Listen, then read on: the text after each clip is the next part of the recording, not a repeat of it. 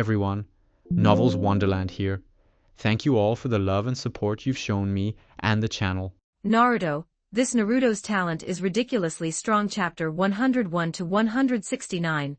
Chapter 101, Pieces and Players 1138 words. Check out my P4 for plus 30 extra chapters on all my fanfics. And get chapters before publishing them here for free on my P4 //P4 .com/talk victim. Somewhere in the land of rain, a dark cave buried deep underground. The damp, cold air was heavy with moisture, condensing into droplets that slowly slid down the jagged rock walls, making a monotonous and lonely dripping sound. The moon, wearing an orange spiral mask, Uchiha Obito, sat casually on a rock. He was like a frozen statue, with only his right eye, the scarlet Sharingan, visible beneath the mask, flickering with an eerie glow in the dim light. 3 pitch-black Tomo rotated silently and slowly within it, like a vortex peering into reality from the abyss. Zetsu, in his half-black, half-white form, slowly emerged from the ground, like a plant breaking through soil. I have the latest intel on Kakashi Hatake. He seems to have gotten a girlfriend recently. Is that so? Obito's voice rang out, deep and calm, without any noticeable fluctuations, as if he were merely confirming an insignificant triviality. That guy Kakashi found a girlfriend. The voice echoed in the spacious, damp cave, absorbed by the rocks, sounding particularly hollow. White Zetsu blinked his white eye, tilting his head, seemingly expecting a more intense reaction. That's the intel, Obito. Black Zetsu's voice answered for him. The target seems to be a spy sent to Konoha from Sengoku village. She abandoned her village's mission for Kakashi, and was eventually allowed to stay in Konoha village as an exception. Specific intelligence is still being gathered. Upon hearing this, the Tomo in Obito's Sharingan seemed to spin slightly faster. Obito's posture remained unchanged, but the knuckles of the hand resting on his knee seemed to unconsciously tighten for a moment in the shadows, then relaxed again. An extremely faint, ambiguous exhalation escaped from beneath the mask, like a sigh, or perhaps a cold mockery. He paused, his voice still maintaining that unsettling calm. That guy. Has he finally moved on? To make a spy abandon her mission for him, how capable, Kakashi? Moved on. White Zetsu couldn't help but interject, his tone filled with confusion. I thought you'd be furious. After all, he...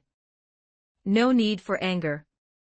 Obito interrupted White Zetsu, his voice suddenly clearer, revealing a resolute determination. Beneath the calm tone, a hint of unyielding coldness finally seeped through. The Sharingan pattern instantly changed, like a blade skimming across water. Anger is meaningless. It cannot change the past, nor can it shape the future. He tilted his head slightly, his gaze seemingly penetrating the thick rock layers, cast towards a vague, distant that scarlet Mangekyo Sharingan, in the dim light, shimmered with an almost fanatical, pathological yearning. When the day the Eye of the Moon plan is realized. His voice deepened, yet carried a strange, heart-stirring tenderness. When the light of the infinite Tsukuyomi envelopes the entire world, when dreams become the sole and eternal reality, all pain will be soothed, all regrets will be compensated. This false reality, filled with scars, betrayal, and disappointment, will completely vanish. He paused, and the corner of his mouth beneath the mask seemed to curve into a twisted arc, unseen by anyone. At that time, whether it's Kakashi or his so-called girlfriend, they will all find their deserved happiness in the perfect world. And Rin and I. When that name was mentioned, a barely perceptible, almost completely suppressed tremor appeared in his voice, but it was immediately covered by a stronger, iron-cold will. At that time, I will have him properly introduce her to Rin and me. In eternal peace and happiness, there will be no pain, no sacrifice, no separation by life or death. She will be happy for Kakashi's change, in that perfect world. His final words, imbued with an almost devout obsession, like a curse and a promise, fell heavily into the damp cave. Black Zetsu silently watched Obito, his half-black face devoid of expression, but in the depths of his yellow pupils, a glimmer of understanding and an almost pitying, profound light flashed. This pity was not benevolence, but stemmed from the condescension of his absolutely superior position, a cold indifference towards Obito's unawareness of his deep immersion in pain and illusion. Yes, Obito. That's it. Burn, use your pain and despair as fuel, let it be the driving force that pushes you forward. The more resolute your will to activate the Eye of the Moon plan, the better, the crazier, the better. Every time Obito looked gloomy and melancholic, Black Zetsu wanted to laugh. Those statements sounded like splendid recitations to Black Zetsu, every word seemingly telling him. The tool you found is being played like a fiddle, mistakenly believing he's on the path to realizing his ideals and changing the ninja world. In reality, they are on the path to resurrecting Mother. After the Three Tails is resurrected, the tailed beast capture plan can begin. If the great shinobi villages unite, they would still be too powerful, even Nagato might not fare well against them. Therefore, the tailed beast capture must be a blitzkrieg, catching the great shinobi villages off guard. And indescribable. He looked at Obito, immersed in self-pity and vengeful obsession, and then thought of Uchiha Madara, who was also being manipulated in his palm. I have to say, Obito and Madara are truly useful tools. Black Zetsu's consciousness was filled with cold mockery. They possess power beyond the reach of mortals, the Mangekyo Sharingan, the Rinnegan, and even the great power to control tailed beasts. They are arrogant, stubborn, and harbor their own seemingly grand ideals. Madara pursues that ethereal, true peace, while Obito is lost in an irreversible past. They believe they are making history, changing the world, unaware that they are merely pawns of mine. While being useful, they also lack brains. Just like their ancestor, that utterly foolish Indra. At the thought of Indra's name, Black Zetsu's consciousness churned with disdain. That idiot who inherited Hagoromo's powerful ocular jutsu, but only sought power, blinded by jealousy. He was easily provoked into the fated battle with his younger brother Ashura, initiating this world of conflict for shinobi, and also planting the first seed for Black Zetsu's millennium-long plan. And precisely because Hagoromo and Himura's descendants are so foolish, it is only right that I, Black Zetsu, resurrect Mother. I've waited 1,000 years, so a few more years won't make a difference. Note, so far this story is published up to chapter 125 on my Patreon. Go check it out. Exclusive 18+ character images and early chapters. Please visit my Patreon. Thanks for your support. com/talkvictim if you want more updates. Supports with Power Stones. Every 20 Power Stones bonus chapter. Every 3 5-star reviews bonus chapter. Chapter 102. Chapter 102. Mission to the Hidden Mist. 12:34 words. Early morning, at the main gate of Konoha. The soft morning light filtered through the forest canopy, casting mottled shadows on the wide road leading out of the village. The air was slightly cool and fresh, carrying the damp scent of grass and trees. The massive gate at the village entrance was already open. Izumo Kamizuki and Kotetsu Hagane stood ready, and everything was enveloped in an atmosphere of quiet readiness. Hyuga Hayashi stood waiting at Konoha's main gate, accompanied by 2 jonin from the Hyuga clan, Takuma and Haman. Full speed ahead for youth. A vibrant shout was the first thing to arrive. Might Guy, wearing his signature green jumpsuit, suddenly rushed toward the gate. Close behind him was Tenten, carrying a huge scroll and looking pained, and Rock Lee, also wearing a green jumpsuit, and his eyes full of fighting spirit. And standing among them was the figure upon whom Hyuga Hayashi's gaze finally settled. Hyuga Niji. You've arrived. I didn't expect the client this time to be Lord Hayashi. Guy was somewhat surprised. Even though he had received notification from the Hokage, he was still shocked upon actually seeing Hayashi. It was truly astonishing that the clan chief of the Hyuga was personally going on a mission to the Hidden Mist village. I apologize for the trouble. Hyuga Hayashi nodded slightly, his gaze barely leaving Niji. His voice was still steady, but that word, trouble, seemed to carry more profound meaning than usual. Tenten and Rock also sensed the unusual gravity, their eyes quietly shifting between Hayashi and Niji. Takuma and Haman remained silent, keeping their eyes downcast. Niji, come here. Hayashi's voice rang out clearly, carrying an undeniable meaning. directly breaking the distance Niji was trying to maintain.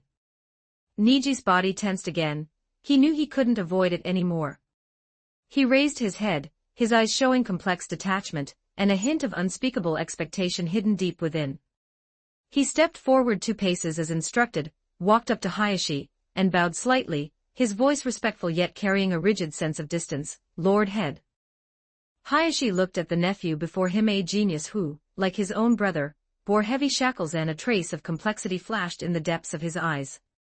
He said nothing more, only slowly raised his hand, and handed over a long blade he had been holding in his left hand. "Hold this for me." Hayashi's voice was unusually soft, forming a subtle contrast to his usual solemn authority. He gently placed the blade onto Niji's outstretched hands. The moment the blade fully settled into Niji's palms, a cold, familiar sensation, accompanied by a deep-seated stirring from his bloodline, instantly swept over his entire body. His pupils sharply contracted, and his breath hitched for a moment. Dainichi Gatsukiri. The name exploded in his mind like a clap of thunder. Niji's fingers instinctively tightened, his knuckles turning slightly white from the effort. He abruptly looked up at Hyuga Hayashi, and for the first time that morning, his clear Byakugan eyes revealed intense, unconcealed emotions: shock, pain, confusion, and a hint of disbelief. "Lord Head. Why would he hand this blade?" Hyuga Hayashi met Niji's gaze. He offered no explanation, merely giving Niji a deep look, a look that seemed to contain 1,000 words, yet was too heavy to express. Then, he slowly turned around, facing the misty road leading out of the village. "Let's depart." Hayashi's voice returned to its usual composure. Niji stood rigidly in place, holding the Dainichi Gatsukiri, which felt heavy as 1,000 pounds, as if he were holding his father's cold remains. The morning sun fell upon him, but it could not dispel the turbulent waves that had suddenly surged in his heart. Guy, Tenten, and Rock worriedly watched him, while Takuma and Haman exchanged glances. This journey to the hidden mist, from the very first step outside Konoha's gate, had already been colored by the heavy and complex weight of this blade from the past. Genshin had long ago received a letter from the Konoha Hokage, so he was not surprised to hear that Konoha's envoys were coming. "Please let the Konoha envoys enter." At this time in the hidden mist, the 4th Mizukage Yugura had died, but the hidden mist village kept the news secret, fearing that the lack of high-level combat power would lead to instability and external villages coveting their resources. All affairs of the hidden mist were fully managed by Elder Genshin. Genshin's confidant, Gonbi, went out to welcome the Konoha envoys. After entering Genshin's office, the Konoha group was very surprised. The one meeting them was not the 4th Mizukage Yugura but Elder Genshin. "Senior Genshin, may I ask if the Mizukage Lord is available?" Since the Hidden Sand Village had proposed a joint Chunin exams, Hayashi's excuse this time was also related to that. But where was the Mizukage? Why was Genshin the one receiving them? Hayashi stepped forward and inquired. Genshin, leaning on his snakehead staff, stood up with slightly sluggish movements. His gaze swept over Hayashi's party, lingering especially on the 4 pairs of iconic, clear, and spotless Byakugan. Then he nodded calmly. In truth, his heart was far from as calm as his exterior, stirring up massive waves of shock. Is this real or fake? Konoha sent the clan chief of the Hyuga clan as an envoy. Could it be that Konoha's intelligence network is already so terrifying that they discovered the death of the 4th, a secret we tried desperately to seal? Did they specifically send members of the Hyuga clan to test the waters? The Mizukage Lord, indeed has extremely important and urgent matters to handle recently and simply cannot spare the time. Therefore, he has fully entrusted me with the important task of receiving your esteemed envoys and discussing the Chunin exams. Whatever you have to say, please say it to me. This old man has the authority to handle it. Genshin scrutinized Hayashi's group.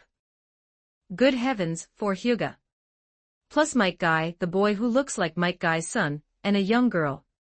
The Hokage isn't even pretending anymore. Did they learn their diplomatic policy from the Hidden Cloud Village? Who among the higher-ups of the Hidden Mist and Konoha doesn't know that during the Third Great Ninja War, the 7 ninja swordsmen of the mist were deployed for the first time, and 4 of them were kicked to death by Might Guy's father. Biwa Juzo and Ringo Ainuri even fled, and the only one who returned was Suikazan Fuguki, who was killed by the rogue ninja Kisame Hoshigaki a few years ago. Oh right, Biwa Juzo returned a few years ago to assassinate the 4th Mizukage and died, but annoyingly, the Kobikuru Bocho, which had finally returned, was taken away again by the rogue ninja Zabuza. Konoha sending such an envoy group must mean they've guessed something. Might Due, a genin, could kick 4 elite jonin to death, so has Might Guy, who is already a jonin, surpassed his father. They are preparing to let Might Guy unleash the 8 gates, and go on a rampage in the hidden mist if things go south. I must keep these guys steady. This old man has lived for almost 90 years, if nothing else, he has patience. Let's wait it out. Can these youngsters really outlast me? Chapter 103, Chapter 103, To Trade or Not to Trade 1241 words. Everyone moved to the reception room, where the atmosphere was slightly more relaxed than in the office. The 2 parties sat across from each other at the long table. Ao and Gonbi stood behind Jensui like shadows, their eyes sharp as eagles. Niji sat beside Hayashi, holding the Dainichi Gatsukiri. The power of the Byakugan was silently gathering, ready to perceive any subtle chakra fluctuations at any moment. Tenten and Rock Lee sat on either side of Might Guy, unconsciously straightening their backs upon entering such a formal diplomatic setting for the first time.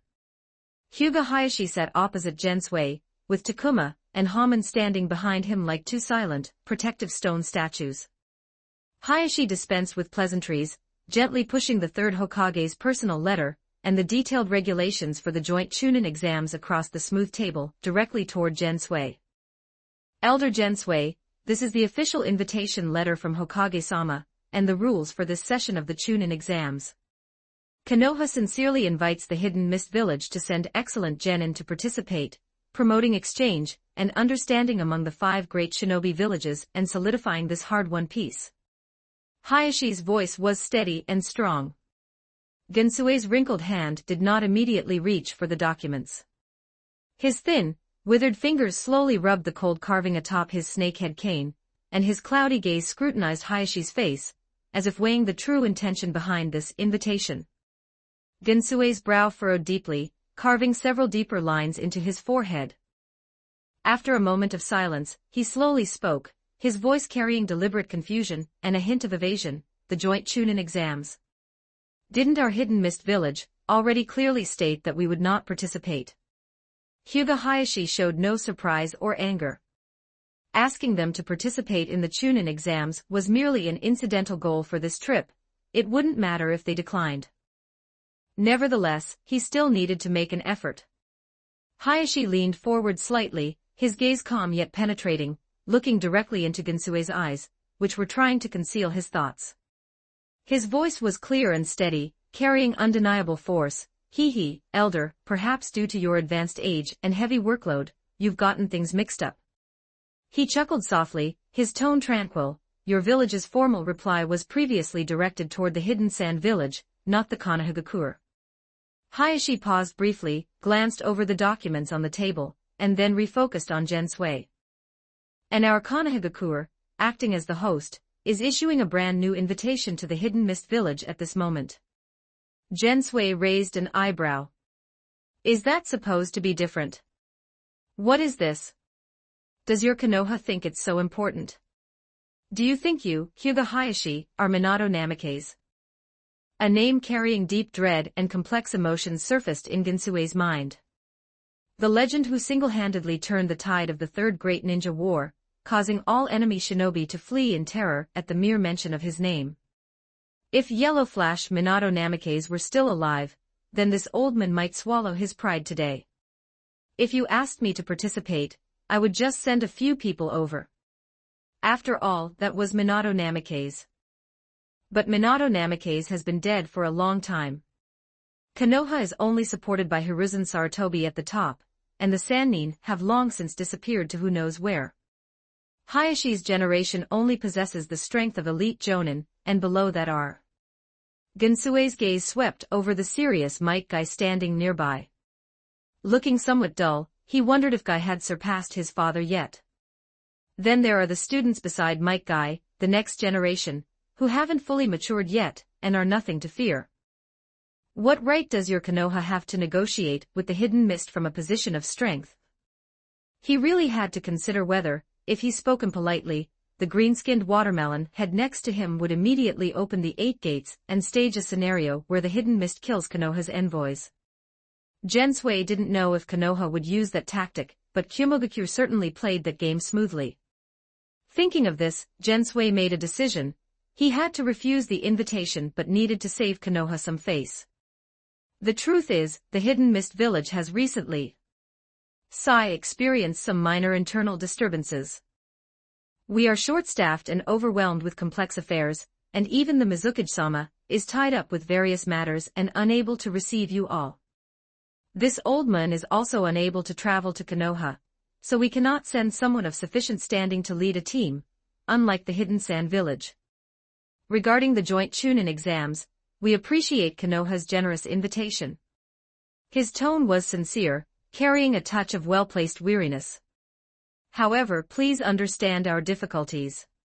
How about we participate in 2 years, once our internal affairs have been straightened out? Gensue's words were flawless, adopting a humble posture with sufficient justification, saving Konoha face while blocking any excuse for them to press the issue further. He was certain Hayashi couldn't press the matter further. After all, Konoha couldn't force another village to participate in the exams, that would put Konoha in the wrong. Ao's and Gonbiai's tense muscles also relaxed slightly. Hyuga Hayashi quietly listened to Gensue's theatrically delivered refusal, his face showing no disappointment or dissatisfaction at being rejected, not even a ripple of emotion. It was as if the topic of the Chunin exams was truly just a stepping stone for him, to be discarded once used. When Gensui finished his "in 2 years" statement, Hayashi didn't even spare him an extra glance, instead tossing out the true, critical topic of this trip with extreme naturalness. In that case, Hayashi's voice was as steady as a deep pool. Then let us discuss the matter of the Byakugan again. Hearing Byakugan, Gensui finally understood Hayashi's true purpose for coming, to reclaim the Byakugan I that Ao had obtained during the Third Great Ninja War. He hadn't cared about the invitation just now at all. Hayashi didn't beat around the bush and asked directly. I wonder if your village is willing to exchange Ao's Byakugan I for the Kubikirabocho we acquired. During the Third Great Ninja War, the grandson of the Hyuga Great Elder went to the battlefield. Unexpectedly, he only managed to destroy one eye before death, and the other Byakugan was seized. They thought they were going to make a big splash, but instead of showing off their skill, they exposed their weakness. The reason the Great Elder's influence is still inferior to the Third Elder and Sixth Elder is precisely because his grandson shamed the Hyuga clan by losing a Byakugan. You killed Zabuza Momochi. Gensui was stunned. Zabuza Momochi fled with the Kubikirabocho. Since the Kubikirabocho is now in Konoha's hands, it means Zabuza either died at Konoha's hands or joined Konoha. The fact that Konoha could offer the Kubikirabocho as a bargaining chip genuinely tempted Gensui. After all, even though Ao seized a Byakugan, he can only use it himself, he cannot pass it down genetically.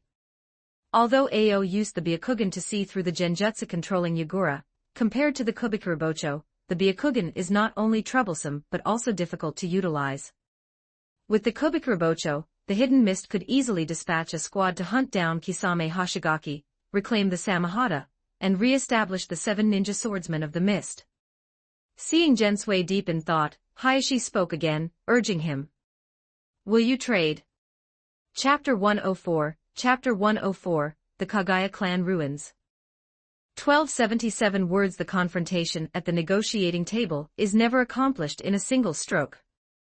The first formal contact between the two sides concluded under the consideration of Gensher. The night was like ink, thickly smeared across the sky above the Hidden Mist Village. The hazy moisture of the day condensed into colder, wetter mist at night, silently enveloping this land that had just broken free from the bloody mist regime policy. Moving away from the lights of the Mizukage building, Hyuga Hayashi, accompanied by Niji, slipped quietly away from their arranged residence like two specters merging with the night, heading toward the Kagaya clan ruins marked on the letter outside the village. The air was filled with the salty tang of the sea breeze, and an indescribable, old scent of blood mixed with rust and bone powder seemingly seeped deep into the soil. Before them lay a massive ruin. Broken, enormous stone pillars, like the skeletons of giant beasts, jutted menacingly toward the night sky. The remnants of collapsed buildings were covered in slick moss and twisted vines, and scattered among the crumbling walls were many ghastly white, strangely shaped, giant bone columns. Those were the last remnants left by the Kagaya clan's famous ability, the Shikatsu Myaku. Moonlight struggled to penetrate the thick fog, casting mottled, distorted shadows on the ruins like ghostly claws. The entire area was so silent it was unnerving. Hyuga Hayashi stood at the entrance to the ruins, the veins around his eyes instantly bulging. Pure white light flared in the darkness, sweeping over the dead zone like two searchlights. As expected, Hayashi understood immediately. The Kagaya clan had been completely wiped out in a bloody internal conflict many years ago. This place was truly a land of death. However, the number of people lying in ambush was still considerable. Yet, within this seemingly uninhabited silence, his Byakugan clearly saw them. Dozens of figures were lurking in the shadows of the broken stone pillars, behind the massive bone piles, and concealed by the twisted vines. They were like venomous snakes coiled in the darkness, silently flicking their tongues, waiting for their prey to step into the center of the encirclement. Niji, protect yourself. Hayashi's voice was low and calm. The moment Hayashi activated his Byakugan, Niji had already sensed the numerous people lying in wait around them, ready for battle. His Byakugan also activated, and the 359-degree field of view instantly locked onto the positions and movements of all hidden individuals. Just then, a voice filled with clear hostility abruptly rang out from the center of the ruins, shattering the silence. Esteemed guests of Konoha, instead of resting in your residence late at night, you run off to this desolate forbidden area. What exactly are you trying to do?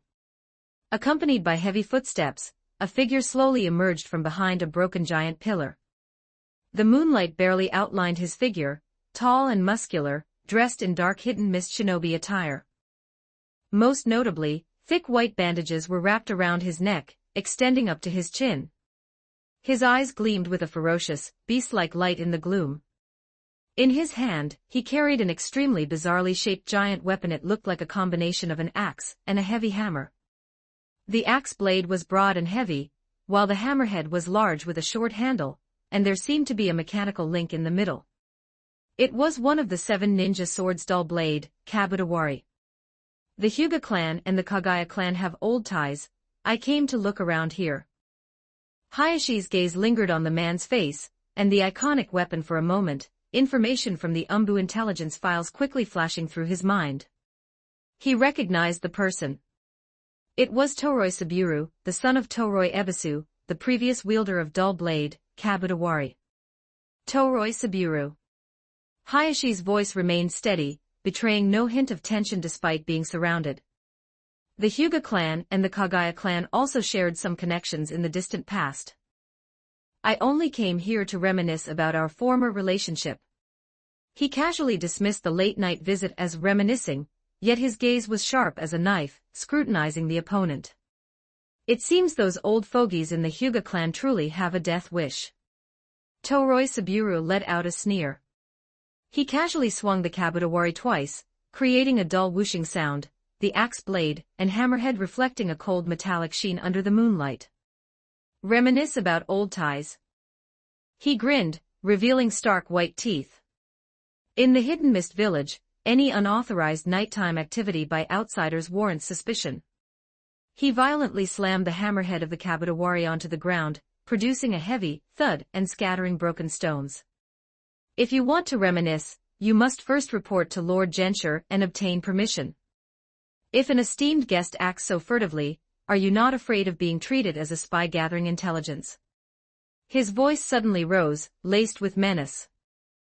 The surrounding killing intent instantly intensified, and the faint sound of weapons being drawn could be heard in the darkness. Report to Gensher. Hayashi deliberately slowed his speech. Why not report to Lord Mizuki? His gaze was fixed on Toroisaburu's face, especially those fierce eyes, not missing the slightest change in expression. Since entering the Hidden Mist village, he had rarely heard anyone mention Mizuki Jigoro. Virtually everyone referred to Gensher when discussing important matters. A bold conjecture formed in his mind. Did Gensher kill the Mizuki and take power himself? Is the Hidden Mist secretly withholding the news of the death to prevent others from realizing that the village currently lacks a sitting Mizuki? After a momentary lapse, Toroisaburo forcibly suppressed his churning emotions, the veins on his neck bulging with effort. He violently pointed the Kabutawari's axe blade at Hayashi, making a grating metallic sound. His voice, strained by forced suppression, sounded even more hoarse and aggressive, as if masking his inner turmoil, because Lord Mizuki is extremely busy with state affairs and doesn't have the time to entertain you. Take down these two spies attempting to investigate Hidden Mist intelligence. In that instant, the killing intent that could no longer be restrained erupted like a bursting dam. Shing shing shing. In the darkness, over a dozen kunai, tipped with a faint blue-cold light, tore through the humid air like bloodthirsty wasps, shooting in from tricky angles all around, targeting the vital points of Hayashi and Niji.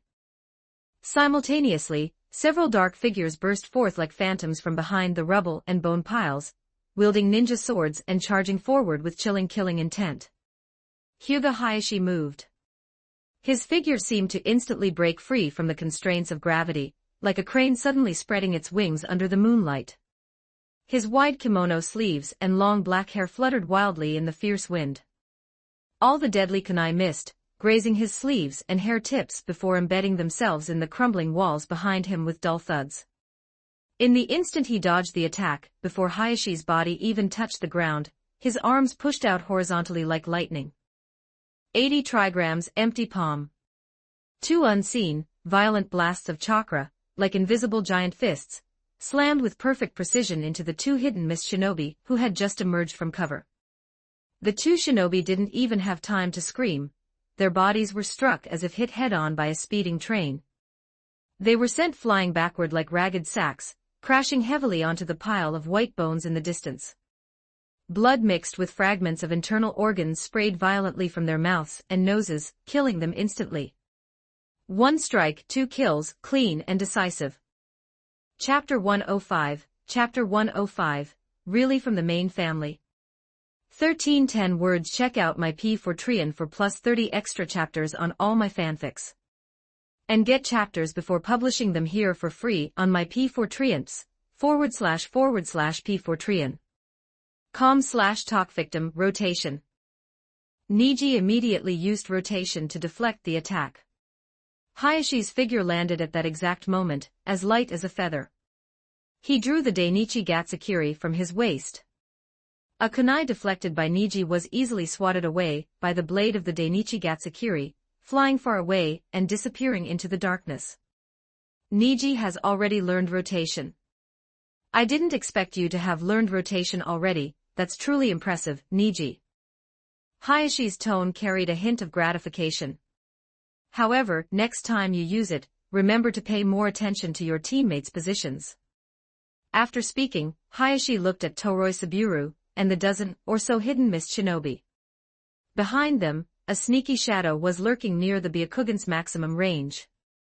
Humph, no wonder the Hyuga clan is becoming increasingly decadent. These old farts are timid in public fights, but brave in private ones, suppressing the young people within the clan, and boosting the prestige of outsiders. They truly are good old dogs for foreigners. Hayashi also recognized that person. He was one of the Hyuga clan elders. Those old geezers are really tired of living. He wondered if Hinata and Hanabi had been troubled by them in the village, but with Naruto nearby, they probably wouldn't dare to act. Niji, don't hold back. Hayashi shouted, then sheathed his sword, preparing to charge forward. His most formidable attack method was still Gentle Fist. He didn't use this sword often anyway. For Hayashi, its commemorative significance outweighed its practical use. Clan head, don't panic, we're here to help you. Takuma, with you and me, brothers, we will surely ensure the clan head's safety. Haman is right. Two figures rapidly approached, none other than Hyuga Takuma and Hyuga Haman. Burn, youth. Niji, we're here to help you. Gai-sensei will be right behind us. A green whirlwind, accompanied by a characteristic strange yell, charged over with extremely exaggerated yet exceptionally swift movements, leaving a trail of dust. It was Rock Lee, Might Guy's most youthful disciple. Close behind, another agile figure landed gracefully. Tenten's hands were already pressed on a giant scroll, her sharp eyes scanning the battlefield. The other two members of Team Guy also arrived just in time to provide support. Meanwhile, in Ginshir's office, the heavy office door was violently smashed open by a brute force. A green figure, moving faster than the eye could follow, surged in like a cannonball, trailing hot air currents and swirling dust. Ginshir's wrinkled eyelids snapped open, and a rare, undisguised look of astonishment flickered in his world-weary, profound eyes. Before he could react, the green figure had teleported across half the room, abruptly appearing in front of the hidden mist elder. Their noses were almost touching, separated by mere millimeters. Might Guy, confused face Genshir, confused face time seemed to freeze at this moment. Ginshir's body instinctively tilted backward, trying to distance himself from this overly intimate and oppressive proximity. His age-spotted hand unconsciously tightened around the cold shaft of the snake-headed staff, a symbol of his status, resting on the table's edge, his knuckles slightly white. Guy's hot breath almost sprayed onto Ginshir's face. His green jumpsuit was particularly conspicuous in the dim light. Maintaining this aggressive face-to-face posture, he bared his teeth, revealing 2 rows of gleaming white teeth, his gaze still fixed intently on Ginshir's unfathomably deep eyes.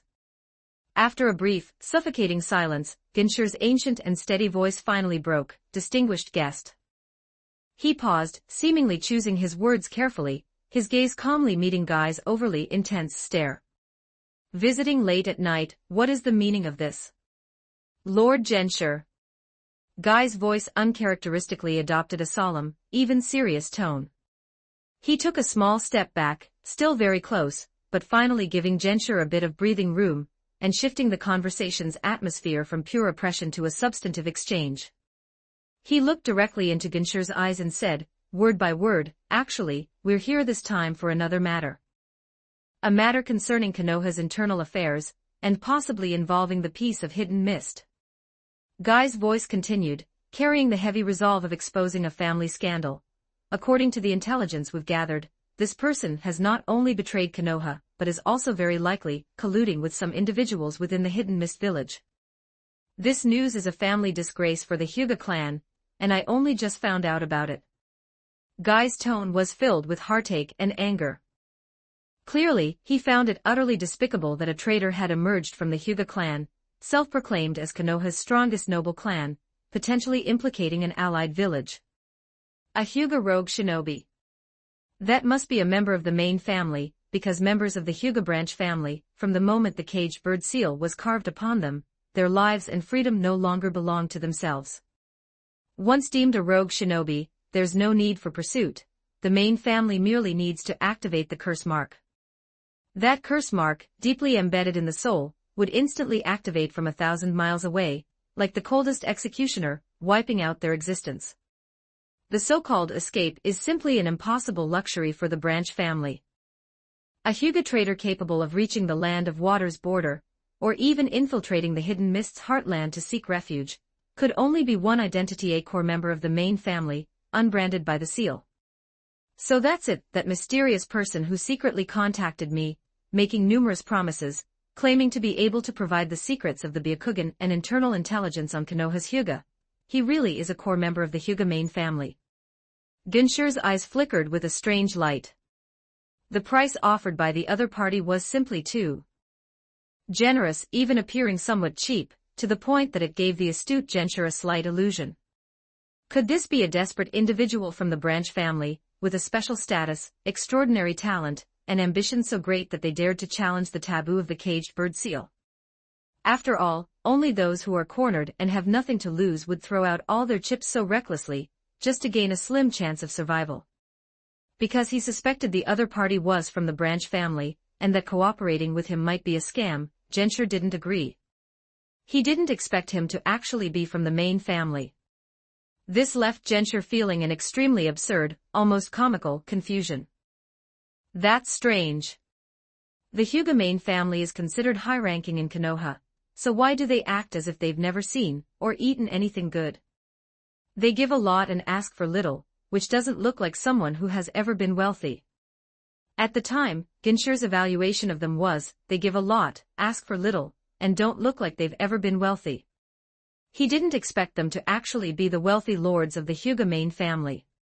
It seems that apart from the clan head, the rest of the Hyuga main family only dares to act tough within their own nest. Outwardly, they truly have the demeanor of the current third Hokage, but the third Hokage at least has a bottom line, while they don't even have that. And Hyuga Hayashi doesn't seem like a weakling, so why do the other members of the main family act like poodles? Note, so far this story is published up to chapter 125 on my Patreon. Go check it out. Exclusive 18+ character images and early chapters. Please visit my Patreon. Thanks for your support. com/talkvictim.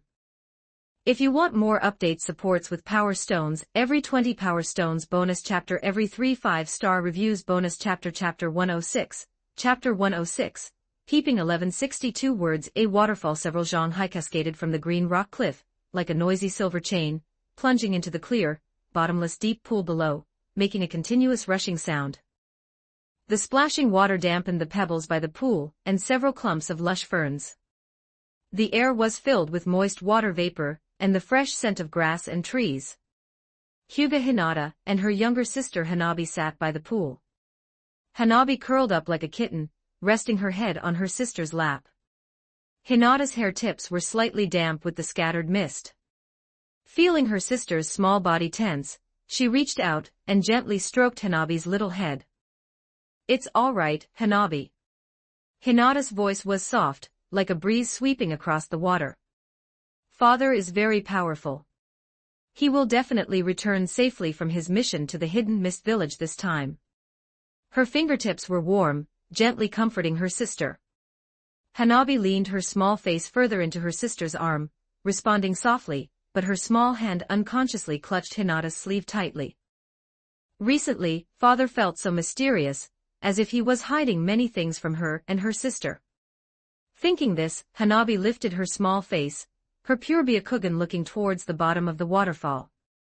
In the most intense area of the water flow, a golden figure stood steadily in the waist-deep pool, enduring the rush of water. In his hand, a jet-black energy sphere, emanating an astonishing aura, was condensed. During this time, Naruto learned Rasengan, and was developing Rasengan and Great Rasengan Wheel.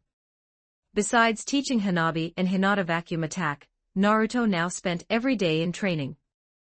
He had an idea: since he was so talented in bloodline limit development, perhaps he could develop bloodline limit himself. Six Paths level doesn't necessarily have bloodline limit, but bloodline limit is definitely Six Paths level. The definition of bloodline limit is an ability formed by the fusion of 7 chakra nature transformations: fire, wind, earth, water, lightning, yin, and yang, surpassing bloodline limit and Kekkei Toda. Developing ninjutsu related to the 7 chakra natures using Rasengan as a medium was Naruto's experimental idea. The attribute of Rasengan is wind, and its power is on par with wind release, Rasen Shuriken. However, the essence of wind release, Rasen Shuriken's attack, is to destroy target cells at a microscopic level, forming a continuous damage effect similar to poison, which harms the user during its development. After some exploration, Naruto found that he made rapid progress in the 5 elemental releases, but he couldn't grasp the development of Yin-Yang release at all. Yin release, utilizing spiritual energy, can create physical forms from nothing. Yang release, utilizing physical energy, injects chakra, or will into inorganic matter, giving it life. Examples of Yin nature transformation include the Nara clan's Shadow Paralysis Jutsu, and the Yamanaka clan's Mind Ninjutsu, while examples of Yang nature transformation include the Akimichi clan's Partial Expansion Jutsu and Medical Ninjutsu. If one refers to the manifestation of Yin-Yang release ninjutsu with this line of thought, Rasengan simply cannot integrate a single Yin-Yang release chakra. The release of Rasengan failed again. After walking under the waterfall to cool his head and calm down, Naruto continued to ponder. Chakra is a combination of spiritual and physical energy, so trying to inject more spiritual or physical energy into ninjutsu to enhance it is not feasible. Of course, it could also be that he simply hasn't found the method to integrate them. Also, it seems the method Naruto used to practice Rasen Shuriken in the original work is not suitable for creating Rasengan. Of course, it might also be because he hasn't learned Sage Mode yet, but if he wants to learn Sage Mode in the future, he can practice his willpower under the waterfall. Looking at the sky, it was almost time to rest. Naruto waded ashore, his soaked black compression shirt clinging to his well-proportioned muscles, outlining the slender yet powerful physique of the young man. He bent down to pick up his orange jacket, casually tossed on a rock, and draped it over his shoulder, carrying the dampness from his training. Carrying a refreshing coolness, Naruto walked towards the Hyuga sisters sitting quietly by the pool. He put on his sunny, warm smile again, temporarily casting aside the frustrations of training. His voice, much clearer than the roar of the waterfall, carried a cheerful vitality. Let's go back and eat. I'm starving after training all morning. What do you want for lunch today? As he spoke, he walked over to Hinata and Hanabi, his gaze falling on the small figure curled up on Hinata's lap. Upon hearing the words eat, Hanabi, who had just been immersed in sadness and worry, instantly perked up. Like a greedy little beast, she suddenly lifted her head from her sister's soft lap, her pure Byakugan shining brightly as she looked at Naruto. All the gloom on her face vanished, replaced by pure, childlike joy. Hanabi's voice was clear and loud, almost drowning out the background sound of the waterfall. Excitedly, she began to list dishes on her small fingers, her eyes growing brighter with each item she named. I want to eat dango. Dried bananas. She paused as if it wasn't enough, then hastily added, with a hint of coquetry and anticipation. Big Brother Naruto's sweet and sour fish. That's the best. I'll make it when we get back. We'll buy dango and things on the way home. Naruto readily agreed, his smile still bright and warm, as if that sharp throw just now was an illusion. Big Brother Naruto is the best.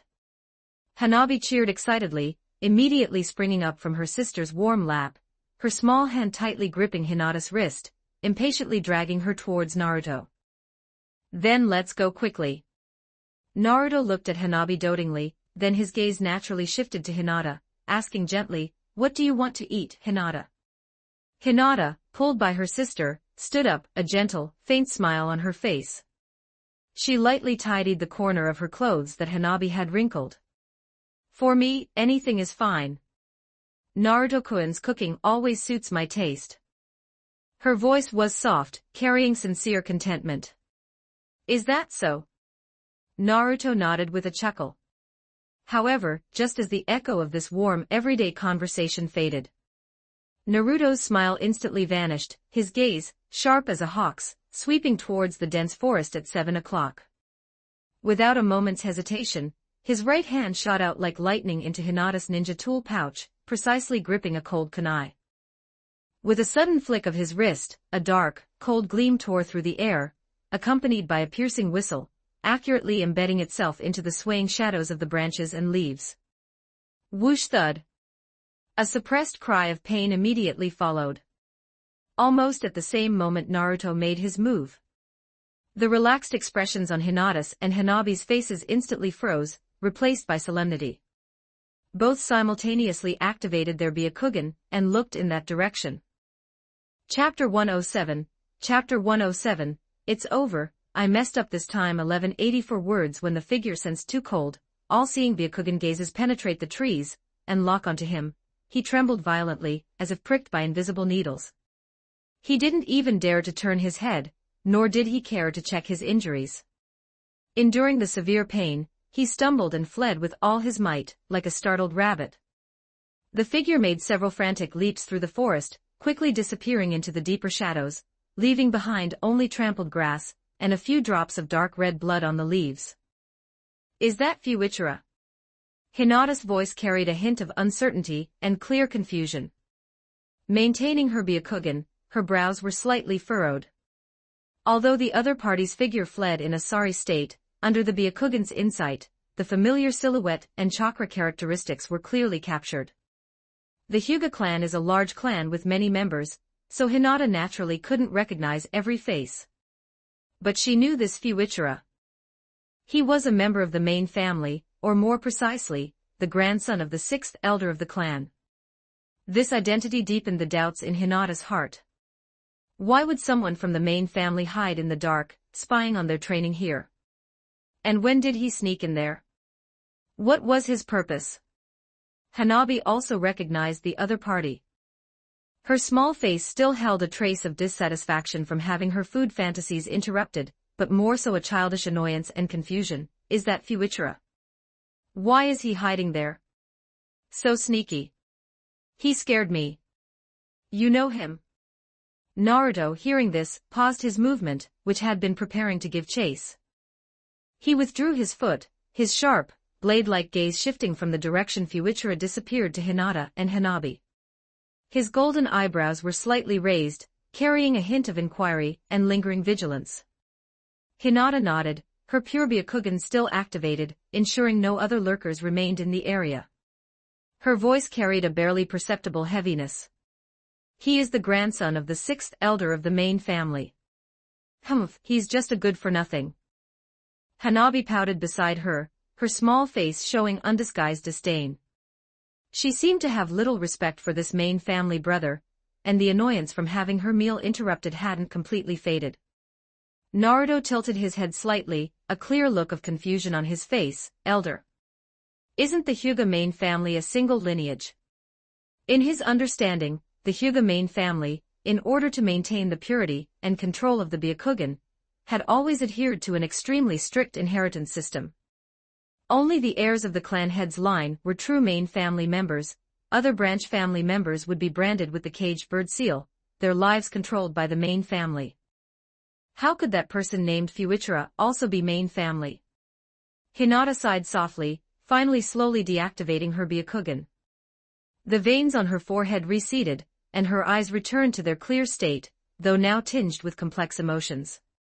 She looked at Naruto, her voice gentle but carrying a heavy sense of helplessness, as if revealing a family scar they wished to keep hidden. No, Naruto-kun. She shook her head slightly. The main family was indeed a single lineage at first, but...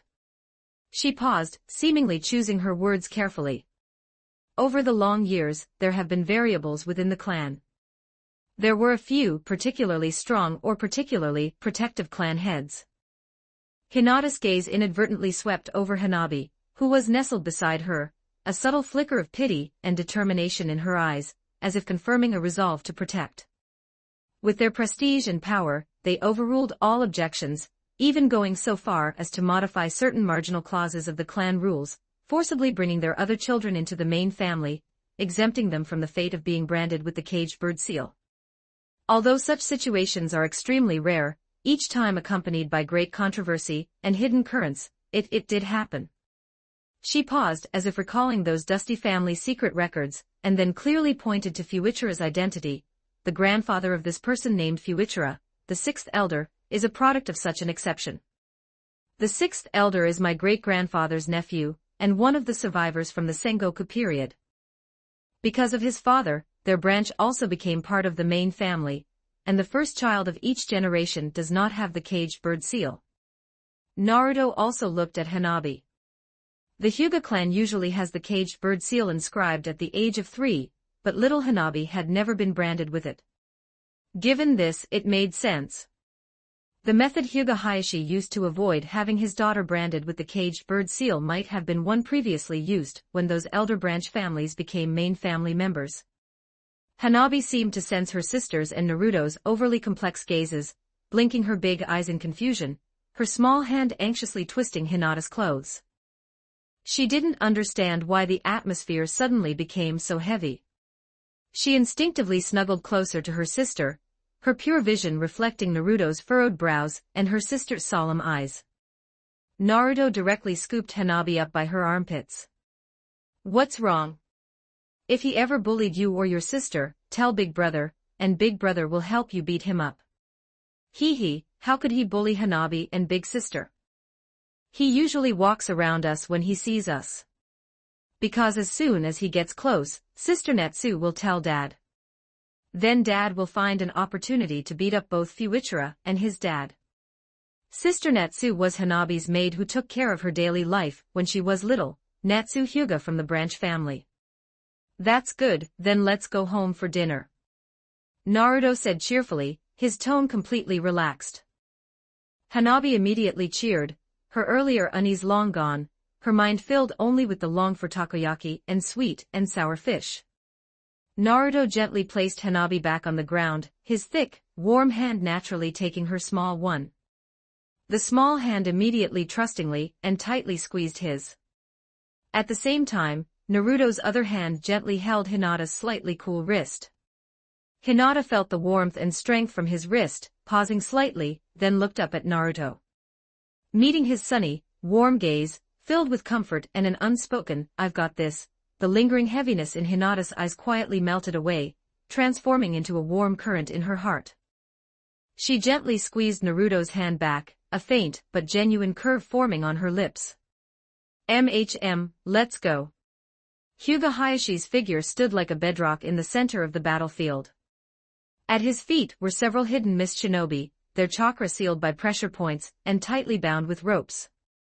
He didn't even linger his gaze on them, as if these people were merely fallen leaves casually swept aside during battlefield cleanup. His sight was firmly fixed on a more important target. That Hyuga Hiroshi, also bound and slumped on the ground, his face ashen. Hiroshi's Byakugan was forcibly deactivated, and cold sweat beaded on his forehead. It's over, I completely messed up this time. Chapter 108, Chapter 108, This is how a clan head should act.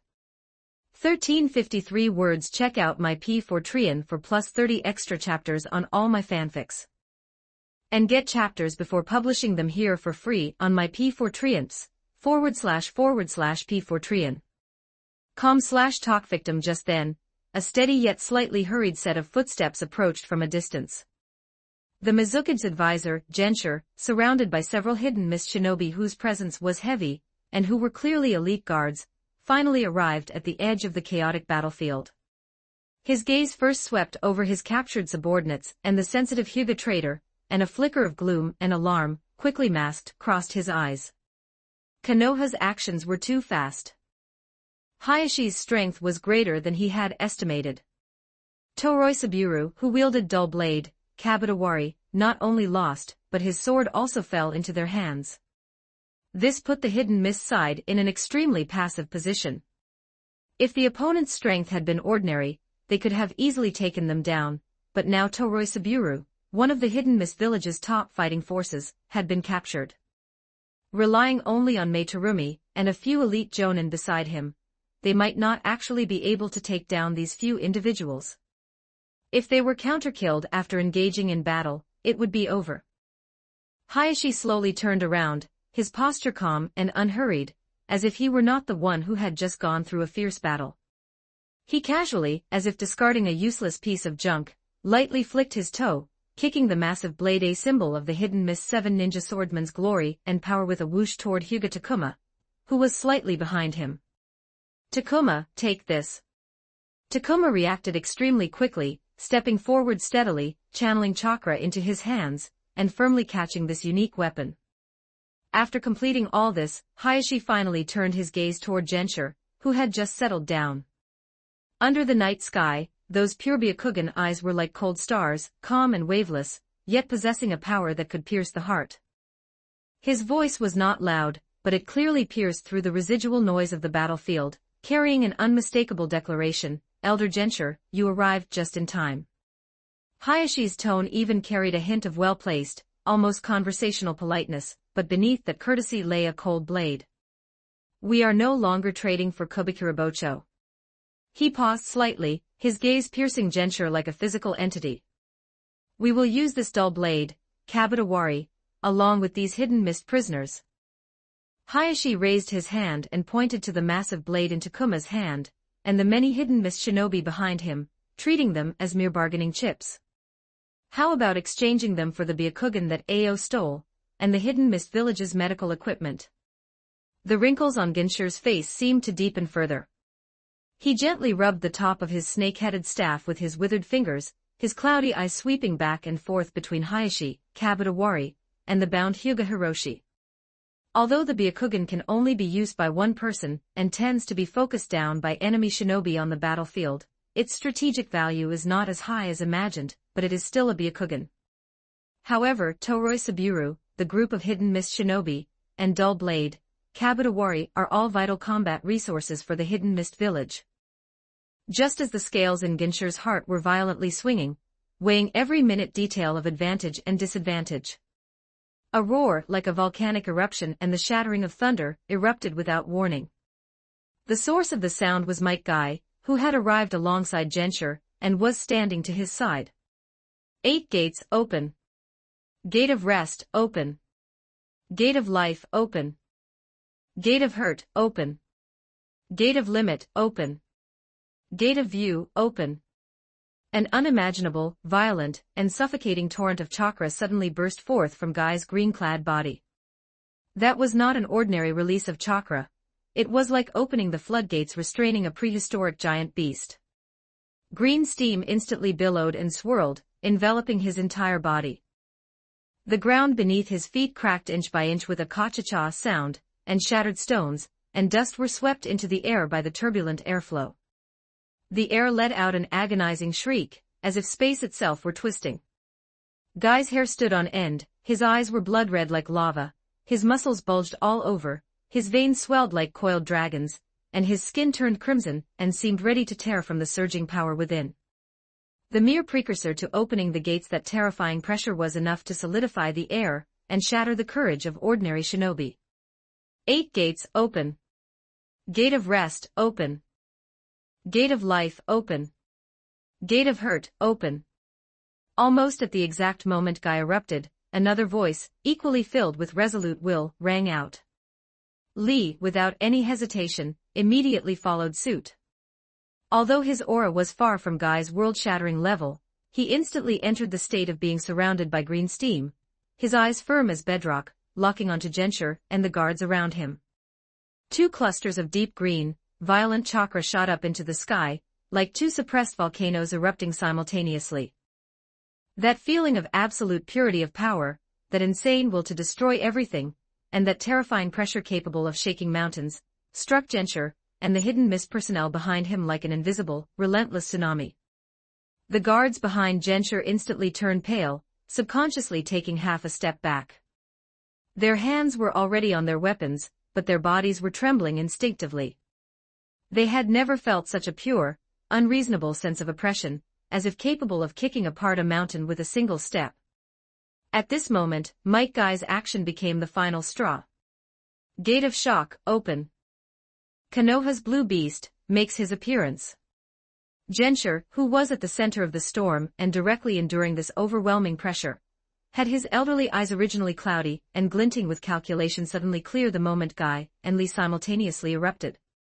All hesitation, weighing, calculation, and political consideration instantly melted away like snow under the sun before that pure, destructive power. There was no room for extra thought, no room for diplomatic rhetoric. Locked down by one terrifying aura capable of instantly wiping out him and everyone around him, Genshir, almost purely out of survival instinct, blurted out in his aged, dry voice. Even the 3 words, "we'll trade," seemed to be squeezed out by the pressure, delivered with absolute, immediate decisiveness. "We'll trade." This response sounded very faint amidst the solid bursts of chakra from Guy and Lee. It announced that this brief yet fierce confrontation had reached a temporary close under the deterrence of absolute power. The cold axe blade of Dull Blade, Kabuto-wari, seemed, at this moment, to reflect the momentary complex feelings in Ginshir's eyes. Heh, worthy of an elder so decisive. Hyuga Hayashi's voice rang out, carrying undisguised appreciation. He even raised his hands and began clapping, slowly and deliberately, once, twice, thrice. The crisp applause was particularly harsh in the dead silence of the battlefield, like invisible slaps across Ginshir's wrinkled old face. There was no genuine admiration in the applause, only the victor's mockery toward the defeated for knowing their place, the strong man's elegant sneer at those forced to bow their heads. Hayashi's pure Byakugan calmly watched Gensher, the corner of his mouth seeming to hold a subtle, faint curve, as if saying, "See. For a shinobi, strength is what truly matters." Guy Lee, stop. His voice was calm. Might Guy and Lee slowly closed the 8 gates. Elder Hayashi. Hayashi calmly looked at the hidden mist group opposite him, though inwardly, he was ecstatic. What kind of miserable life did I live before within the Hyuga clan? This is how a clan head should act. Note, so far this story is published up to chapter 130 on my Patreon. Go check it out. Exclusive 18+ character images and early chapters. Please visit my Patreon. Thanks for your support. com/talkvictim if you want more updates. Supports with Power Stones. Every 20 Power Stones bonus chapter. Every 3 5-star reviews bonus chapter. Chapter 109. Chapter 109. Inuzuka Hana 13:08 words. The morning sun streamed through the window, warmly illuminating Naruto's newly renovated small apartment. Just as Naruto finished breakfast, the doorbell rang repeatedly. I'm coming. Naruto mumbled a response and shuffled in his slippers to open the door. What do you mean? Kakashi took Sasuke to train, and only the 2 of us are going on this mission. Although the mission reward would only be split between the 2 of them, Naruto didn't really care for that small amount of money. His shadow clone had recently finished writing the romantic ninjutsu Tales of Shimura, Volume 7, and a side story volume, ready to earn serious cash. But what are Kakashi and Sasuke doing? It's almost time for the Chunin exams, and they're secretly getting special tutoring now. Naruto stared blankly at Sakura Haruno standing at the door. Just then, a calm and gentle voice came from behind Naruto, near the dining table. Are you going on a mission? Naruto, you go ahead. I'll wash the dishes and then head to work. Inoichi Yamanaka was seen sitting elegantly at the dining table, with a steaming cup of clear tea, and an empty plate in front of him, having clearly just finished breakfast. He unhurriedly wiped the corner of his mouth with a napkin, his movements calm and composed, as if this were his own home. Inoichi Yamanaka picked up the napkin and wiped his mouth. Why is Ino's dad at Naruto's place? Only then did Sakura Haruno notice Inoichi Yamanaka by the dining table. Facing Sakura Haruno's shock, Inoichi Yamanaka simply chuckled, looking completely at ease. Hee, it's Sakura Haruno. Good morning. It's nothing major, just due to some circumstances, I'll be imposing on Naruto for a few days. He casually explained the cohabitation situation, then very understandingly waved his hand at the 2 youngsters. You 2 have a mission, so hurry up and go. Don't delay your work. Naruto left a note on the refrigerator about his mission, so Hanabi wouldn't worry if she came looking for him and couldn't find him. The 2 of them then went downstairs together. Konoha Village's streets were already bustling in the early morning. Having moved away from the shock caused by the weighty tenant at home, Sakura Haruno finally regained her ability to think and remembered Naruto's question from earlier. She sighed, her shoulders slightly drooping, and explained with a mix of disappointment and resignation. Kakashi-sensei sent a message via his Ninken this morning, saying that he wants to teach Sasuke a new ninjutsu, and needs a quiet place for special training for a few days. So this mission. Only the 2 of us can complete it. Kakashi-sensei said. She spread her hands, imitating Kakashi's lazy, slightly annoying tone. Although I really want to teach you both, the moves I specialize in aren't quite suitable for the 2 of you. He really is unreliable. Naruto rubbed his forehead. That certainly sounded like something Kakashi would do. And he didn't even notify me about this. Is he still mad because of that time I scared him? I gave you a wife, and you're still unhappy. Kakashi, why don't you just go back to playing Jintoki? So, what kind of mission do we have this time? Sakura Haruno pulled a scroll from her ninja tool pouch and shook it in front of Naruto. The stamp of the mission assignment office was clearly visible on the scroll, and the rank was marked D. Here, the mission scroll is here. She unrolled the scroll and quickly scanned the contents. It's to go to Konoha Hospital's logistics warehouse and help the medical unit move a batch of newly arrived supplies. Helping the medical unit move supplies. Can't the medical unit's own logistics personnel handle this kind of job? The village has been peaceful lately, and I haven't heard of any major war breaking out that would require stocking up on massive medical supplies. Hearing Naruto say that, Sakura Haruno also slightly furrowed her delicate brows and thought carefully, now that you mention it, it is a bit strange.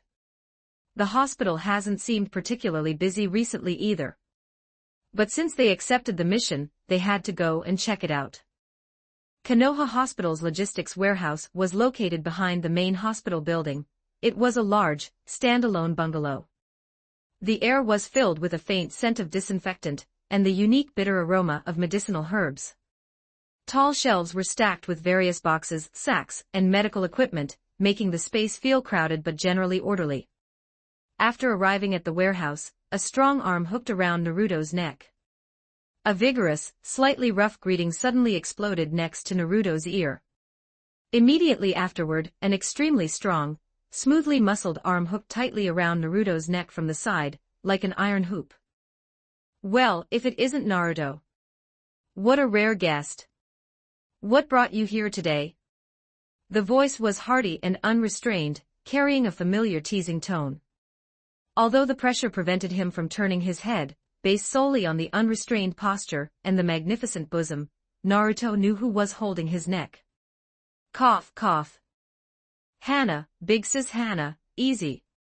I can't breathe. Struggling to escape the overly enthusiastic chokehold, Naruto managed to turn his head with difficulty and saw a face that was smiling brightly and full of vigor. It was none other than Inuzuka Kiba's older sister, Inuzuka Hana. She was wearing a green vest, but perhaps because certain parts of her development were too prominent, the vest was stretched tightly, outlining an extremely impressive figure. She held Naruto casually, her other hand resting on her hip, exuding an aura that was healthy, vibrant, and powerful. Big sis Hana, we're here for a mission. Sakura Haruno quickly stepped forward, explaining while involuntarily widening her eyes, her gaze lingering uncontrollably for several seconds on the magnificent area tightly encased by Inuzuka Hana's vest. So big. This thought, which was both direct and slightly rude, popped out uncontrollably, making her cheeks flush slightly. She quickly averted her gaze, pretending to look at the nearby shelves. When would she be that big? Inuzuka Hana was a shinobi from the same graduating class as Uchiha Itachi, and had already become a jonin. The three large brown dogs beside her were her Ninken, the Himura brothers. So you guys took the mission to help move supplies. You've only been graduates for less than 3 months, and you're already taking independent missions. Come with me. These are medical devices that Hayashi-sama exchanged from Hidden Mist. The Bloody Mist regime policies there have caused their medical ninjutsu to develop rapidly recently, and these medical devices are quite a bit better than ours. Just like Konoha Village, which specializes in treating poisoning due to dealing with Hidden Sand Village's poisons, or Hidden Cloud Village, which specializes in treating electric shock because they often shock themselves or their comrades while practicing or learning ninja taijutsu. Because the policies of the Bloody Mist regime led to massive casualties among their medical ninja, the medical ninja in Hidden Mist Village have progressed with astonishing speed.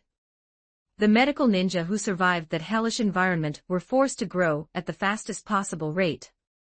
They accumulated terrifying experience in handling fatal injuries, emergency battlefield surgery, controlling massive hemorrhages, temporary organ replacement and maintenance, and maximizing the survival of the wounded under rudimentary conditions. Treatment cannot rely solely on medical ninjutsu, because many medical ninja do not have a strong level of medical ninjutsu.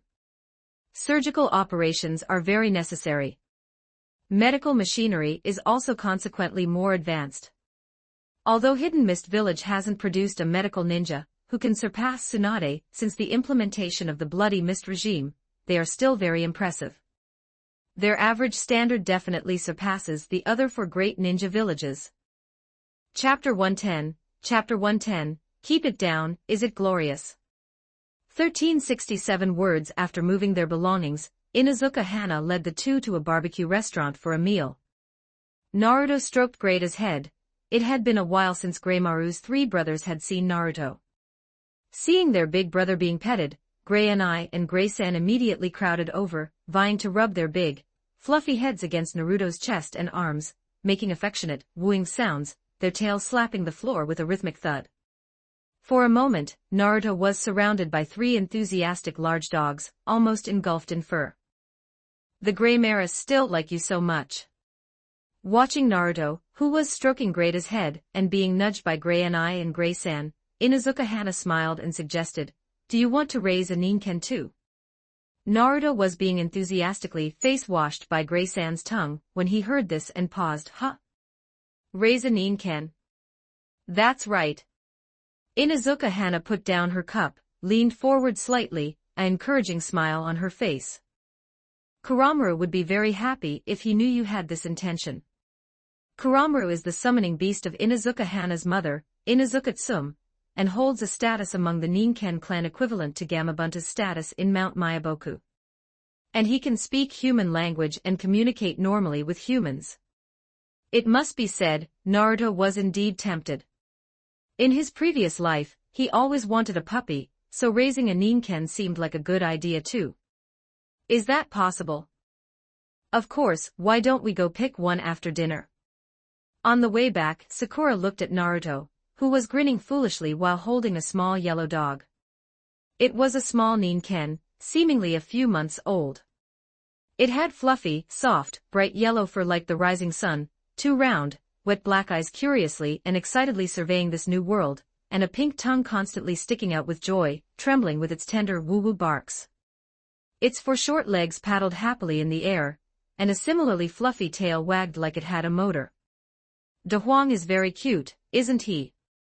Naruto put Dahuang on his left shoulder and turned to look at Sakura. The little yellow dog seemed to adapt well to this position, using its small paws to cling to Naruto's clothes to steady itself, continuing to stick out its tongue and make excited woo-woo sounds, tilting its head curiously at Sakura. A smile unconsciously appeared on Sakura's face. She stepped forward, her voice unconsciously softening, carrying a hint of anticipation and caution. "It really is." She looked into Dahuang's round eyes and couldn't help but reach out a finger. "Of course you can." Naruto was even happier that Sakura also liked Dahuang, more joyful than if he himself had been praised. He gently lifted the little yellow dog from his shoulder and carefully offered it to Sakura. Just then, Dahuang suddenly sprang from Naruto's hands, its fur bristling, a low growl rumbling in its throat. Like a golden arrow, it shot towards an alley entrance on the other side of the street. "Dahuang!" Naruto froze, with no time to think, his body instinctively chased after the leaping golden shadow. Sakura also immediately ran after them. "Wait for me, Naruto." Their footsteps were exceptionally clear on the quiet evening street, urgently tapping against the stone path. Turning the narrow corner piled with debris, the scene before them suddenly changed. This was the road behind the public bathhouse, where swirling steam mixed with the faint scent of soap was wafting from within the bathhouse walls. Immediately after, a cry of pain exploded. "Whose dog is this? Quickly let go." A white-haired man with spiky hair, wearing gray casual clothes, was frantically shaking his left hand. Dahuang was clamped tightly onto his hand, its small body dangling in midair, swinging back and forth with the man's movements, its throat rumbling with low, threatening growls, its forepaws still desperately clawing at the man's arm. "Dahuang!" Naruto rushed forward, grabbed Dahuang by the waist, and forcefully pulled it down. The puppy reluctantly kicked its legs, baring its teeth, at the white-haired man. "A woo-woo-woo-woof." Almost simultaneously, Sakura's gaze, sharp as a knife, swept across the man's face, then quickly glanced at the small hole in the public bathhouse wall beside him, and her expression instantly turned grim. Her voice was icy, and her finger pointed directly at him without hesitation. "You're peeping." As a frequent visitor to the village's public bathhouse, she was all too familiar with this location. This was the women's bath. And at this moment, the angle and posture of this white-haired man made his intentions blatantly obvious. "Peeping Tom." Sakura's fists clenched, cracking, and flames of anger burned in her emerald eyes. Those words, filled with murderous intent, made the white-haired man, who was shaking his hand and hissing in pain, stiffen all over. He seemed to want to explain something. However, as his gaze swept over Naruto, who was tightly clutching the dog and glaring at him vigilantly, he was struck by lightning, completely stunned. An expression of extreme astonishment and disbelief appeared on his always cynical face, his mouth slightly agape, his pupils trembling, as if he had seen a phantom that should never have appeared here. He unconsciously mumbled a name. "What are you looking at?" Naruto placed a Huang on a clear spot nearby, shielded Sakura, and using the momentum of his charge, delivered a fierce kick to the white-haired man's stomach. The man was caught off guard, letting out a short cry of pain, and was sent flying, his back hitting the brick wall behind him with a bang, kicking up a small cloud of dust. He clutched his stomach and bent over, but the ghost-like shocked expression on his face remained undiminished, still mixed with the distortion of intense pain, fixed on Naruto's face. Inside the Hokage office, the atmosphere was so heavy it could almost drip. The lingering glow of the sunset filtered through the window, casting a warm hue over the serious room, yet it could not dispel the chill and awkwardness of the moment. Jiraiya was trying hard to straighten his back, attempting to maintain some dignity, as one of the Sannin, under Hiruzen Sarutobi's almost fiery gaze. He patted the dust from his clothes, cleared his throat, and explained in a tone mixed with helplessness and forced righteousness, "Oh, old man, and you two little ones, it's a misunderstanding, a huge misunderstanding. I was just conducting necessary field research. Art comes from life, and as a creator, observing various details of life is. I was just conducting necessary field research only.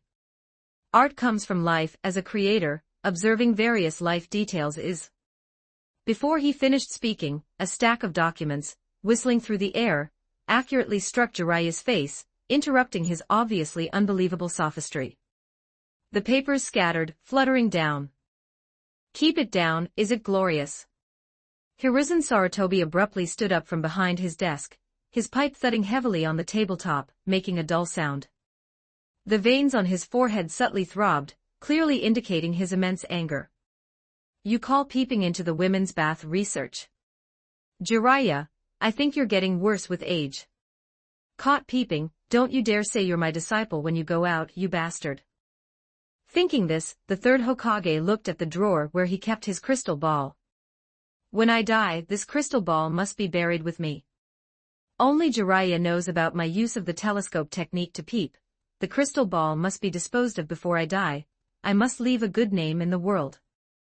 Beside him, Sakura, with her arms crossed, still had unextinguished anger in her eyes, mixed with deep disdain.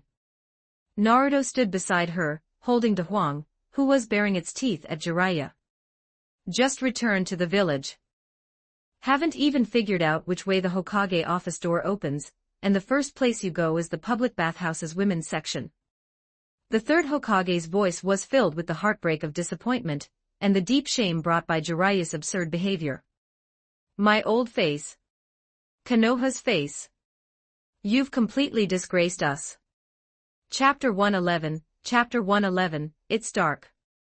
1209 words. Check out my P4 for plus 30 extra chapters on all my fanfics.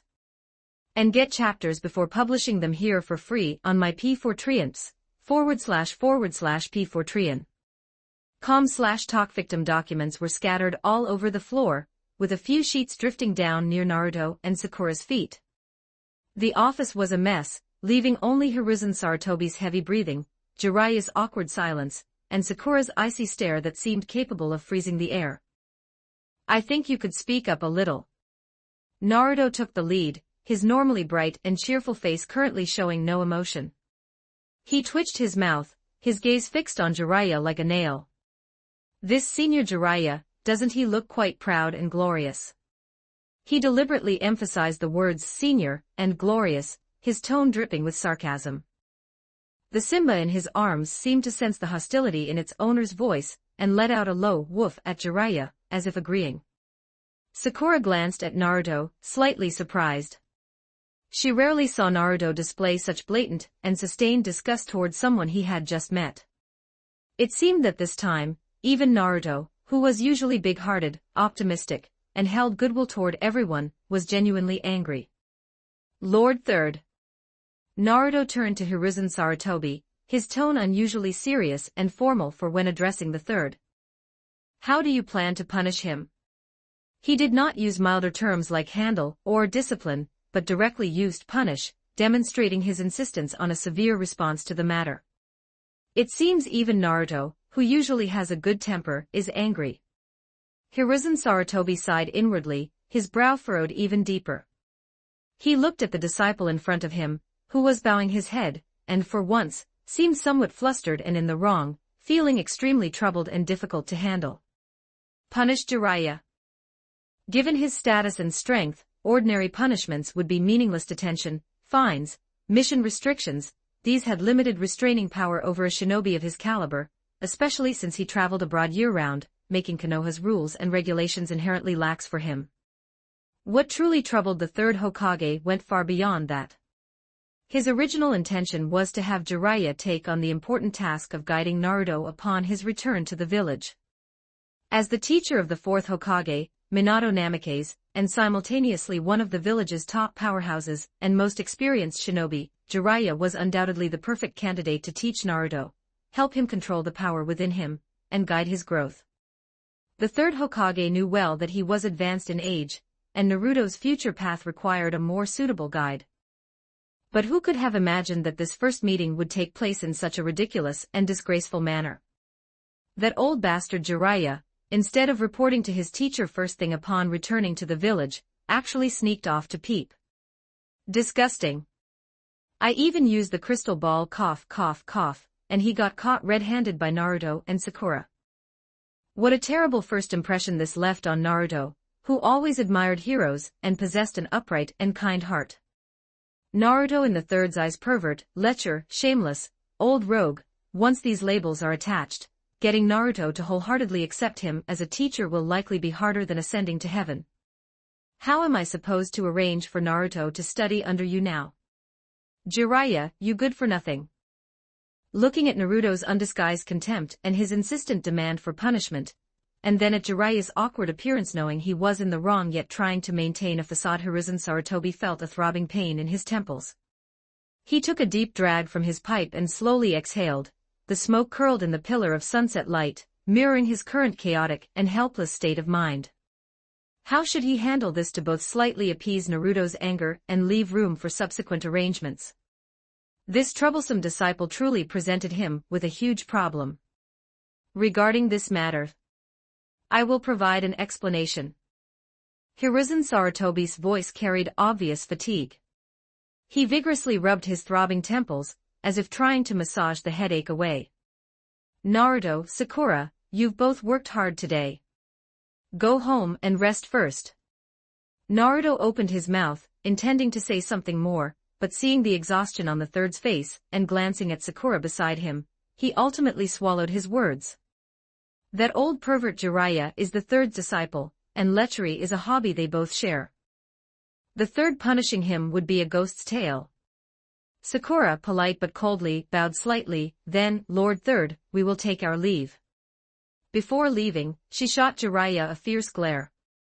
The heavy wooden door of the office gently closed behind the two of them, separating the inside from the outside. Almost the instant the door closed, Jiraiya, who had just been sullen and seemed deeply reflective, was instantly injected with vitality.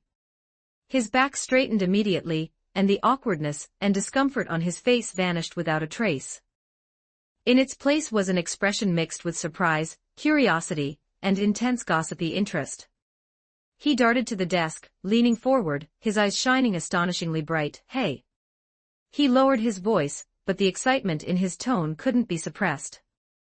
That kid just now, golden hair, blue eyes, and that expression. Is he Naruto? Minato had previously told him that he intended to name his child after the main character of his tale of the utterly gutsy ninja. Which means that blonde kid who looks so much like Minato is indeed Minato's son. Without waiting for Hiruzen Sarutobi to answer, or rather, he never intended to wait, Jiraiya's mind had already jumped to the next, more crucial question. He stroked his chin, a knowing, sneaky smile that all men understood appearing on his face, that pink-haired girl, she hits pretty hard and has a fiery temper. Is she Naruto's girlfriend? She's quite cute, and her personality is very much like Kushina's. It seems Naruto has the same taste as his father. The third Hokage looked at the disciple before him, who had instantly, fully recovered, and whose interests had completely drifted off to the horizon. He felt that the melancholy and headache brought on by age and responsibility were instantly replaced by a much stronger urge to grab another stack of documents and throw them. Why didn't this Jiraiya guy just die outside? Outside the door, Naruto and Sakura, who were about to leave, froze simultaneously. Naruto. Sakura. The two exchanged disbelieving glances, both seeing the same shock in the other's eyes. Immediately afterward, Sakura's face flushed crimson at a visible speed. Girlfriend, huh? Inside the room, the whispered discussion about Naruto's girlfriend possibility and personality analysis was still faintly audible. The sky had completely darkened. It wasn't just the sky outside the window, but also Sakura's mood at that moment. Where was the promised explanation? Where was the promised severe handling? Are they not even going to pretend anymore? Note, so far this story is published up to chapter 130 on my Patreon. Go check it out. Exclusive 18+ character images and early chapters. Please visit my Patreon. Thanks for your support. com/talkvictim if you want more updates. Supports with Power Stones. Every 20 Power Stones bonus chapter. Every 3 5-star reviews bonus chapter. Chapter 112, Chapter 112, So You Are Jealous. 1187 words after parting ways with Sakura, Naruto returned home. You're back. A gentle male voice came from the direction of the kitchen. Inoichi Yamanaka, wearing a plain apron, walked out holding a steaming platter of tempura, and the aroma of fried shrimp and vegetables instantly filled the entire living room. Yes, I'm back. Naruto replied. He squatted down and carefully placed Simba, whom he had been holding in his arms, onto the floor. As soon as the little guy touched the ground, it cautiously sniffed the unfamiliar environment, its small nose twitching. Then, seemingly confirming it was safe, it quickly wagged its tail, trotted to a soft rug next to the sofa, curled up into a golden fur ball, and its eyelids soon grew heavy and drooped. In just a few seconds, faint, even snores began to sound. It looks like it's really exhausted. Inoichi carefully placed the tempura platter on the dining table, a gentle smile on his face, as he watched the instantly sleeping puppy. Where did you get a puppy from? He untied his apron, his gaze softly falling on the sleeping Simba. It's quite cute, with very bright fur. Hanane-chan gave it to me. Naruto washed his hands and sat down at the dining table, his tone relaxing a bit when he mentioned Inuzuka Hana. It's a ninja dog trained by the Inuzuka clan. I named it Simba. An Inuzuka ninja dog? Inoichi raised an eyebrow, a hint of understanding and appreciation flashing in his eyes. That's quite something. The Inuzuka clan's secret techniques for cooperating with ninja dog are quite famous. The ninja dog they train are not only loyal but also often have excellent perception and tracking abilities. Treat it well and it will become your reliable partner. Naruto nodded seriously, feeling deeply content as he looked at the small sleeping figure on the rug. Simba is so adorable. It's fine if it can't participate in battles later. The family can certainly afford to raise a dog. Inoichi neatly placed chopsticks in front of Naruto. Come, let's eat. While it's hot.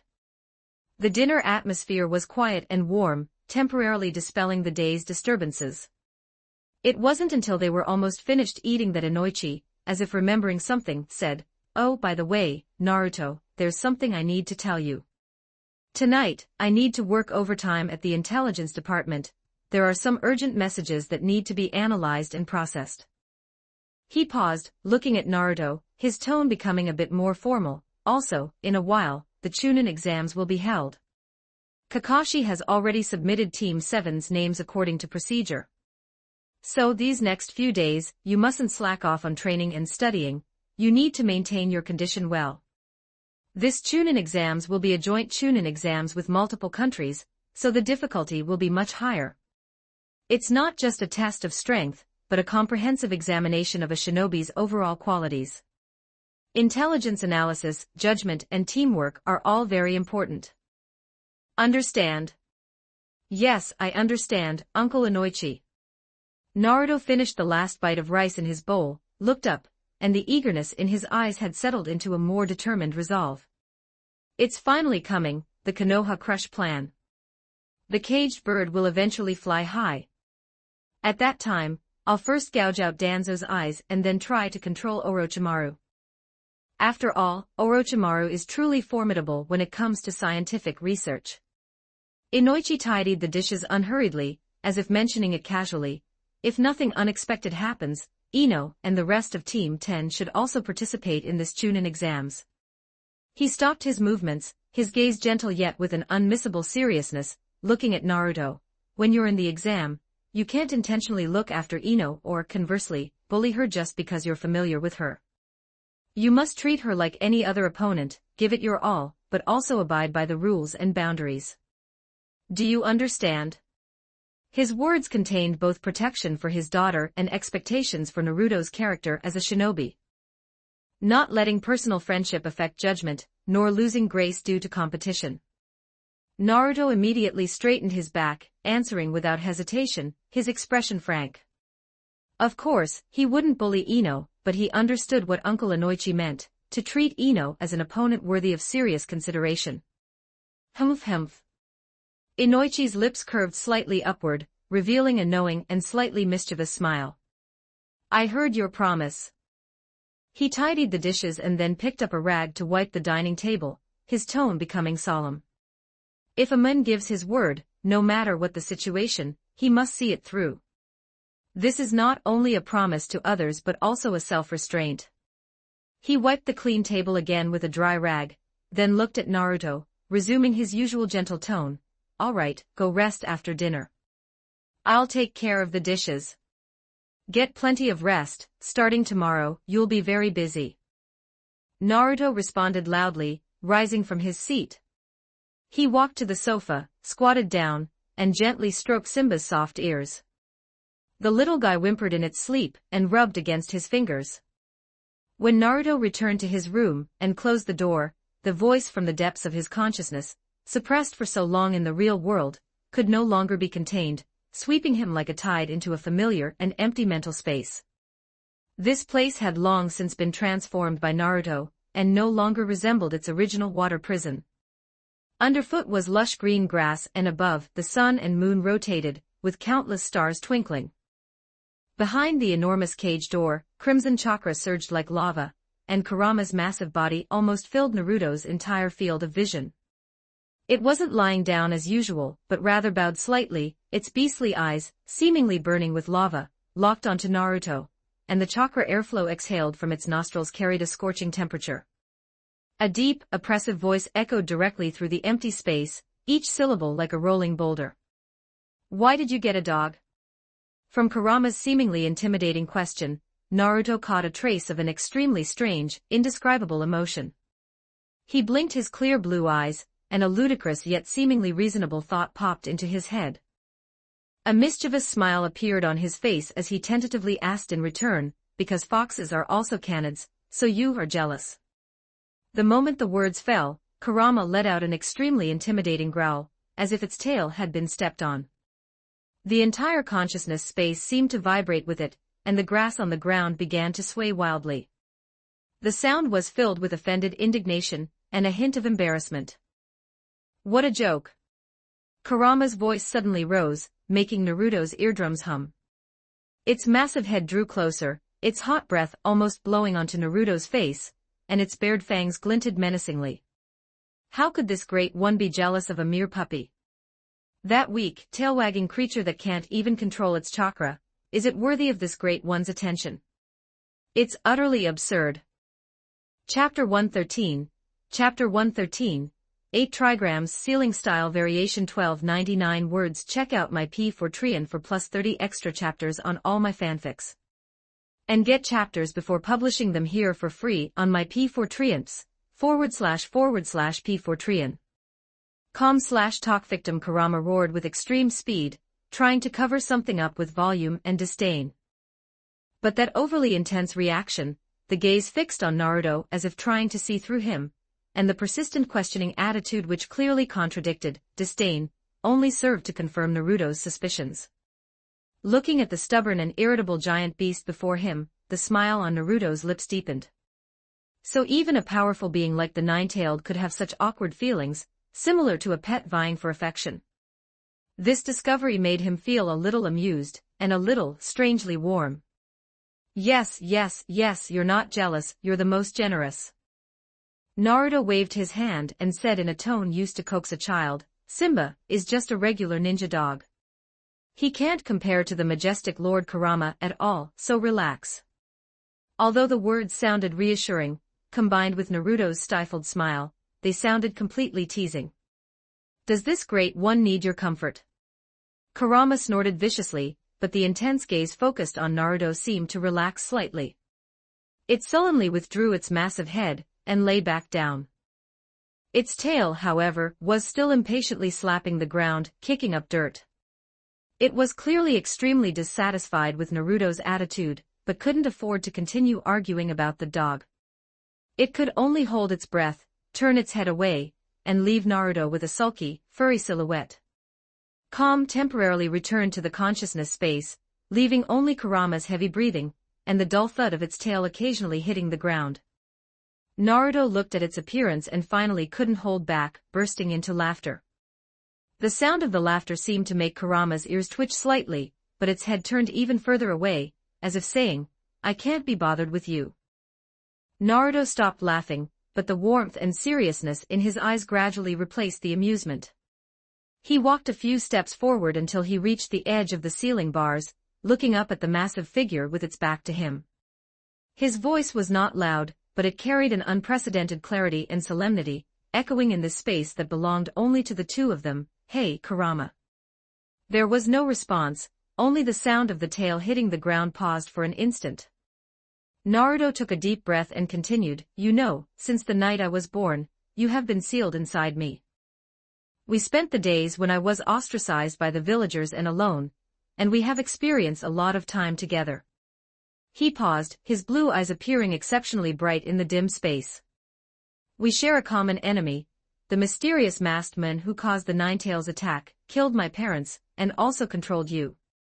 When mentioning that name, Naruto's voice carried a chill, but it quickly shifted back to a more determined warmth. Facing such an enemy, facing this world that still has many problems, but which I want to change, shouldn't we be the ones standing side by side the most? He stretched out his hand, and even though it was separated by the ceiling bars, the gesture felt like an invisible invitation and confirmation. So, Kurama. Naruto's voice became unusually soft, yet full of power. To me, we are brothers, comrades who must trust each other, and in a sense, the most special family. Your place in my heart is unique and irreplaceable by anyone else. Simba is a companion, a friend, but he will never be Kurama. That position, from beginning to end, can only be occupied by you. After the words fell, the consciousness space plunged into true silence. Even Kurama's heavy breathing seemed to quiet down. The tail that had been restlessly slapping the ground finally became completely still, resting softly on the floor. After a long while, Kurama's muffled, thunder-like voice sounded again. It still carried that impatient tone, but the sharpness and anger seemed to have dissipated significantly, even mixed with a hint of extremely slight, hard-to-detect awkwardness. Humph, you smooth-talking brat. Who said we're brothers or family? Stop trying to get close to me.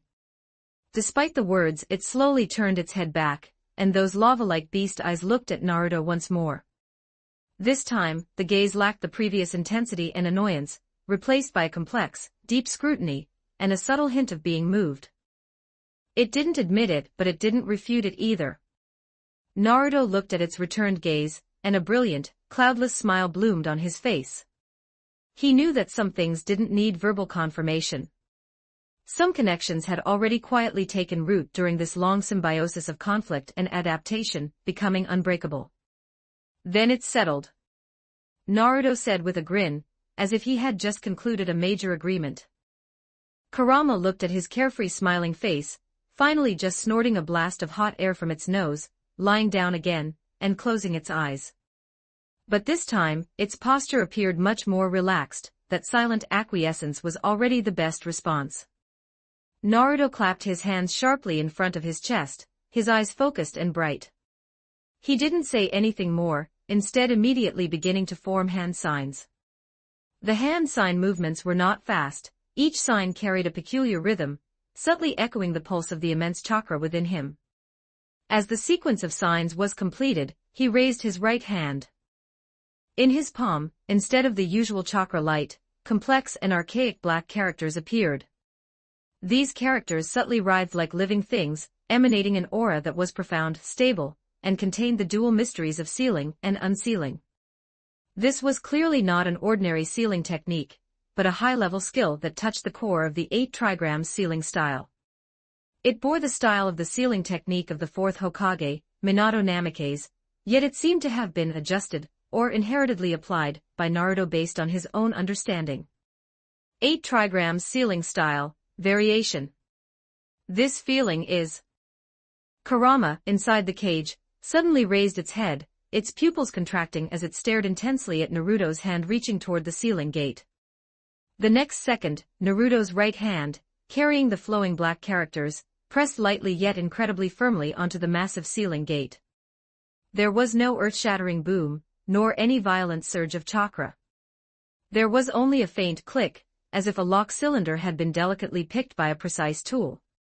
Then, near the bottom of the indestructible sealing gate, which symbolized absolute confinement, a perfectly round hole suddenly appeared between the tightly fitting wooden planks and talismans. At the edge of the hole, black sealing characters coiled and froze like vines, maintaining the opening while miraculously restraining the full outpouring of the violent chakra within. The nine-tailed involuntarily let out a deep roar filled with astonishment. It clearly felt that the 8 trigrams sealing style, which had bound it for over a decade, and was as solid as a rock, had indeed been opened with a controlled, stable breach. Naruto, what are you doing? Although the 8 trigrams sealing style still needs to be maintained, I've had some breakthroughs recently researching sealing technique.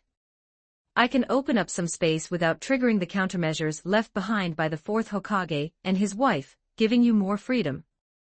Note, so far this story is published up to chapter 135 on my Patreon, go check it out. Exclusive 18+ character images and early chapters, please visit my Patreon. Thanks for your support. com/talkvictim if you want more updates supports with Power Stones, every 20 Power Stones bonus chapter every 3 5-star reviews bonus chapter. Chapter 114. Chapter 114.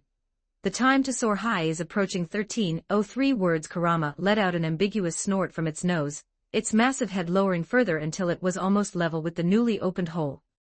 Its sharp gaze pierced through, locking onto Naruto. I've actually wanted to ask for a long time. Its voice lowered, losing its usual frenzy, and gaining a touch of investigative solemnity.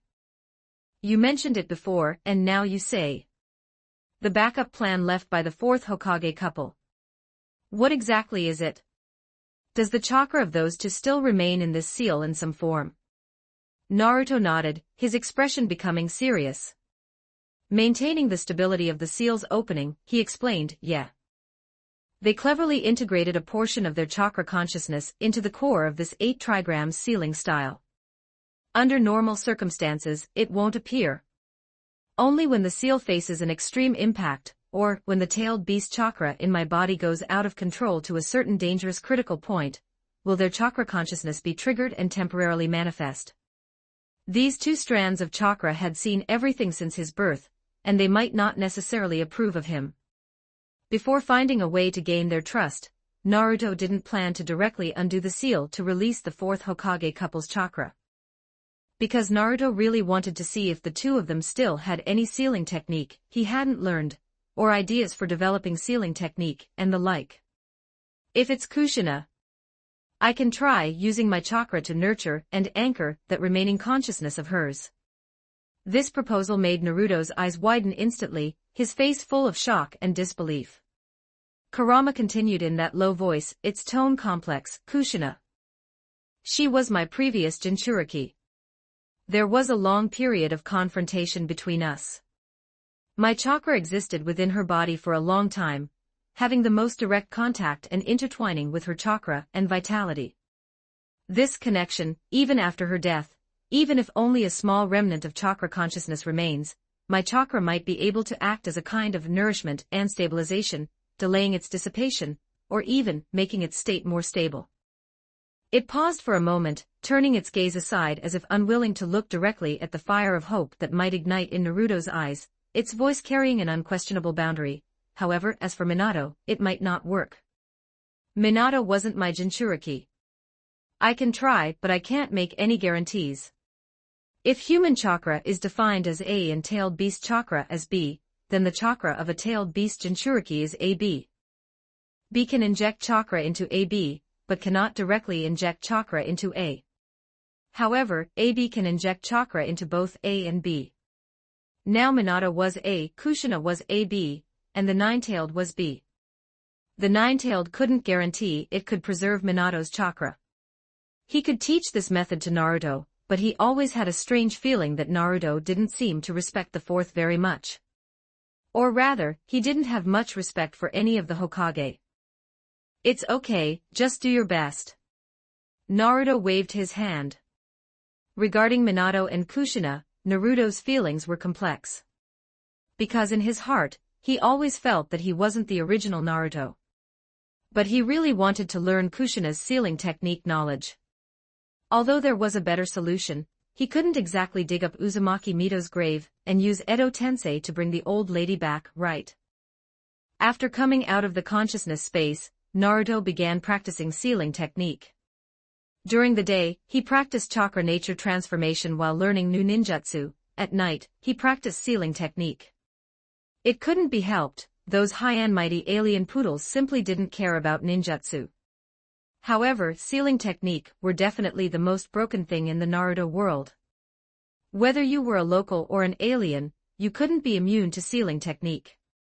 I don't care about this or that, take my sealing technique. Later, he would also need to find Uchiha Hikari, who was sealed by the Senju and Sarutobi together. Her eyes were also quite powerful. Those lunatics from the Uchiha used the transcription seal to transplant other ocular techniques into her, giving her eyes many different abilities.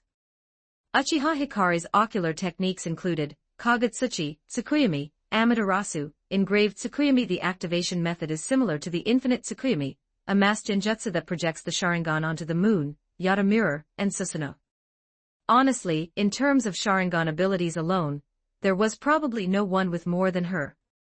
He didn't know if the Hokage building's database had them or not. The Naruto from the 7th Hokage era, in the Ultimate Ninja Storm plot, had found a scroll about her. Everything could be obtained during the Chunin exams. If the Hokage building didn't have it, once the third died, he could definitely visit the Sarutobi clan's territory and the original Senju clan's territory. I have not yet reached my prime. When I do, there will be changes. It was time. The time to soar high was approaching. Early the next morning, sunlight filtered through the gaps in the curtains, casting warm golden spots of light in the room. Naruto opened his eyes, and was wide awake almost instantly.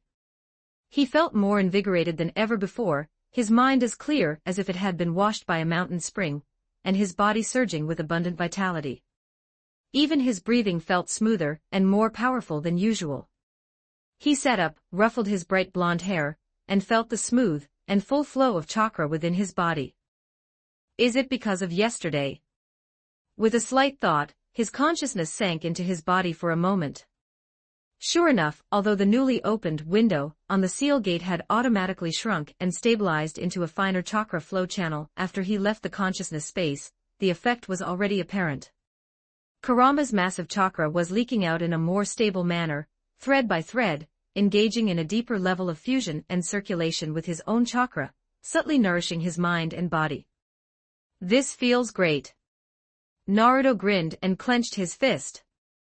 He hopped out of bed and finished washing up. When he walked into the living room, as expected, he didn't see Inoichi Yamanaka.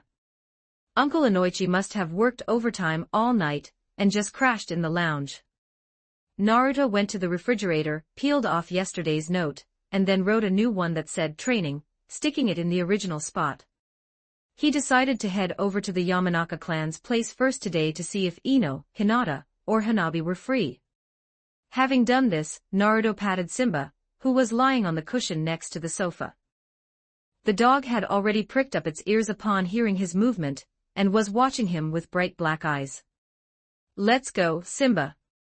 He bent down and picked up Simba. "We're going out today. I'll pick out a comfortable new bed for you while we're at it. You can't just keep sleeping by the sofa." Woof-a-woo. Simba wagged its tail excitedly, gave a short bark, and rubbed its wet nose against Naruto's chin. Naruto smiled and placed it steadily on one of his shoulders. The morning streets of Konoha were already bustling. With Simba perched on his shoulder, Naruto walked with a light step, debating whether to go to the bun shop first or straight to the flower shop. Suddenly, a vibrant shout rang out from behind him. "Big Brother Naruto!" Naruto turned to look and saw three small figures running toward him. Running at the very front was the third Hokage's grandson, Konohamaru. His face was filled with excitement and the look of someone who had found their leader. Following closely behind him were his little sidekicks, Moegi and Udon. Chapter 115, Outsiders. 1262 words. "Yo, it's you guys." Naruto stopped, looking at them with a hint of surprise. The last time he saw Konohamaru, the boy had wanted to beat him up. How did his attitude change so quickly? Konohamaru, panting heavily, ran up to Naruto with Moegi and Udon, looking up with a small face. His tone was accusatory and sought support. "Big Brother Naruto. We ran into bad guys yesterday. There were two weirdly dressed people from another village who bullied us. They even tried to attack us." Naruto was stunned. "Outsiders? Bullying children?" Moegi nodded vigorously beside him, adding, "Yes, yes. It was scary. That guy carrying a roll of cloth even tried to tie up Udon with strange strings." Udon sniffled, whispering with lingering fear, Thank goodness Big Brother Shikamaru and the others happened to pass by." As the three children described the events one after another, Naruto gradually understood. It turned out that just yesterday, while he and Sakura were temporarily called away to the medical unit to help transport an emergency batch of medicine, the prelude to the Chunin exams had quietly begun in the streets and alleys of Konoha. The three individuals from the hidden sand village Kankuro, Temari, and Gar had gotten into a conflict with Konohamaru and his friends. Kankuro had wanted to punish Konohamaru for accidentally bumping into him, but the timely appearance of the Nara Shikamaru, Akimichi Choji, and Ino Yamanaka trio prevented the situation from escalating. And Ino seemed to have gotten into a verbal conflict with that blonde girl from Sunagakure, eventually resulting in a physical confrontation. After a brief exchange, they were separated and taken away by Asuma and Baki of Sunagakure, respectively. So much happened. Naruto muttered, his brow slightly furrowed. Ino got into a fight. Given Ino's personality and strength, she probably didn't suffer a loss, but... Big Brother Naruto, you absolutely must give them a good beating during the Chunin exams. Konohamaru waved his fists, pleading with Naruto to help teach the three hidden sand village shinobi a lesson. Naruto nodded. Oh right, I also ran into a red-haired older sister from the Kyuzugakure before. When I said I was looking for Big Brother Uzumaki Naruto, that older sister happened to be passing by, and she seemed very excited when she heard your name. Do you know her, Big Brother? A female shinobi from the Kyuzugakure. Naruto nodded, silently making a mental note of the incident. After leaving the excited Konohamaru trio, Naruto leaped onto a rooftop. In just a few bounds, the Yamanaka clan's residence, with its courtyard and floral fragrance, appeared before him. Naruto landed lightly from the rooftop, patted non-existent dust off his clothes, adjusted his forehead protector, and then walked to the door and knocked. Soon, the door slid open. A faint, warm scent, a mixture of morning dew and floral fragrance, wafted over him. The person who appeared behind the door was Ino's mother, Yamanaka Rino. She was wearing a plain, everyday kimono with an apron tied around her waist, apparently busy making breakfast, and wore her usual gentle smile. "Oh, it's Naruto." Yamanaka Rino's eyes lit up, and her tone was warm. "Quickly, come in. Ino and the others are still eating. Have you eaten yet? Why don't you join us? We made miso soup and grilled fish today." Faced with Aunt Rino's enthusiastic and sincere invitation, Naruto had no intention of being polite or declining. Having meals at the three Ino-Shikacho families, especially the Yamanaka household, was already commonplace for him, and one of the important ways he felt the warmth of a family. A wide smile immediately blossomed on his face, and he nodded cheerfully, "Great. I haven't eaten yet, Aunt Rino." "Then I won't stand on ceremony." Saying this, he bent down, ready to take off his shoes with practiced ease. Simba, perched on his shoulder, also let out a timely woof, seemingly greeting them too. Rino then noticed the fluffy little creature on Naruto's shoulder. After a moment of surprise, her smile deepened. "Did you bring a little guest? How cute, come on in together." Leading Simba into the warm interior, the atmosphere of breakfast in the living room immediately enveloped them.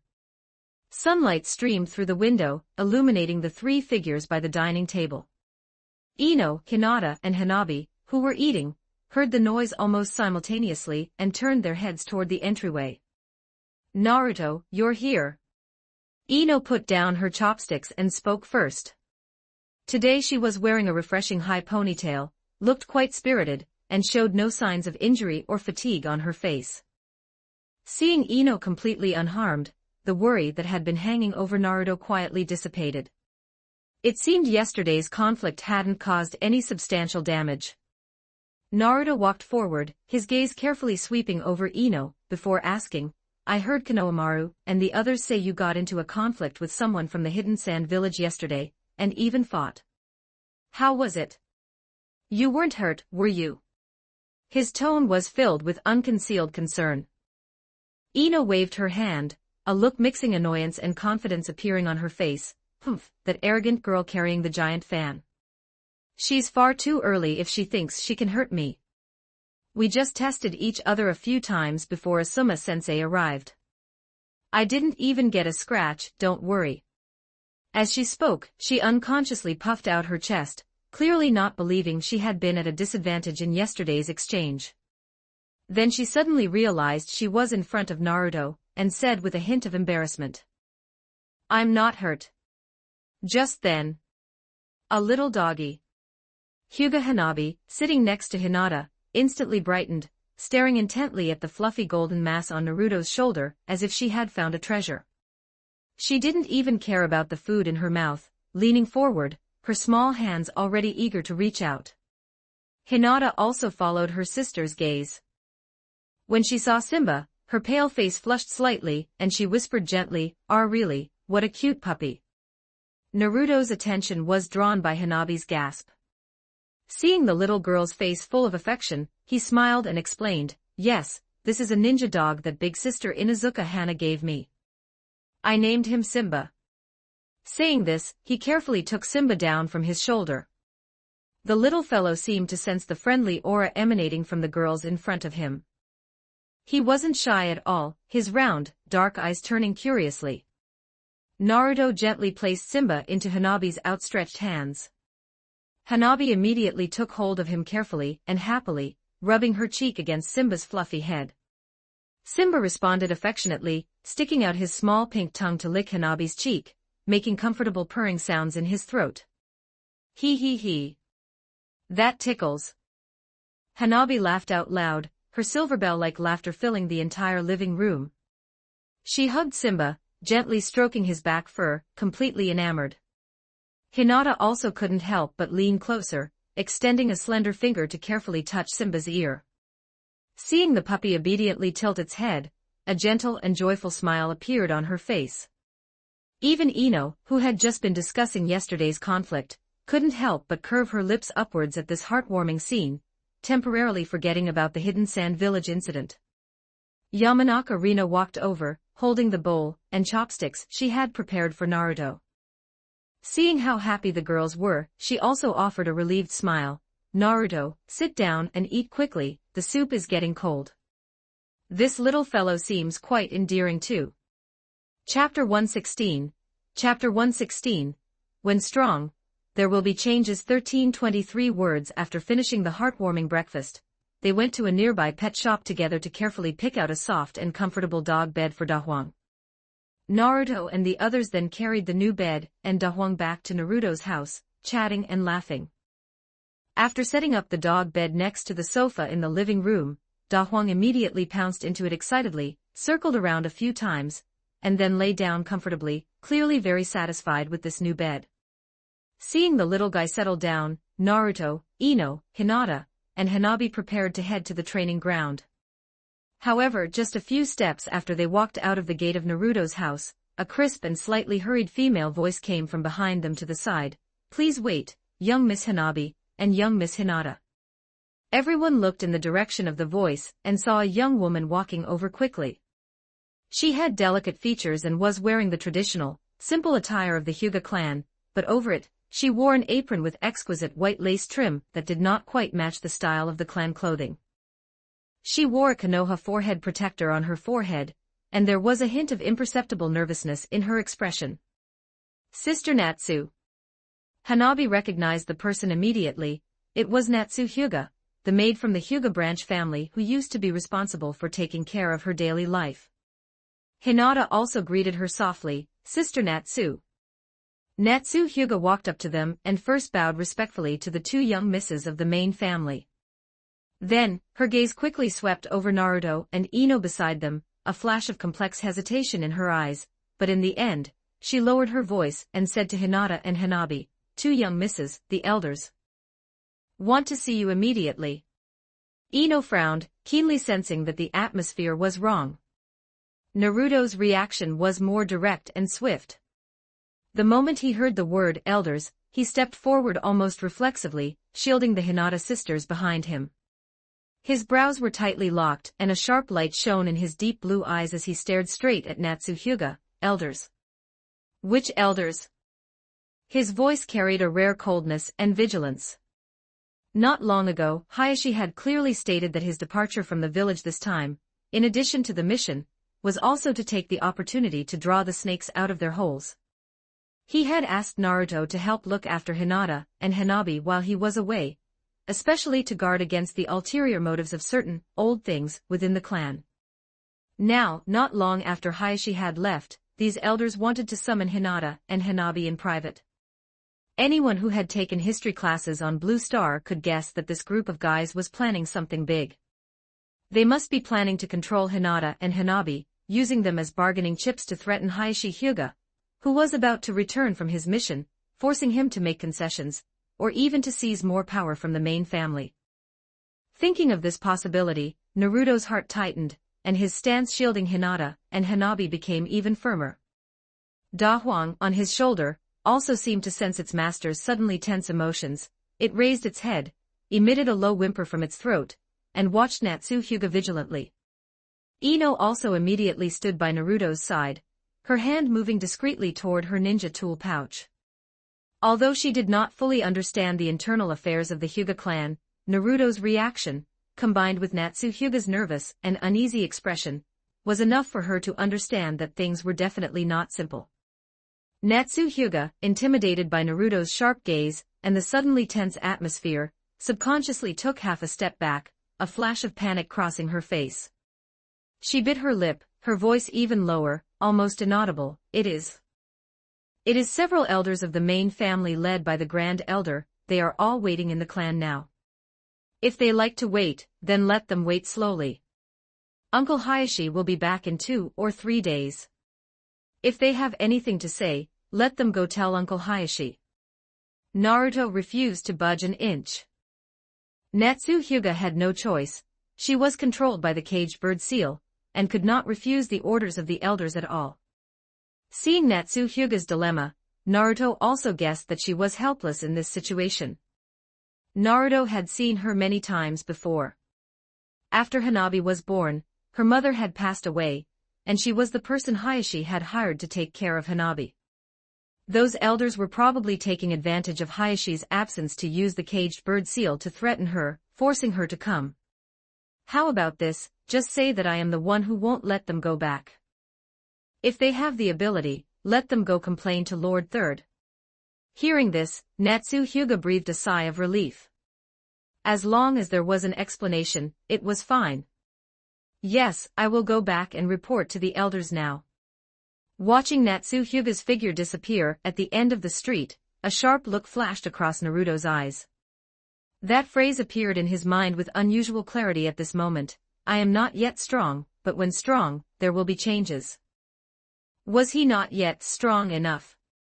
In the eyes of those decrepit, conservative guys, perhaps he was still just a genin with some potential, a Jinchuriki that needed to be controlled, a pawn that could be manipulated at will on the chessboard. But they seem to have forgotten that chess players are never ranked by seniority. As the saying goes, how is getting into Chang'an by exam as easy as fighting your way in? A flame, long dormant but never extinguished, quietly ignited deep within his deep blue eyes. The low profile he had maintained, hiding part of his strength, and following a conventional growth path, might be seen by some as a sign of being not yet strong. But now, someone was trying to reach out to the people he had promised to protect, trying to oppress the people he cared about with rotten rules. It seemed it was time. It was time to give this seemingly calm, but actually turbulent Konoha a little shock that belonged to Uzumaki Naruto. Just consider it a pop quiz before the Chunin exams. Those old things from the Hyuga clan do not even count as 5-3. It would also be a good opportunity to test his ice release level. He withdrew his outward sharpness, turned around, and looked at the worried Hinata, the indignant Ino, and Hanabi, who, despite her young age, also had her little face tensed. Naruto reached out, his warm and broad palm gently landing on Hanabi's soft hair, rubbing it. His voice was not loud, but it carried a strange power, as firm and reliable as a rock. Don't be afraid, I am here. He looked at Hanabi, and also at Hinata and Ino. Their hands cannot reach here yet. This sentence was unremarkable, even a bit arrogant. The current Naruto, on the public level of Konoha, indeed did not have illustrious renown, and most of his true strength was also intentionally hidden. In the eyes of those high and mighty big shots, he might still be an uncut jade that needed polishing. But when he said the words, I am here, a light of trust immediately ignited in Hanabi's eyes, and she nodded vigorously. Hinata's pale cheeks regained a bit of color, as if she had found her backbone. Even the always independent Ino felt her tense shoulders unconsciously relax, and the corners of her mouth even curled into a smile that said, this is how it should be. They believed in Naruto. Without reason, yet with unwavering firmness, they believed. Chapter 117, Outlining. 1365 words. Night fell. Konohagakure was shrouded under a quiet, deep blue curtain, with the lights of 10,000 homes reflecting the starry sky. The massive Hyuga clan compound lay like a giant beast dormant in a corner of the village, solemn, orderly, yet exuding a sense of ancient oppression in the night. High walls, deep courtyards, and winding corridors followed an ancient and strict layout, showcasing the heritage and insularity of Konoha's #1 noble clan. A figure, like a ghost blending into the night, landed silently in the central area of the Hyuga clan compound. It was the highest point of Hyuga Hayashi's residence, atop the eaves of the main house. The newcomer wore a wide black robe that fluttered in the night wind, and his face was covered by an old-fashioned, sharp-lined fox mask. Even his eyes were obscured by a sealing technique. His long black hair was unbound, fluttering behind him in the wind and merging with the black robe, adding a touch of mystery and murderous intent. He stood quietly on the ridge of the roof like a night owl overlooking its territory, his gaze slowly sweeping over the brightly lit or dimly silent courtyards, training grounds, and ancestral hall below. This was the core of the Hyuga clan's power, a symbol of bondage and outdated rules. The air seemed filled with the intangible and heavy aura of the caged bird seal curse. A deliberately altered, low, and slightly hoarse voice came from beneath the mask, carrying a hint of icy playfulness. Just right to test the technique I just learned. The moment the words fell, the black-robed figure's perception expanded like an invisible net suddenly cast open, spreading silently and swiftly from him to the entire Hyuga clan compound and even further. Kagura Mind's Eye activate. In Naruto's perceptual world, everything was completely different. The outlines of buildings, the swaying of grass and trees, the flow of chakra, everything was presented in his mind's eye as an incredibly clear three-dimensional image. The location, chakra intensity, and even the subtle fluctuations in the emotional state of every living thing within the clan compound were as clear as lines on the palm of a hand. He saw the Hyuga branch family shinobis patrolling important positions with their Byakugan activated. Their chakra carried vigilance, yet also contained the stagnation of being bound by the curse seal. He saw the locations within the main family area where chakra was relatively large but carried an aura of decay and arrogance, the residences of those elders. He also saw the daily lives of ordinary clansmen on the periphery, as well as the familiar energy veins of the clan compound's barrier. Everything was under control. The range, precision, and ability to analyze the nature of chakra of the Kagura Mind's Eye far exceeded any of his previous perceptual means. It was worthy of the name of the strongest sensory technique of the Uzumaki clan. After confirming the target's position and the surrounding environment, Naruto retracted most of his expanded perception, maintaining only fine monitoring of specific areas. He slowly raised his right hand, covered by a black glove, his 5 fingers slightly curled as he made a motion of gripping a sword hilt. The next moment, strange and biting cold air condensed suddenly in his palm. Water molecules in the air were rapidly extracted, compressed, and shaped. Accompanied by a subtle click sound, as if ice crystals were freezing, a long sword, crystal clear and emitting a faint cold air, appeared in his hand. The blade was slender, with smooth and cold lines. It was not solid metal but condensed from pure and stable ice-release chakra. Moonlight spilled onto the blade, refracting a cold and deadly luster. The air at the edge of the blade seemed to distort slightly due to the low temperature. This was one of the ice release form changes that he had only recently begun to master and stabilize, combining his immense chakra control with the nature transformation of water and wind. Holding the ice sword, the aura on Naruto's body changed abruptly.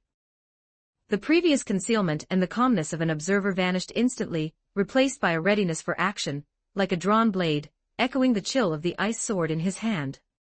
He lowered his head slightly, and behind the holes of the fox mask, his gaze locked onto the depths of the clan compound. The night grew deeper. The wind grew colder. A good time to kill. The black robe moved slightly, and the figure on the roof vanished suddenly, as if swallowed by the night. Only a few tiles that had been stepped on remained on the ridge, along with a trace of lingering, winter-like chill that had not yet fully dissipated from the air. Hayashi and his party, who had returned to Konoha village early, parted ways at the village entrance. Hayashi did not return directly to the clan compound. After dismissing Takuma and Haman, he took Niji and walked through the quiet alleys under the night of Konoha, his footsteps light and his goal clear. Although Niji had doubts in his heart, due to his long-standing experience, he did not ask more questions and just followed silently. Finally, the two stopped in front of a rather ordinary, even somewhat old apartment building. This building was located in an older area of Konoha, not near the main road, and appeared exceptionally quiet. Hayashi took out a key and opened an inconspicuous door on the ground floor. "Clan Chief, this is..." Stepping into the room, borrowing the faint moonlight filtering through the window, and the halo of streetlights in the distance, Niji looked around and finally couldn't help but ask softly. The room was not large, the furnishings were simple, and it was covered with a thin layer of dust. The air had a faint, stuffy atmosphere of not having been lived in for a long time. This was clearly not any of the known residences of the Hyuga clan chief. Hayashi did not answer immediately. He took off his casual outdoor coat as familiarly as if he had returned to another home, and walked straight to the bedroom. Before long, when he came out again, he was already wearing a black cloak with a strange design. The cloak was made of heavy material and felt excellent to the touch, almost merging with the night in the dim light. Most eye-catching were the shoulder parts, each with a fierce, roughly lined metal shoulder armor. The shoulder armor was cast into the shape of a demon head with glaring eyes and exposed fangs, glowing with a cold, hard black light in the dim light, as if it were about to devour someone at any moment, adding plenty of evil chi and pressure to this already mysterious outfit. Wearing this attire, Hayashi's aura changed abruptly. The calm, dignified, and well-mannered Hyuga clan chief seemed to vanish instantly, replaced by a colder, more unpredictable, and even slightly wild figure. Then, Hayashi walked to an old dressing mirror in the living room and sat down. He opened the drawer of the small coffee table in front of the mirror, took out a small leather bag, and opened it to reveal neatly arranged makeup pens, paint boxes, and other tools. His movements were methodical, obviously extremely familiar with this. Niji stood quietly to the side, watching his uncle's movements, his doubts growing. However, when Hayashi picked up a fine pen, dipped it in some kind of special green paint that faintly glowed in the dim light, and then faced the mirror, beginning to outline on his own clean forehead with extreme naturalness and precision. Niji's breathing stagnated, and his pupils contracted sharply. That familiar, complicated pattern, where every turn was engraved in his heart. It was the curse seal that Hyuga branch family members were branded with after the age of 3, accompanying them for life, symbolizing absolute obedience and bondage, the caged bird seal. And the person who was outlining this mark was none other than the head of the Hyuga main family, Hyuga Hayashi. Chapter 118. Chapter 118. The Avenger returned from the Pure Land. 1482 words. Check out my P4 for plus 30 extra chapters on all my fanfics. And get chapters before publishing them here for free on my P4 //P4 com/talkvictim. The face reflected in the mirror, set against a deliberately imitated cold expression, and the gradually forming, caged bird seal, slowly overlapped with the face of his father, Hyuga Hizashi, from Niji's memories. No, it was almost identical. Hayashi and Hizashi were twin brothers, and they had always looked extremely similar. At this moment, having deliberately restrained the composed demeanor unique to the main branch and drawn the caged bird seal on his forehead, Hayashi, in Niji's eyes, trance-like, seemed to merge with the figure of his father who had long since passed away, the father in his memories who was always gentle yet carried hidden pain. Niji stared blankly, forgetting how to speak, forgetting his questions. Time seemed to flow backward at this moment, and yet, it also seemed to twist. He watched his father face the mirror and draw that mark of shame and pain upon himself. His heart felt as if it were being tightly gripped by an invisible hand. Bitterness, pain, shock, confusion, a surge of various emotions rushed over him, almost making him unable to stand steady. He had never seen his uncle like this, nor had he ever imagined that he would see his father's appearance while he was alive in such a way at such close range, and almost indistinguishably real. Hayashi focused on the drawing in his hand, seemingly unaware of Niji's shock. Not until the final stroke was finished, and a complete, realistic, caged bird seal appeared on his forehead, did he put down the brush and carefully examine himself in the mirror for a moment. The Hizashi in the mirror had cold eyes, and the curse seal on his forehead was jarring. Hayashi slowly turned his head to look at Niji, who was standing frozen in place with dilated pupils. At this moment, his voice was also deliberately lowered, erasing his usual composure and authority, and taking on a hoarseness and coldness that matched this attire.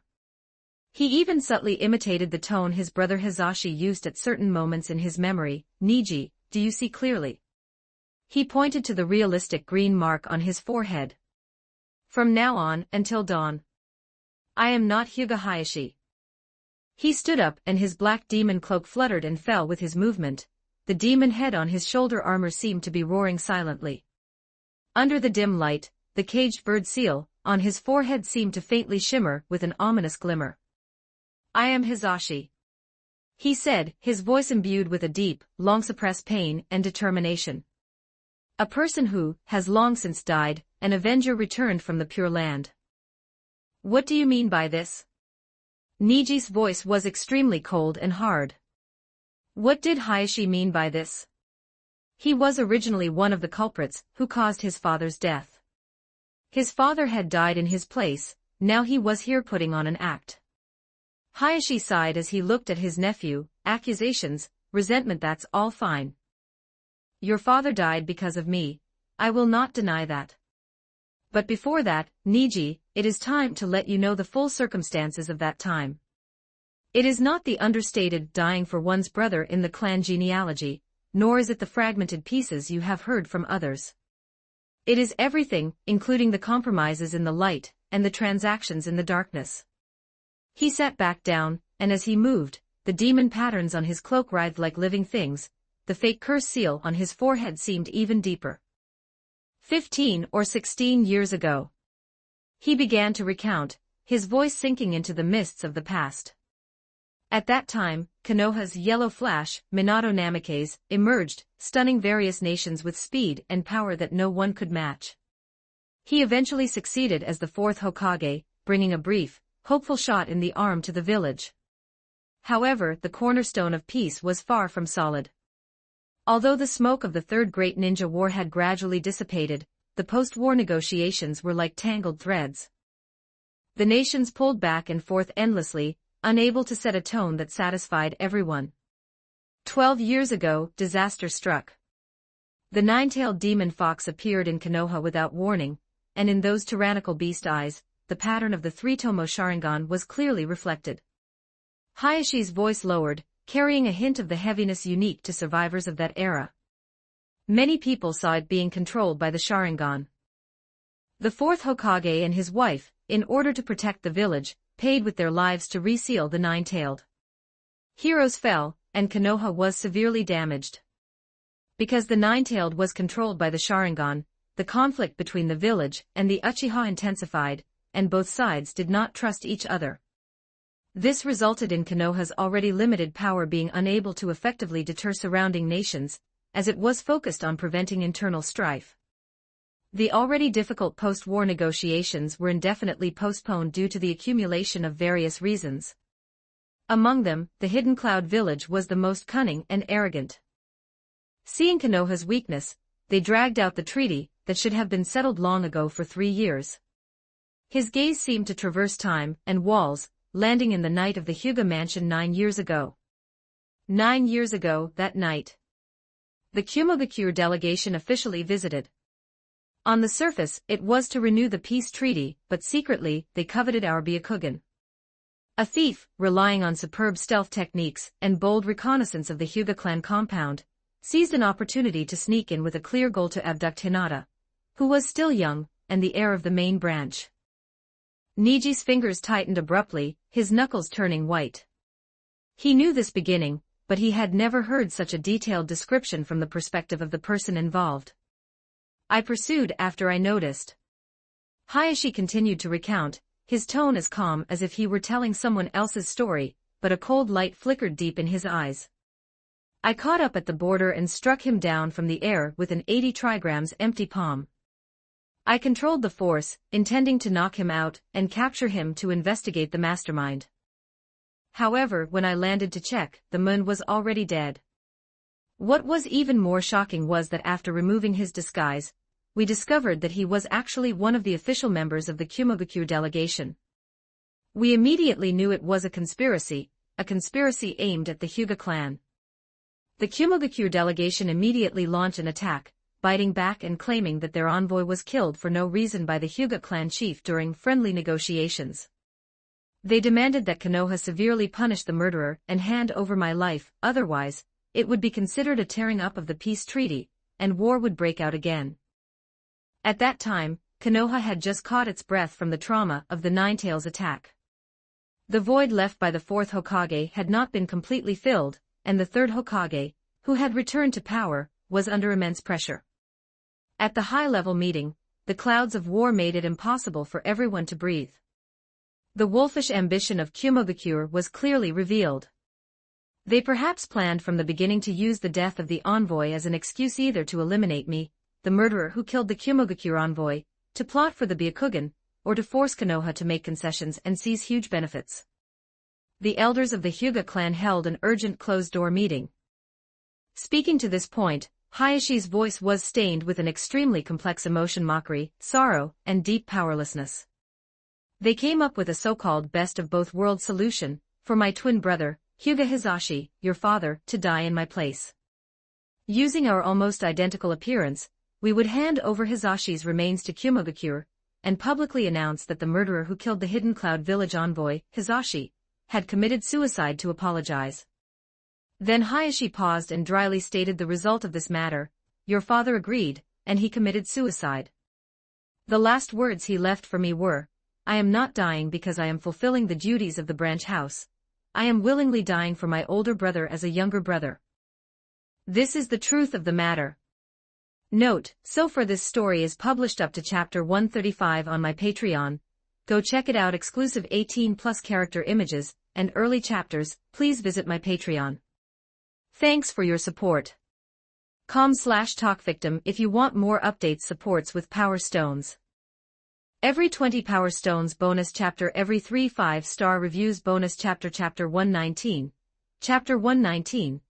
After tonight, you are the heir of the Hyuga clan. 1327 words. As his voice fell, Hayashi drew a long sword with an ancient design and a beautifully curved blade. The blade emerged half an inch from its scabbard, a cold light flashing, with intricate patterns of the sun wheel and Magatsugami engraved on the tsuba. This was the very blade Hyuga Hizashi had carried in life, the Dainichi Gatsukiri. Held in Hayashi's hand now, it added an even greater sense of solemn killing intent. But Hayashi did not swing the blade. Instead, he hung the scabbard back at his waist. Then, before Niji could fully recover from this series of shocks, he took a step forward, opened his arms, and pulled his nephew, who had lost his father at a young age and grown up carrying the fate and pain of the branch house, into a tight, forceful embrace. This embrace belonged to Hayashi, but it also belonged to the Hizashi he was portraying at this moment. It was broad and warm, yet carried an aura of iron and blood along with deep remorse. Your uncle is sorry to your father and to you. Hayashi's voice rang in Niji's ear. Beneath that deliberately maintained cold and hard shell was an unmaskable tenderness and sorrow. Feeling that unfamiliar yet familiar warmth of the embrace, and hearing that voice that seemed to come from the depths of memory yet was distinctly different, Niji's stiff body began to tremble slightly. Years of strength, suppression, resentment, and confusion were like a dam with a crack chiseled into it. His emotions surged violently. But he bit his lip hard, not allowing the tears to fall. Hayashi gently patted his back, then loosened the embrace slightly. Holding Niji's shoulders with both hands, he looked directly into those pure white eyes that were identical to his own and Hizashi's, speaking word by word like the most solemn oath and handover. After tonight, you are the heir of the Hyuga clan. Niji was jolted, almost thinking he had misheard. The heir of the main house. How could this be possible? But the two young ladies. Niji instinctively wanted to object. Hayashi's gaze was deep and resolute. He shook his head, his voice brooks no argument. Do not call them young ladies anymore, call them your sisters. You were their elder brother to begin with. Hinata and Hanabi should not have to marry within the clan. They should not be like those ancestors in history, who were forced to marry within the clan to continue the so-called pure main house bloodline, trapped in this decaying cage for their entire lives. The future of the Hyuga clan no longer needs to purify its bloodline in such a twisted way. Doing that would be unfair to them and unfair to their futures. The same goes for you. Your uncle will support you in pursuing any girl you like. He paused, looking at the shock, confusion, and a faint light that even Niji himself hadn't noticed swirling in his eyes, and continued with a tone of heavy guilt. Your uncle was incompetent. I failed your father, failed to protect him, and even more so, failed to prevent that tragedy from happening. I also failed you, letting you grow up burdened by the shackles of the branch house, and the pain of losing your father. You clearly have talent that is second to none, yet you were forced to live under the shadow of destiny. He raised his hand, seemingly wanting to touch the real caged bird seal on Niji's forehead that carried a burning past, but stopped in midair, finally just pressing down heavily on Niji's shoulder. In the future. Hayashi's voice lowered, carrying a gentle tone that was almost pleading. Do not call me clan head anymore, it sounds too distant. He looked at Niji, as if seeing another figure through him. In the future. In private, call me uncle. These words were light, yet they were like a heavy hammer, smashing the invisible high wall that stood between the main house and the branch house, and also shattering certain things that had been solidified in Niji's heart for over a decade. The night wind drifted in through the gap of a window that wasn't fully closed, stirring the black greatcloak on Hayashi, and the stray hairs on Niji's forehead. The apartment was silent, with only the slightly rapid breathing of the two men. The shadows of revenge were coalescing, while the spark of inheritance was also quietly ignited at this moment in an unexpected way, handed over to the most suitable person. Niji spoke the word, but as if burned by it, he instinctively lowered his eyes, not daring to look into Hayashi's. His hands at his sides curled slightly at the fingertips, betraying the violent fluctuations within his heart. "Yes, uncle is here." After responding, Hayashi reached out not for a hug, but like a true elder and a guide about to lead a junior into danger, he patted Niji's shoulder with strength and encouragement. His palm was warm and powerful, transmitting a heavy sense of trust and entrustment through the clothing. His voice returned to its previous calmness, but the underlying tone belonging to an uncle had already settled within it. "Time is short. Remember everything you saw tonight, and remember who you are to become. Now, follow me closely." He did a final check on the realistic, caged bird seal on his forehead, adjusted the ogre pauldron on his shoulder, and gripped the hilt of the Dainichi Gatsukiri at his waist. When he turned to face the door again, the gentle uncle vanished instantly, and the cold, murderous aura of revenge once again enveloped his entire body. The prelude to revenge should begin. In the future, if you have the chance, kill every person from Kumogakure you see, especially the Reikage. He whispered, stepping out the door first and merging into the deeper night. Whether from a personal standpoint or the village's standpoint, the fourth Reikage had done nothing wrong. Correspondingly, there was nothing wrong with Hayashi wanting to kill the fourth Reikage either. So-called right or wrong changes because of a shift in perspective. This is true for nations, and it is true for individuals. Niji stood in place, watching that tall and resolute back, the strength and warmth of that pat still seemingly lingering on his shoulder. He took a deep breath and slowly exhaled. All the confusion, struggle, and vulnerability in his eyes were pressed down bit by bit into the depths of his heart, replaced by a gradually clarifying, almost desperate determination. He took one last look at this simple yet profoundly significant apartment room, then stepped forward, following that black figure ahead without hesitation. Hayashi and Niji were like two swift shadows merging into the night, darting across Konoha's rooftops, and through its alleys with a clear objective: the core of the Hyuga clan compound. The wind whistled in their ears, Hayashi's black greatcloak snapped in the air, and the ogre head on his pauldron appeared even more ferocious during the high-speed movement. Niji followed closely behind, his Byakugan already active. In his vision, the flow of chakra and the structures of the buildings were perfectly clear, yet his mind was still turbulent from the conversation in the apartment. The two knew the layout of the clan grounds like the back of their hands. They avoided patrol routes and took the shortest path straight into the main house area. However, the closer they got to the core courtyards where several elders and their direct descendants lived, the heavier the unusual atmosphere in the air became. It was deathly silent, a quietness that made one's heart race. Only the rustling of the courtyard plants in the night wind, and the occasional distant chirping of insects served to emphasize how eerie this silence truly was. Hayashi and Niji landed on the wall of the courtyard where one of the elders resided. Chapter 120, Chapter 120, The Mysterious Ice Release Shinobi 1393 words. Check out my P4 for plus 30 extra chapters on all my fanfics. And get chapters before publishing them here for free on my P4 //P4 com/talkvictim. The courtyard was brightly lit, yet not a single soul was seen moving about. Hayashi gave Niji a meaningful look, and the two of them dropped silently into the courtyard. The sight before them caused their pupils to constrict sharply. Under the eaves and across the courtyard, several corpses lay scattered in all directions. Judging by their attire, they were the adult children and trusted guards of that elder. Expressions of shock, fear, or attempts at resistance still lingered on their faces, but their lives had already frozen in time. Even more striking was the manner of their deaths. The wounds were not messy, instead, they were exceptionally clean. The fatal injuries were mostly in vital areas like the throat and heart. The wounds were smooth, their edges covered with a thin layer of white frost that had not yet fully melted, shimmering eerily under the lanterns and moonlight. Scattered across the ground and nearby pillars were tiny fragments of ice crystals, and the air was filled with a faint, biting chill characteristic of ice and snow.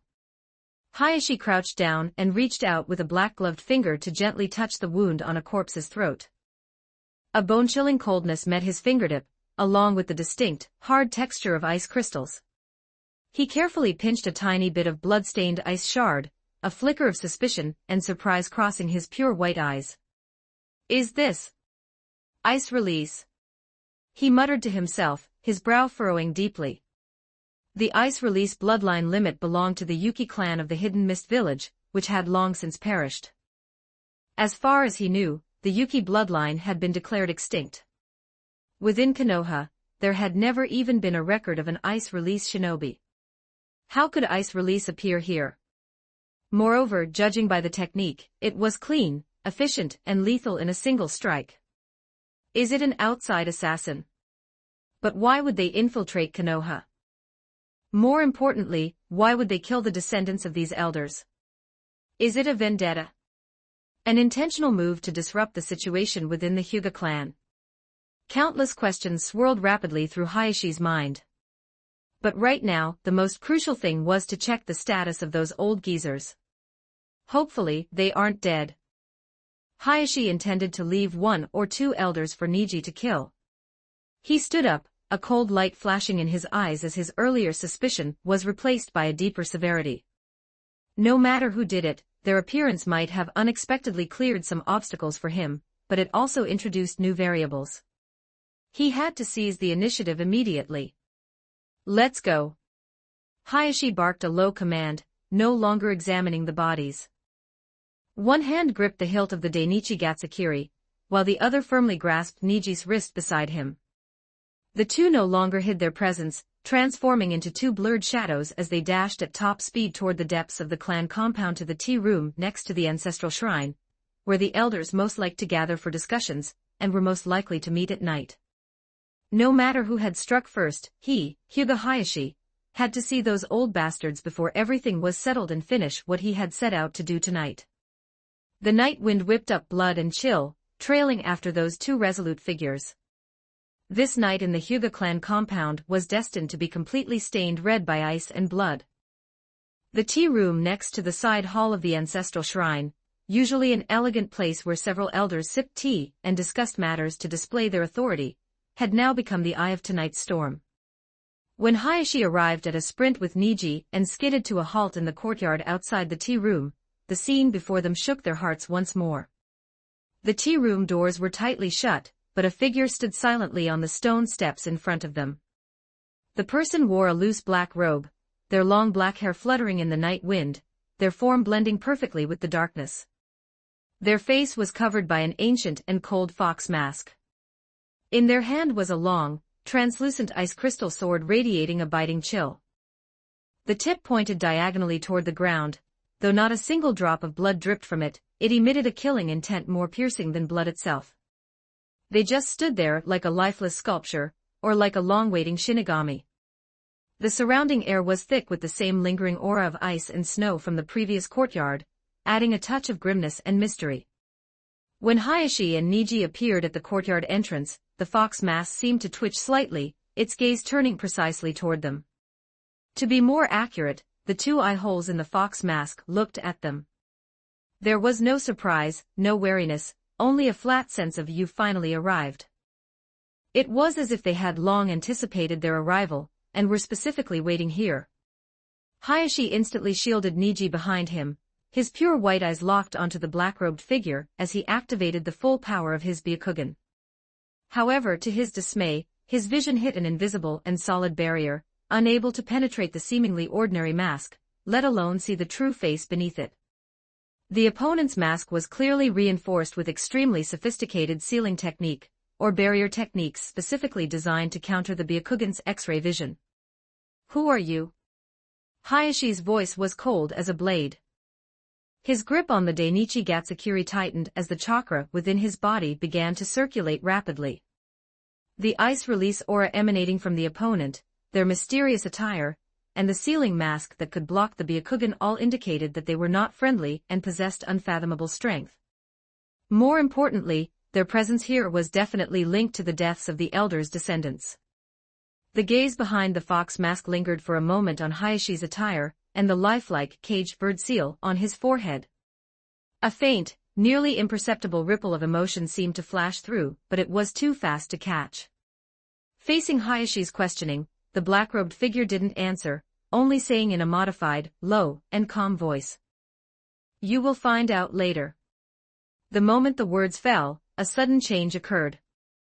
The black-robed figure didn't raise the hand holding the ice crystal sword, but a soft yet powerful current of air suddenly swirled around them. It wasn't an ordinary air current, but highly compressed and condensed wind-style chakra. A faint cyan light flickered beneath their feet and around them. The invisible wind, like a most loyal servant, gently and steadily lifted their body, causing them to slowly leave the ground and hover in midair above the courtyard. This scene caused Hayashi's and Niji's pupils to constrict once again. Such effortless and exquisite wind-style control was definitely not something an ordinary shinobi could achieve. Able to use ice release and fly. He had never heard of such a shinobi in history. The black-robed figure hovering in the air took one last look at Hayashi and Niji below. Their gaze was calm and rippleless, as if they had merely completed an inconsequential observation. The black-robed figure flew directly into the sky, leaving Hayashi and Niji profoundly shaken. When did such a person appear among shinobis? Better attend to the main business first. Watching the black-robed figure disappear into the sky, Hayashi slowly exhaled a breath of turbid air, veins bulging on the back of his hand gripping the blade.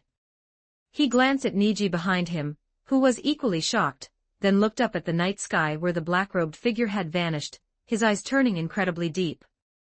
No longer hesitating, he turned and kicked open the tightly closed doors of the tea room. Note, so far this story is published up to chapter 140 on my Patreon. Go check it out. Exclusive 18+ character images and early chapters. Please visit my Patreon. Thanks for your support. com/talkvictim if you want more updates. Supports with Power Stones every 20 Power Stones bonus chapter. Every 3 5-star reviews bonus chapter. Chapter 121. Chapter 121, It's All Hayashi's Fault, Don't Kill Us. 1440 words. The exquisite sliding door of the tea room was kicked open by a brute force, slamming heavily against the doorframes on both sides, letting out a piercing bang that was particularly startling in the dead of night. Inside, the room was brightly lit, and sandalwood incense curled into the air. 5 elders, who usually held high positions and wielded the power of the Hyuga clan, were sitting around the tea table. But at this moment, their faces no longer held their usual composure and arrogance. Each was pale, their eyes filled with panic, like birds startled by the mere twang of a bowstring. The sudden, loud bang of the door being broken open made them all shudder in unison. They didn't even notice their tea spilling, as their terrified gazes snapped toward the doorway. As the dust settled slightly, they saw the silhouettes of 2 people standing against the light at the door, especially the tall figure in the front wearing a black cloak. The elders' tense nerves suddenly relaxed, and they almost slumped over in relief. The Grand Elder even subconsciously forced a lucky smile, and stood up shakily, trying to hide his previous loss of composure with a light tone. "Oh, it's the clan head. You've returned just in time. Just now, a vicious criminal somehow broke in, and the clan." As he spoke, he instinctively moved forward, as if he had found his pillar of support. However, before he could finish, his sleeve was suddenly grabbed by the 3rd elder, who was staring at the doorway with a face turned ashen. "What is it?" The Grand Elder turned back, somewhat displeased at being interrupted. The 3rd elder didn't look at him. His old eyes were wide open, and one hand was forming a seal, attempting to activate the caged bird seal on the person before him. Filled with horror, his finger trembled as he pointed at the Hayashi at the door, his voice as dry as rubbing sandpaper. "Look closely, what kind of blade is he holding in his hand?" Hearing this, the Grand Elder and the others finally shifted their gaze from Hayashi's face to the long blade gripped tightly in his hand. That was Hisashi's blade from when he was alive, the Dainichi Gatsukiri. What was the problem with that?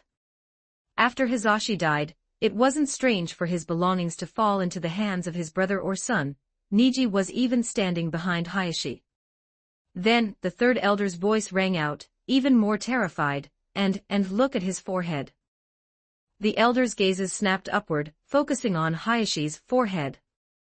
Under the interplay of moonlight and the indoor lamps, there was clearly a complete, distinct caged bird seal. Hyuga Hayashi, the head of the main house, how could he have the branch house's caged bird seal on his forehead? A chill instantly shot from the soles of the elders' feet to the crowns of their heads, even more intense than when they faced that mysterious black-robed ice swordsman just now. The fourth elder cried out in shock, his old face deathly pale as he scrambled back, knocking over the chair behind him. Impossible. Hisashi died long ago. The fifth elder's voice also trembled. The smile on the Grand Elder's face froze completely, turning into an expression of utter despair. He looked at his nephew at the door, risen from the dead, holding a lethal blade, forehead bearing the cursed mark, and exuding a cold, murderous aura, and felt his scalp tingle and his heart race wildly. Had they really seen a ghost?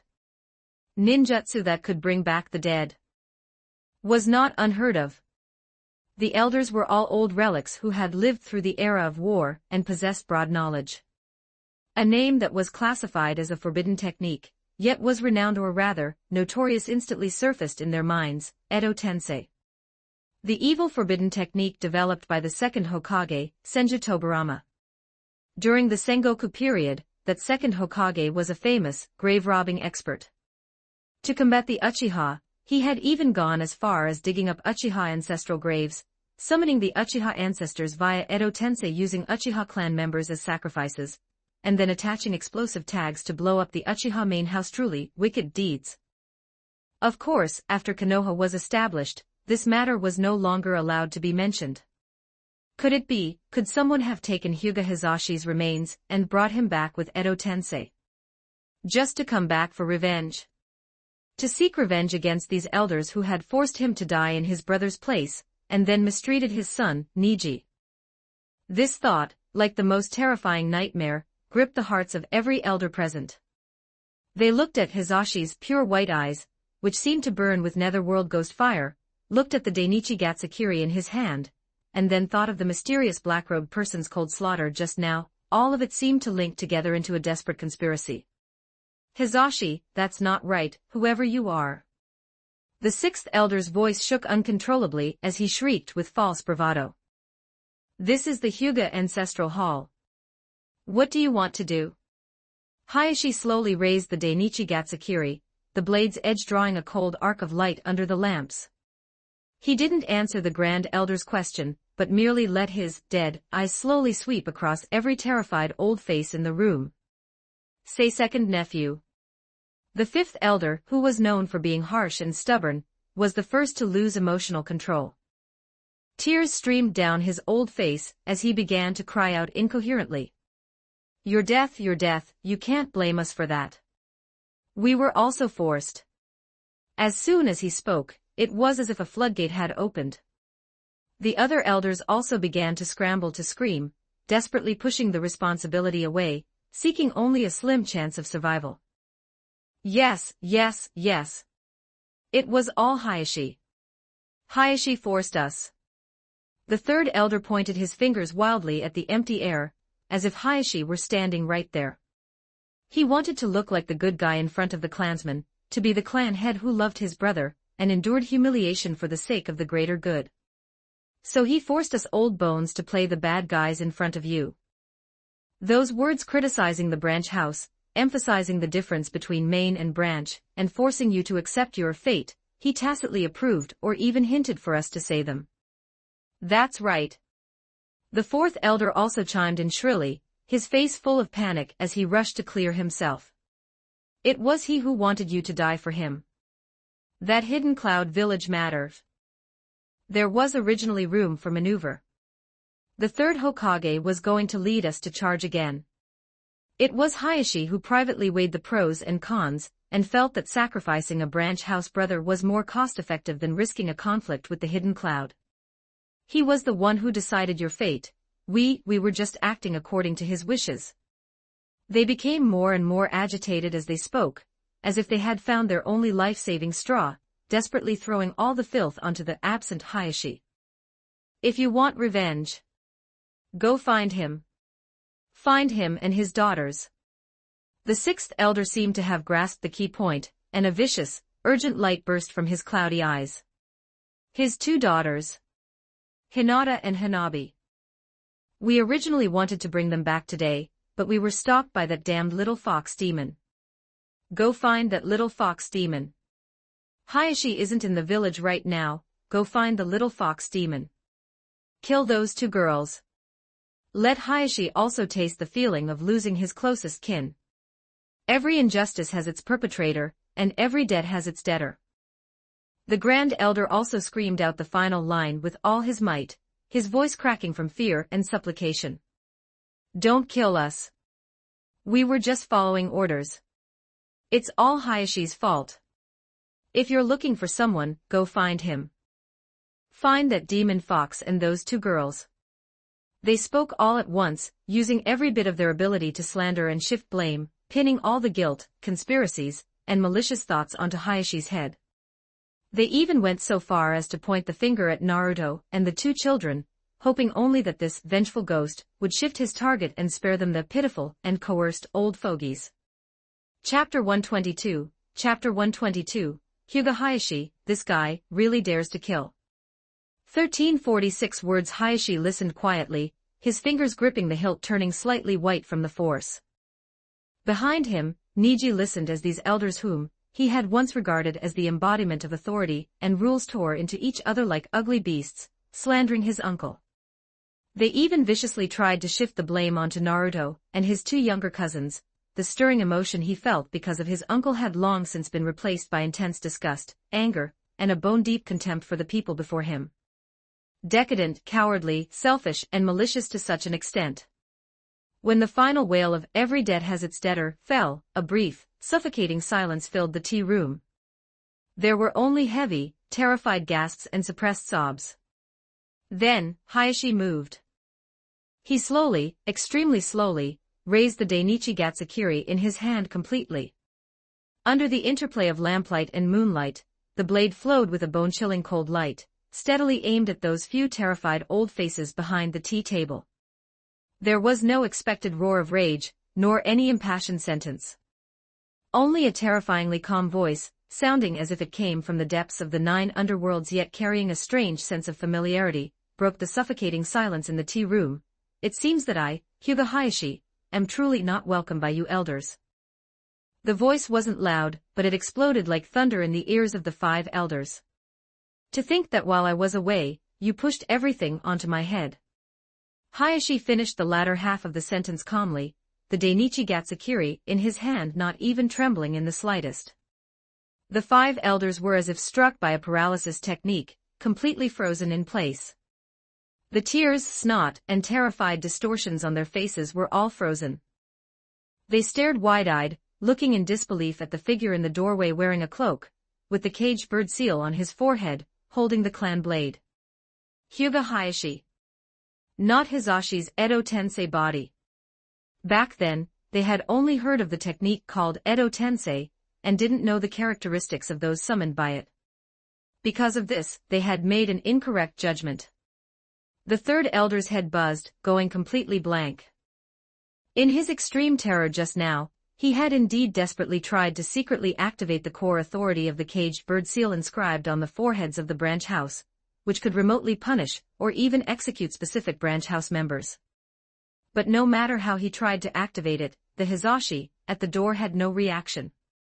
He originally thought it was because the other party was an Edo Tensei body, and not bound by real-world curse seals, or that the black-robed ice swordsman had done something. Now he understood everything. Bullshit Edo Tensei body. Bullshit Hisashi's revenge. The person in front of them was simply Hyuga Hayashi disguised as Hisashi. That realistic caged bird seal on his forehead was painted on. So the punishment mechanism of the caged bird seal was ineffective against him. No wonder he was out of control.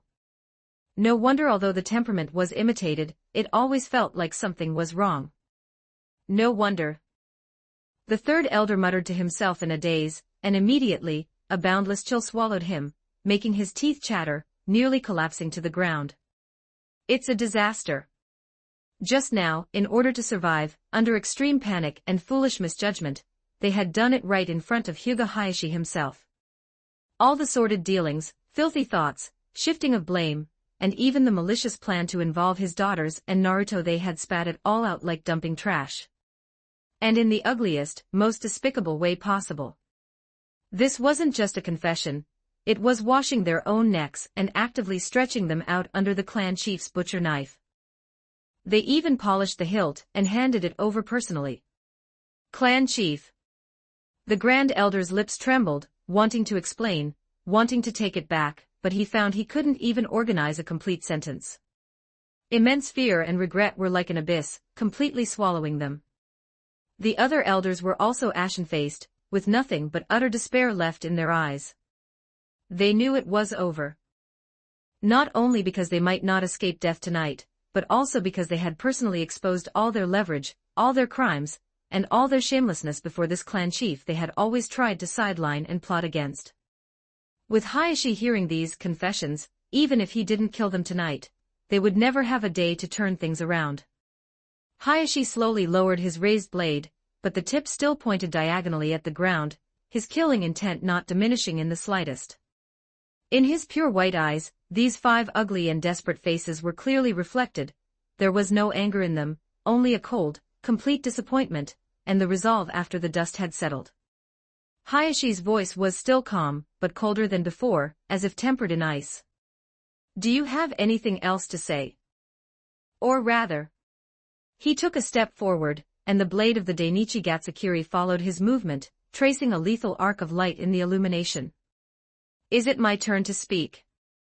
A sharp light flashed in the 6th elder's eyes, not a dead person.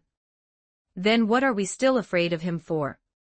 As long as we swarm him together, even Hayashi is no match for us. It's true that the young beat the old in boxing, but these elders were all gentle fist masters. An Edo Tensei is a dead person, and there's no way to kill a dead person, but can't we kill you, a living person?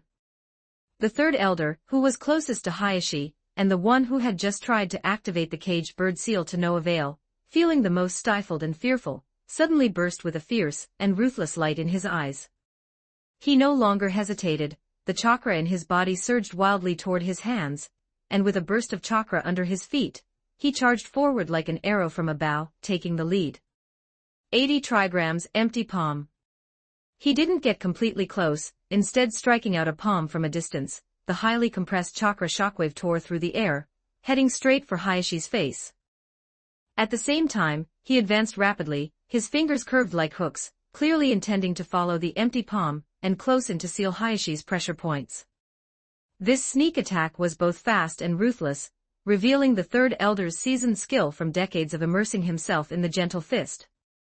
If it were an ordinary opponent, they would likely have been thrown into a panic by this combination of feint and real attacks. However, he was facing Hyuga Hayashi, the strongest of the current Hyuga clan. Facing the whistling chakra wave of the empty palm, Hayashi didn't even dodge. He just expressionlessly raised his empty left hand, fingers spread, palm forward. A dull sound of impact. 280 trigrams empty palms collided and dissipated into nothingness. Hayashi's arm didn't even shake. And at this moment, the third elder's gentle fist hand blade had already arrived, stabbing straight at the vital point of Hayashi's left chest. After dispersing the empty palm, Hayashi's left hand's trajectory didn't stall at all. He casually deflected it inward, a movement that seemed effortless yet precisely caught the third elder's incoming wrist. A soft yet irresistible force came through. The third elder's certain hit strike was instantly diverted, and he himself couldn't help but stumble forward half a step, leaving his vitals wide open. It was this half-step opening. His right hand, holding the Dainichi Gatsukiri, was like a bolt of black lightning. Without any unnecessary flair, it thrust straight forward. The dull sound of a sharp blade entering flesh was exceptionally piercing in the tea room. Hyuga Hayashi, this guy, really dares to kill. Isn't he afraid of the Hokage holding him accountable? Chapter 123, Chapter 123, You still have the nerve to mention the past. 1319 words. The third elder's forward momentum abruptly ceased. The ferocity on his face froze completely, turning into extreme pain and confusion. He lowered his head, staring in disbelief at the black hilt protruding from his abdomen, and the blood rapidly dripping from the blade onto the floor. Hayashi's gaze remained placid, as if he had just performed a trivial task. He did not give the third elder any chance to react or scream. He drew the sword, bringing out a spray of warm blood that splattered onto the clean floor and the nearby tea set. And stabbed again. Still in the same spot, the wound was cruelly expanded and torn open. Then drew it out again. And stabbed again. Clean, swift, and utterly cold-blooded. There was no furious roar, no unnecessary torture, only the most efficient and undeniable end. When the Dainichi Gatsukiri was withdrawn from the third elder's abdomen for the third time, the last light in the eyes of this elder, who was usually so condescending and imperious, was completely extinguished. A meaningless gurgling sound escaped his throat, and then his heavy body slumped softly to the ground like a sack of rags, the blood quickly pooling beneath him into a dazzling crimson stain. From the sudden attack to his death on the ground, only a few breaths of time had passed. Inside the tea room, there was a deathly silence. Only the drip sound of blood falling from the blade remained, along with the frantic chattering clack-clack of the teeth of the other four elders. Hayashi flicked the blood beads off the blade, slowly raised his gaze, and let it fall upon the four remaining faces, which were pale as paper and filled with despair. The blade of the Dainichi Gatsukiri looked even colder, highlighted by the sheen of blood. Hayashi, I am your uncle. Do you truly not remember all that happened in the past? Seeing the third elder turn into a corpse in the blink of an eye, the sixth elder's last shred of courage for a desperate struggle completely shattered. Scrambling and crawling, he fell heavily to his knees at the edge of the pool of blood with a thud, tears and snot streaming down his face, no longer retaining his usual arrogance, only the most abject pleading. I am your uncle. I watched you grow up. The sixth elder's voice was hoarse and broken, laced with a sob. I once showed you kindness and care, do you? Do you truly not remember any of it? We are all members of the main house. Just for the sake of this blood kinship, spare me this one time. All that happened in the past. Hayashi's gaze shifted away from the sixth elder and lowered slightly, as if genuinely moved by those words and sinking into some distant memory. A drop of blood slowly gathered at the tip of the Dainichi Gatsukiri in his hand, finally falling onto the floor with a distinct tap, a sound clear enough to make one's heart tremble. The floodgates of memory burst open, and time flowed back to the night that changed his life. In the scene, the young Hyuga Hayashi still possessed the sharp edges and youthful vigor that time had not yet smoothed away. He stood in the ancestral hall's council room, facing the six elders, his chest heaving violently with anger. I was the one who killed the Hidden Cloud Village's envoy. Young Hayashi's voice was firm and resolute, filled with undeniable anger and pride. He trespassed into our Hyuga clan territory at night with malicious intent, even trying to take my daughter Hinata. As the clan head and a father, why couldn't I attack him? His question echoed in the empty council room. At that time, Hizashi stood slightly behind him, silent, his pure white eyes lowered, concealing his emotions. Nonsense. Utter nonsense. The second elder, who was still alive then and known for his rigid strictness, slammed the table and shouted sharply, his voice old but full of unquestionable authority. Since Hidden Cloud Village dared to send an envoy to sneak in late at night and specifically demanded you provide an explanation, it means they don't care who struck the blow. What they are after is the Hyuga clan's Byakugan. Even if you killed their men and they didn't take the Byakugan, they can use this opportunity to delay the peace talks. Konoha village cannot afford a delay. The second elder's murky yet sharp gaze swept over young Hayashi and finally settled on Hizashi, his tone cold as iron.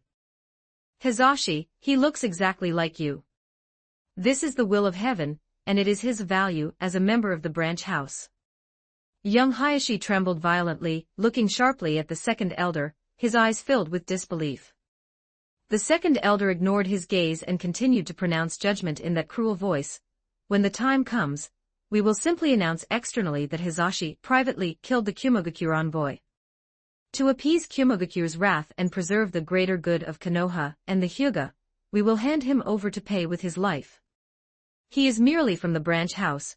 He was born to exist for the benefit of the main house and the Hyuga clan. Now is the time for him to fulfill this obligation.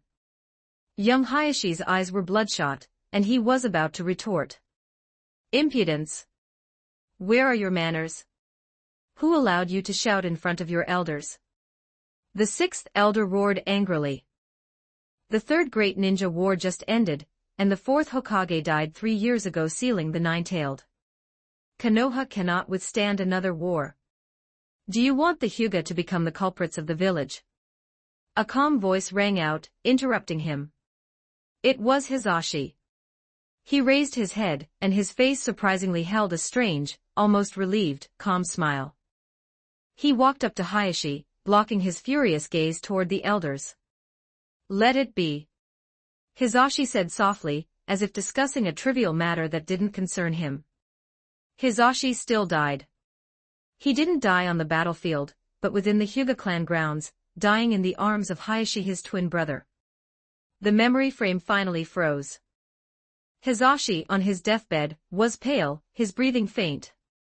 He looked at the tear-stained, grief-stricken Hayashi, and struggled to lift his hand, seemingly wanting to wipe the tears from his brother's face, but ultimately let it fall weakly. His lips trembled, and using his last ounce of strength, he said haltingly, "Brother, don't cry. I am not dying. Because of my status as the branch house head, fulfilling the branch house's duty." His pure white eyes reflected Hayashi's face, contorted with grief, and held no resentment, only a clear tenderness and resolve. I am dying as a younger brother, willingly, for my older brother. As his voice faded, the hand he had tried to lift finally fell limp. Hizashi's eyes closed forever. The caged bird seal on his forehead, after being branded on Hizashi for more than 20 years, finally dissipated along with his life. Hizashi! In reality, Hayashi's lowered eyes suddenly shot up. They no longer held the haze of memory, but surging, monstrous waves. It was years of buried pain and regret, burning hatred for the manipulators of that past before him, and a ferocious killing intent that was finally unleashed. He stared intensely at the sixth elder, who was kneeling on the ground and still begging for mercy, using all that happened in the past, his voice hoarse and distorted from extreme emotional repression. You old beast, you still have the nerve to mention the past. The Dainichi Gatsukiri, carrying the thunder of vengeance and the last whisper of his deceased brother, transformed into a cold light that tore through the night, and the hypocrisy, striking down without hesitation. Chapter 124, Chapter 124, Karen 1381 words. This should be the place.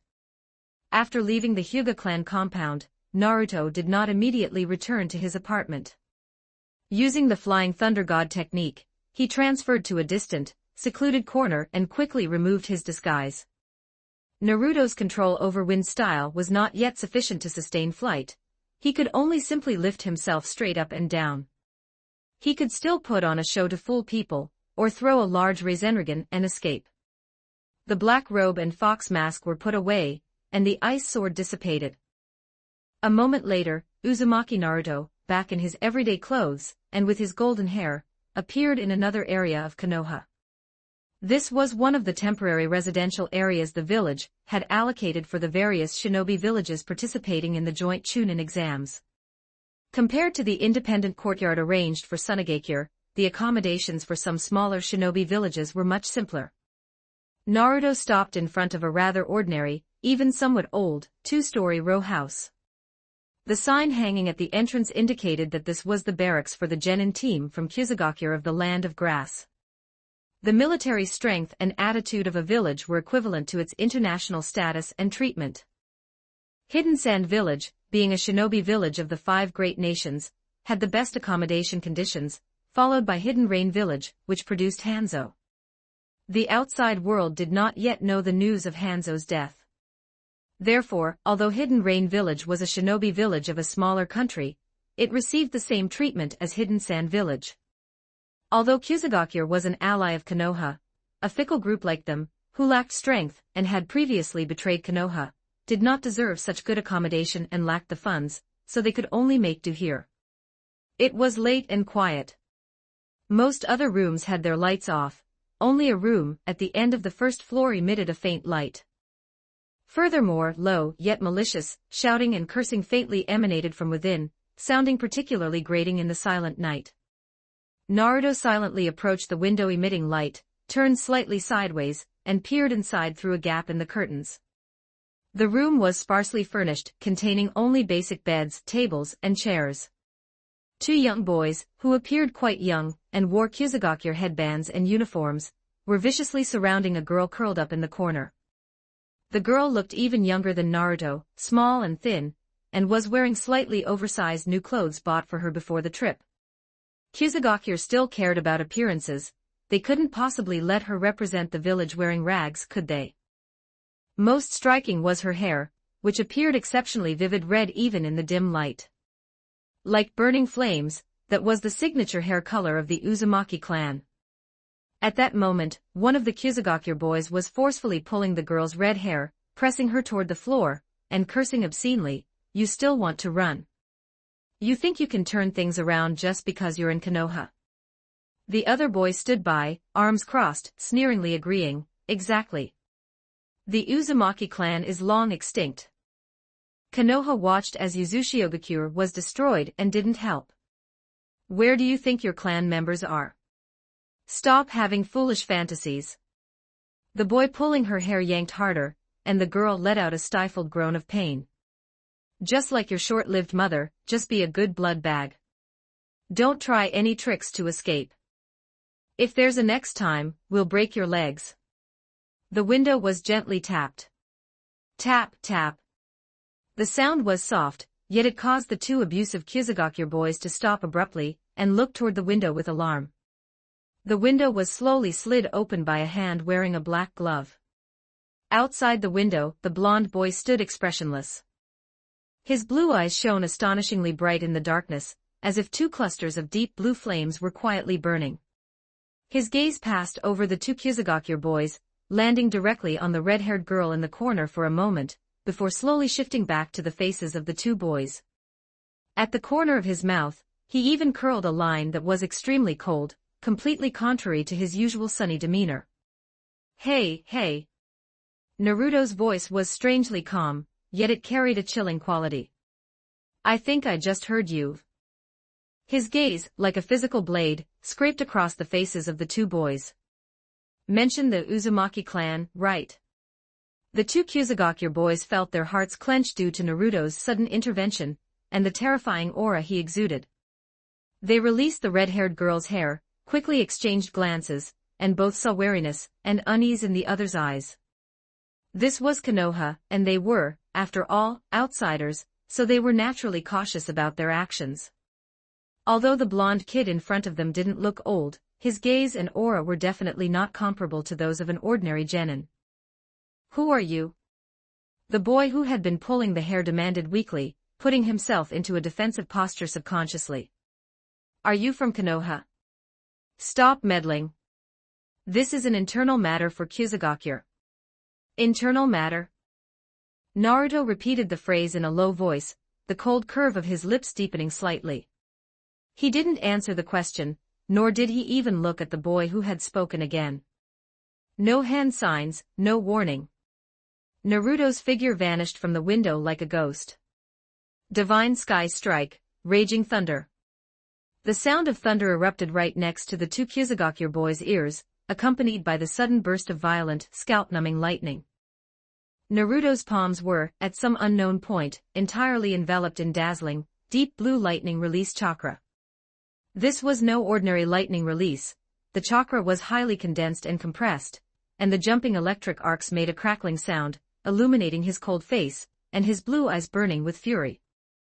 The two Kusagakure boys didn't even have time to make any effective reaction. They only saw lightning light filling their vision, followed instantly by an irresistible numbness and searing pain spreading throughout their bodies. The short scream abruptly cut off.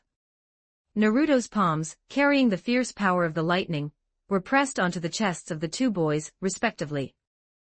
There was no scene of blood and gore, but the violent lightning-released chakra, like countless fine needles, instantly penetrated their clothes and physical defenses, striking directly at their internal organs and nerves. The two boys convulsed violently as if struck by a massive hammer. Their eyes rolled back and saliva drooled from their mouths due to muscle loss of control. Then, like two heaps of mud, they slumped softly onto the floor, having lost consciousness. Tiny electric arcs occasionally jumped on their bodies, making a faint zzzt sound. Silence returned to the room, leaving only the faint smell of scorching, and the residual ozone scent of the lightning release hanging in the air. Naruto didn't even glance at the two unconscious figures on the floor, acting as if he had merely swatted two buzzing flies. He slowly retracted the lightning light from his palms and turned around. His gaze finally landed fully on the small, red-haired girl in the corner. The girl seemed stunned by everything that had just happened in a flash. She was huddled there, hugging her knees, tear streaks visible on her dirty little face. Her large eyes were filled with fear, confusion, and a hint of disbelief. She looked at Naruto, her body trembling slightly, unsure if it was due to the previous beating or the terrifying strength displayed by the strange blonde boy before her. The coldness on Naruto's face rapidly melted away like snow under the spring sun. He took a deep breath, trying hard to make his expression softer, although the excitement and searching look in his eyes were still clearly visible. He slowly extended his right hand toward the girl, careful not to cause her any more fear. Naruto's voice also became much gentler. "My name is Uzumaki Naruto." Although he already knew, he paused, his blue eyes fixed on the girl's eyes, which held panic and a trace of hidden hope, and asked softly, "Are you also a member of the Uzumaki clan?" Chapter 125, Chapter 125, From now on, Konoha is your home. 1251 words. Check out my P4 for plus 30 extra chapters on all my fanfics. And get chapters before publishing them here for free on my P4 //P4 com/talk victim Uzumaki. Karen's eyes widened slightly. This name seemed to carry a peculiar magic, gently stirring the deepest, most desired part of her heart. Clan members. She had once fantasized that one day, clan members would rescue her and her mother from the hellish Kusagakure. She never expected to actually meet a clan member here. Karen looked at the golden-haired boy before her, whose hair shone like the sun, and a trace of doubt instinctively arose in her heart. Aren't all members of the Uzumaki clan, like her and her mother in her memories, supposed to have red hair? Why was his hair golden? But this thought was fleeting, quickly overshadowed by another, more direct and intense feeling. His chakra, it's so warm. Unlike the cold, rough, or predatory chakra of the shinobi from Kusagakure. The chakra aura of the boy who called himself Uzumaki Naruto, even in its unintentional leakage, was like the warm sun in winter, carrying a vibrant vitality and a reassuring sense of inclusiveness. That warm sensation, subtly transmitted through the air, seemed to relax her cold, stiff body slightly. Moreover, he bore her no ill will. Karen had grown up amidst malice and bullying, and her perception of emotions was almost instinctively acute. She could clearly discern that there was none of the greed, disgust, or pure indifference in this boy's eyes that the Kusagakure shinobi showed her. In those azure eyes, there was concern, inquiry, and a resonance that she couldn't fully comprehend, yet it made her heart slightly warm. It was like suddenly seeing a tiny but steadily burning flame in a long, cold, dark night. A faint, yet real, light flickered involuntarily in Karen's purplish-red eyes, which had been dulled by long-term malnutrition and fear. It was the light of hope, a tremor like rain after a long drought. She looked at Naruto's outstretched, clean, and warm hand, struggling intensely within. One voice urged her to seize this possibly sole opportunity, while another screamed, reminding her of her identity, her unworthiness, and her suspicion of Naruto. Ultimately, that faint light overcame the fear. She trembled, very slowly, extending her thin, scarred hand, covered in old and new wounds, towards Naruto's palm. However, just as her fingers were about to touch that warmth, the sleeve of her ill-fitting new clothes slid down with her movement, revealing a bony forearm. It was densely covered with overlapping old and new bite marks of varying depths. Some had scabbed over and turned black, while others were still red and swollen, with clear outlines of teeth marks, a truly shocking sight. Those were the marks left from being used as a mobile blood pack, and wantonly bitten by the Kyuzugakure shinobi, and the most direct proof of all her pain and humiliation. Karen's pupils constricted as if she had been burned by a hot iron, and all color drained from her face. Extreme shame and self-abasement flooded over her like a tide. How could she use such a dirty and ugly arm to touch such a clean and warm hand? She abruptly tried to pull her hand back, to hide those humiliating marks back under her tattered sleeve. But faster than her movement was Naruto's hand. The moment she recoiled, Naruto's warm and firm palm, without hesitation, reached forward and steadily, yet exceptionally gently, grasped her bite-marked hand that was trying to escape. There was no disgust, no hesitation. His palm was warm and dry, the grip just right, neither allowing her to break free nor hurting her. Karen froze as if caught by a paralysis jutsu. She stared down blankly, watching her ugly arm being firmly held by that clean, beautiful hand, feeling an unprecedented, genuine warmth continuously flowing from the contacting skin, almost scorching her. She slowly raised her head and met Naruto's eyes. In those blue eyes, there was none of the shock, disgust, or pity she had expected. Only a heavy, heart-wrenching tenderness and a burning, almost tangible anger. That anger was not directed at her, but at those who had left those marks on her, at all the suffering she had endured. Naruto tightened his grip on her hand, as if to transmit his strength and determination. His voice was low and clear, every word like a bedrock promise, falling heavily. Suffered a lot in Kyuzugakure, didn't you? It wasn't a question but a statement. He saw it, understood it, and deeply remembered it. Then, he gently pulled Karen, who was still somewhat stiff and bewildered, up from the corner. His gaze swept past her, glancing at the two unconscious Kyuzugakure scoundrels on the ground, then returned to her face, revealing a smile that, though heavy, was still full of sun-like power. Come with me. He held her hand and turned towards the door, his steps firm. From now on, Konoha will be your home. Naruto, holding Karen's small and cold hand, carefully led her around the two unconscious Kyuzugakure shinobi on the ground, leaving the cramped room filled with oppression and pain, and stepping onto the cool streets of Konoha at night. The moonlight spilled onto the quiet road, a stark contrast to the violence and despair in the room just moments before. Karen followed closely beside Naruto, her head bowed, her other hand nervously tugging at her tattered sleeve, trying to cover the scars on her arm. She still felt a sense of unreality, as if she were walking on clouds, only able to cling tightly to Naruto's warm and firm hand pulling her forward. However, just as they exited the Kyuzugakure compound and stepped onto the relatively open street, Naruto's footsteps paused slightly. It wasn't due to any external anomaly, but originated from deep within him, in the deepest part of the ceiling space.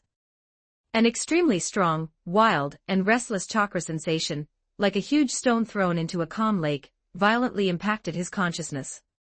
Following this was Kurama's deep and serious voice, echoing directly in the depths of his mind, with a hint of rare vigilance and confirmation. The nine-tailed's voice was not as lazy or irritable as usual, it was tense. I smell that Tanuki's scent. Ichibi Shikaku. Very clear and full of instability and... I understand. Shikaku was a crucial part of the Konoha Crush plan, and Naruto was not surprised by this. The immediate priority now was to take Karen to see the third Hokage, although it would be easier for Karen to settle in later if Tsunade became the fifth-generation Hokage. However, it's better sooner than later for such matters. Karen currently lacks a sense of security, so the most urgent task is to quickly get her registered. Karen will be a great helper in the future. As a descendant of the Uzumaki clan, she should also have talent in sealing technique. Under the moonlight, the golden-haired boy led the red-haired girl through the quiet streets, heading towards the Sarutobi clan's compound. Note, so far this story is published up to chapter 140 on my Patreon.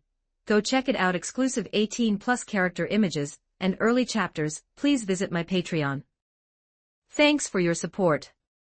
com/talkvictim if you want more updates. Supports with Power Stones, every 20 Power Stones bonus chapter, every 3 5-star reviews bonus chapter. Chapter 126, Chapter 126, A Night Visit to the Sarutobi Residence. 1298 words. The Sarutobi clan is a major clan, having been famous in the Land of Fire even before the establishment of Konoha. They once had a brief collaboration with the Senju to seal away Uchiha Hikari. Later, when the Senju and Uchiha founded Konoha, they took the initiative to join the village. The area of the Sarutobi clan grounds was even greater than that of the Hyuga clan. Knock, knock, knock. The steady, unhurried sound of knocking was particularly clear in the quiet night at the Sarutobi residence. This was the home of the third Hokage, Hiruzen Sarutobi. At this time, the old man had likely finished his official duties and returned home. A set of slightly hurried footsteps came from the courtyard, accompanied by a deep and somewhat impatient male voice, "Coming, coming. Who is it, so late at night?" The door was pulled open with a creak. Standing inside the door was none other than the son of the third Hokage, Asuma Sarutobi. He still had a cigarette dangling from his mouth. The third smoked a pipe, making him Konoha's #1 old pipe smoker. Asuma smoked cigarettes, making him Konoha's #1 old smoker. Just moments ago, Asuma had been in the study discussing the details of his upcoming marriage to Kurenai Yuhi with his father, the third Hokage. However, when he saw clearly the two people standing outside the door, the cigarette in his mouth nearly fell out. The impatience on his face froze instantly, turning into a blank slate of astonishment. "It's Nar." He subconsciously wanted to call out Naruto's name. But the words were only halfway out when they got stuck in his throat. Asuma's gaze was involuntarily and firmly seized by the sight before him. Under the dim light of the porch outside the door stood two people. The one in front had medium-length blonde hair, a clear and striking Konoha forehead protector on his brow, and blue eyes that remained bright even in the night. It was Uzumaki Naruto, whom he recognized. But beside Naruto, the girl whose hand he was carefully holding, standing timidly a step behind, she had long red hair that looked slightly messy even in the dim light, a thin and small body wrapped in tattered clothes, and purplish-red eyes filled with unease and fear, yet also vaguely showing a resilient vitality similar to Naruto's. One blonde, one redhead. Two youngsters stood side by side. Although their temperaments were different and there was an age gap, that side-by-side posture, the sharp contrast of their hair colors, and Naruto's subconscious protective movements. Asuma's pupils dilated slightly. The scene before him produced a startling overlap with a certain image long engraved in the depths of his memory. He seemed to see, from over a decade ago, the fourth Hokage, Minato Namikaze, who also had dazzling blonde hair and a warm, sunny smile, standing beside Uzumaki Kushina, whose hair was as red as fire and whose personality was spicy yet gentle. They stood together, smiling at him mildly. That was once Konoha's most brilliant and most regrettable sight. Asuma opened his mouth, only to find himself momentarily speechless. The dangling cigarette slipped out silently, falling onto the floor tiles at the entrance, and he didn't even notice. Naruto, seeing Asuma's dazed state, asked, "Asuma-sensei, is Grandpa Third at home? I have a very urgent and important matter to discuss with him." Karen, on the other hand, became even more uneasy under Asuma's direct stare. She subconsciously shrank behind Naruto, her small hand gripping Naruto's hand tighter. Naruto's voice pulled Asuma back from his brief trance into reality. He blinked hard and looked again. Before him were still Naruto and the strange red-haired girl, not the long-deceased couple. But the shock in his heart caused by the overlapping images could not subside for a long time. Asuma bent down to pick up the cigarette from the ground, took a deep breath to suppress his churning emotions, and stepped aside to clear the doorway. His expression became serious. "He's here. The old man is in the study." His gaze lingered on Karen for an extra moment, his eyes filled with inquiry, and a trace of lingering complexity. And this is... Her name is Karen. Naruto led Karen into Hiruzen Sarutobi's small courtyard, his tone solemn. She is an orphan of the Uzumaki clan. Asuma-sensei, things are a bit complicated. I must see Grandpa third immediately. Asuma didn't ask further. With Naruto's expression and wording, it was clearly no small matter. He immediately nodded, "All right, follow me." He turned, gesturing for the two to follow, while calling out toward the house, "Old man. Naruto is here, it's urgent." The interior of the Sarutobi residence was in a traditional Japanese style. But at this moment, no one was in the mood to spare it a second glance.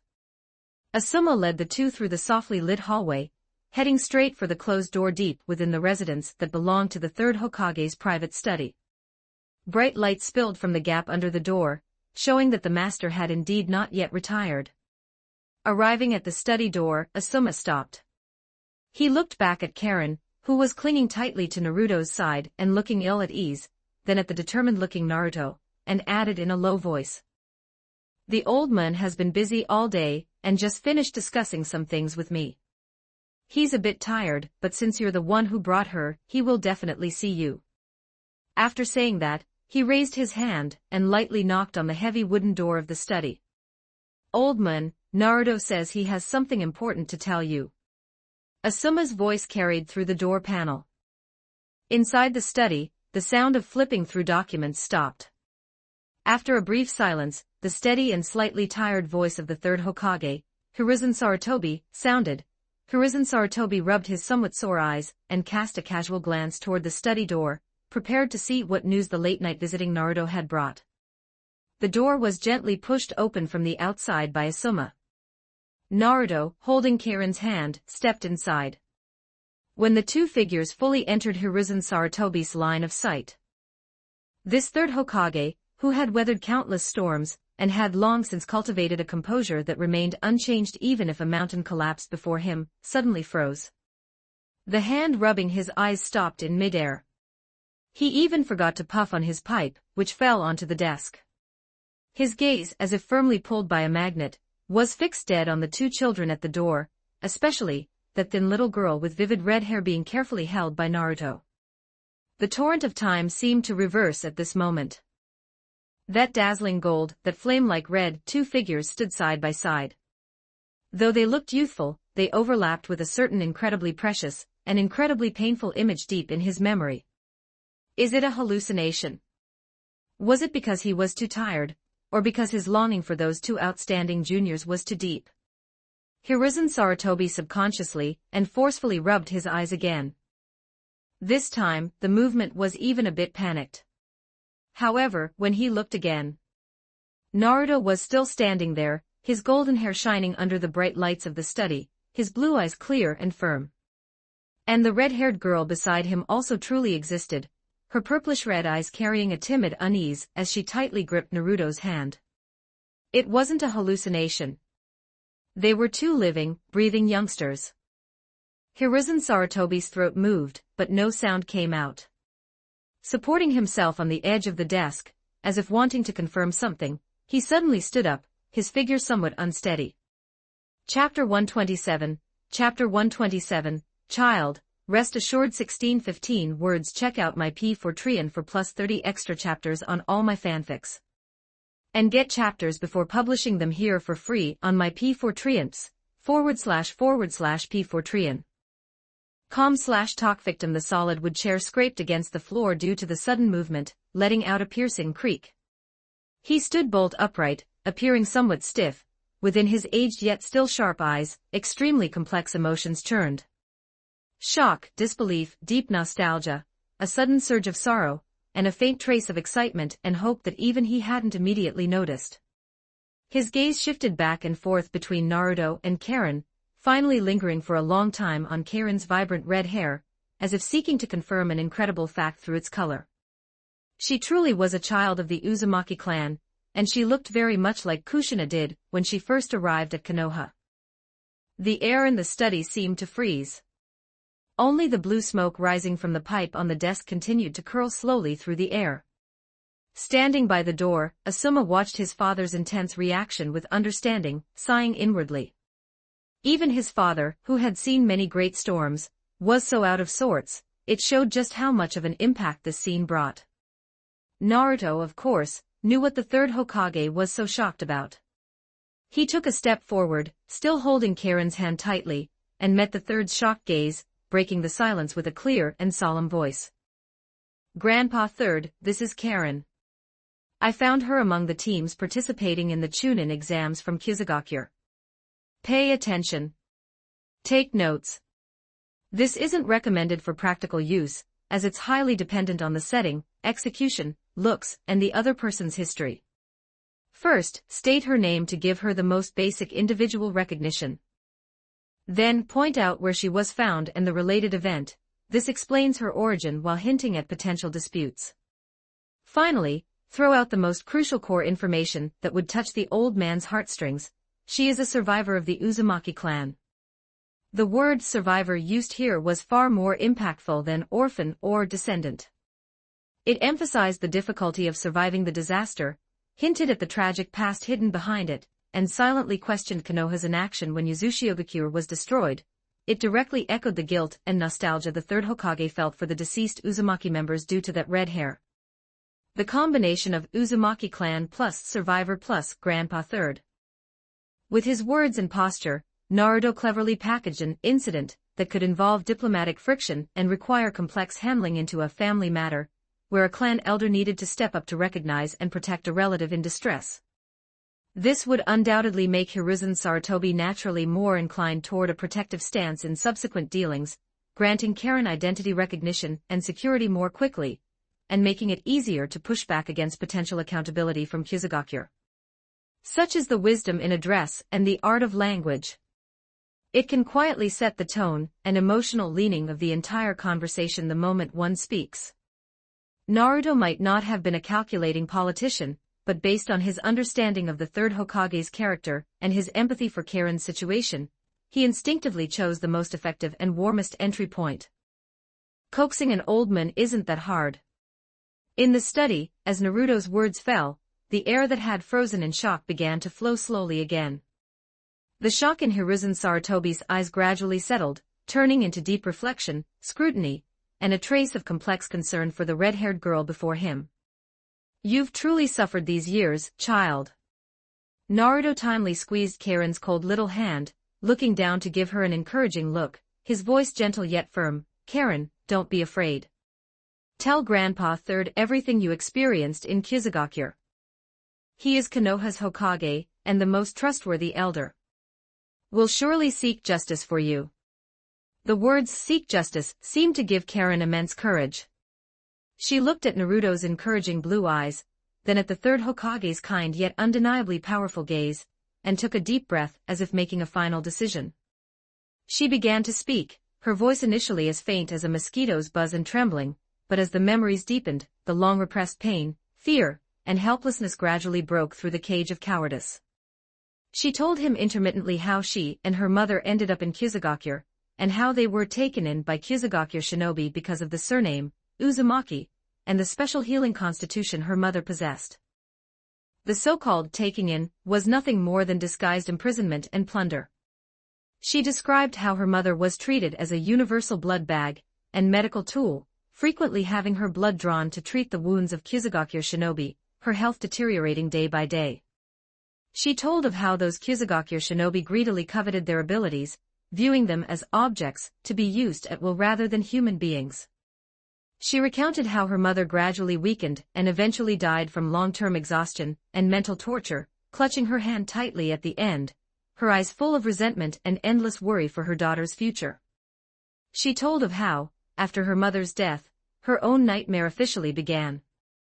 Those who had once used her mother turned their sights on her, the younger and perhaps more resilient replacement. Endless biting, insults, beatings, imprisonment. She was stripped of her freedom, her dignity, and even the right to her own chakra and body, existing merely as a living medical kit. Participating in the Chunin exams this time was merely because Kusagakure wanted to bring her along as portable logistics support, to continue exploiting her value. Karen's narration was not smooth, it was sometimes interrupted by sobs and sometimes incoherent due to fear. But she struggled to speak, revealing those dark, unbearable years bit by bit before Hiruzen Sarutobi, a high-ranking official of Konoha. As she spoke, the atmosphere in the study grew increasingly heavy. The wrinkles on Hiruzen Sarutobi's face seemed to deepen, his hands behind his back clenched instinctively. In his eyes, which had seen all the winds and clouds of the ninja world, the initial shock and concern were gradually replaced by a cold, almost tangible anger and helplessness. That anger was not directed at the narrator, but at the inhuman, greedy, and cruel shinobi of Kusagakure. The helplessness was for the tragedy indirectly caused by Konoha's failure to provide more effective aid to its ally back then. Konoha was also in a difficult position at the time, surrounded by powerful enemies, and unable to spare a hand to help the Uzumaki clan. No matter what the third Hokage said or thought, it couldn't escape two phrases. Where you sit determines how you think, and respect the dead. It was a fact that Konoha hadn't helped Uzushiogakure, but wasn't there now a descendant with distinct Uzumaki blood right here? And it was a young girl. The sealing technique Konoha had collected could also be put to use, and there would be no more worry about lacking a suitable Ninetales Jinchuriki in the future. Besides, Uzushiogakure was gone, couldn't he just say a few nice words? Asuma stood to the side, his expression terrifyingly grim. An orphan of the Uzumaki clan had actually suffered such inhuman treatment in an allied nation. He crossed his arms, his brow furrowed tightly. Asuma had an upright character and couldn't stand such bullying and bottomless evil acts. Listening to Karen's ordeal, he could almost see the despair and pain experienced by Karen's mother and the girl before him. This wasn't just an individual tragedy, it was a severe deviation from shinobi ethics and humanity. When Karen mentioned being beaten and insulted by those two Kusagakure genin, and being warned that the Uzumaki clan is dead, and to obediently be a blood bag, Hiruzen Sarutobi finally couldn't help himself and slammed his fist onto the desk beside him. The solid wood desk let out a dull thud, causing the scrolls and brush pot on it to jump. Unacceptable. The third Hokage's voice carried irrepressible anger, though aged, it was full of majesty. Asuma also said in a deep voice, "Old man, this matter cannot be overlooked. It's not just about this child, it's about Konoha's dignity." Karen was startled by the third's sudden anger, her body shrinking back again. Naruto quickly draped an arm gently over her shoulder and whispered, "It's okay now. Look, Grandpa Third is very angry, but he's angry at those bad people. He will definitely protect you." Hiruzen Sarutobi took several deep breaths, forcibly suppressing the churning anger in his chest. The way he looked at Karen was no longer just with concern, but with an unquestionable determination and protective instinct. "Child, rest assured." His voice returned to a steady tone, but that determination was even firmer than his anger just now. "From today on, you are a villager of Konoha. As for Kusagakure, I will handle it personally. For the suffering you've endured, Konoha will seek justice for you. Your safety, your future Konoha will guarantee them all." This was not just a promise, it was a declaration issued to the entire ninja world in the name of the Hokage. Uzumaki Karen was, from this moment on, officially placed under the wings of Konoha. Every 3 5-star reviews bonus chapter 128, Chapter 128. How about, we sleep together?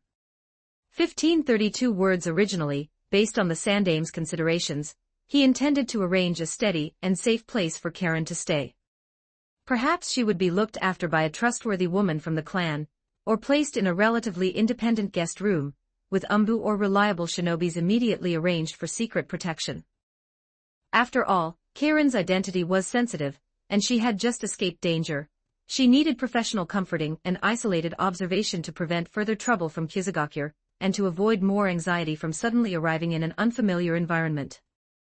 However, when the third Hokage tried to gently propose this arrangement, Karen's reaction was unexpectedly intense.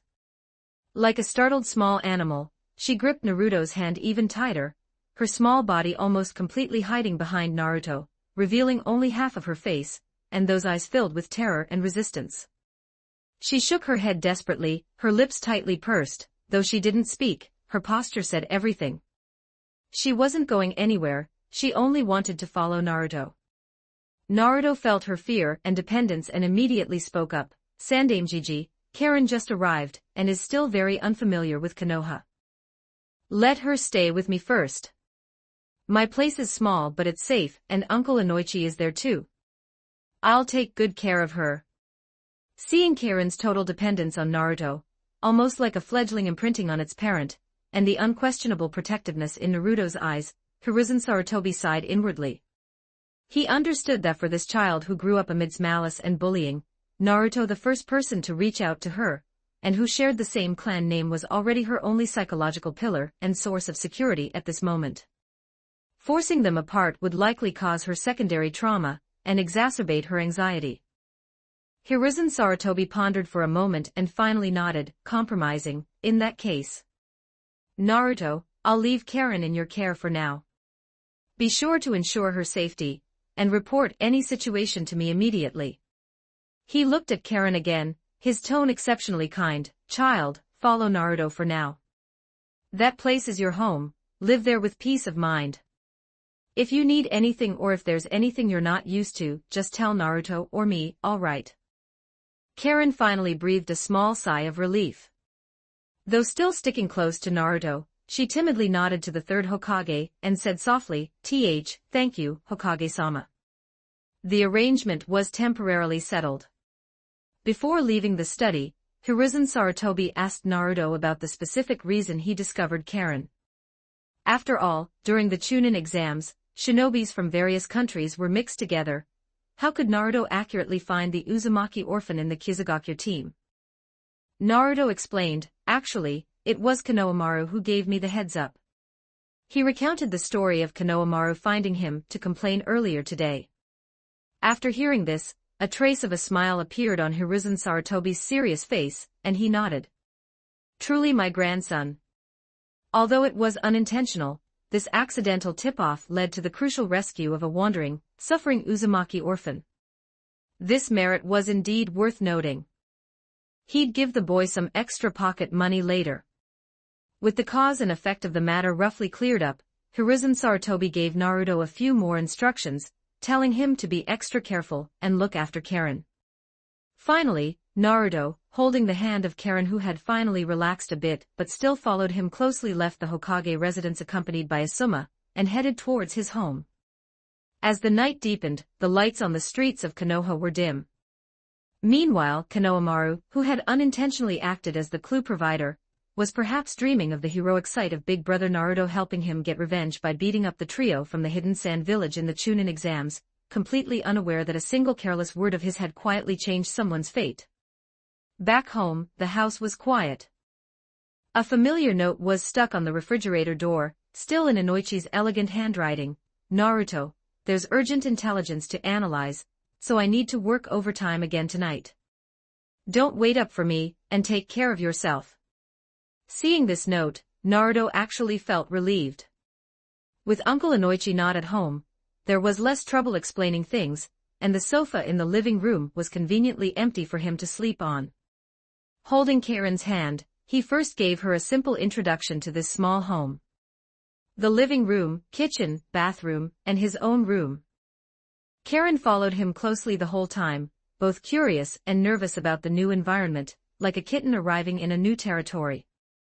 They came to Naruto's bedroom. The room wasn't large but was kept fairly tidy. The most conspicuous things were the 3 flower pots on the nightstand. A light purple bellflower, 2 sunflowers, and a bouquet of white daisies. A simple single bed was placed against the wall. You sleep here tonight. Naruto patted his bed, his tone relaxed. The sheets and duvet covers are clean. I just changed them 2 days ago. The bathroom is over there, and there's hot water anytime. Are you hungry? Do you want me to get you something to eat? Karen shook her head, her attention seemed to be more on Naruto.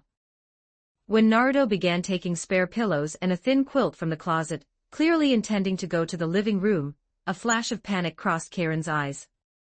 Almost without hesitation, she reached out and grabbed Naruto's arm as he was tidying the quilt. The force wasn't great, but it carried a stubbornness and dependence that couldn't be ignored. Naruto's movements paused, and he looked back at her. Karen lowered her head, her fingers tightly clutching his sleeve, her voice as faint as a mosquito's hum but clearly audible. "How about we sleep together?" This sentence made Naruto freeze for a moment. He looked at Karen's lowered, slightly reddened profile, and her anxiously trembling eyelashes, and immediately understood what she meant. It wasn't anything else, she was simply and extremely lacking a sense of security. In this completely strange place, Naruto, her clansman, was her only familiar anchor. Darkness and being alone probably meant the fear of abandonment, and the recurrence of past nightmares to her. Naruto's heart softened, all concerns seemed insignificant in the face of the girl's dependence. All right. He immediately softened his voice, agreeing in a tone like he was coaxing a child. "Then how about this, you sleep on the bed, and I'll sleep on the floor right next to you. Will that work?"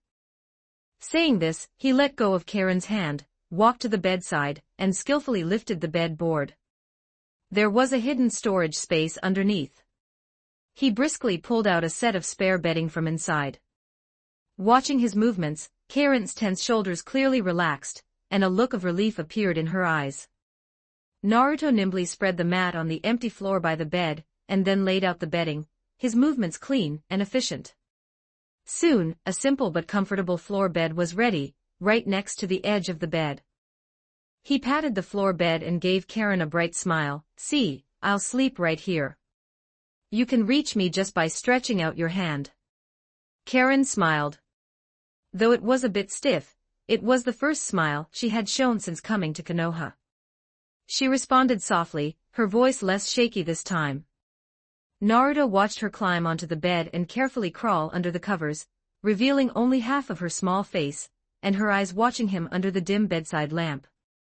He helped her tuck in the corners of the quilt, then crawled into his own bedding on the floor, lying on his side facing the bed. The light in the room was turned off, leaving only a very dim night light that wouldn't affect sleep, emitting a warm yellow glow. In the darkness, the two were silent for a while. There were only the occasional sounds of insects outside the window, and the sound of each other's shallow breathing. After a while, just when Naruto thought Karen had fallen asleep, he heard a rustling sound from the bed. Then, a cold little hand quietly reached down from the bedside, groped around, and finally lightly touched the back of his hand resting outside the quilt. Naruto didn't move, letting her touch him.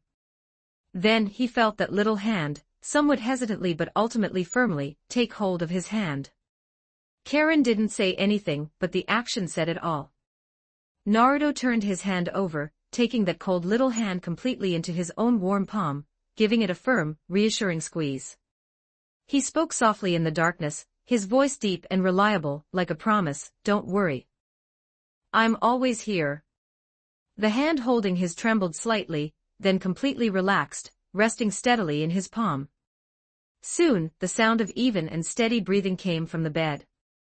Karen finally sank into what was perhaps her first truly safe sleep in years, within this solid protection. Meanwhile, Naruto held her hand, staring at the ceiling with his eyes open. What was he thinking about at this moment? Chapter 129. Chapter 129. A private chat. 1396 words. Early the next morning, soft morning light filtered through the gaps in the curtains, spilling into the room. Naruto woke up naturally from his deep sleep. The first sensation as his consciousness returned was the warm feeling on his hand, which was still being held tightly. Karen's hand was still firmly clutching several of his fingers, not letting go even in her sleep. On the other side, a furry sensation rubbed against his cheek. Simba had slipped in from the living room at some point, and was affectionately nuzzling him with its head, letting out a satisfied purr from its throat. Naruto blinked, adjusting to the light, and gently moved his somewhat numb arm. He didn't pull his hand away immediately, afraid of disturbing Karen's rare peaceful sleep. He simply used his other hand to pet Simba's head.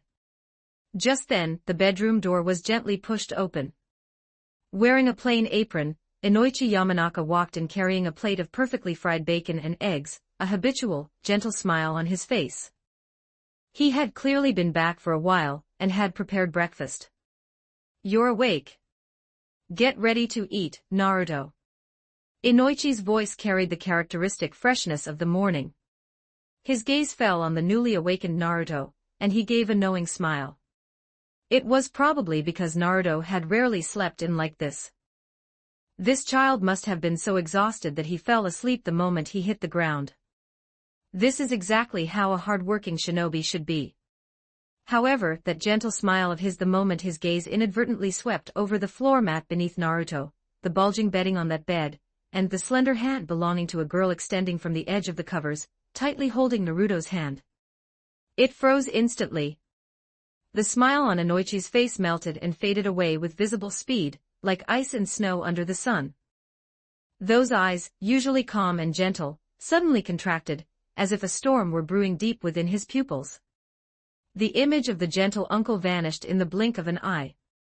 In its place was a complex expression mixing shock, bewilderment, disbelief, and a certain raging fire of feeling betrayed. His knuckles turned slightly white from the force of gripping the breakfast tray. His gaze was locked dead on those two intertwined hands, then he abruptly looked up, staring intently at Naruto, who was still lying on the floor mat with a dazed, just-woken-up expression. The air solidified. A second later, Inoichi Yamanaka's voice, which was usually smooth and pleasant, suddenly rose in pitch. It exploded in the small room with a gnashing anger that almost threatened to blow the roof off. "Uzumaki Naruto." Every word seemed squeezed out from between his teeth, full of the turbulence of an impending storm. "Taking advantage of my absence to bring another girl home behind my daughter's back, are we? Drop dead."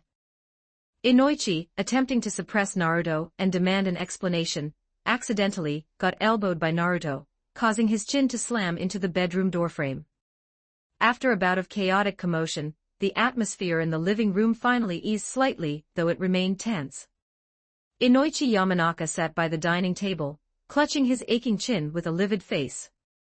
His eyes were as sharp as knives, staring intently at Naruto and Karen, who were sitting side by side opposite him.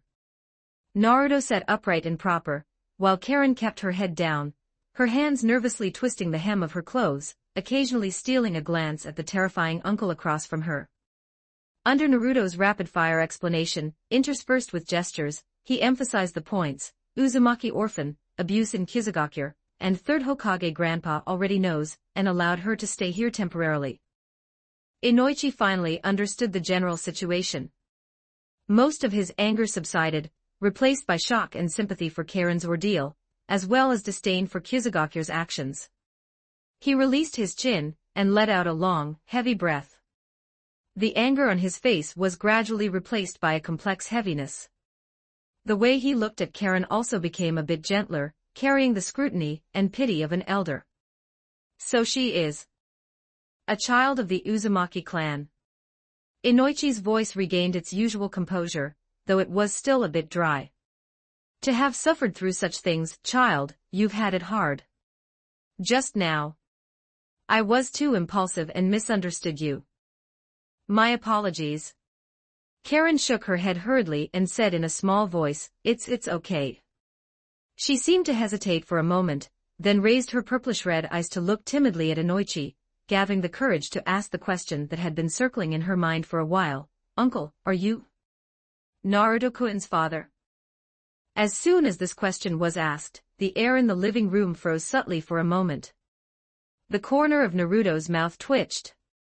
He wanted to explain, but Inoichi raised a hand to stop him. When Inoichi heard the title Naruto-kun's father, his face, which had just softened, instantly turned cold again, even more somber than when he had misunderstood earlier. The temperature in his gaze plummeted, as if a taboo subject he didn't want to discuss had been touched upon. He fell silent for a few seconds, moved his gaze from Karen's face to the window, and said in a flat voice, yet one carrying an unquestionable distance and a resolute denial. Karen didn't quite understand why the two of them were living together if they weren't father and son. "Is Naruto home?" The voice coming from outside was calm and familiar, carrying the steady quality of someone long accustomed to a high position. Yet, it made Inoichi Yamanaka, who had just settled down in the living room, snap his back straight as if by reflex. This voice, is it Hyuga Hayashi? Wasn't he away on a long-term mission? According to the original plan, he wasn't supposed to be back for at least another 2 or 3 days. How could he appear at Naruto's doorstep so soon? I'm home. Naruto didn't think much of it. Hearing Hayashi's voice, he immediately responded, stood up, and walked over to open the door. Outside the door was indeed Hyuga Hayashi. He was wearing a dark kimono and looked slightly tired, but those pure white eyes were still sharp and spirited, and the aura around him was settled and stable. Beside him stood Hyuga Niji. Niji was also in casual clothes, his face even more serene than usual, though a trace of a yet-to-be-fully calmed ripple seemed to remain deep in his eyes. Uncle Hayashi, you're back. Naruto looked very pleasantly surprised and stepped aside to clear the doorway. Did the mission go well? Please come in. Yes, I returned early.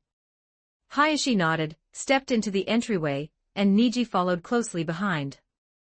Hayashi's gaze quickly swept over the living room, seeing Inoichi sitting on the sofa with a somewhat tense expression, and a red-haired stranger girl sitting opposite Inoichi, looking rather ill at ease. His gaze paused subtly on Karen's red hair for less than half a second before naturally moving away, as if it were just a casual glance. When he was reporting the hidden missed trip to the third Hokage just now, Hayashi had heard about this girl's situation from him. It really hasn't been easy for her. The third Hokage even wanted Hinata to get closer to her and build a good relationship. It was indeed necessary, since she was an orphan of the Uzumaki clan. Speaking of Uzumaki orphans, Hayashi's gaze fell back onto Naruto. I took a brief rest at home and came over right after reporting the mission to the third Hokage. Hayashi's voice was as steady as ever, betraying no particular emotion. Where are Hinata and Hanabi? Oh, they're at the Yamanaka house with Ino, Naruto replied. Lately, they've been training together often to prepare for the Chunin exams. Since Uncle Inoichi is living with me now, they come over here sometimes too. Hayashi nodded slightly in understanding. His gaze turned back to Inoichi Yamanaka. This time, a meaningful light seemed to flash through those pure white eyes. He turned to Naruto and instructed in an unquestionable tone, Naruto, take Niji and go find Hinata and Hanabi first. I have something I need to talk about privately with your Uncle Inoichi. Chapter 130, Fortunately 1409 words. Check out my P4 for plus 30 extra chapters on all my fanfics. And get chapters before publishing them here for free on my P4 //P4 com/talkvictim soon. Naruto, Niji, and Karen first went to the Yamanaka residence, and after finding no one there, they headed to the Yamanaka flower shop. Before even entering, they could hear the crisp laughter and chatter of girls coming from inside. Clearly, Hinata, Hanabi, and Ino were inside. When Naruto pushed open the shop door, leading Niji and Karen who followed closely behind him inside, the warm and peaceful atmosphere of the flower shop seemed to hit a pause button. Yamanaka Rino, who was arranging flowers behind the counter, was the first to see them, and a warm smile immediately appeared on her face. Oh, Naruto is here, and Niji. And this is... Her gaze fell upon the red-haired girl behind Naruto, and a hint of surprise flashed in her eyes. Almost simultaneously, the back door was pulled open and Ino, hearing the commotion, poked her head out first. Naruto. You've come at just the right time, we were just... Her voice came to an abrupt halt. Following closely behind her, Hinata and Hanabi also squeezed out. The three girls' gazes simultaneously focused on Naruto, and the strange girl beside him, the one with vibrant red hair who was clutching his sleeve with her head bowed. Time seemed to freeze for a few seconds. Ino was the first to react, her emerald eyes widening instantly. Her gaze swept back and forth between Naruto and Karen, seeing Karen's clearly dependent posture toward Naruto, her gaze suddenly became sharp. The moment Hinata saw Karen, her fair cheeks turned pale in an instant. She instinctively covered her mouth, her pure white eyes widening slightly as her gaze moved frantically between Naruto and Karen. Especially upon seeing Karen huddled close to Naruto, even clutching his sleeve, a sudden pang of sourness and tension gripped her heart. She opened her mouth but couldn't make a sound, only unconsciously wringing her fingers. Hanabi first narrowed her eyes and then curiously sized up Karen, especially her red hair, tilting her head. Big brother Naruto, who is this older sister? Her hair color is so unique. Her name is Karen. He stepped aside so that everyone could see Karen more clearly. I rescued her from those bad guys in Kusagakure yesterday. After a pause, he specifically emphasized her key identity, his gaze sweeping over Ino and Hinata. She is a member of the Uzumaki clan. Uzumaki clan? Ino and Hinata whispered the words almost simultaneously, the expressions on their faces shifting subtly in an instant. Most of the sharpness and hostility in Ino's eyes faded, replaced by a complex look of shock and realization. This red-haired girl is Naruto's clansman. A trace of color returned to Hinata's pale cheeks. That's fine then. Yamanaka Rino looked at Karen with a beaming smile.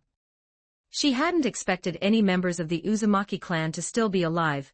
If Kushina's spirit in heaven knew that Naruto had found an Uzumaki survivor, she would surely be very happy. Niji stood a bit further away, his pure white eyes quietly watching everything. None of this had anything to do with him, yet it was like a mirror, reflecting the turmoil currently in his heart. His gaze finally landed on his two cousins. Seeing Hinata's face instantly lose color because of Karen's appearance, only to soften slightly because of her clansman identity, seeing Hanabi's carefree and simple curiosity toward a new companion. Niji's heart was filled with a mix of emotions. Just late last night, in that tea room soaked in blood and conspiracy, after his uncle Hyuga Hayashi personally ended the lives of the four elders, he had handed the blood-stained Dainichi Gatsukiri to him. His uncle's voice had been cold and resolute, like a tempered blade. "Niji, the last one is yours." It was that old fellow who had tried to shift all the blame, and even maliciously tried to redirect the trouble toward Naruto and his two cousins. Holding that blade and looking at the sixth elder shivering and weeping at his feet, the blood flowing through Niji's body seemed to be both frozen and ignited at the same time. Hatred, anger, the memory of his father, the resentment toward past injustices, all emotions reached their peak at that moment. He knew that this one strike was not just for his father, or for the branch house members who were bound by the caged bird seal, and exploited by the rules of the main house, but also to make a complete break from his own past. He did not hesitate. The blade fell. Blood splattered. In that moment, he seemed to hear the sound of an invisible shackle that had imprisoned him for over a decade let out a crisp cracking sound. Hayashi looked at him, and in those pure white eyes, the usual majesty and distance were gone, replaced only by a deep, almost weary sense of relief and entrustment. He patted Niji's shoulder and said in a low voice, "The cage of the caged bird has been opened. The bird that yearns for freedom will eventually spread its wings." It wasn't an order or an expectation, but a statement of fact. You have experienced the pain brought by the caged bird seal. I hope you can ensure that the Hyuga no longer has a distinction between the main house and the branch house. At this moment, although Niji still wore the forehead protector symbolizing a Konoha ninja on his forehead, beneath the protector, that caged bird seal which once caused him pain and humiliation, constantly reminding him of his branch house, fate had already become a mere formality. It hadn't physically disappeared, but the meaning it represented, the constraints it imposed, and the pain it brought had been completely severed and reconstructed by last night's blood and fire, and by the authority and responsibility personally handed over by his uncle. It was still there, but it could no longer decide his fate or bind his soul. From now on, it was merely a mark, a piece of history to be remembered and transcended, rather than a sword hanging over his head. What made Niji's heart even harder to calm were his uncle's subsequent instructions. Hayashi explicitly told him that he would not interfere in his two daughters' marriages. Of course, he also encouraged Niji to pursue love freely. Hinata and the others could freely choose their own paths and partners, unlike their ancestors who, in order to maintain the so-called purity of the main house bloodline, were forced into intraclan or even consanguineous marriages, binding them within the seemingly glorious but actually decayed cage of the Hyuga clan. The future of the Hyuga does not need to be continued in such a distorted way anymore.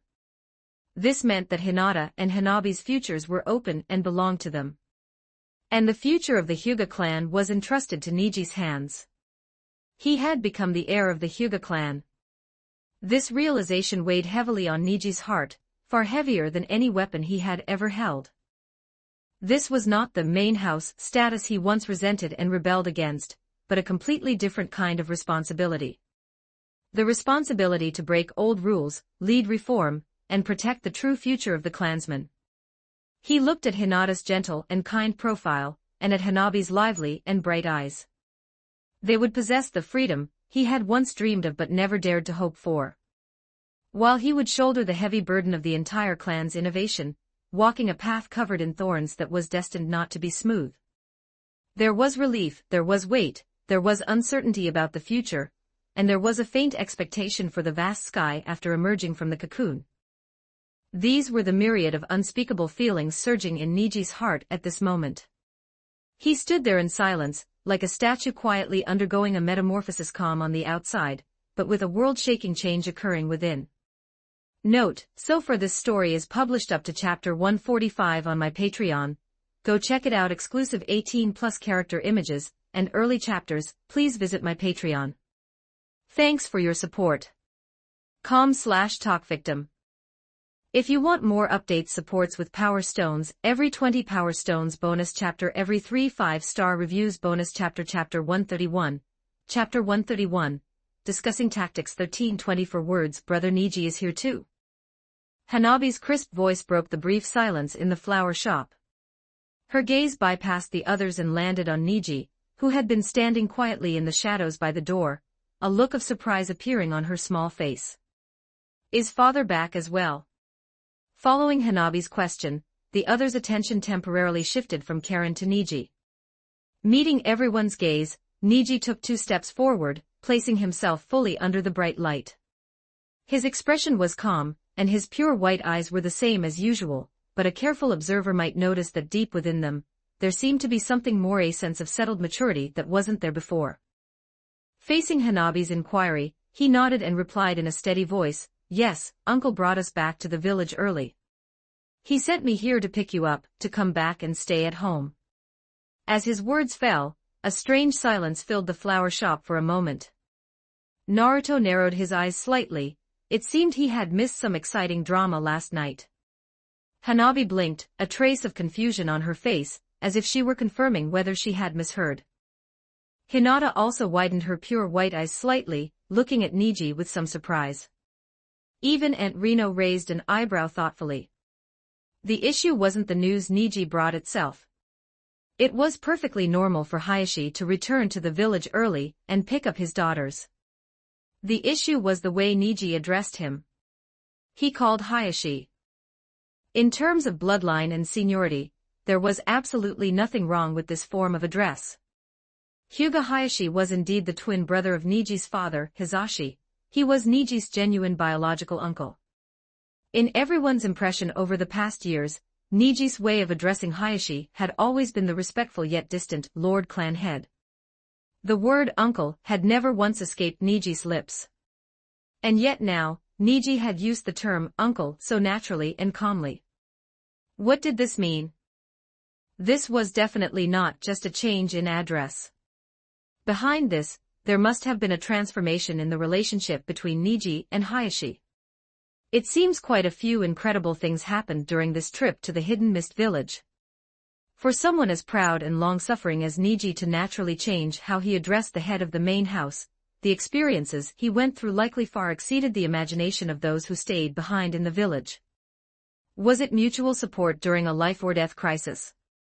Was it the uncovering of some hidden truths? Or was it that Hayashi had given Niji some kind of groundbreaking promise or recognition? Whichever it was enough to show that Niji had returned from this mission a different person than when he left. Yamanaka Reno thought to herself that she must tell Inoichi about this as soon as he returned. Hinata also understood the significance. She looked at Niji, and besides surprise, Her pure white eyes held a touch of concern and inquiry. She keenly felt that the gloomy edge Brother Niji used to have seemed to have lessened, replaced by an indescribable sense of depth and determination. Hanabi clapped her hands happily. Great. Father is finally back. Niji didn't seem to mind the brief daze and whispering caused by his change in address. He looked at Hinata and Hanabi, his tone remaining steady. Uncle said there are some family matters to attend to, and he also hopes you'll come back to stay for a few days. Your things can be brought over later by clan members. For now, come back with me. His attitude was natural, carrying an unquestionable steadiness belonging to an elder brother. He was like a different person compared to the old Niji, who was always silent, enduring, and strictly bound by the duties of the branch house. Since it is Lord Hayashi's wish, Hinata, Hanabi, you two should pack up and go back with Niji. Yamanaka Rino was the first to break the silence. She offered a gentle urge in her capacity as an elder, while also nodding to Niji, her eyes carrying a faint, indiscernible trace of scrutiny. Hinata quickly responded, yes, Aunt Rino. She pulled on Hanabi, who was still immersed in the joy of father being back. Hanabi, let's go pack our things. Hanabi skipped along after Hinata toward the back. I heard that this time, the Chunin exams will be a joint Chunin exams involving multiple villages. Naruto spoke up at the right moment, pulling the conversation back and refocusing on the upcoming official business. He turned his gaze to Ino. The opponents come from various ninja villages, so the situation will definitely be more complex than before. Let's get Shikamaru, Sakura, and the others together to discuss it. We should make some preparations in advance. Also, we can introduce Karen to them. As the one with the most flexible tactical mind and meticulous thinking among Konoha's younger generation, Nara Shikamaru was undoubtedly the best candidate for discussing strategy. Hearing this, Ino nodded, all right. We really do need to plan carefully. We can't let those guys from other villages look down on us. Konoha Genin. Seeing her agreement, Naruto smiled and turned his gaze back to Niji, who was preparing to leave with Hinata and Hanabi. Hinata, I'll come find you in a bit. Niji suddenly looked at Naruto.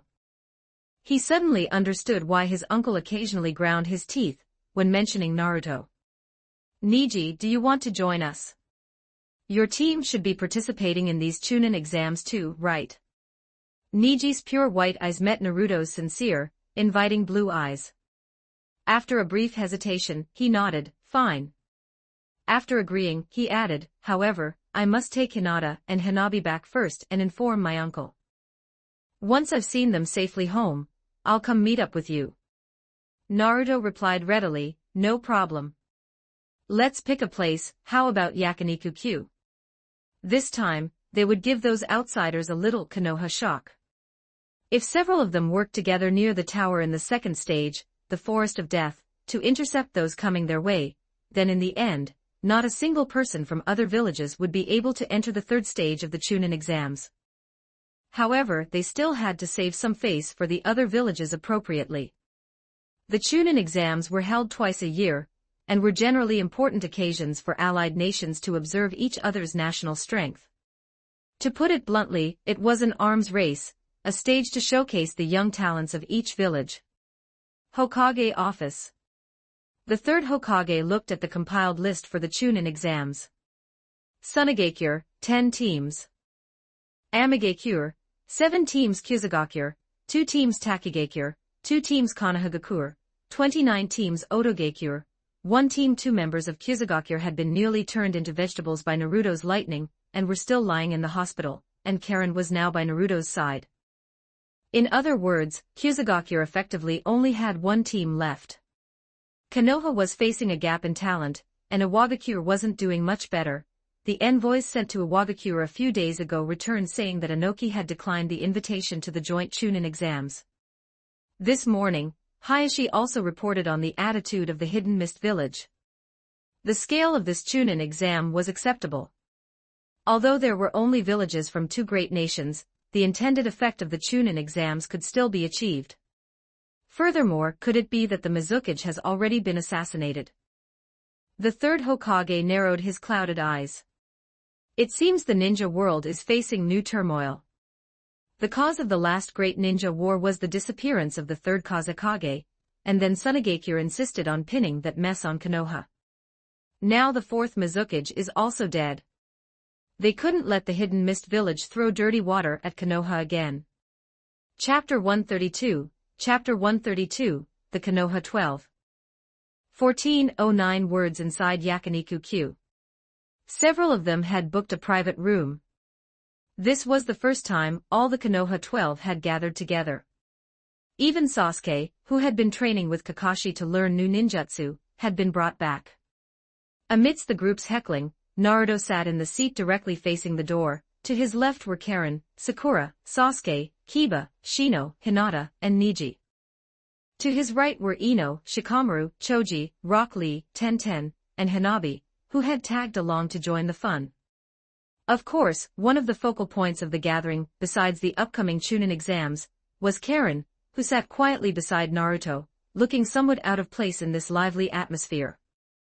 As the young Konoha shinobis arrived one by one and squeezed into the private room, they reacted differently upon seeing the unfamiliar red-haired girl sitting right next to Naruto. Some were surprised, while others offered congratulations. These congratulations were all heartfelt. Naruto was an orphan, and being able to find a clansman was undoubtedly a joyful occasion worth celebrating. This realization allowed the young shinobis present to feel a different kind of warmth and completeness amidst the tension of preparing for the exams. Listening to the waves of congratulations around her, Karen looked at Naruto's profile, embarrassed yet unable to hide his happiness, and felt the goodwill released by these unfamiliar boys and girls. The heartstrings she had kept taut finally loosened another notch. She quietly looked up, her purplish-red eyes reflecting the flickering flames of the grill and the vibrant smiling faces around her. This unfamiliar place, these noisy people, it seemed they weren't so scary after all. The Chunin exams are about to start, so everyone must give it their all when the time comes. Kiba looked eager to give it a try. Woof woof. Akamaru barked twice in agreement. If you run into people from our village, just stop when you've made your point. Everyone is a comrade from the same village. Naruto chuckled and waved his hand. If they really gave it their all. There was simply no need for that. Naruto is right. Everyone looked toward the source of the voice, only to see that Shino Aburame had silently finished off several slices of meat at some point, and was now unhurriedly wiping the corners of his mouth with a tissue. He pushed up his sunglasses, the reflection making it impossible to see his eyes, and his voice was as flat as ever. From a tactical perspective, excessively consuming or exposing one's strength during internal competition when it is not necessary is inefficient and unwise. Preserving strength to deal with unknown opponents from other villages is a more rational choice.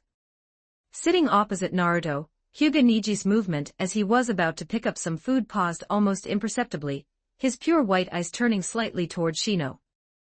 Tenten's relaxed smile also froze for a moment, and her eyes widened slightly. Even Rock Lee seemed to suddenly jam, a flash of bewilderment crossing his face.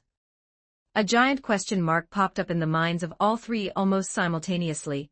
This guy who's talking, when did he get here? Shino is right. This time, Tsunagakure has sent 30 genin for the Chunin exams, including a troublesome guy named Gaara, who is undoubtedly our greatest enemy. Next is Amagakure with 21 genin. Shikamaru crossed his arms. As far as I know, a total of 87 people from Konoha are participating in this Chunin exam, and 12 of them are sitting right here. As he spoke, Shikamaru's brow furrowed. The selection mechanism of the Chunin exams, especially the first and second stages, is often highly competitive and exclusionary. Resources are limited and slots are limited. He sat up a bit straighter, his voice carrying a hint of indisputable realistic consideration. If we don't prepare in advance, and find ways to prioritize eliminating or weakening some competitors from other villages in the early stages of the exam, we might end up wasting too much energy internally or even being forced to face each other prematurely. In that case, Shikamaru spread his hands and delivered the most realistic and cruel conclusion. We won't all be able to advance to Chunin. In fact, many of us might be eliminated before even getting a chance to show our true strength. The room fell silent for a moment, with only the sizzle of the roasting meat. The joint Chunin exams were not just a competition of individual strength, but a battle for limited promotion slots between villages, teams, and even individuals. Having all 12 people advance sounded nice, but under the actual rules, it was an almost impossible task. To let as many Konoha comrades as possible reach the end, and even hold an advantage in the final selection, they had to have a strategy, make choices, and maybe, even take the initiative to attack. Shikamaru, you mean? Ino spoke up thoughtfully. Team up in advance and target the other villages. Niji followed up calmly, a slight glint in his eyes. He had already begun to consider the feasibility and specific operation of such a strategy. Shikamaru nodded, clearly entering strategist mode. At least in the early stages, we need a certain degree of understanding and cooperation. Sharing intelligence, covering for each other when necessary, and even creating opportunities to let the troublemakers from other villages exhaust each other first, or having us help them exit early. I'll be counting on you then, Ino. Naruto turned his head to look at Ino sitting to his right, his blue eyes filled with trust. Use your Yamanaka clan's mind transfer jutsu as the situation requires to build a temporary communication bridge for us. Before she could voice her doubts, Naruto continued, his tone relaxed yet carrying a reassuring certainty. As for chakra, don't worry. I've recently learned a method to transfer chakra. After some consideration, the Nine-Tailed had taught Naruto the method for transferring chakra, and also gave him the choice of whether to retain the fourth Hokage's chakra, after undoing the seal. When the time comes, I can transfer my chakra to you to support the consumption of the mind transfer jutsu. You just need to focus on maintaining the technique and mental guidance. Ino nodded vigorously, a confident, motivated smile appearing on her face. Leave the communication network to me. I won't be polite with your chakra. She believed in Naruto. She believed that if he said he could do it, he would. This unconditional trust was a tacit understanding and bond that had settled after spending so much time together and witnessing each other's growth. Shikamaru listened from the side, the corners of his mouth curling up slightly as he muttered, that saves a lot of trouble. It's indeed good to have a guy with an absurd amount of chakra as logistics. After finishing the meal, Shikamaru pulled Choji and Ino back, being the last to leave. What's wrong, Shikamaru? Ino had originally planned to leave with Naruto. Shikamaru didn't answer immediately. He crossed his arms, walked to the entrance of Yakiniku-Q, leaned against the wall, and looked toward the end of the street. There Karen was holding Naruto's hand, their figures gradually shrinking in the afterglow of the setting sun before finally disappearing around the corner. The setting sun cast a long shadow from Shikamaru. He fell silent for a moment before withdrawing his gaze to look at Ino, who had walked up to him, his face showing a rare expression of seriousness and thought. It's nothing special. Shikamaru's voice was still as lazy as ever, but the content of his words made Ino pause. I have a hunch. What kind of hunch? Ino raised an eyebrow, curious. Shikamaru looked at Ino. Those eyes that were always half-closed and seemingly lacking motivation now flashed with a clear light.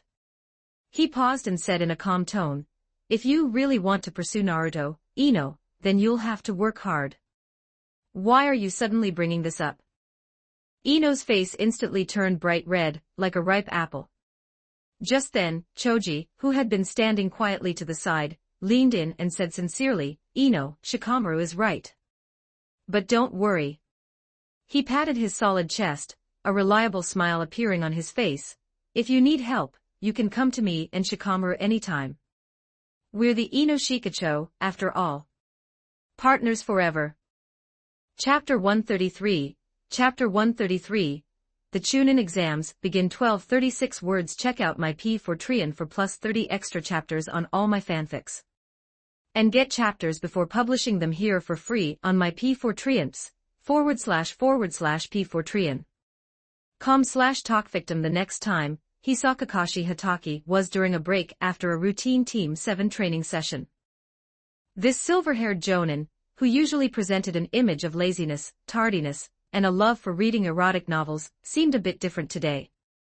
He wasn't leaning against a tree reading his book as usual. Instead, he stood at the edge of the training ground with his hands behind his back, gazing at the distant Hokage rock.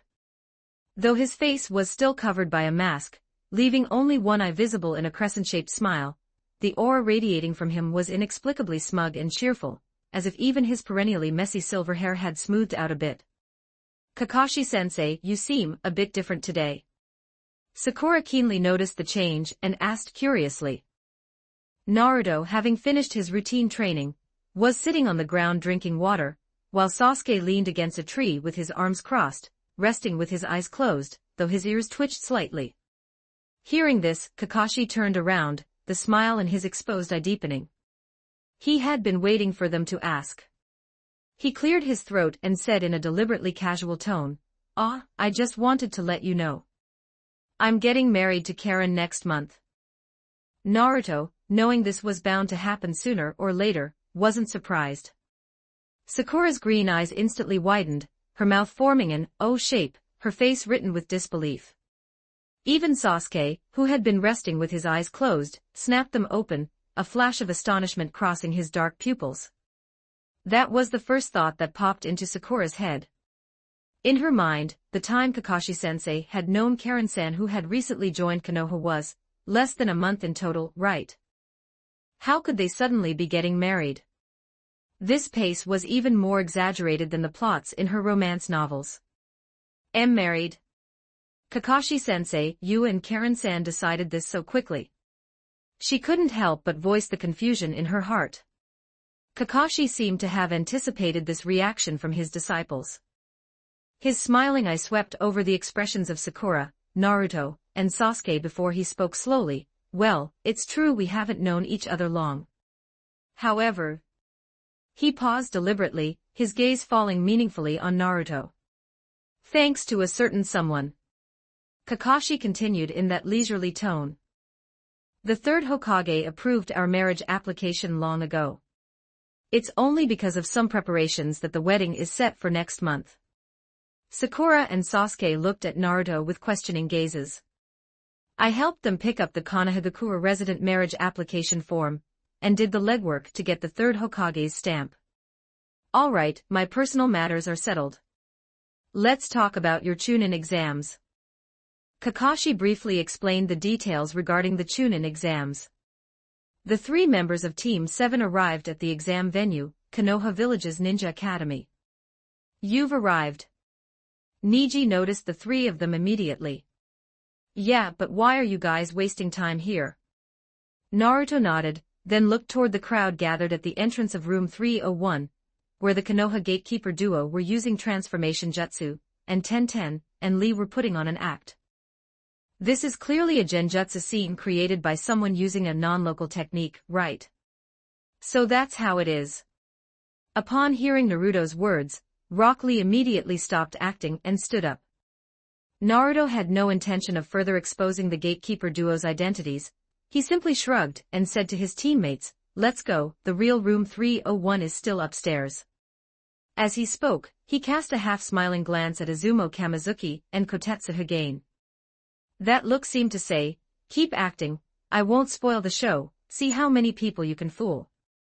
Noticing Naruto's movement, Izumo Kamizuki and Kotetsu Hagane exchanged a glance. Did this kid recognize us? Even if he didn't, being able to instantly sense something was wrong is quite impressive. As expected of a genin who could go on out-of-village missions with Kakashi in his first year after graduation. Naruto knew in his heart that these two were Konoha's gatekeepers, and their strength and sense of responsibility were top-notch. In the original future, even against powerful enemies like the Six Paths of Pain, they could stubbornly hold the gates of Konoha. Guarding a classroom door was a piece of cake for them. This show of force before the first exam was, in a way, a part of screening one's heart nature and observation skills. He would just let them continue their duties. If someone could be screened out by these two, then so be it. The group ignored the farce on the first floor and turned to walk toward the stairs. While heading up, Naruto suddenly turned his head to look at Sakura, who was walking slightly behind him. His gaze lingered on her face for a moment, his expression somewhat complex, seemingly containing a hint of regret. What a pity. Naruto sighed inwardly. Sakura is someone with great talent for genjutsu. She has a delicate mind, precise chakra control, and excellent mental energy. Initially, there was even the inner Sakura setting, but unfortunately, the Sharingan is just too overpowered. By the time of Shippuden, inner Sakura was simply deleted, and her talent in genjutsu was rarely mentioned. However, the path in the original story where she studied under Tsunade isn't bad either. Because of the Sharingan, all other genjutsu can only yield to its brilliance. Even if Kishimoto said the genjutsu clash between Itachi Uchiha and Kurenai Yuhi was evenly matched, no one would believe it. In this shinobi world, the peak of genjutsu is almost monopolized by the Sharingan. Itachi's Tsukuyomi, Shirsue's Kotoama Tsukumi, and the Uchiha clan's Izanami, these three, bug-level, ocular genjutsu can essentially end a match in the field of illusion. Any other school of genjutsu pales in comparison, and can hardly compete. This is perhaps a regret of being born in the wrong era. Naruto's glance contained this realization and a faint trace of pity, but he quickly withdrew his gaze and continued climbing the stairs. However, this glance was keenly captured by Sakura. She had been looking down, lost in thought, when she suddenly felt a gaze land on her. She instinctively looked up and saw Naruto turning his head away after looking at her. Sakura's heart inexplicably skipped a beat. She instinctively looked behind her. There was no one there. Meaning, Naruto was looking at her just now. One of Naruto's shadow clones, disguised as Menma, was moving through Konoha's sewers. This kind of miserable work, it would have been better for the original to come here, and let me participate in the Chunin exams instead. The shadow clone grumbled inwardly. Regardless, once he was dispelled, the original would gain the memories of using Kagura Mind's Eye to search for the root base's location in the sewers. At that point, wouldn't it be equivalent to Uzumaki Naruto suffering twice? Note, so far this story is published up to chapter 155 on my Patreon. Go check it out. Exclusive 18+ character images and early chapters. Please visit my Patreon. Thanks for your support. com/talkvictim. If you want more update supports with Power Stones, every 20 Power Stones bonus chapter, every 3 5-star reviews bonus chapter. Chapter 134. Chapter 134. Analysis 1251 words. Check out my P4 for plus 30 extra chapters on all my fanfics. And get chapters before publishing them here for free on my P4 //P4 com/talkvictim. Konoha's Konoha 12 soon gathered smoothly outside the real examination room 301 on the 3rd floor. Compared to the noise and testing at the genjutsu disguised floor below, the atmosphere here was much more solemn. Young shinobis from various villages were either communicating in low voices in small groups or standing alone against the wall, adjusting their state. An invisible competitive pressure permeated the air. After arriving, Naruto first placed his hand on Ino's shoulder to transfer chakra to her, allowing her to activate the mind transfer jutsu so they could communicate without exposing the content of their conversation. Naruto scanned their lineup, his gaze finally landing on the Hyuga siblings. Naruto requested in his mind, "Hinata, Niji, please use your Byakugan to check the situation inside the examination room. Understanding the environment in advance will give us some peace of mind." Although Naruto already knew the general content and hidden rules of this written exam due to his past life memories, he needed a logical reason to guide his companions. Directly revealing everything was clearly inappropriate. Letting Niji and Hinata scout would both gather information and naturally lead into his analysis. While sensory ninjutsu could detect chakra and life signs, it was indeed not as intuitive or efficient as the Byakugane bloodline limit with built-in X-ray and telescopic functions for fine observation of the room layout, personnel distribution, and item details. Having the two members of the Hyuga clan act was undoubtedly the best choice. Niji nodded without saying much. Hinata also gave a small yes through the mental link. Almost simultaneously, the two of them gave a low shout, "Byakugan." Instantly, the blood vessels near their temples bulged slightly, and the veins around their pure white eyes stood out. Their vision penetrated the closed doors and walls of the examination room, taking everything inside into full view. A moment later, Niji was the first to deactivate his Byakugan. He frowned slightly, looked at the waiting group, and stated his observation. It seems the first stage is a written academic exam. An academic exam? The color drained from Rock Lee's face, as if he had heard some terrible news.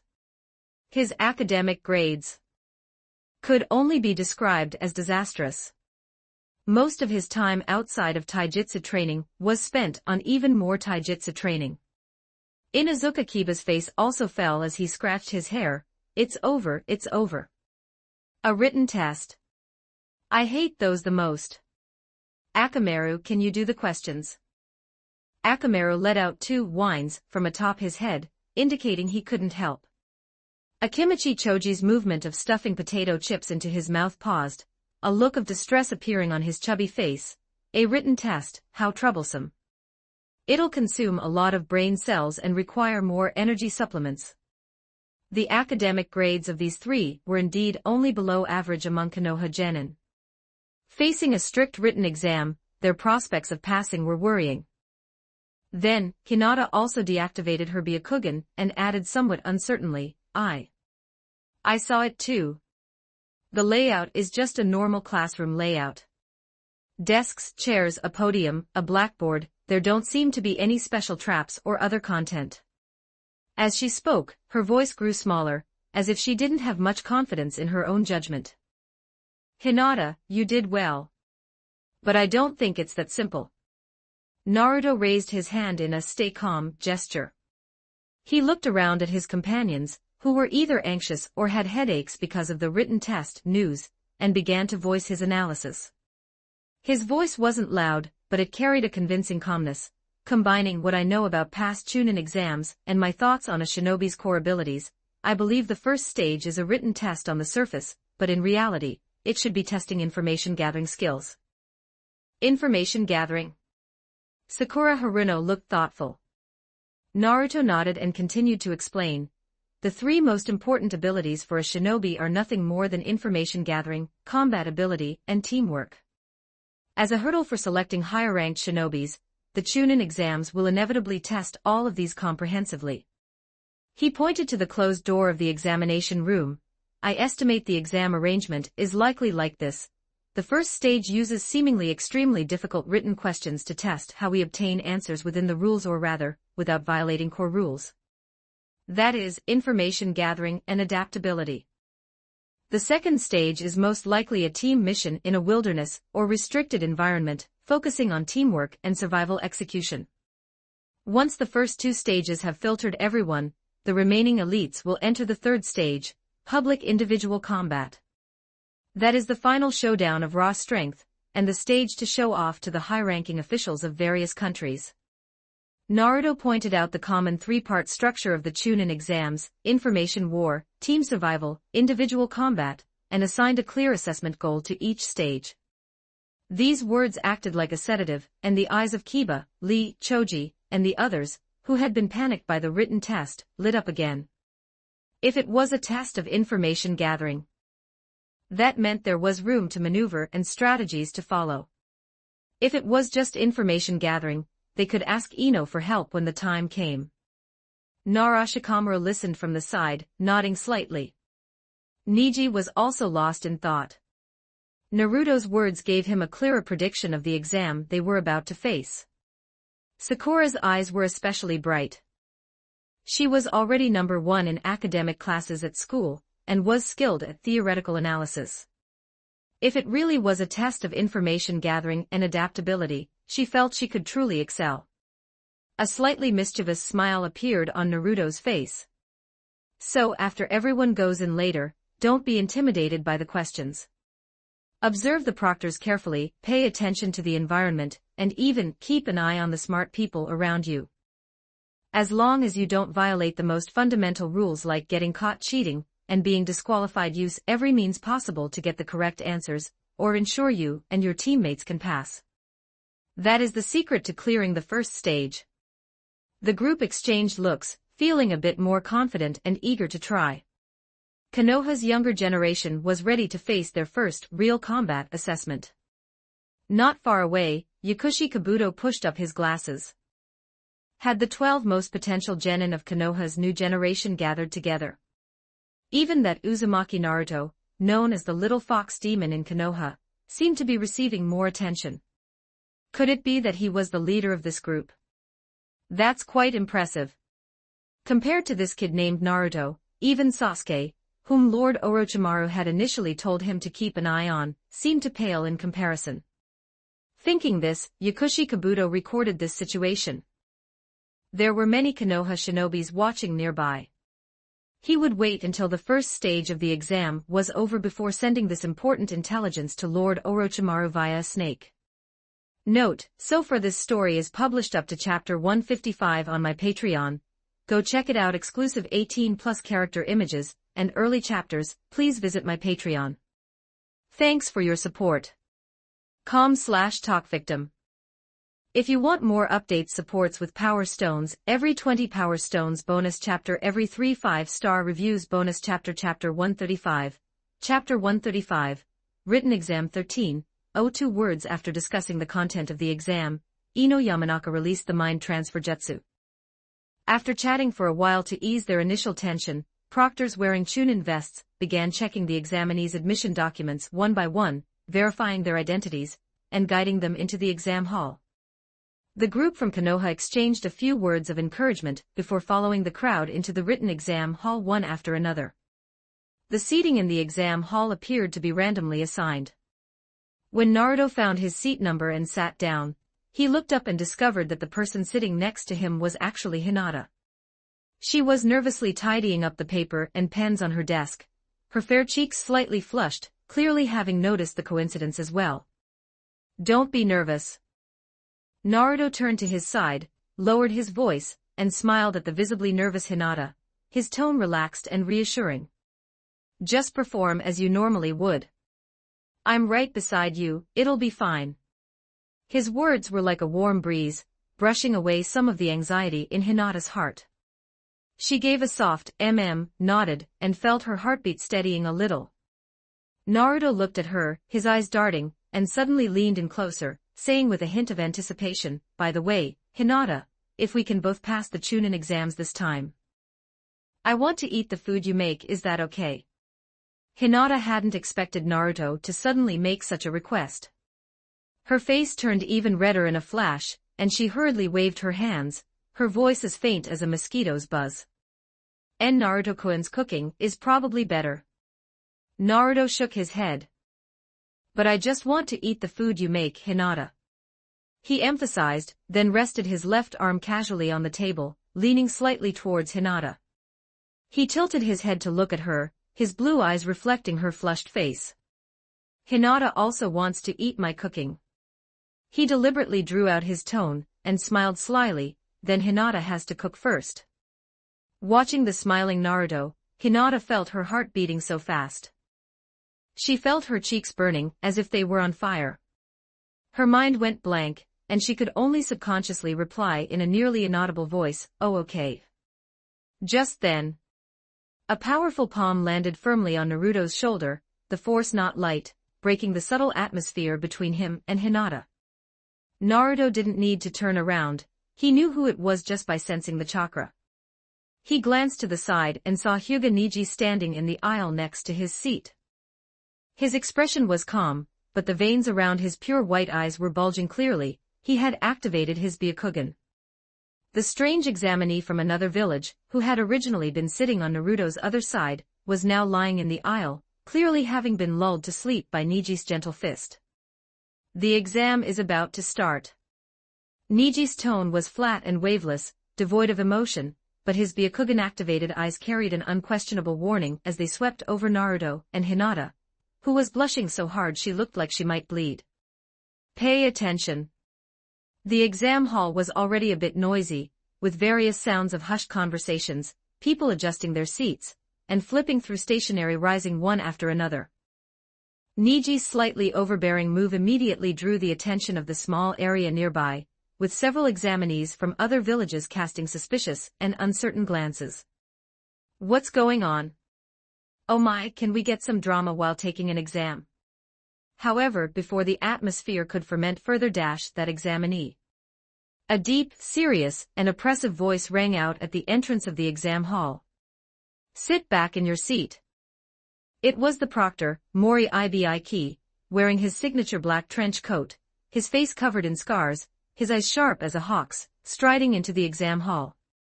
He saw the person lying in the aisle and Niji standing by Naruto's seat, at the first glance. His brows knitted instantly, and he barked a reprimand without hesitation. With his authoritative shout, the previously noisy exam hall fell silent instantly. You could hear a pin drop.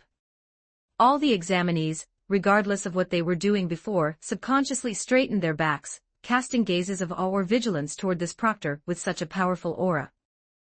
A suffocating tension filled the air.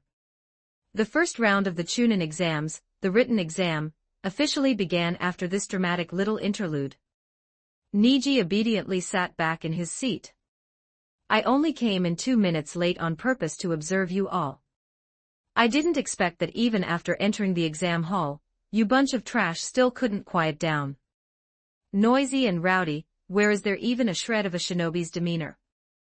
The examinees from other villages reasoned that being called trash was fine. It would be worse to be disqualified for talking back. The examinees from Konoha were even less likely to talk back to their own village's proctor in front of people from other villages, and make a fool of themselves. Seeing that not a single troublemaker among the examinees below stood up, Ibiki was not surprised. At least this year's batch didn't have any idiots. Only then did Mori Ibiki begin his self-introduction. Sorry to keep you waiting, I am your proctor for the first round of the exam, Mori Ibiki. Ibiki stood on the platform and swept his gaze over all the examinees. There are several crucial rules for the first round of selection. I will only say them once, and after I finish, I will not answer any of your questions, so you all better listen up. First rule, each examinee starts with 10 points. There are 10 questions in the written exam, each worth 1 point. This exam uses a point deduction system. For every wrong answer, 1 point is deducted. Second rule, the exam results will be judged based on the total score of the 3 members of each team. Third rule, and the most important one, if, during the course of the exam, you are determined by a proctor to be cheating, or if there is suspicion of cheating, 2 points will be deducted for every instance discovered on the spot. Once all points are deducted, you are eliminated.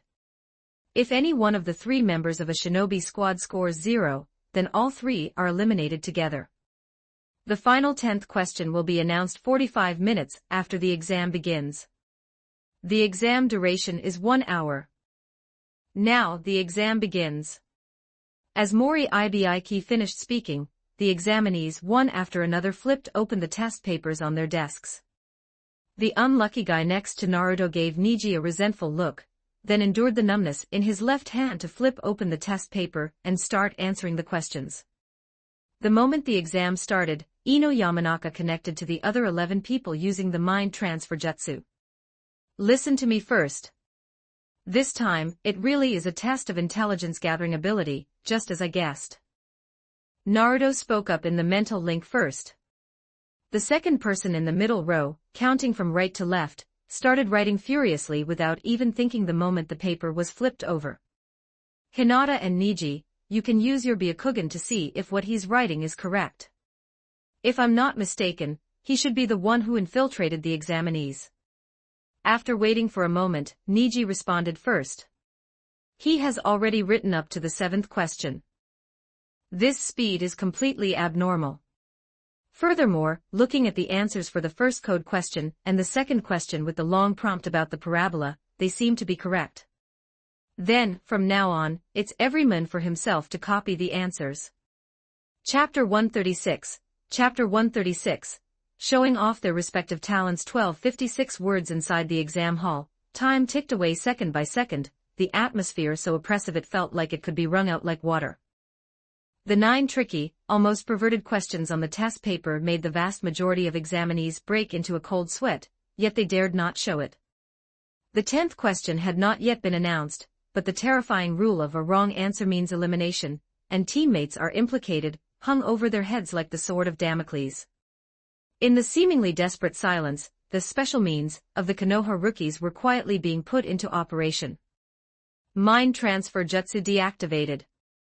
Ino observed for a moment, and after confirming that the other person had likely finished the 9 questions on the test paper, she immediately used the mind transfer jutsu.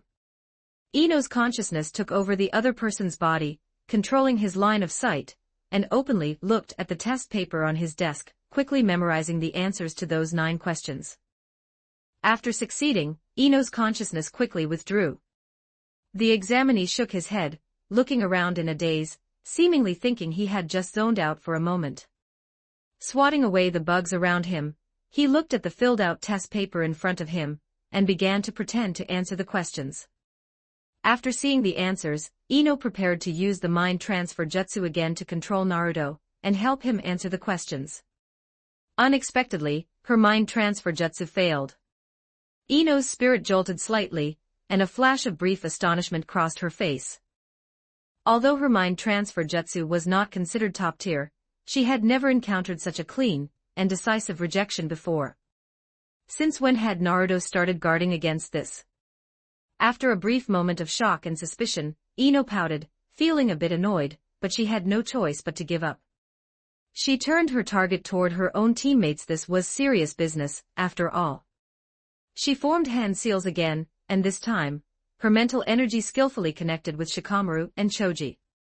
Through the assistance of the mind transfer jutsu and the answers she had just memorized, she began to silently help Shikamaru correct some uncertain options and convey key information to Choji, who was completely out of the loop. At the same time, Akamaru lay on Kiba's head, quickly locking onto someone who was writing rapidly, and then conveyed the answers to Kiba through barking. Meanwhile, Shino's bugs quietly flew over to the shinobi Naruto had previously mentioned, peeked at the test paper, and conveyed the information to Shino. As for Niji, his method was the most direct and overbearing. He sat in his seat, and the veins at the corners of his eyes quietly emerged. Byakugan, activate. The powerful X-ray ability ignored distance and obstacles, its gaze penetrating the bodies and desks of the examinees several rows ahead, finally landing directly on the test paper of the bespectacled examinee whom Ino had visited. The clear handwriting was visible at a glance within his pure white vision. He only needed to look, and the answers were all in his sight. Uchiha Sasuke had been maintaining a high level of vigilance. His pitch-black eyes appeared lowered, but in reality, he was keenly observing his surroundings with his peripheral vision. When he noticed Ino to his front right, who at one moment suddenly slumped on the desk as if mentally exhausted, only to immediately start writing furiously as if she had been injected with adrenaline, Sasuke immediately formed a judgment in his mind. The Yamanaka clan's mind transfer jutsu. It seems she succeeded. He instantly understood what Ino's abnormal behavior just now meant. Without the slightest hesitation, a red light flashed in Sasuke's eyes. Sharingan, activate. The three tomo slowly rotated within his crimson pupils. The Sharingan's powerful dynamic vision and copying ability activated instantly. Sasuke's gaze was firmly locked onto Ino's right hand as she wrote, clearly capturing and imprinting every subtle movement of her pen, the trajectory of the nib, and even the possible corresponding answer options into his mind. Following that, Sasuke lowered his head and began to mimic Ino's movements and rhythm from just now, writing rapidly on his own test paper. Although he could not directly see the text on Ino's test paper, by precisely mimicking her writing movements, Sasuke was 70 to 80% confident that he could copy out the correct options. On the other side, Tenten's operation appeared even more meticulous. At some point, several almost transparent threads had quietly wrapped around her right-hand fingers. One end of these threads was connected to her fingers, while the other end extended silently upward, adhering to the 4 mirrors on the ceiling of the exam hall. Tenten sat upright, looking straight ahead, as if she were fully focused on reviewing the questions. However, her right-hand fingers were trembling extremely slightly, using those transparent chakra threads to precisely manipulate the mirrors on the ceiling, adjusting their tilt angles. When she glanced with her peripheral vision at the mirror controlled by the threads, it happened to reflect the test paper of an examinee disguised proctor, who was suspected of knowing the inside story. Tenten's heart was pounding, but she forced herself to remain calm, reading the answers in the mirror with her peripheral vision while her hands kept moving, quickly transcribing them onto her own test paper. Her movements were smooth and natural. If one did not observe carefully, one could not see any abnormality at all. After Tenten finished writing, her right hand began to control the position of the mirror. Suddenly, Rock Lee, sitting not far away, solemnly put on his headband. This action seemed casual, but it was one of the agreed-upon signals for the mind transfer jutsu. This represented that Lee had already seen the image from the mirror Tenten was controlling. After seeing the test paper in the mirror, Lee's expression turned serious, and he began to copy furiously. He absolutely could not let himself be the reason his team was eliminated. Just as the various examinees were showing off their respective talents, utilizing the Sharingan, puppet threads, extraordinary vision, Byakugan, ninja dog reconnaissance, insect surveillance, mental control, and other miscellaneous methods to fight hard in this assessment of information gathering ability, there were 3 people in the exam hall whose style appeared exceptionally plain: Naruto, Hinata, and Sakura. The 3 of them, except for when the exam first started, neither looked around nor used any special ninjutsu or tools. They just lowered their heads, brows slightly furrowed, occasionally thinking, occasionally writing, their expressions focused and serious. The reason was simple. These questions. They actually knew how to write them. Feeling the barrier not far away, the shadow clone, disguised as Menma, heaved a sigh of relief. Having searched the entire Konoha, this should be the place. I have to say, the internal defense here in Konoha village is really not very good. Naruto's shadow clone moved as freely as a dragon in the underground of Konoha. Konoha, which looks bright and shiny on the surface, has quite a few holes underground that need patching. The shadow clone secretly noted this point. Taking one last look at this place suspected to be the root base, the shadow clone dispelled itself. At the same time, the shadow clone's memories were transmitted to the mind of Naruto, who was taking the exam. A sharp glint flashed in Naruto's eyes. Now everything is ready, all that's missing is the east wind of Orochimaru's Konoha Crush plan. Chapter 137, Chapter 137, Mental Interrogation Pressure. 1340 for words. Check out my P4 for plus 30 extra chapters on all my fanfics. And get chapters before publishing them here for free on my P4 //P4 com/talk victim. Alright, 45 minutes are up. Now, I will announce the 10th question. Marino Ibiki suddenly spoke, and many examinees looked up at him with heavy expressions. Only 15 minutes left until the end of the exam. First, you must choose whether or not to answer this 10th question. To answer or not to answer. What does that mean? Temari didn't have the same cheating methods as her 2 younger brothers. She only managed to finish because Kankuro had passed her a copy of the answers after he finished cheating. In the oppressive atmosphere deliberately created by Marino Ibiki, she couldn't keep her composure and asked. We get to choose. What if we choose not to answer the 10th question? Marino Ibiki's calm voice responded to her. If an examinee chooses not to answer the 10th question, they will receive a score of 0, meaning they fail. Correspondingly, their 2 teammates will also be eliminated. A murmur of discussion arose in the examination room. Furthermore, Ibiki's voice rang out again, not loud, but like a heavy hammer striking everyone's taut nerves. There's one more rule. The examinees' hearts leaped again, holding their breath. Ibiki's gaze swept over every pale face, then announced the final rule. If you choose to answer the question. He deliberately drew out his words. But failed to answer correctly. A brief pause, allowing the fear to escalate to its peak. Then, that examinee will be permanently disqualified from participating in the Chunin exams in the future. Permanently disqualified. Like the final tolling of a death knell. With a buzz, many examinees' minds went blank. Choose not to answer, 0 points for oneself, teammates eliminated. Choose to answer, answer incorrectly, and one can forget about ever becoming a chunin again. How was this a multiple-choice question? This was clearly a fork in the road leading to despair. No matter which path they chose, there seemed to be no hope. Immense fear, pressure, and confusion about the future, like a tide, engulfed the entire examination room. Many examinees with weaker psychological fortitude had faces as pale as paper, and their bodies began to tremble uncontrollably. The slight luck and confidence they had from completing the first 9 questions through various means were shattered in the face of this brutal rule, which was nakedly about their future shinobi career. Marino Ibiki stood silently on the podium, like a steadfast rock, or a deity judging fate.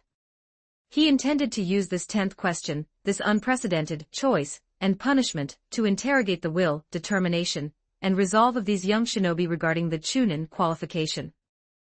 In this almost suffocating, heavy silence, Naruto remained unusually calm.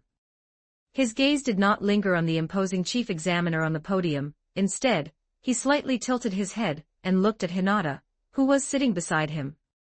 He could clearly feel Hinata's body tensing up. She had her head down, her hands tightly clutching the hem of her clothes, knuckles white from the effort, and her slender shoulders trembled almost imperceptibly. Her pure white eyes were downcast, her long eyelashes fluttering like startled butterfly wings, clearly under immense psychological pressure. Naruto's heart twinged slightly. He knew that, according to the original trajectory, Hinata would eventually choose to continue answering the question.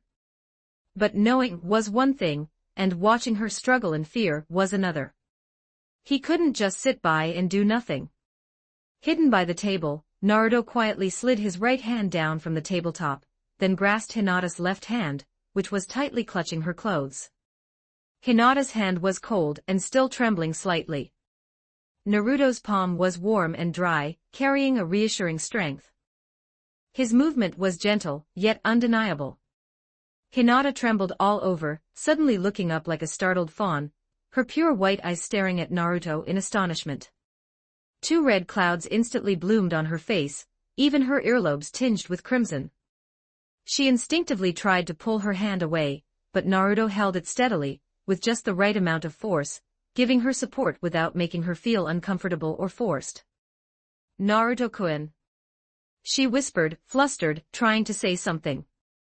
Naruto, however, didn't look at her, his gaze still fixed straight ahead, as if he had just done the most ordinary thing. He spoke in a voice only the 2 of them could hear, "Don't worry." His voice was calm, without the slightest tension or anxiety that one might expect when facing a desperate situation, instead carrying a strange, reassuring warmth. "I'm here." These simple words, however, seemed to possess immense power, instantly dispelling large patches of gloom and coldness in Hinata's heart.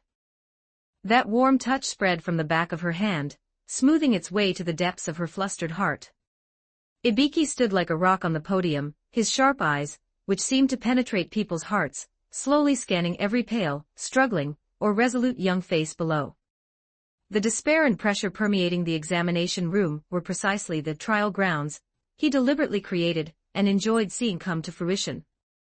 Enjoying the struggles of the interrogated was a small pleasure for him as the Umbu interrogation department head. However, as his cold gaze swept across the examination room, he caught a small interlude that was incongruous with the solemn atmosphere around them.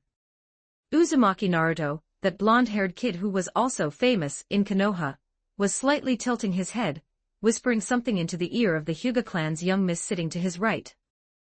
Although the girl's cheeks were flushed and her head was down, her body was no longer as tense and trembling as before. She even subtly squeezed Naruto's hand, which he had held at some point. That secret interaction between the 2, filled with comfort and reliance, could not be hidden from an interrogation expert like Ibiki, with his astonishing insight. Naruto hadn't intended to hide it anyway. The examiners were all from Konoha, so they would naturally turn a blind eye. On Ibiki's scarred face, the corner of his mouth curved upwards in a barely perceptible, subtle arc. "This kid, he's not stupid, huh?" Ever since he asked the 3rd Hokage for marriage application forms for Kakashi and Honor last time, Ibiki had noticed. This kid definitely had a knack for this sort of thing. Inoichi's daughter must like him too. The interrogation department and the analysis squad had a lot of dealings, so he and Inoichi Yamanaka were practically colleagues. I never thought I'd be gossiping about Inoichi's circle one day. So who would this kid choose in the end? It couldn't be that he wanted both, could it? Thinking of this, the smile on Ibiki's face almost uncontrollably widened. However, his expression at this moment, seen by the examinees below who were in extreme tension and fear, was a completely different sight. His scarred face, with the corners of his mouth struggling to suppress a grin yet unable to resist turning upwards, twisted into an almost sinister appearance. Coupled with the oppressive feeling from his black trench coat, and the cruel rules he had just announced, this smile looked like nothing less than a sinister grin of someone who had succeeded in a conspiracy, and was enjoying everyone's defeat and pain. As if he was very happy to see these young shinobi struggle in despair, collapse in fear, and give up under pressure. This sinister grin was like the last straw, breaking some examinees with fragile psychological defenses. Some covered their heads, struggling internally, while others slumped onto their chairs with ash faces. Note, so far this story is published up to chapter 155 on my Patreon. Go check it out. Exclusive 18+ character images and early chapters. Please visit my Patreon. Thanks for your support. com/talkvictim if you want more updates. Supports with Power Stones, every 20 Power Stones bonus chapter, every 3 5-star reviews bonus chapter. Chapter 138. Chapter 138. The end of the first round. 1209 words. Under the heavy, viscous mental pressure deliberately cultivated by Marino Ibiki, time seemed to stretch, and every second was as unbearable as a dull knife cutting into flesh. Immense fear and confusion about the future eroded the will of every candidate. Finally, one candidate could bear it no longer. He sat to the left of Naruto, his face as pale as paper, cold sweat trickling down his forehead, his lips trembling uncontrollably. After a long internal struggle, he tremblingly raised his hand. This action seemed to exhaust all his strength. He knew that raising his hand meant the entire three-man team would be eliminated. Choosing not to answer the 10th question meant a score of 0, and the disqualification of his teammates. He squeezed his eyes shut, with only one thought screaming frantically in his heart: failing the Chunin exams once is still better than never being able to take them again. Getting it wrong meant losing the qualification forever. He dared not take that risk, and he dared not take it for his teammates either. He would rather bear the infamy of being cowardly and dragging his teammates down than continue this overly cruel gamble. Give up. Answering the 10th question. He said these words in a voice that was barely audible. Ibiki's gaze locked onto him like a cold arrow, along with his two teammates who were also deathly pale beside him. Candidate number 50, you have chosen to give up. Ibiki's voice held no emotional fluctuation, as if he were reading a pre-written verdict. Along with your teammates, candidate number 130 and candidate number 111, the first exam is a failure. Now please leave the exam hall. Concise and unquestionable. Those three candidates stood up as if their spines had been removed, looking distraught. Under the gaze of countless others, some sympathetic, some disdainful, some relieved, they walked out of the exam hall with unsteady steps. The heavy sound of the door closing struck the hearts of everyone remaining. This was just the beginning. Like the first domino being pushed over. In the time that followed, one candidate after another could not withstand the pressure and tremblingly raised their hands. Every time a hand was raised, it was accompanied by Ibiki's cold, ruthless pronouncement and the dejected departure of a team. Candidate number XX, failed. Candidate number XX, failed. Candidate number XX, failed. Since the rule was choosing not to answer results in the whole team being wiped out, every elimination cleared an entire team, and the number of people in the exam hall decreased at a steady and cruel pace. It actually avoided the awkward situation of numbers not being divisible or single candidates being left behind. The atmosphere in the exam hall became even more oppressive as people kept leaving. The remaining candidates looked solemn and did not even dare to make eye contact, fearing that seeing hesitation in the others' eyes would trigger their own internal collapse. Time ticked away, second by second. Less than 5 minutes remained until the end of the exam. Marino Ibiki's gaze swept over the seats of the remaining candidates below once more, silently counting the number of people in his mind. His expression remained as calm as an ancient well, but deep in his eyes, a subtle, imperceptible assessment flashed. 78 people. It was more than the number he had initially anticipated would make it to the end. It seems that among this year's genin, there are more people with firm wills who dare to fight with their backs to the wall than he expected. This is a good sign. His gaze swept over the proctors holding scoreboards in the aisles on both sides of the exam hall, observing the candidates. These experienced chunin or special jonin were also closely monitoring the candidates' states. Ibiki's gaze met theirs, communicating silently. One by one, the proctors nodded slightly at Ibiki. This meant that they also approved of the performance and willpower of the candidates currently remaining. The expected goal of the assessment had been reached. Ibiki understood. Continuing to persist is the same.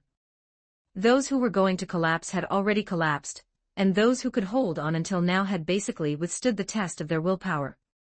Continuing to apply pressure had little meaning, and might even crush some seedlings, who could have become excellent chunin. It was time. He took a deep breath, and the expression on that scarred, perpetually icy hard face suddenly underwent a subtle change. He looked around at the young faces below who were still tense, waiting for the final judgment, and spoke slowly. His voice was no longer cold and ruthless, but instead carried a hint of appreciation. Determination is very good. This sudden evaluation, so different from before, left all the candidates stunned. Determination? What did that mean? Before they could react, the corners of Ibiki's mouth curled upward, revealing a hearty, even slightly gratified smile that was completely different from his previous sinister grin. He raised his voice and announced clearly and forcefully. He paused deliberately, keeping everyone in suspense. Everyone remaining here. His gaze swept over every bewildered yet expectant face. In the first exam. All pass. Congratulations. Ha ha ha ha. The moment the words fell, Ibiki could no longer hold back, and let out a burst of extremely hearty, almost heroic laughter. The laughter was deep and powerful, instantly dispelling the gloom and despair that had accumulated in the exam hall for so long. The candidates' questions and confusion followed one after another. Ibiki did not care. This written exam, called the Chunin exam's first round, was essentially a large-scale mental interrogation scene led by him for all the candidates. He enjoyed the process of personally setting up psychological traps, enjoyed watching these fledgling young shinobi struggle painfully under pressure, hesitate, and eventually collapse and give up. Every candidate who raised their hand to give up, every candidate who suffered in fear, but ultimately held on every subtle change in their expression, every quickened breath was within his observation and enjoyment. This exam did not just test knowledge or information-gathering ability, it also tested will. And he, Marino Ibiki, was the interrogator, holding the mental whip and candy, coldly and precisely whipping and testing the hearts of these young people. Watching the chaos and various reactions below, the satisfaction of his prank succeeding, and the pleasure of being an observer reached its peak in Ibiki's heart. This was much more interesting than simply interrogating a prisoner. Naruto gently released Hinata's small hand, which he had been clutching tightly, and was no longer cold. He felt his own palms were a bit sweaty, so he naturally raised his hand, and wiped the sweat off on his pants. This action was subtle and ordinary, yet it made Hinata, who had just calmed down from the huge emotional fluctuation, blush slightly again. Great, we passed. Hinata looked up, meeting Naruto's clear, sky-blue eyes. There was no haze in them, only pure happiness and encouragement for her. The last trace of tension and panic in her heart was dispelled by this smile. She nodded vigorously, a shy yet bright smile blossoming on her face, and responded softly but firmly, Chapter 139, Chapter 139, Anko Mitarashi. 1321 words. Check out my P4 for plus 30 extra chapters on all my fanfics. And get chapters before publishing them here for free on my P4 // P4 Talk victim Ibiki spoke about the importance of intelligence to a shinobi and displayed his head, which was covered in scars. He then began to explain the painful lessons learned from a lack of intelligence. However, this silence, heavy with the weight of painful lessons, did not last long. A sudden sound of shattering glass abruptly broke the tranquility of the examination hall. A tall window on one side of the examination hall shattered, glass shards flying in all directions.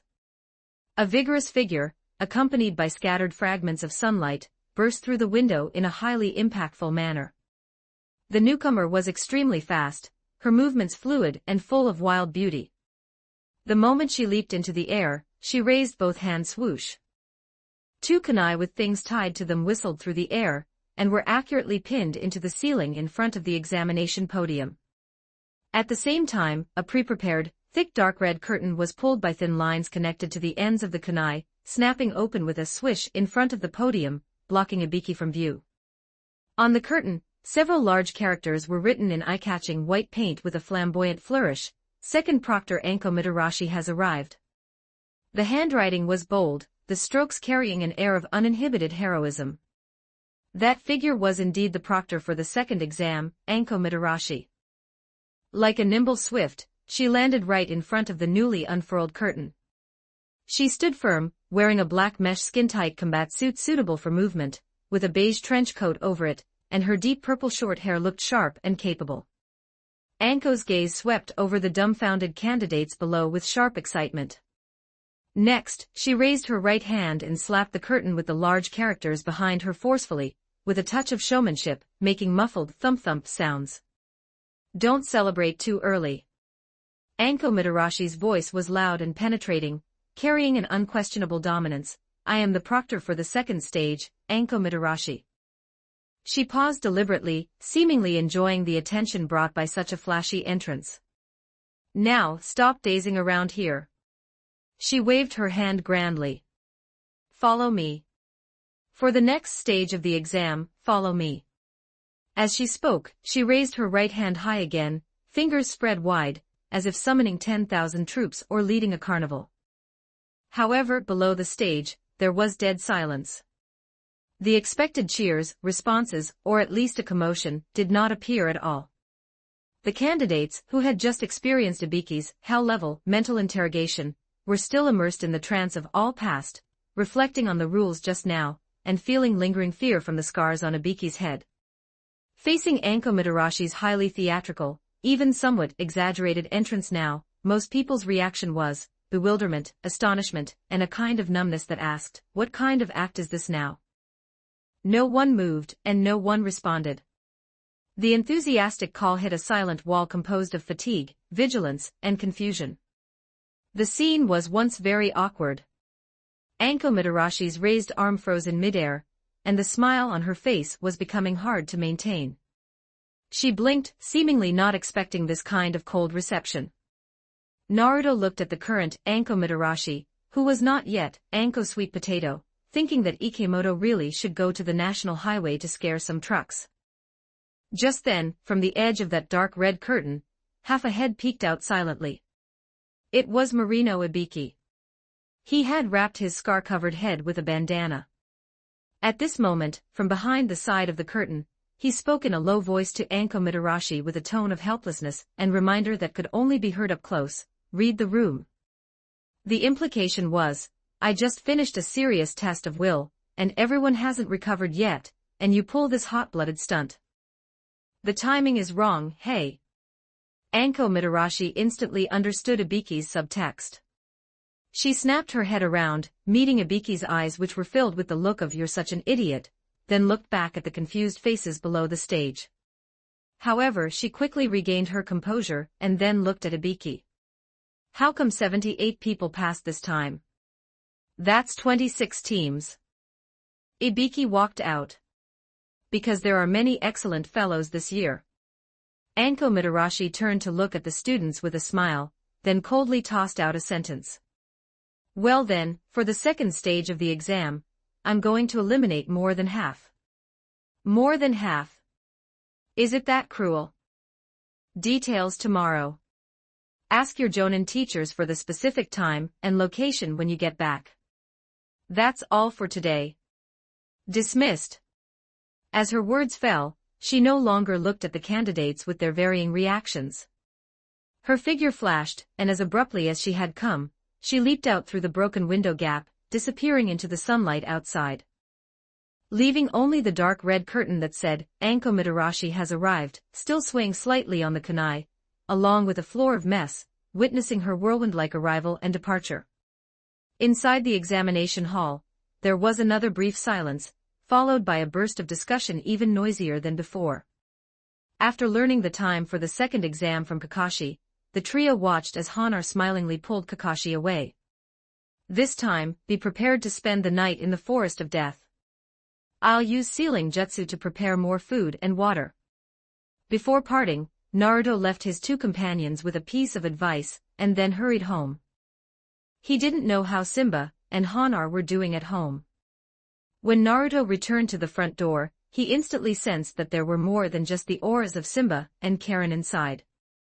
He pushed the door open vigilantly, his left hand reaching into his ninja tool pouch to grip the hilt of the wooden sword. It would hurt his heart if the Hinakagutsuchi sword broke, but the wooden sword was renewable, so he wouldn't mind if it broke, and its chakra conductivity was no worse than the Hinakagutsuchi swords. Pushing open the door, Naruto froze for a moment. In the living room, Karen was standing next to the sofa, her small face slightly puffed up, her purplish-red eyes carrying a trace of imperceptible anger and helplessness, her hands unconsciously twisting the hem of her clothes.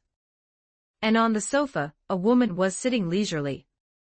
She was draped in a magnificent cyan cloak, the edges of which were embroidered with exquisite snowflake patterns. Her smooth, ink-black long hair cascaded down.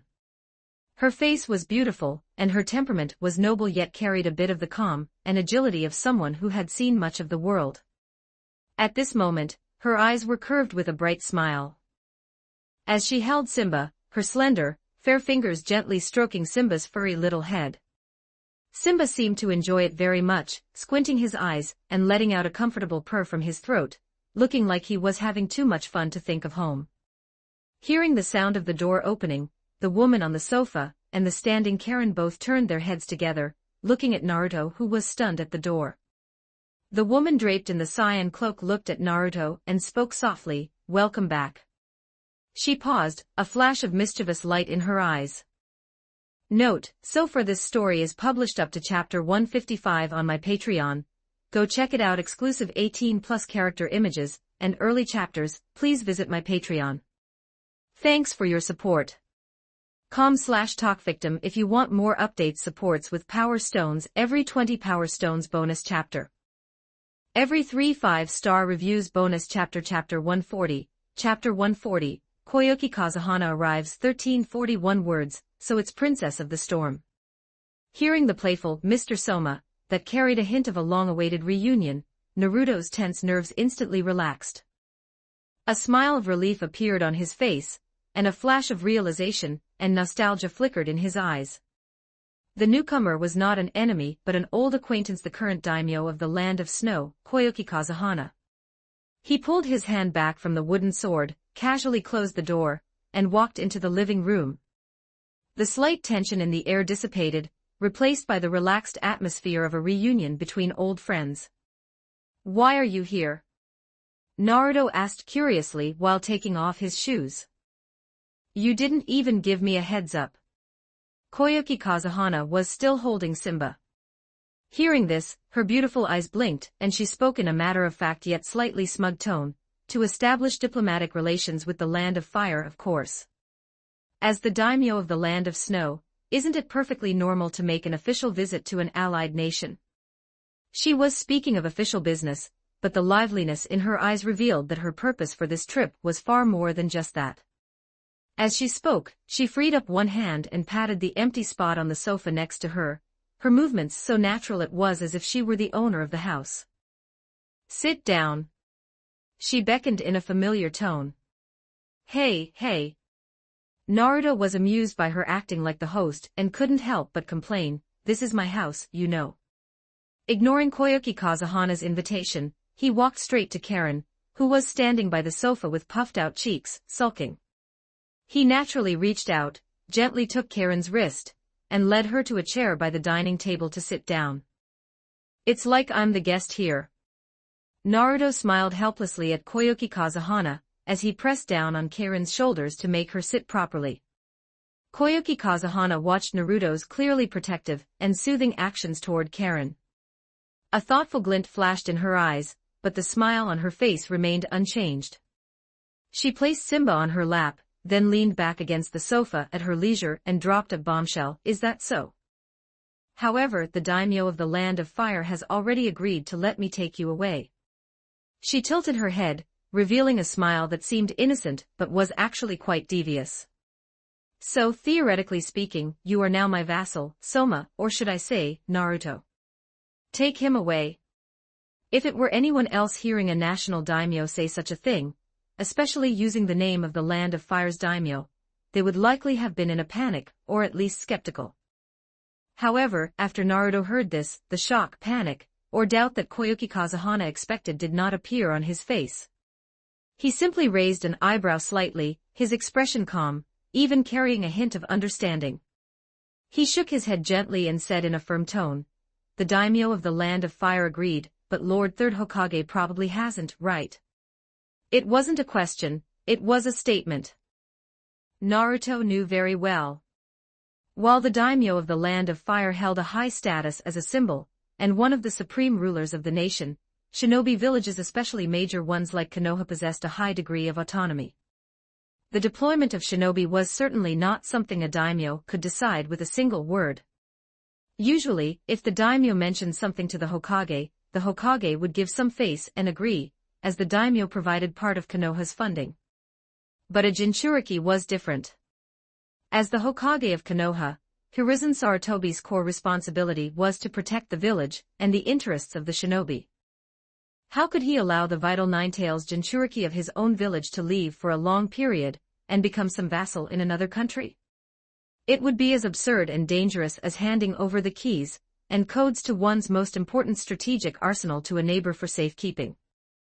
No matter how friendly political relations were, when it came to trump cards and fundamental security, no competent leader would easily give in. Koyuki Kazahana's words were likely a half-serious joke or a test. The true part might be that the Land of Fire's daimyo, out of diplomatic etiquette or some exchange of interests, had verbally agreed to second elite shinobi from Konoha to assist the Land of Snow for a period. The false part, or the part she intentionally ignored, was that such a deployment required formal approval from the Hokage and the higher-ups of Konoha. For a special existence like Naruto, the possibility of approval was slim to none. I came to Konoha village specifically for this matter. Just as you thought, the third Hokage flatly refused. Besides, the shinobi he recommended didn't seem as impressive as Kakashi to me, so how could they compare to you? Kakashi-sensei is one of the most outstanding jonin in Konoha. Who knows, he might even become the 5th or 6th Hokage in the future. There are very few shinobi in the village who can compare to Kakashi-sensei. Naruto stood up for Kakashi's reputation, though it was normal for Koyuki Kazahana, who didn't understand shinobi, to say such things. It's like a group of Warhammer players joking that if they transmigrated to Warhammer, they would definitely serve the Emperor, while someone ignorant might say, unfathomably loyal, things like, "Look at how cowardly you are. If I transmigrated there, I would definitely replace that skeleton-like Emperor." It makes one want to laugh. How could those who said they'd serve the Emperor be as loyal as the one who said they'd replace the Emperor as the new one? Kakashi is already at the peak of Jonin. There are very few Jonin in Konoha stronger than him. Is that so? Koyuki Kazahana put Simba into the dog bed next to the sofa, and stepped forward, only to be blocked by Karen with her arms spread wide. Koyuki Kazahana was stunned by Karen's action, and then a look of helplessness and resentment appeared on her face. She looked at Naruto, who had an "it has nothing to do with me" expression, then at Karen's stubborn eyes, and finally gave up on trying to force her way closer. Shrugging, she sat back down on the sofa. Fine, I won't get close." Her tone held a bit of grievance at being rejected, but she quickly regained a serious tone, and began to explain the true purpose of her visit. "I have no choice. Those snow ninja used to act like tyrants in the land of snow.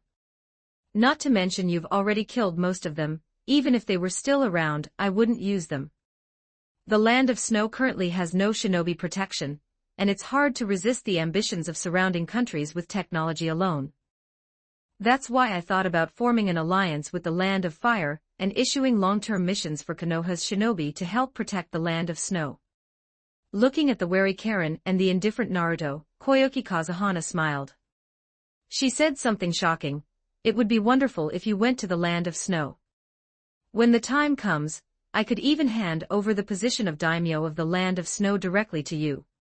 She said it lightly, as if transferring a country was like giving a gift. Before Naruto could react, she blinked and added another sentence, her eyes sweeping over Karen with deep meaning, and a daimyo can marry several wives. Her gaze circled between Naruto and Karen, the curve of her lips carrying a hint of cunning, and the look of someone who enjoys watching trouble unfold. If you want, you can take this cute little red-haired sister along too. As soon as those words were spoken, Karen's face turned beet red, and even the tips of her ears were dyed crimson. Chapter 141, Chapter 141, Niji's Vigilance 1436 words. Check out my P4 for plus 30 extra chapters on all my fanfics. And get chapters before publishing them here for free on my P4 //P4 com/talkvictim. Come to think of it, Naruto was actually tempted for a moment. Being able to marry several wives. To be honest, it was useless. If he really wanted to be some sort of emperor, he could simply eliminate the other shinobi villages one by one and unify the entire ninja world by force. Can someone who holes up in a corner really be called an emperor? There are so many countries in the world, but even the Land of Wind, which has the largest land area, is small enough for an average chunin to cross in less than a week at full speed. Miss Koyuki Kazuhana, you are truly joking. Naruto looked at Koyuki Kazuhana with a smile. I'll just take this as a joke you made, and let's not mention it again once we step out this door. How boring. Koyuki Kazuhana drew out her tone, carrying a hint of disappointment at her failed plan, and a small amount of unwillingness at being seen through. She had been stifled during her time in the land of snow. Those old fogies made her pay attention to the dignity of a daimyo every day, and only here with her friend Naruto could she relax a little. She slumped over, lying straight on the sofa without a shred of decorum, with one hand resting on her forehead, striking a pose that said, I am so disappointed. All right, Konoha Village is hosting the joint chunin exams these past few days. Starting tomorrow, I might not be home for a long time. If you don't have anything else to do, it's best if you leave Konoha quickly. The land of snow is in a stage of reconstruction, it can't do without a daimyo like you, right? Orochimaru was about to implement the Konoha Crush plan, and Konoha was quite dangerous at this time. As for the land of snow, Sentaiu and the others are there. I was just a mascot over there anyway. Don't let Sentaiu's previous appearance of being slow-witted fool you. He was, after all, an old retainer who served under Fukasosion, and he was quite capable when it came to handling government affairs. Most importantly, Sentaiu was exceptionally loyal. There was no need to doubt his faithfulness.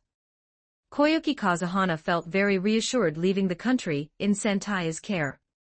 Even if Sentaiu wanted to usurp the throne, she was currently in Konoha, and given the defensive strength of the land of snow, it would be impossible to withstand the shinobis of Konoha. Then take this. Naruto thought for a moment, took a kunai out of his ninja tool pouch, then walked into the bedroom to get a piece of paper and folded a paper crane on the spot. If you encounter danger, just tear the paper crane, and I will know your location. A flying thunder god mark had been left on both of these items, and a marking curse seal had been placed on the paper of the crane. When the paper crane was torn, the curse seal would disappear, and Naruto would sense its disappearance. After all, the two of them could be considered friends. In the chaos that might come, Naruto felt that sending a shadow clone to protect Koyuki Kazuhana wouldn't be much trouble for him. Then I'll accept it. Koyuki Kazuhana's eyes brightened slightly, and the corners of her mouth curled up a bit. She reached out her slender, fair hand and first took the standard issue kunai, which was identical to an ordinary one except for a Uzumaki mark. The cold touch of the metal against her fingertips made her thoughts shift slightly. In the traditions and certain cultural connotations of the noble circles, gifting weapons often carried the meaning of severing ties, warning, or even threat, and was not a lucky gift. She thought to herself, Naruto is an orphan, he must simply be worried about my safety, which is why he gave me this most direct, and perhaps his most commonly used, tool. Thinking of this, not only did she not feel it was inappropriate, but a warmth rose in her heart instead. To be on his mind and for him to care about her safety, this sentiment itself was very rare. Immediately after, she carefully took the paper crane that had been meticulously folded from white paper. The paper crane was small and exquisite, with crisp and clean folds on its wings and tail. Seeing this paper crane, the smile on Koyuki Kazuhana's face deepened, and the light in her eyes grew brighter. Isn't there also this paper crane with a much better meaning? Her heart leaped with joy. Paper cranes often symbolize blessings, prayers, peace, and hope. Naruto gave her a paper crane and specifically instructed her to tear it to send a signal when in danger. The concern and sense of protection within this were self-evident. The kunai represented practical protection and emergency measures, while the paper crane carried beautiful symbolism and a bond for emergency contact. This gift, though simple, was quite thoughtful and full of Naruto's care. Koyuki Kazuhana carefully tucked the kunai into a special small hidden pocket on the inside of her cloak, ensuring it was close to her body and safe. Then, she took out a more exquisite and small silk pouch and carefully placed the paper crane inside, also keeping it close to her. After doing all this, she looked up at Naruto, her smile bright and sincere, lacking the previous slyness and playfulness, and filled with more gratitude and warmth. Thank you for the gift, Naruto. I will keep them safe. She patted the place where she had put the items and added, however, I hope there never comes a day when I actually need to use them. Naruto watched her solemn way of putting them away and smiled as well. It's best if they aren't needed. However, it's better to be prepared. Koyuki Kazuhana nodded vigorously. Karen, watching the interaction between the two from the side, although still maintaining a bit of vigilance toward Koyuki Kazuhana, could vaguely feel that Naruto's concern for this princess was within the normal range of friendship. The little bit of jealousy in her heart faded slightly. Just at this moment. Big Brother Naruto. A crisp, lively and energetic child's voice, accompanied by the click of a key inserting into the lock, broke the warm atmosphere that had just settled in the living room. Immediately after, the door was skillfully pushed open, and a small figure bounded in like a joyful little deer. It was none other than Hanabi.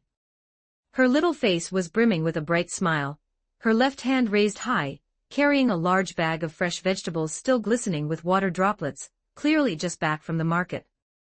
My sister, Brother Niji, and I are here to have a meal with you, Hanabi announced loudly.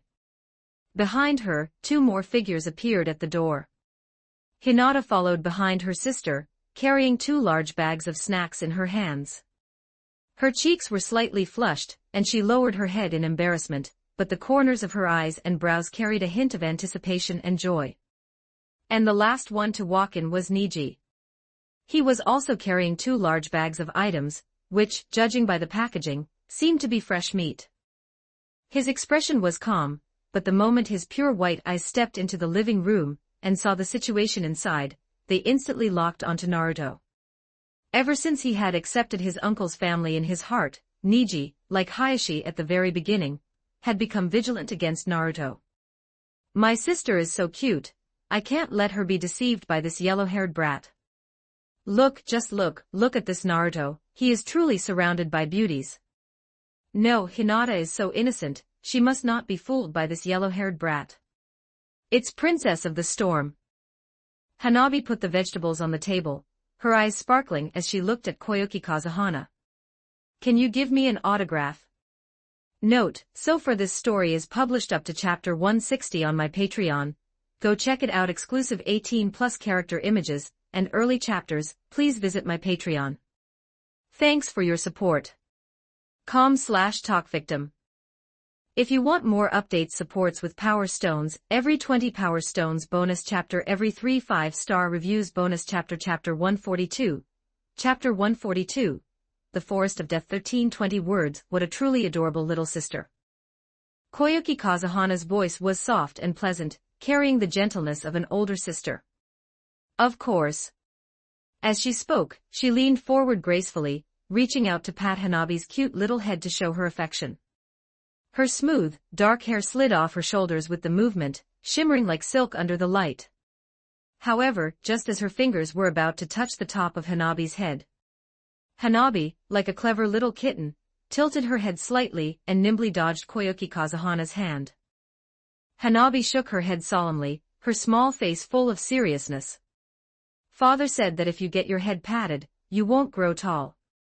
Koyuki Kazuhana's hand froze in midair, and then she couldn't help but let out a soft laugh. Far from being embarrassed by the rejection, she found the little girl even more adorable and amusing. Is that so? I didn't know there was such a saying. She withdrew her hand with a smile and took the notebook and pen she had borrowed from Naruto. All right then, so that this cute little sister doesn't stop growing, I won't pat your head. Here, I'll give you an autograph. Thank you, big sister princess of the storm. Hinata gently placed the 2 large bags of snacks she was carrying onto the dining table. Seemingly infected by the little episode of her sister Hanabi's successful fan meeting, she relaxed a bit. With a gentle smile, she naturally looked at Naruto and spoke softly but proactively, Naruto-kun, I'm going to cook now. She had clearly taken to heart what Naruto said during the exam. Having said that, she prepared to head toward the kitchen, looking quite familiar with the way. Neji glared at Naruto, and Naruto glared right back. What are you acting like a good brother for? In the original story, you and Pain were the ones who beat Hinata the hardest. And you did it during the Chunin exams, no less. Neji wanted to give Naruto a beating. The current Naruto also wanted to give Neji a beating. What are you glaring at? If you can't see clearly, go get treatment. Why are you glaring here? Hanabi, you and big sister Karen play with big sister Koyuki for a while. I'm going to help your sister cook.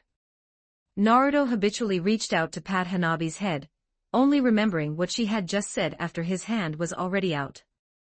Just as he was about to pull it back, Hanabi proactively leaned her little head toward Naruto, pressing it into his palm. The soft sensation of her hair came through. Then, Hanabi looked up, her pure white and clear eyes curving into cute crescents.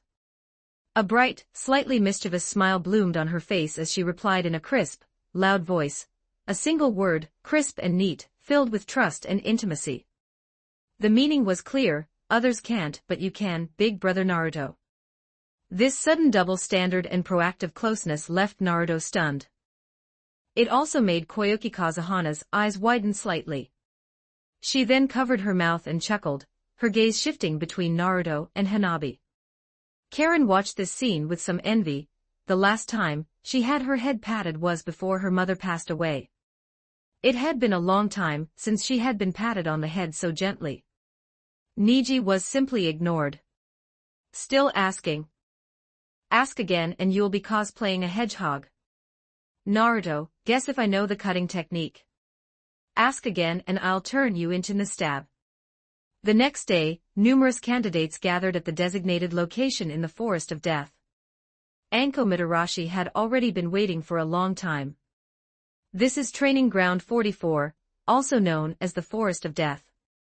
After introducing the content of the second exam, Anko distributed stacks of consent forms. These were essentially death waivers. Once signed, Konoha would not be held responsible if they died inside the Forest of Death. Those in the front took one and passed the rest to those behind them.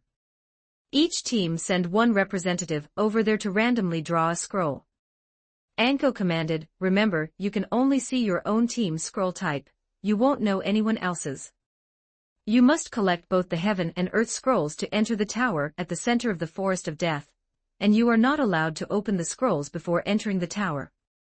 Each team stepped forward in turn, pulled a sealed scroll tube from the box, confirmed it, and immediately tucked it away.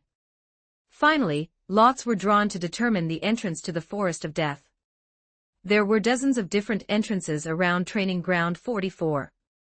Entering separately avoided an immediate large-scale melee and added uncertainty and strategy to their encounters. All procedures were complete.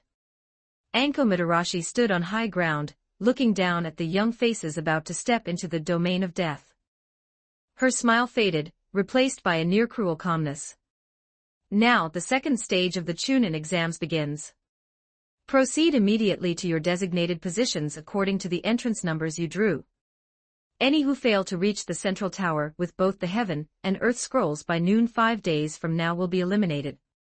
As soon as she finished, the candidates hesitated no longer.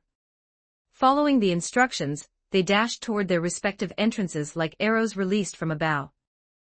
The dark and silent entrances of the Forest of Death were like the gaping maws of giant beasts, gradually swallowing the young figures one by one. The 5-day period of survival, competition, and hunting had officially begun.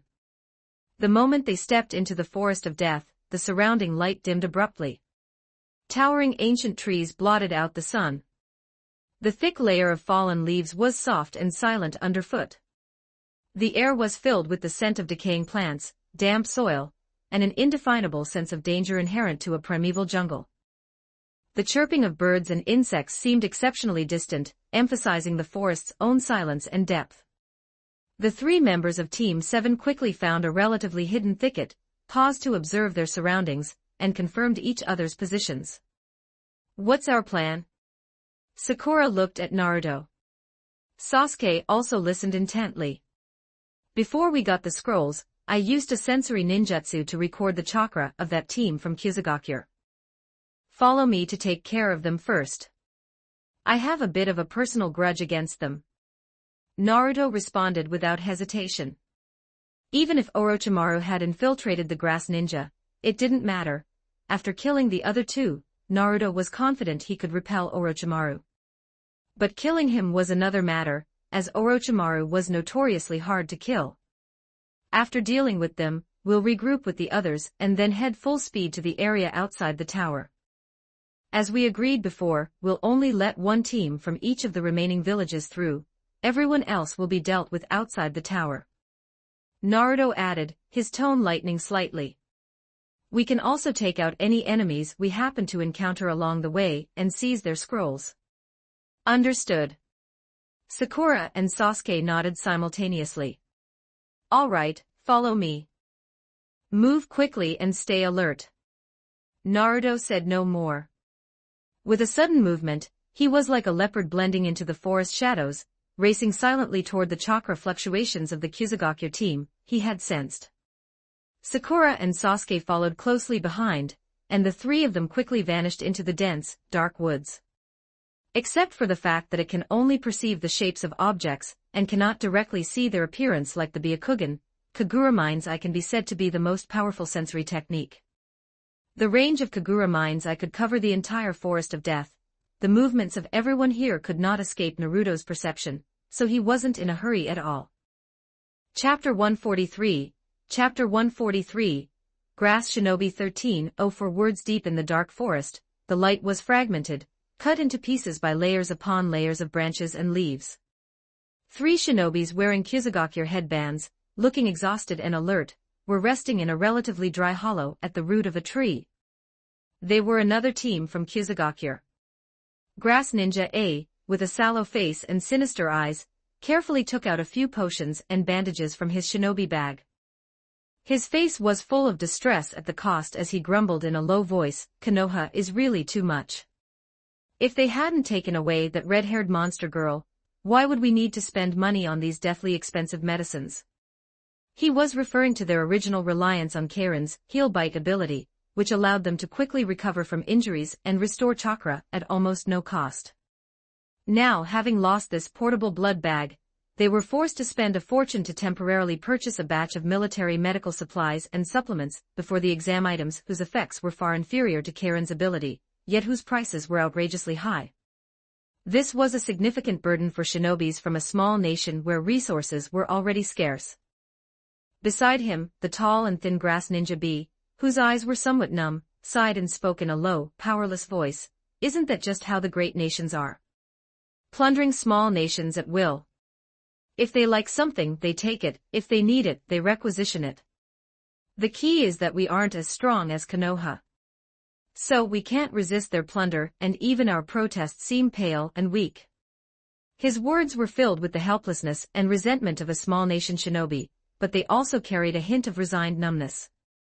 In the ninja world, strength is the right to speak. The law of the jungle is the unchanging law. As one of the 5 great nations, Konoha's actions, while hateful to them, were within the rules. Because those plunderers are mostly the ones who make the rules. All right, stop complaining. Grass Ninja C's voice came from above. He was crouching on the branch of a thick tree, tensely observing the surroundings, performing lookout duty. He was the calmest looking of the 3, though his expression was also quite grim. Small nations are like this, but in the end, that is our country. If you think the land of grass is weak, then get stronger yourself and go build up the village and the nation. Grass Ninja C's voice carried a trace of subtle fatigue and annoyance. Instead of wasting time complaining, you'd better think more about how to pass this damn exam. His tone was somewhat impatient. In fact, under the soul-crushing pressure of the first written exam, he had originally intended to raise his hand and give up. That kind of mental torture and the fear for his future qualifications had made it almost impossible for him to breathe. But he couldn't give up. There had been 2 teams from Kyusugakure before. That other team was even more miserable. For some unknown reason, they had provoked someone in Konoha. 2 members were beaten so badly they were hospitalized with serious injuries. The remaining one, that red-haired blood-bag Karen, was taken away directly by Konoha's people, and there had been no news since. If their sole remaining Kyusugakure team gave up at the very beginning of the second round, or performed too poorly, then Kyusugakure would be completely wiped out in this Chunin exams. Upon their return, what awaited them would likely not just be punishment for a failed mission, but also the wrath of the village's high-ranking officials and the disdain of their colleagues. To not even try the exam was simply losing face for Kyusugakure. To avoid even harsher punishment upon his return, and perhaps to preserve a shred of pitiful dignity and future mission opportunities, Grass Ninja C gritted his teeth, forced himself to endure, and held out until the second exam to sign that life and death waiver. He harbored a sliver of hope. As long as they could scrape through to the second round, even if they ultimately failed to pass, they would at least have an explanation when they returned, and wouldn't be punished too severely. Hurry up and rest, replenish your chakra and stamina. Grass Ninja C jumped down from the tree, and said to his 2 companions in a low voice, "This forest isn't right, it's too quiet. We need to find other weak teams as soon as possible, seize their scrolls, and then find a safe place to hide and endure these 5 days." Before his words could finish, rustle. An extremely faint sound, as if it were just the wind blowing through fallen leaves, came from behind the nearby bushes. The hair on the 3 men's necks stood on end instantly. That sound didn't seem like the natural sound of the wind.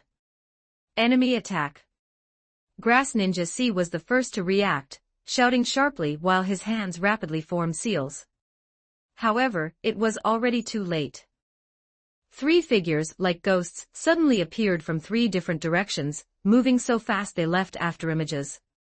It was Team 7. Naruto's eyes were cold and his goal was clear, lunging straight for Grass Ninja A, who had been complaining the loudest. Sasuke's figure flashed, cutting off Grass Ninja B's path of retreat. Sakura threw several kunai to attack Grass Ninja C.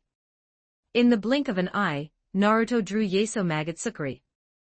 Grass Ninja A only felt a chill on his neck, and his vision suddenly began to spin wildly.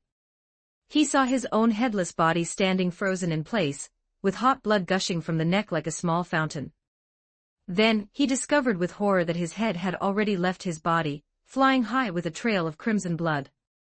Time seemed to stretch at this moment. He could clearly see the terrified expressions of his companions, the distorted light and shadows of the forest, and the drops of blood falling from that pitch-black blade. His head traced a parabola in the air, finally falling heavily onto the leaf-covered ground, rolling a few times, and becoming covered in dirt and broken leaves, his face frozen in a final state of shock and fear. The head flew up, trailing a string of blood, and then rolled onto the ground. Fire release, Phoenix Sage Fire Nail Crimson.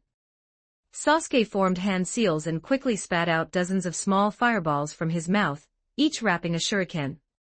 Like blooming phoenix flowers, they carried a sharp whistling sound, covering all of Grass Ninja B's possible evasion routes in a fan shape. In his terror, Grass Ninja B could only roll clumsily on the ground, barely dodging most of the fireballs. However, his sleeves and pant legs were still grazed, igniting small flames, and the stinging pain made him groan. His rhythm was completely disrupted, and he fell into a passive position. Without giving him any breathing room, Sasuke's second ninjutsu followed immediately. Fire release, Dragon Fire Technique. Sasuke took a deep breath, his chest swelling high, and then exhaled violently. This time, it was no longer scattered fireballs, but 3 condensed and compressed streams of blazing fire shaped like ferocious dragon heads. The 3 fire dragons formed a triangular pattern, roaring as they tore through the air, instantly engulfing the area where Grass Ninja B had just steadied himself. Grass Ninja B only had time to let out a short, miserable scream before his figure was completely swallowed by the violent fire dragons. The flames rolled, burning the ground where he stood into a charred black mess. When the flames dissipated, only a charred, curled, and unrecognizable corpse remained, the air filled with the pungent smell of burnt flesh. Chapter 144. Chapter 144, Finishing Off the Enemy, is a good habit. 14 words. Check out my P4 for plus 30 extra chapters on all my fanfics. And get chapters before publishing them here for free on my P4 //P4 com/talkvictim. On the other side, Sakura Haruno's surprise attack was narrowly dodged by Grass Ninja C.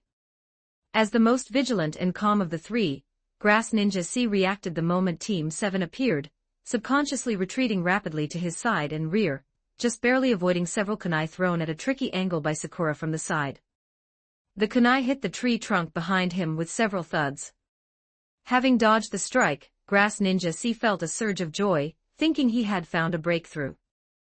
A fierce light flashed in his eyes, and his hands immediately began forming hand signs, preparing to cast his best earth release ninjutsu to first repel this female shinobi opponent before looking for a chance to escape.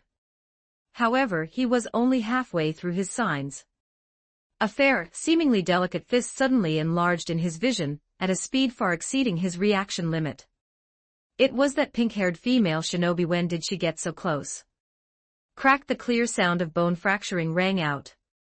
Grass Ninja C felt an overwhelming, completely irresistible, terrifying force transmit from his arm, instantly destroying his defense. Severe pain shot through his arms as if he had been hit head-on by a battering ram. His entire body flew backward out of control like a kite with a broken string. His body traced a long arc through the air, and his back slammed heavily into a thick tree that would take 2 people to encircle. Another dull impact. Grass Ninja C's body slumped down the tree trunk, sitting paralyzed on the ground. His head hung limply to one side, his arms twisted at unnatural angles, and blood overflowed from his mouth. He had completely lost consciousness. Sakura slowly pulled back her fist, and the chakra glow covering it quietly dissipated. She looked at her unconscious opponent with little expression on her face, only letting out a slight sigh of relief. The method Naruto taught her earlier, attaching chakra to her fists to strengthen her attacks, really was effective. From the start of the battle to the end, barely a dozen seconds had passed. Of the 3 grass shinobi, 1 was dead, 1 was charred, and 1 was unconscious. The 3 members of Team 7 were almost completely unharmed, and they hadn't even consumed much chakra. Naruto walked over to the corpse of Grass Ninja B, which had been charred, curled up, and rendered unrecognizable by Sasuke's dragon fire technique. He frowned and gave it a gentle nudge with the tip of his foot. The charcoal-like corpse made a light cracking sound, and some fragments of clothing that had turned into black embers fell off. He turned his head toward Sasuke, raising an eyebrow with a tone of slight helplessness and warning, "Hey, Sasuke, don't burn them directly like this next time." Hearing this, Sasuke glanced at Naruto but said nothing. Naruto pointed at the charred corpse on the ground that was barely recognizable. If the heaven or earth scroll happened to be on him, your burning would mean we did all this work for nothing. Yeah, I get it. Naruto then walked to the tree trunk where several kunai were embedded, casually pulled one out, and weighed it in his hand. The kunai was still stained with a bit of grass debris and tree sap. He turned, flicked his wrist, and the kunai streaked out like a silver light, accurately thrown toward Sakura, who was about to search Grass Ninja C's ninja tool pouch. Naruto's voice was calm. Sakura, remember to finish him off. Finishing off an enemy ensures they have completely lost the ability to resist or are dead. It is the most basic part of shinobi combat, yet also the easiest for novices to overlook. Especially in a life and death exam like this, any small oversight could lead to fatal consequences. Sakura caught the kunai Naruto threw, her fingers tightening slightly. She looked at Grass Ninja C lying unconscious at her feet, with twisted arms, and blood oozing from his nose and mouth. A trace of hesitation and pity flashed across her face. The opponent had already lost consciousness, and was severely injured. It seemed unnecessary to deliver a killing blow. After Naruto and Sasuke finished looting the ninja tool pouches of the shinobis they had killed, they saw that Sakura had delayed in taking action, and looked at her together. Do it quickly. Sasuke urged. Have you forgotten what happened in the land of snow so soon? Do you want to be counter-killed because you didn't finish the job? Naruto raised an eyebrow. Hearing these words, Sakura finally made up her mind. She took a deep breath, and the hesitation in her eyes was gradually replaced by determination. She took out two clean, sharp kunai from her own ninja tool pouch. She stepped back 2 paces to keep a relatively safe distance, then exerted force with her wrist. 3 kunai flew in a triangular formation with the sound of breaking air, accurately striking Grass Ninja C's throat, heart, and abdomen respectively. 3 dull sounds of blades entering flesh. The unconscious Grass Ninja C's body twitched violently once, then became completely still. Blood quickly spread out from beneath him. Naruto walked over to Sakura, whose face was still a bit pale, and whose fingers holding the kunai were trembling slightly. He didn't say any hollow words of comfort, he just reached out and patted her shoulder with moderate pressure. This gesture carried silent support and understanding. He looked into Sakura's emerald eyes, which still held a trace of shock, and spoke in a calm voice that carried the sincerity and guidance of a comrade. It's okay if you were reluctant to strike at first. He acknowledged the normalcy of this reaction, especially for a young female shinobi who had rarely experienced life and death combat. This wasn't weakness, but rather the kindness in human nature that hadn't been completely erased, and an instinctive reverence for life. Forcibly denying or suppressing these feelings would instead be detrimental to growth. Back in the land of snow, it was usually Naruto and Sasuke who went on the offensive, while Sakura worked with Kakashi to help the local people who had been victimized by the snow ninja. This could be considered growth. But then Naruto changed the subject, pointing toward a more realistic and cruel future. There will be many more battles to come. His gaze swept across the dark, deep, and peril-filled forest. The meaning was self-evident. This was only the beginning. Over the next 5 days, they would face more enemies, more sinister environments, and harder choices. After you kill a few more enemies, you'll slowly get used to it and find the heart for it. These words sounded a bit cold, even carrying a hint of ruthlessness. But Naruto knew this was an unavoidable part of the shinobi path. Being soft-hearted on a real battlefield often meant the death of oneself or one's comrades. He didn't want to see Sakura pay a tragic price at some critical moment in the future because of a temporary reluctance. Becoming accustomed to killing wasn't about becoming bloodthirsty, but about making one's mind resilient, being able to make the choice most conducive to survival, and the mission without hesitation when necessary. All of these required a heart that was sufficiently cold and determined. Unnecessary pity for an enemy was foolish and dangerous. Sakura, thanks for your support. com/talkvictim if you want more updates supports with Power Stones, every 20 Power Stones bonus chapter every 3 5-star reviews bonus chapter Chapter 145, Orochimaru. 1286 words. These grass ninja scrolls were also heaven scrolls, making them useless for Team 7. However, their other friends should have earth scrolls. It was impossible for all 4 teams to have heaven scrolls, right? Tossing the scroll into his ninja tool pouch, Naruto sensed that the closest people to the 3 of them were Team 10's Inoshikacho trio. They seemed to be in the middle of a battle as well. Let's go. I've sensed Shikamaru's location. They've gotten into a fight with someone.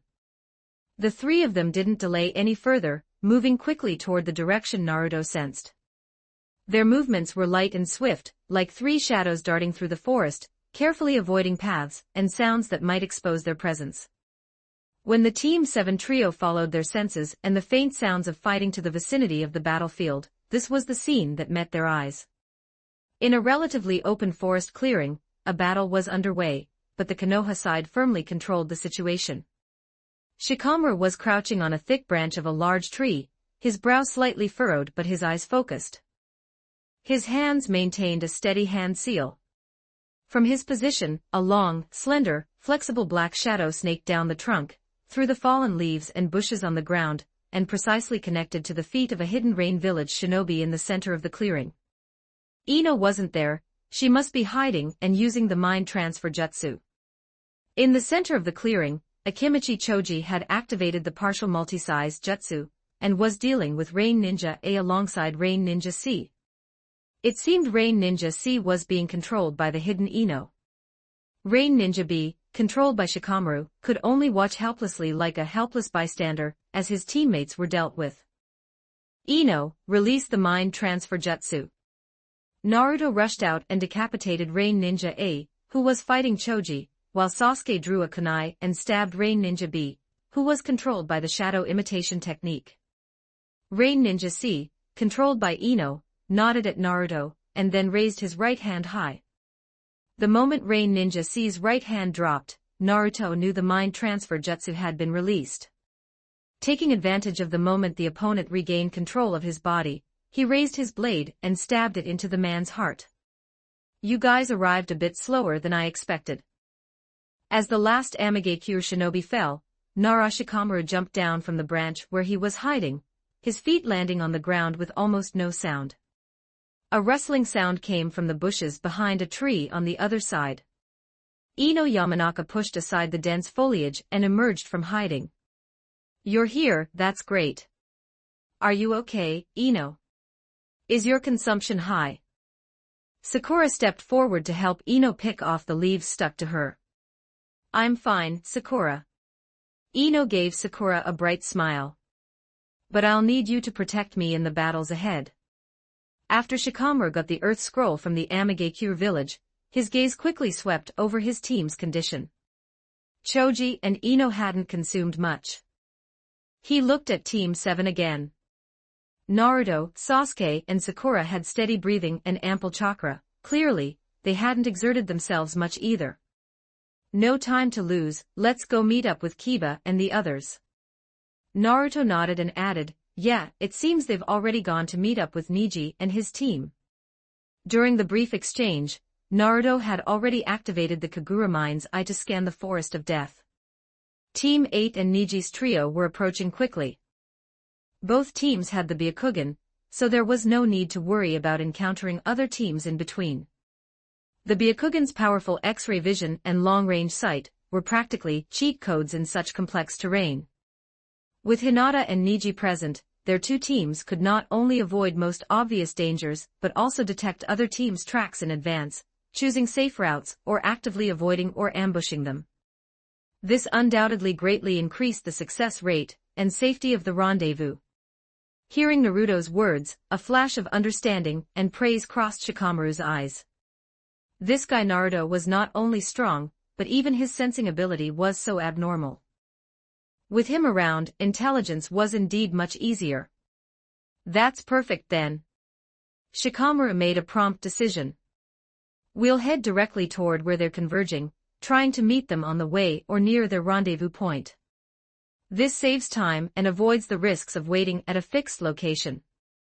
According to what was discussed before entering the Forest of Death, the scrolls would only be distributed once everyone was together. Shikamaru directly put away the Earth Scroll. Shikamaru looked at Naruto. Naruto, you lead the way. I'll leave the sensing to you. No problem. Naruto replied. Let's go. At Naruto's command, Team 7 and Team 10 set off again. They had barely moved for 2 minutes when Naruto noticed someone approaching. That cold and sinister chakra, could it be Orochimaru? Naruto left a kunai behind, and then continued leading the group forward. After they left, a woman weaving through the trees arrived at the spot. Uchiha Sasuke, we will meet soon. Her long tongue flicked out, and the woman used it to wipe her face before preparing to speed up. I don't think you'll be seeing him. The kunai Naruto had dropped earlier transformed into his likeness. It turned out that kunai was a shadow clone Naruto had created in advance, using the transformation jutsu. While he couldn't use those powerful skills openly, Naruto was also thinking about how to ambush others, and how to exert more of his strength. The Shadow Windmill collaboration he used with Sasuke before gave him inspiration, and thus the shadow clone kunai was born. Looking at the Naruto before him, Orochimaru gave a sinister smile. Just with you. She was slightly surprised in her heart, such sharp sensing. I deliberately suppressed my presence, yet I was still detected in advance, and he even left a countermeasure. This kind of sharp sensing couldn't possibly be the Kagura mind's eye, could it? As a research fanatic, she also had some knowledge of the Uzumaki clan's secret techniques. The Kagura mind's eye was the Uzumaki clan's top-tier sensing technique, with an extremely wide range and high precision. But as far as she knew, even Uzumaki Kushina didn't seem to have fully mastered or displayed this technique. This kid. Although he was the child of Minato Namikaze and Uzumaki Kushina, and having extraordinary talent was understandable, but the Kagura mind's eye wasn't that a bit too much. After all, even within the Uzumaki clan, those who awakened the Kagura mind's eye were very few. Could this kid Naruto, who didn't even have red hair, actually awaken the Kagura mind's eye? Naruto's shadow clone didn't answer Orochimaru's taunt. He leaped lightly onto a nearby tree, casually broke off a branch that looked sturdy enough, and weighed it in his hand. Just with me, he said calmly, his gaze locked on Orochimaru. Orochimaru looked at the shadow clone's face, which closely resembled Minato Namikaze. A hint of reminiscence and amusement flashed in her golden-slit pupils. He really does look like Minato. I just wonder if you have Minato's skills. Due to the living corpse reincarnation, Orochimaru was currently using a female body. It didn't matter, in the process of constantly improving the living corpse reincarnation for eternal life, she had long since grown accustomed to bodies of different genders and ages. Although this body could only exert about 80% of her strength, Orochimaru was confident that dealing with a genin brat was more than enough. Chapter 146, Chapter 146, This Body is Mine. 1231 words. Naruto's shadow clone knew his mission was to stall for time. So he didn't mind chatting with Orochimaru a bit more. The main body was leading his companions away. Orochimaru's target was Sasuke. As long as he stalled her and gained enough time and distance for the main body, it would be fine. Besides, Naruto knew very well that Orochimaru would still be useful later. Moreover, the main body had prepared a little gift for Orochimaru later, although it was currently on Danzo. He couldn't kill her here. Thinking of this, the shadow clone's eyes sharpened. Wielding that ordinary tree branch, chakra erupted beneath his feet, and his figure shot forward like an arrow from a bow, charging straight at Orochimaru on the branch. Initially, Orochimaru did intend to toy with Naruto. A genin holding a tree branch, what threat could he pose? However, when Naruto's figure rapidly approached, and the seemingly ordinary tree branch in his hand was suddenly infused with highly condensed, incomparably sharp wind-style chakra, emitting a cyan glow, Orochimaru's expression instantly changed. Relying on her extraordinary reaction speed and flexible body, she twisted her torso eerily like she had no bones at the moment the branch reached her, narrowly avoiding the seemingly simple thrust. But the moment she dodged, the wind attribute chakra erupted. SSHHH, SSHHH, SSHHH. The tree branch, bolstered by wind-style chakra, unexpectedly shot out countless hair-thin yet incredibly sharp wind blades from its tip, and various small twigs simultaneously. These wind blades weren't scattered randomly, instead, following the branch's swing trajectory, they formed a dense and precise cutting net. The tree Orochimaru had been standing on one so thick it would take several people to encircle it, and the two trees behind it were easily and neatly sliced into dozens of segments the moment they touched the wind blade net, like tofu cut by an invisible blade.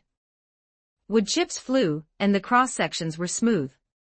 If this had hit a person. Orochimaru landed on another branch not far away, her golden vertical pupils staring fixedly at the tree branch still flowing with cyan light in the Naruto shadow clone's hand. The mockery and ease on her face had completely vanished, replaced by an unprecedented gravity. If I had really been hit by that move, wouldn't I have been sliced into pieces? This Uzumaki Naruto's mastery over chakra nature transformation and control had actually reached such a terrifying level. To be able to perform such a threatening area of effect cutting attack, just by conducting wind style through a branch broken off at random. It seemed this chance encounter was far more troublesome than she had imagined. Orochimaru cast aside her contempt and began to take the brat in front of her seriously. To be able to dodge this move of mine.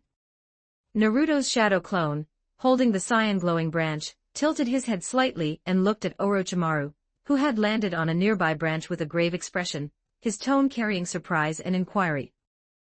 You're certainly not simple. He paused intentionally, as if truly pondering the other's origin. Which village are you from? He asked, feigning an attempt to identify his opponent's identity. Orochimaru's golden vertical pupils flickered slightly. She sneered inwardly at the Naruto shadow clone's naive question, but on the surface, she maintained that pale and sinister appearance, responding in a raspy voice. From a small village. She was vague, clearly not wanting to reveal her identity. She had originally planned to disguise herself as a grass ninja, but one grass ninja had been taken by Naruto, two were heavily injured, and the remaining team had been called away by Hiruzen Sarutobi before the exam. So this time, she used the vanishing facial copy technique to replace an unlucky fellow from Takigakure. Meanwhile, her fingers hidden under her wide sleeves moved extremely discreetly. A tiny, snow-white snake slid silently out of her sleeve, pressing against the tree trunk, preparing to swim quietly toward the Naruto shadow clone's flank. This was one of Orochimaru's usual tricks. However, just as that little white snake had left Orochimaru's sleeve, and hadn't yet fully blended into the shadows of the environment. ZZZZT. A blindingly brilliant bolt of azure lightning suddenly shot out from the tip of the branch in the Naruto shadow clone's hand without warning. The lightning was as thin as a steel needle but incredibly solid, and its speed exceeded the limits of visual capture. It accurately struck the little white snake that was sneaking around. A soft sound. The little white snake didn't even have time to struggle before its slender body was easily pierced by the lightning. A charred hole appeared in the center of its body, and a faint smell of burning spread. The little white snake twitched stiffly, then slid limply from the tree trunk, falling into the fallen leaves below, motionless. Lightning release. And it was a high-precision lightning release with chakra form and nature transformation controlled to the extreme. Orochimaru hadn't expected the opponent to not only use wind style so sharply, but also be able to instantly switch and trigger such a precise lightning release attack on a branch where the wind style chakra hadn't even fully dissipated, all in such a short time. This kind of chakra control and attribute switching speed was simply inconceivable. Naruto's shadow clone acted as if he had only done a trivial thing. Still holding the branch, he looked calmly at Orochimaru, his tone carrying a hint of understanding and playfulness. You like playing with snakes, huh? He paused, his gaze seemingly inadvertently sweeping over Orochimaru's sleeves and the surrounding tree trunks. Are you planning to slip away or planning a sneak attack? Looking at the Naruto shadow clone's calm, I've seen through you long ago expression, the shock and suspicion in Orochimaru's heart grew heavier. The strength, tactical literacy, and exquisite use of chakra displayed by Uzumaki Naruto had completely exceeded the scope of a normal genin. Even many Jonin might not be able to switch and control two chakra attribute attacks so casually. The opponent hadn't even used hand seals. The son of Minato Namikaze and Uzumaki Kushina is indeed an extraordinary fellow, Orochimaru thought to herself. Her desire for Sasuke's Sharingan was still burning, but at this moment, she had also developed a strong interest in the blonde boy himself. Perhaps his body was even more valuable than the current Sasuke's. When the time came, she could completely gouge out Sasuke's eyes and transplant them onto this kid. Then she would possess both this exceptionally talented body and the Sharingan. Just thinking about it was a bit exciting. Little brother, how about letting me go this time? I can give you the heaven and earth scrolls I've collected. Orochimaru said, her right hand slowly reaching into her ninja tool pouch. Then, she suddenly thrust out her right hand. Her right hand transformed into several brown snakes, their mouths open to bite Naruto. Hidden shadow snake hands. Naruto's shadow clone calmly raised his hand, sliced the hidden shadow snake hands into chunks of meat, and then suddenly lunged at Orochimaru.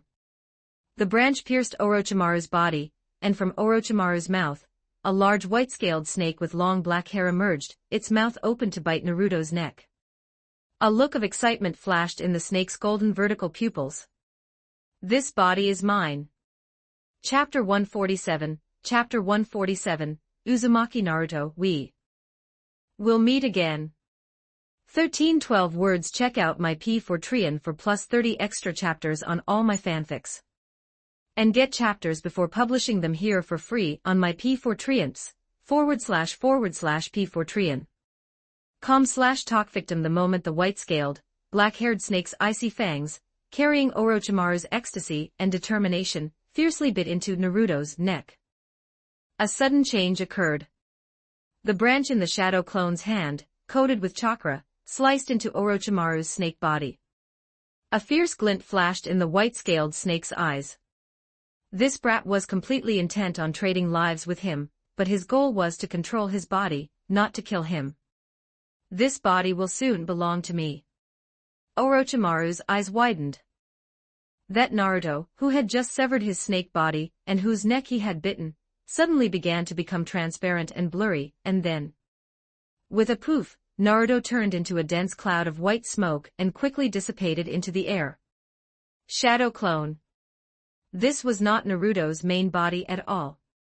He had been played. The white-scaled, black-haired snake, now only half its length but still conscious, let out a shrill and venomous hiss. Its golden slit pupils stared fixedly at the dissipating smoke, filled with the humiliation and rage of being toyed with and outmaneuvered. It suddenly opened its large mouth again, and from the depths of its throat, spat out another figure, covered in viscous, transparent liquid and curled up like a newborn baby. The newly emerged Orochimaru lay wretchedly on the ground covered in fallen leaves and bloodstains, gasping for air, his body still coated in snake mucus. He raised his head, looking toward the direction where the Naruto, shadow clone had dissipated, then glanced at the severed, lifeless white-scaled snake body on the ground, as well as the shattered remains of the female corpse not far away. Damn it! He gritted his teeth, squeezing out a voice suppressed with extreme anger and frustration from his throat, cold flames burning in his golden slit pupils. It was actually a shadow clone. Even the Uchiha clan and the Otsutsuki from the later Boruto era could not see through the difference between a shadow clone and the main body with this technique. Even an existence like Uchiha Madara could only judge a shadow clone based on experience. Orochimaru really hadn't realized at first glance that this Naruto was actually a shadow clone. This Uzumaki Naruto, his strength, cunning, and the various secret techniques he had mastered far exceeded the scope of the intelligence reports, making him an absolute, immeasurable variable. Orochimaru slowly climbed up from the ground. Although his new body was in a wretched state, his basic mobility and chakra remained.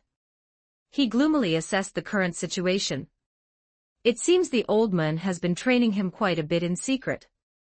The strength the opponent displayed was completely different from the Uzumaki Naruto in the intelligence reports he had received, who was supposedly useless except for his taijutsu and diligence. Uzumaki Naruto. Orochimaru whispered the name, a complex light flickering in his eyes. Using the Orochimaru-style substitution jutsu twice in a row was a bit much even for Orochimaru to handle. Toward Naruto he felt anger, apprehension, and frustration, but deep down, that greed and longing for a precious vessel and research material became even more intense. The top priority was to readjust the plan, recover his strength, and deal with this unfathomable blonde youth with more caution. Based on Orochimaru's understanding of Minato, before Minato died, he must have sealed the Nine-Tailed into his own son. This meant that if the opponent were pushed into a corner, he might enter a tailed beast state. Wouldn't that be convenient? The Konoha Crush plan required Shikaku to go on a rampage, if the Nine-Tailed also went on a rampage. Wouldn't that be a double blessing? He didn't want to miss out on Naruto's body either, so he would just have to do it this way. Uzumaki Naruto, we will meet again. Orochimaru took one last look at the chaotic battlefield, his figure slowly merging into the shadows of the Forest of Death, disappearing from sight. After reuniting with Team 8 and Niji's group, Naruto received the memories transmitted back by his shadow clone. It really was Orochimaru who had been pursuing them earlier. Naruto did not stop his pace. Their 4 teams now had a total of 3 Heaven Scrolls and 4 Earth Scrolls, which meant they were still missing 1 Heaven Scroll to all enter the tower in the center of the Forest of Death. Therefore, the 12 of them began to sweep through the Forest of Death wantonly. The afternoon sunlight shone through the window into the clean and tidy living room. Hanabi was holding a rag, standing on tiptoes, trying hard to wipe the dust from the high parts of the bookshelf. She had volunteered to help clean up. Meanwhile, Karen watched Hanabi busying herself, feeling a bit awkward. She wanted to help but couldn't find a way to pitch in, so she could only help by handing her things. With sufficient nutrition over the past few days, Karen's hair had become even more vibrant red, and the wounds on her body had almost healed. After finishing the bookshelf, Hanabi diligently ran into Naruto's bedroom, intending to tidy up the bed as well.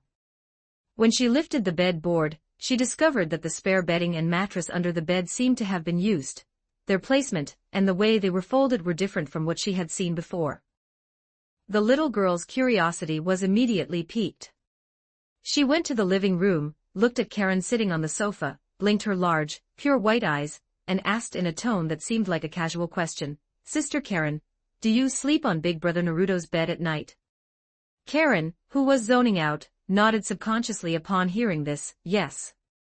Recalling the scene from the night before last when Naruto gave up his bed for her and slept on the floor, a warmth welled up in her heart, and a gentle smile unconsciously appeared on her face as she added, "Naruto-kun is a very gentle person.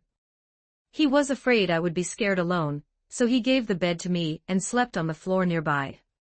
Although she had requested it at the time because she was scared, Naruto-kun had still agreed. She paused, recalling the details from last night that made her feel incomparably at ease, her voice becoming softer, carrying a trace of imperceptible dependence and sweetness, "And when he sleeps at night, he even holds my hand while sleeping. He really is a reliable person who can bring people a sense of security." She was speaking entirely in a mood of sharing warmth and gratitude, with no other intentions. However, to Hanabi, especially the words, "holds my hand while sleeping," it was like a thunderclap exploding in her little mind. Holding hands while sleeping. Hanabi's pure white eyes widened instantly. She stared fixedly at Karen, the innocent expression on her face instantly disappearing, replaced by a complex look mixed with shock, disbelief, and a certain sense of crisis. Seeing Karen touching her gradually reddening face, looking intoxicated by the memory, the veins at the corners of Hanabi's eyes suddenly bulged. She activated her Byakugan. Hanabi's voice suddenly rose, carrying an oppressive feeling that didn't fit her age, almost like an interrogation. "So that means Big Brother Naruto really likes holding Sister Karen's hand while sleeping, huh?" Note, so far this story is published up to chapter 165 on my Patreon. Go check it out. Exclusive 18+ character images and early chapters. Please visit my Patreon. Thanks for your support. com/talkvictim if you want more updates. Supports with Power Stones, every 20 Power Stones bonus chapter, every 3 5-star reviews bonus chapter. Chapter 148, Chapter 148. It's almost safe now. 1376 words. Uzumaki Karen was startled by Hyuga Hanabi's sudden change in expression, and her stance of activating the Byakugan. A trace of panic flashed in her eyes. She didn't understand why this little girl had suddenly become so angry. She subconsciously nodded and answered in a low voice, "Why yes, the right hand." She raised her own right hand to indicate it. "What's wrong?" She didn't understand what the problem was. "The right hand, is that so?" Hyuga Hanabi's voice lowered. That pair of pure white eyes, activated with the Byakugan and appearing exceptionally eerie, locked firmly onto Uzumaki Karen's right hand. In her mind, countless images flashed by, Big Brother Naruto holding her hand, patting her head, and smiling at her. She then compared this to the scene before her of this red-haired sister, sleeping while holding hands with Naruto. I had finally managed to accept Ino Yamanaka, so why has another one appeared now? It should be enough with just Big Sister and me. Why do you all have to keep jumping out one by one to steal Big Brother Naruto? Furthermore, this Uzumaki Karen sister seems to look like she is enjoying it, and is very dependent on him. Unforgivable. Hanabi style. Hyuga Hanabi slowly put down the bedsheet in her hand, her small body sinking slightly as she struck an extremely standard Hyuga clan gentle fist starting stance. Although she was young, her posture was already quite professional, and chakra began to faintly circulate around her body. Her Byakugan, with veins bulging, locked tightly onto Uzumaki Karen's right hand. Enunciating every word, she shouted in a childish yet killing intent-filled voice, "Trigram Palm." Before the words had even faded, her small figure had already rushed out like an arrow from a bowstring. Her target was Uzumaki Karen's right hand. Judging by her stance, she really intended to use the Hyuga clan's gentle fist to teach this Uzumaki Karen sister, who dared to sleep holding hands with Big Brother Naruto, a lesson. Wait. Little sister Hyuga Hanabi. What are you doing? Uzumaki Karen was completely bewildered and retreated in fear. She had no idea what was going on. How did cleaning up suddenly turn into a fight? Kusagakure would not train Uzumaki Karen, because what they needed was a blood bag that could not resist, not a shinobi with the ability to resist. Uzumaki Karen, whose shinobi skills were not up to par, was naturally no match for Hyuga Hanabi and barely managed to parry 2 blows. Uzumaki Karen let out a muffled groan, feeling as if the chakra throughout her entire body had been instantly cut off and solidified. A wave of intense powerlessness and numbness spread through her limbs, and she completely lost the ability to resist, leaving her only able to slump weakly against the side of the sofa, unable to move. Hyuga Hanabi did not continue the attack. Her small hand stopped steadily just a few centimeters from Uzumaki Karen's nose. That pair of Byakugan eyes, pure and flawless, as if they could see through everything, gazed down like a look from the Pure Land. They held not a trace of their previous innocence, only a calm that bordered on cold scrutiny, locking firmly onto Uzumaki Karen's terrified face. This gaze made Uzumaki Karen feel a bone-chilling coldness, and a sense of dread. She had never seen such an oppressive and penetrating look in the eyes of any child. My apologies, Sister Uzumaki Karen. I was too agitated just now. Hyuga Hanabi's voice rang out. She tilted her head slightly, her pure white eyes still fixed on Uzumaki Karen, and asked a seemingly irrelevant question. Have you learned the transformation jutsu before? Uzumaki Karen was stunned by this sudden question. She looked at the small palm right in front of her that seemed ready to strike at any moment, and that pair of Byakugan that seemed to see through her soul. Her heart was filled with both fear and confusion. She didn't understand why Hyuga Hanabi was asking this, but in a situation where she was completely suppressed and her life and death might be in the other party's hands, she dared not hide anything, nor did she dare not answer. She nodded. Because her acupuncture points had been struck, her voice was weak and trembling. I have learned a little. That is truly wonderful. The corners of Hyuga Hanabi's mouth curled up. Not good. Are these Konoha guys crazy? Several hidden sand village genin were currently plunged into unprecedented panic and disarray. There had originally been 9 of them, and relying on the hidden sand shinobi's unique wind-style ninjutsu, and a certain degree of coordination, they had managed to hold their ground in the forest. However, just a short while ago, they had unfortunately run into the Konoha 12 who were sweeping through the forest of death. At first, they had wanted to maneuver around and even attempted a counterattack. But when they saw the team composition of those who arrived, they almost cried in fear. Almost all of Konoha's clans had come. Retreat quickly. Scatter and run. The Sunagakure captain roared at the top of his lungs. However, it was already too late. Once Konoha's hunting machine was activated, was it really so easy to escape?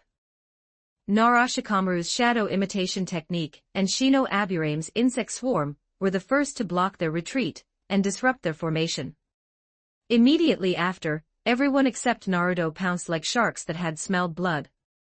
Sunagakure was completely scattered, and only 6 people remained, relying on the instinct to survive, fleeing frantically toward the deeper parts of the forest, in a direction they believed to be safe. And behind them, 3 figures pursued relentlessly like maggots on bones. It was Inuzuka Kiba, Shino Aburame, and Akimichi Choji.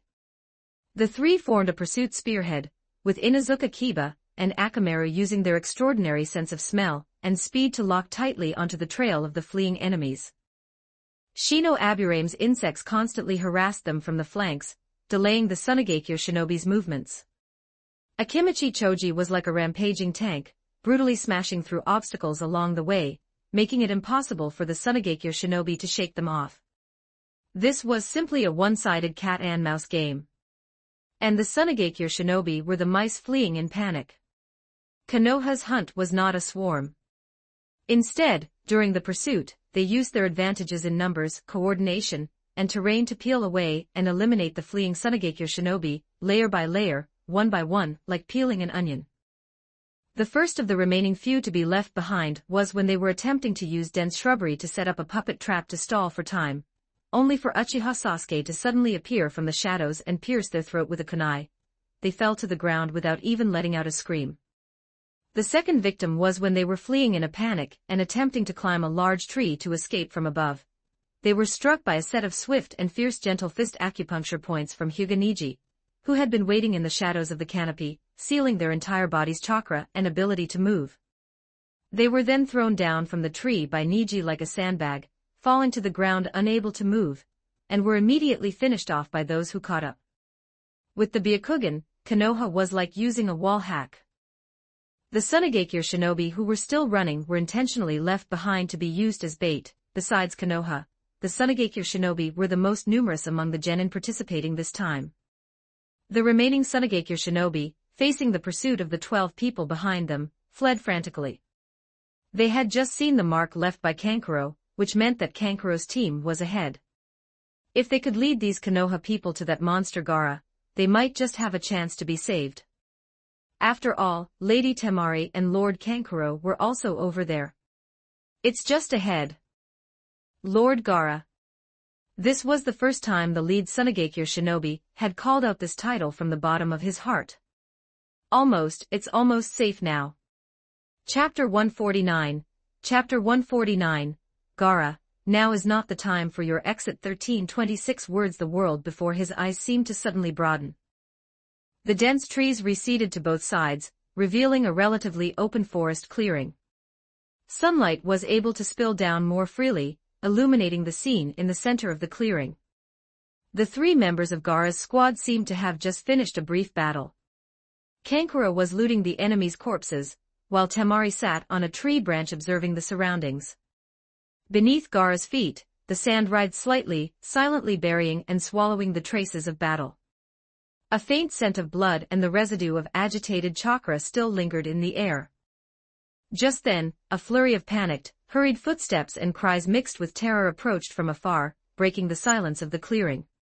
Several shinobi wearing hidden sand village headbands, looking wretched and covered in wounds and dirt, rushed out from the depths of the forest like stray dogs, scrambling toward the clearing.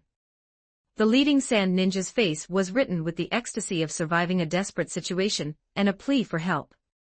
He spotted the 3 important figures in the clearing and, as if seeing saviors, shouted with all his might, his voice hoarse and strained, Lady Temari.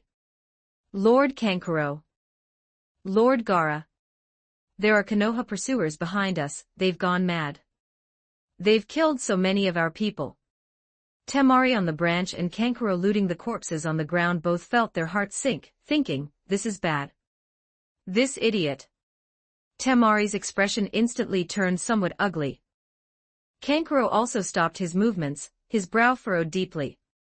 They knew Gaara all too well. For this younger brother, who was regarded as a failed product by their father, had the Ichibi Shikaku sealed within him, and possessed an extremely twisted personality. Any action or word that might slight or ignore him could touch his sensitive and dangerous nerves. Placing the names of Lady Temari and Lord Kankuro before Lord Gaara to Gaara's ears, this might be an invisible belittlement and neglect. As if in the seeker's heart, Temari and Kankuro were more important and more worthy of being asked for help first than him. This was practically dancing wildly in a minefield. Sure enough, Gaara, who had been standing in the center of the clearing with an expressionless face and arms crossed, reacted the moment he heard the cry for help and the order of the names. Beneath those deep dark circles, his pale green eyes shifted slightly. He slowly lowered his crossed arms. The movement seemed ordinary, but it made Temari and Kankuro's hearts leap into their throats. Gaara didn't look at the wretched, tearful shinobi from his own village.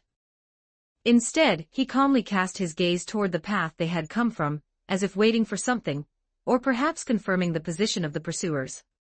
Then, he spoke. His voice was low and devoid of ripples, yet it carried a chill that could freeze one's marrow, sand-binding coffin. As his words fell, the mouth of the giant sand gourd on Gaara's back suddenly snapped open. A large amount of dark-colored, fine yellow sand, like a black tide with a life of its own, surged out silently and swiftly. The yellow sand did not attack the direction of the potential pursuers. Instead, like a tiger smelling blood, it pounced directly toward those several Sunagakure shinobi who had just escaped death, and thought they were saved, carrying a violent and suppressed killing intent. What? Lord Gaara. The ecstasy on the faces of the several sand ninja instantly froze, turning into extreme terror and disbelief. They never imagined that after struggling so hard to escape here, and praying for the protection of their village's powerhouses, what awaited them was not a helping hand, but a lethal attack from their own important figure. They wanted to resist, they wanted to run, but the exhaustion and injuries from being pursued by Konoha, coupled with facing Gaara's sudden, oppressive killing intent, made their bodies stiffen and their reactions slow by half a beat. The speed of the yellow sand was beyond imagination. In an instant it completely wrapped, entwined, and imprisoned the sand ninja, forming several sand spheres that constantly writhed and contracted. Muffled struggles and desperate whimpers came from inside the sand spheres. Gaara looked expressionlessly at the spheres that were bulging and trying to break free. He slowly raised his right hand, and then, suddenly clenched his 5 fingers. Sand waterfall funeral. Puff, puff, puff. Several muffled and tooth-grating sounds of crushing and bursting rang out almost simultaneously. The sand-binding coffins enveloping the sand ninja were like tomatoes instantly squeezed by an invisible giant force, extremely compressing and collapsing inward. Dazzling blood, like burst water bags, suddenly shot and sprayed out from the gaps and bottoms of the sand spheres, staining the surrounding sand and ground red. The sand spheres stopped writhing and quickly shriveled up. The life force within them vanished without a trace in an instant. Those sand ninja couldn't even leave behind a complete last word. Just like that, with a casual lift of Gaara's hand, they were slaughtered on the spot by their own village companion, in the most cruel and bloody manner. A dead silence fell over the clearing. There was only the slight rustling sound of the yellow sand slowly flowing back into the sand gourd, and the scent of blood in the air that had suddenly intensified several times. Temari and Kankuro looked at the pools of blood quickly soaking into the sand and the shriveled sand shells on the ground. Their expressions were exceptionally grim, but no one spoke. They couldn't, and even more so, they didn't dare. Never mind that they were Gaara's sister and brother, Gaara would not distinguish them from insects. As if he had only done a trivial little thing, Gaara withdrew his right hand and looked back toward the depths of the forest, the direction from which the sand ninja had fled. The mouth of the sand gourd on his back remained open. Slaughter, to him, was as natural as breathing. The Konoha pursuers, however, stopped under the large trees, and did not enter this field. They had also seen the scene just now. Originally, the cat-and-mouse game was meant to draw out other squads from the hidden sand village. They didn't expect to run straight into the big boss. Naruto stood at the front of the group, locking eyes with Gaara. There's no mistake. This kid is the Jinchuriki of that stinking Tanuki. The Nine-Tailed's voice rang out in Naruto's consciousness. Yeah, I know. No, now is not the time. You still have your part to play. Thinking of this, Naruto already had a decision in his heart.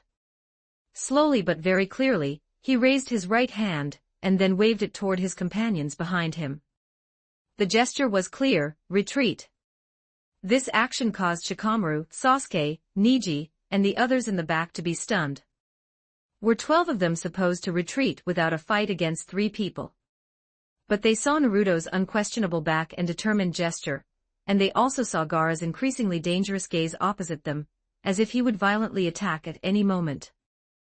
Shikamaru was the first to react. He immediately barked in a low voice, "Listen to Naruto.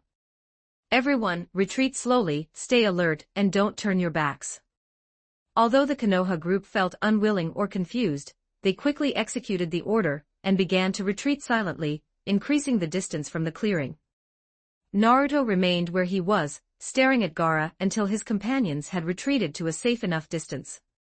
Only then did he cast one last deep look at Gaara before turning around, his figure merging into the shadows of the forest and disappearing. Gaara, now is not the time for your exit. Go and turn Konoha upside down. Only when you've muddied the waters will I have the chance to act. Chapter 150, Blocking the Tower 1462 words. Check out my P4 for plus 30 extra chapters on all my fanfics. And get chapters before publishing them here for free on my P4 //P4 com/talkvictim. On the way from the bloody clearing toward the central tower, the atmosphere of the team was somewhat somber. The shock of the previous scene, and Naruto's decisive order to retreat left many with questions, and a trace of reluctance in their hearts. Finally, the most straightforward one, Inuzuka Kiba, couldn't hold back any longer. He slowed his pace, waiting for Naruto at the back of the team to come up to him, and asked in a low voice. Naruto, just now, why didn't we fight him? His voice carried confusion, as well as a hint of regret for not being able to fight to his heart's content. Akamaru let out 2 woofs from atop his head, seemingly puzzled as well. Kiba's words drew the attention of many of the surrounding companions. Although Shikamaru, Sasuke, Neji, and the others didn't speak, their gazes involuntarily turned toward Naruto, waiting for his explanation. Clearly, they had similar questions in their minds. With the strength of the 12 of them, did they really need to retreat without a fight when facing that red-haired sand ninja and his 2 teammates? Naruto's gaze calmly swept across the deep forest path ahead. Hearing Kiba's question, he didn't answer immediately, appearing to organize his thoughts. After a while, he finally spoke slowly. You saw it too, he killed several Tsunagakure genin just now with ease. Naruto said, although those people were caught off guard and the red-haired sand ninja succeeded through a sudden sneak attack still. He paused, his tone becoming heavier. This is enough to prove that the red-haired sand ninja is very strong. I know everyone has put in a lot of effort for these Chunin exams, and is eager to prove themselves and achieve good results. The Chunin exams are important. They are a significant step in our shinobi careers, and a stage to showcase the strength of Konoha's younger generation. His tone suddenly shifted, becoming exceptionally solemn. But compared to our lives, it's not that important. These words were blunt and harsh, yet they were the most realistic truth of the ninja world.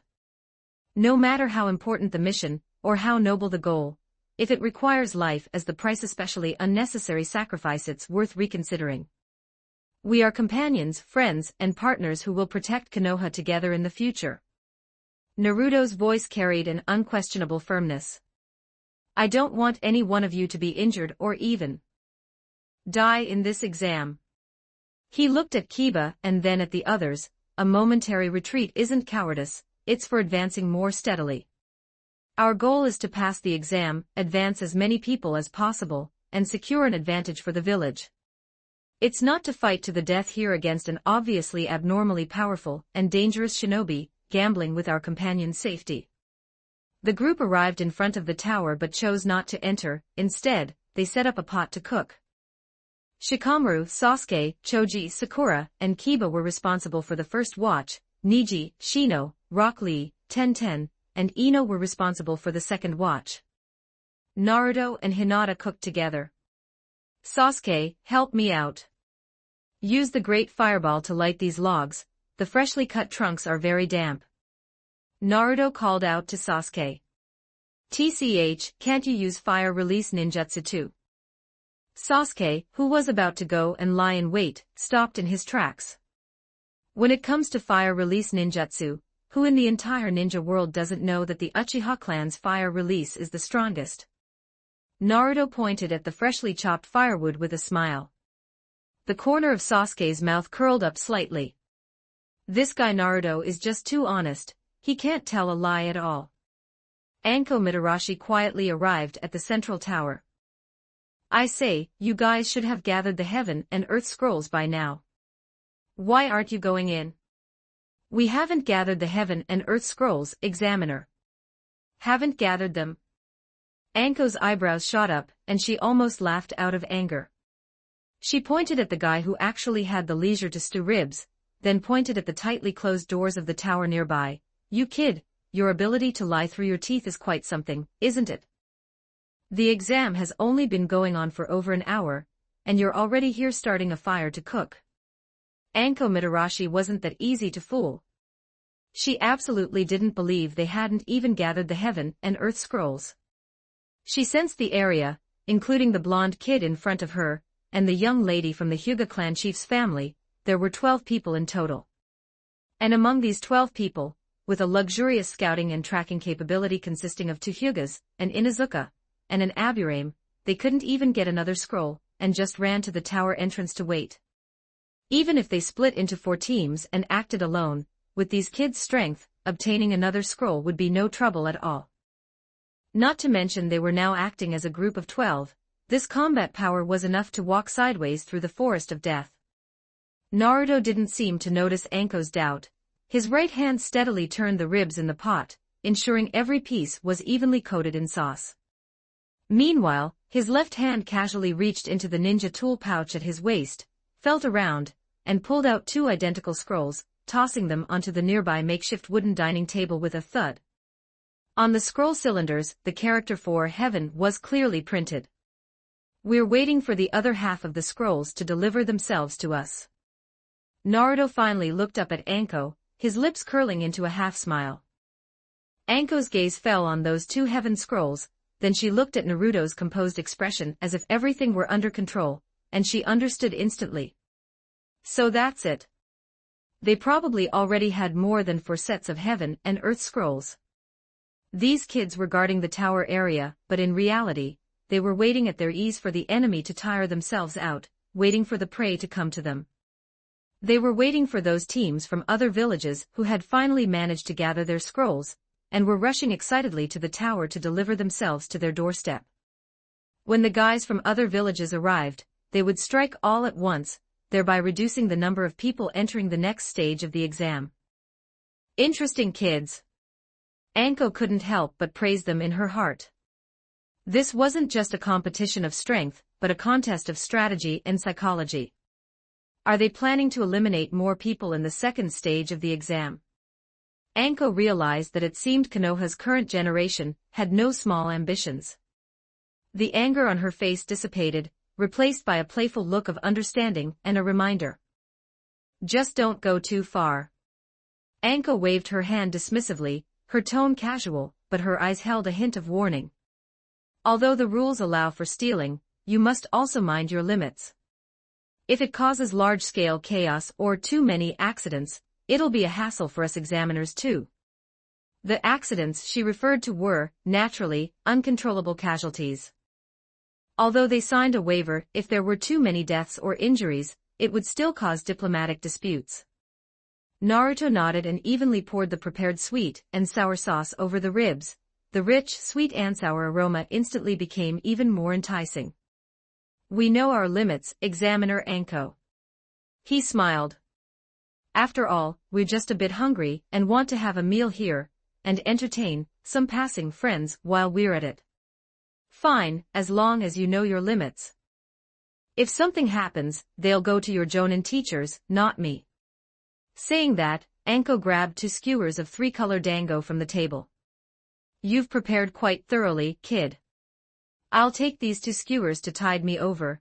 I'll treat you to a meal later. After speaking, she didn't wait for Naruto's response. With a skewer of dango in each hand, she turned around, and just as she had arrived, vanished into the shadows of the surrounding trees with a few light leaps. Note, so far this story is published up to chapter 165 on my Patreon. Go check it out. Exclusive 18+ character images and early chapters. Please visit my Patreon.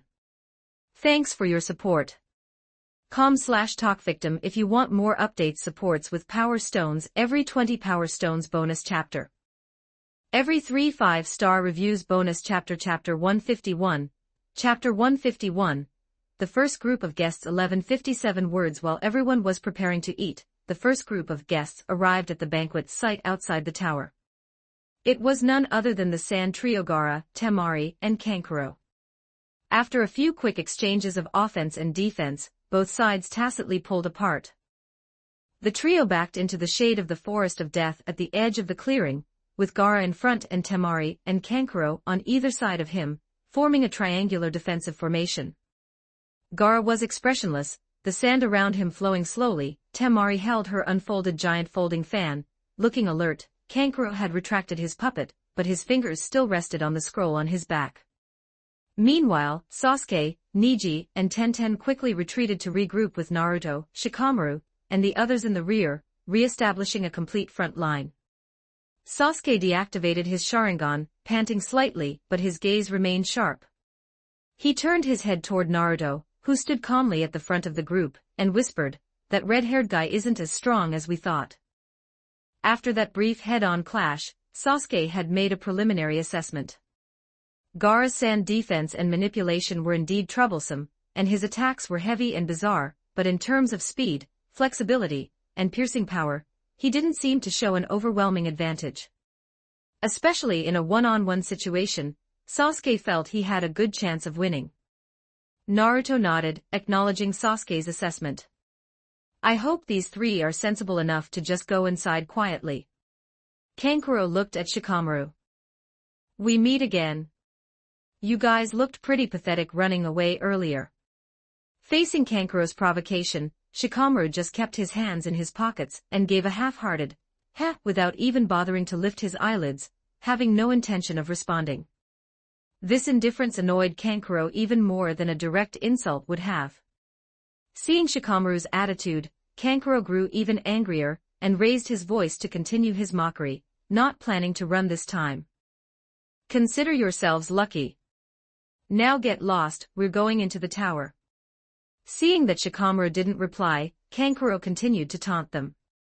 "Give them an inch and they take a mile." Naruto drew his wooden sword from his ninja tool pouch and hung it at his waist. He looked at Kankuro. "You're Kankuro, right? The son of the 4th Kazekage, Raza. The other 2 are your sister Temari and your brother Gaara, I assume." He exposed Kankuro's identity directly, while also pointing out his background. Kankuro was taken aback, not expecting the other party to know his background so well. Before he could react, Naruto had already issued battle orders, his voice clear. "Leave Gaara to me." He pointed at the red-haired youth, his gaze sweeping over Temari and Kankuro. "As for the other 2, do whatever you want, just don't kill them." He said it nonchalantly, as if assigning some trivial task. Finally, he added the objective, "Out of respect for the hidden sand village, throw these children of the Kazekage into the tower later, and let them enter the 3rd round of the exams." He paused, a cold glint flashing in his eyes. As for the rest of the sand ninjas, eliminate them all. As the words fell, the eyes of the Konoha group sharpened, and their battle intent surged instantly. They weren't afraid of a duel, let alone a group fight. Naruto suddenly bent down and quickly pulled up both of his pant legs. 2 weighted bands were strapped to his calves.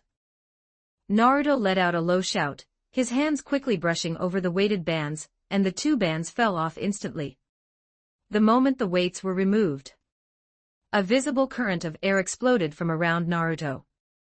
In everyone's sight, his figure suddenly became blurred and elongated. This thought rose simultaneously in the minds of everyone who saw this. Almost at the same moment the weights hit the ground, Naruto's figure appeared in front of Gaara, as if he had teleported. The distance of over 10 meters between them seemed to be crossed in a single step. In Gaara's pale green eyes, a clear look of astonishment, and a hint of delayed reaction appeared for the first time. The sand around him surged instinctively, trying to form a defense, but its speed seemed a beat too slow. Naruto raised his foot and kicked Gaara away, then rushed into the forest of death to continue his pursuit. This sudden turn of events left Temari and Kankuro completely stunned. Their eyes were still fixed on the moment Naruto removed his weights and blurred out of sight. Their brains hadn't even processed the fact that Gaara had been kicked away. By the time they realized what had happened and snapped their gaze toward the direction Gaara had flown, a youth's voice, tinged with faint mockery, rang out leisurely behind Kankuro. "Where are you looking?" It was Uchiha Sasuke. Kankuro tried to spin around. However, it was already too late. Fire style, Phoenix Sage Fire Nail Crimson. Swish, swish, swish. Dozens of shuriken wrapped in searing flames, like blooming death phoenix flowers, whistled through the air with sharp screeches and scorching heat. They were spat out from Sasuke's mouth, instantly covering all possible escape routes behind Kankuro. The flames illuminated Kankuro's expressionless face. Temari opened her giant folding fan, and gave a powerful swing, blowing away the shuriken aimed at Kankuro. Just then, Ino Yamanaka's mind transfer jutsu also hit Temari. Rock Lee dashed forward and arrived beside Kankuro. "Lee, his true body is inside the bandages. Attack the bandages on his back," Niji reminded him. Within the forest of death, Gaara was barely fending off Naruto's relentless attacks. Seizing this opportunity, the Nine-Tailed connected with Shikaku's consciousness through the Shikaku chakra leaking from several weak points in Gaara's seal. "Whoa, whoa, whoa, isn't this the stinking raccoon? It's been decades and you've become this pathetic." The Nine-Tailed's appearance made Shikaku, who was already violently thrashing against the seal, even more berserk. "You damn fox, it really is you. I guessed I might run into you before I came, but I didn't expect you to show up so soon. Also, I'm not a raccoon, I'm a tanuki." Feeling Shikaku becoming increasingly noisy inside him, Gaara clutched his head in pain. "Mother, it's almost time. I'll give you the blood you want soon, ah." Because of Shikaku's endless noise, Gaara got very little rest, and his mental state was significantly affected as a result. Seeing this opportunity, Naruto used wind pressure suction to blow away the sand, then immediately unfurled 2 scrolls to bind Gaara. On the way back, carrying the struggling Gaara, Naruto expressionlessly patted Gaara's back gently. There, there. I'll give you a good night's sleep after this Chunin exams is over." Unexpectedly, Gaara struggled even more violently after being patted. Being so uncooperative. "Then, little gourd boy, you might as well stay awake." Chapter 152, Chapter 152, Sister, Let's Team Up. 1238 words. The second exam in the Forest of Death ended at noon the following day. The overall clearing record for the Forest of Death was broken. Except for Kusagakure and the unlucky Takigakure, every other shinobi village had at least one team pass the exam. 7 teams, totaling 21 people, advanced to the third exam. Among them, Konoha accounted for 4 teams. The remaining 3 teams from other villages only completed the second exam because they were tossed into the tower by Konoha teams. Since the originally scheduled time hadn't arrived yet, the shinobis were given an extra 3.5 days of rest. After returning home, Naruto immediately checked on Simba's condition. It seemed Karen had taken good care of Simba. You're back, Naruto-kun. The bedroom door opened and Karen walked out with a bright smile. Seeing the radiantly smiling Karen walk out, Naruto narrowed his eyes and secretly used his Kagura mind's eye. Had Karen ever called him Naruto-kun before? Yeah, I'm back. Naruto nodded with a smile. The person before him bore no ill will. Had someone ambushed Karen and disguised themselves as her? Who could it be? It was so hard to guess. She has no malice, the nine-tailed reminded him. Naruto replied to the nine-tailed before slowly walking forward and placing a hand on Karen's shoulder. What do you want to eat tonight? Karen's face instantly flushed red. Anything is fine. As long as Naruto-kun makes it, I'll love it. Simba didn't bark at her, which meant she was someone familiar. So hard to guess. But I don't like this, Hanabi. Naruto leaned his face in close, his blue eyes staring directly into Karen's eyes. Release the transformation jutsu. Where have you hidden Karen? Go apologize to her immediately. I'm sorry, big sister Karen. Having been caught red-handed, Hanabi lowered her head deeply and bowed to Karen in apology. It's all right. Karen helped Hanabi up, her tone unexpectedly calm. Yesterday, after Hanabi told Karen about the plan she wanted to carry out, she had even bought her a suitable pair of new glasses. The little girl's heart probably wasn't in the wrong place. She glanced at Naruto, whose lips were tightly pursed and brows were knitted in a knot, and sighed softly in her heart. Hanabi is still young, and she didn't really cause any trouble. How could it be all right? Naruto was truly angry this time. Hanabi had gone too far this time, attacking a comrade. Just so she could hold his hand while sleeping. The thought gave Naruto a surge of absurd headache. No, really, how old is this little girl Hanabi? Heh, as expected of Minato's son. The nine-tailed lay on the grass of the seal space, chin resting on its paws, enjoying the scene. The old blonde stole Kushina's heart, and now the little blonde is liked by a bunch of little girls. I love to see it, keep it coming. Thinking about how it had mocked that stupid Tanuki Shikaku yesterday, and now had a good show to watch today, the nine-tailed comfortably shifted positions to continue watching the drama. Days like this are quite great. Perhaps because she's young, she might not clearly understand the reasons behind her attachment and possessiveness, leading her to do such things. Children's possessiveness is very strong, though it's usually toward toys. However, precisely because Hanabi is still young, it's even more important to hurry and correct her. Thinking of this, the anger that had rushed to his head stalled slightly, transforming into a more complex and helpless emotion. Naruto rubbed his throbbing temples. In the Hyuga clan, although Hayashi was strict, anyone could see how much he doted on his younger daughter. Her older sister Hinata held her in the palm of her hand even more, her gentleness knowing no bounds. Outside, who among their peers didn't like this talented, lively, and clever second young miss of the Hyuga? Shikamaru would buy her favorite foods, Choji would always share his snacks, Ino would buy her flowers and trinkets, and Kiba would reluctantly hand over Akamaru for Hanabi to pet. Usually, Hanabi was indeed well-behaved, sensible, and polite in front of everyone. Did she turn out like this? Naruto took a deep breath and made a decision. Teaching Hanabi should be left to the people of the Hyuga clan. He looked at Hanabi and said sternly, this matter can't just be let go. I'll take you to your sister in a while. He paused and emphasized, in the coming days, stay close to Hinata and listen to your sister. Hanabi looked up sharply, her eyes widening as if she wanted to say something, but under Naruto's unprecedentedly solemn gaze, she eventually swallowed her words. Her small lips pursed even tighter, and her fingers unconsciously clutched the corner of her clothes. Hinata bowed deeply. She gently pressed Hanabi's shoulder beside her, making her sister bow again as well. I'm so sorry. Hanabi has caused trouble for Naruto-kun and Karen-chan. Her voice was soft and sincere, a faint look of shame coloring her fair face. As the older sister, she felt that she shared the responsibility for her sister's mischief due to a lack of discipline. It's okay, really. Karen waved her hands hurriedly, adjusting the brand-new red-framed glasses on her face. Her eyes narrowed slightly behind the lenses. As for an apology gift, Hanabi has already given one. Last night, she bought me a new pair of glasses. New glasses? Naruto carefully examined Karen's glasses.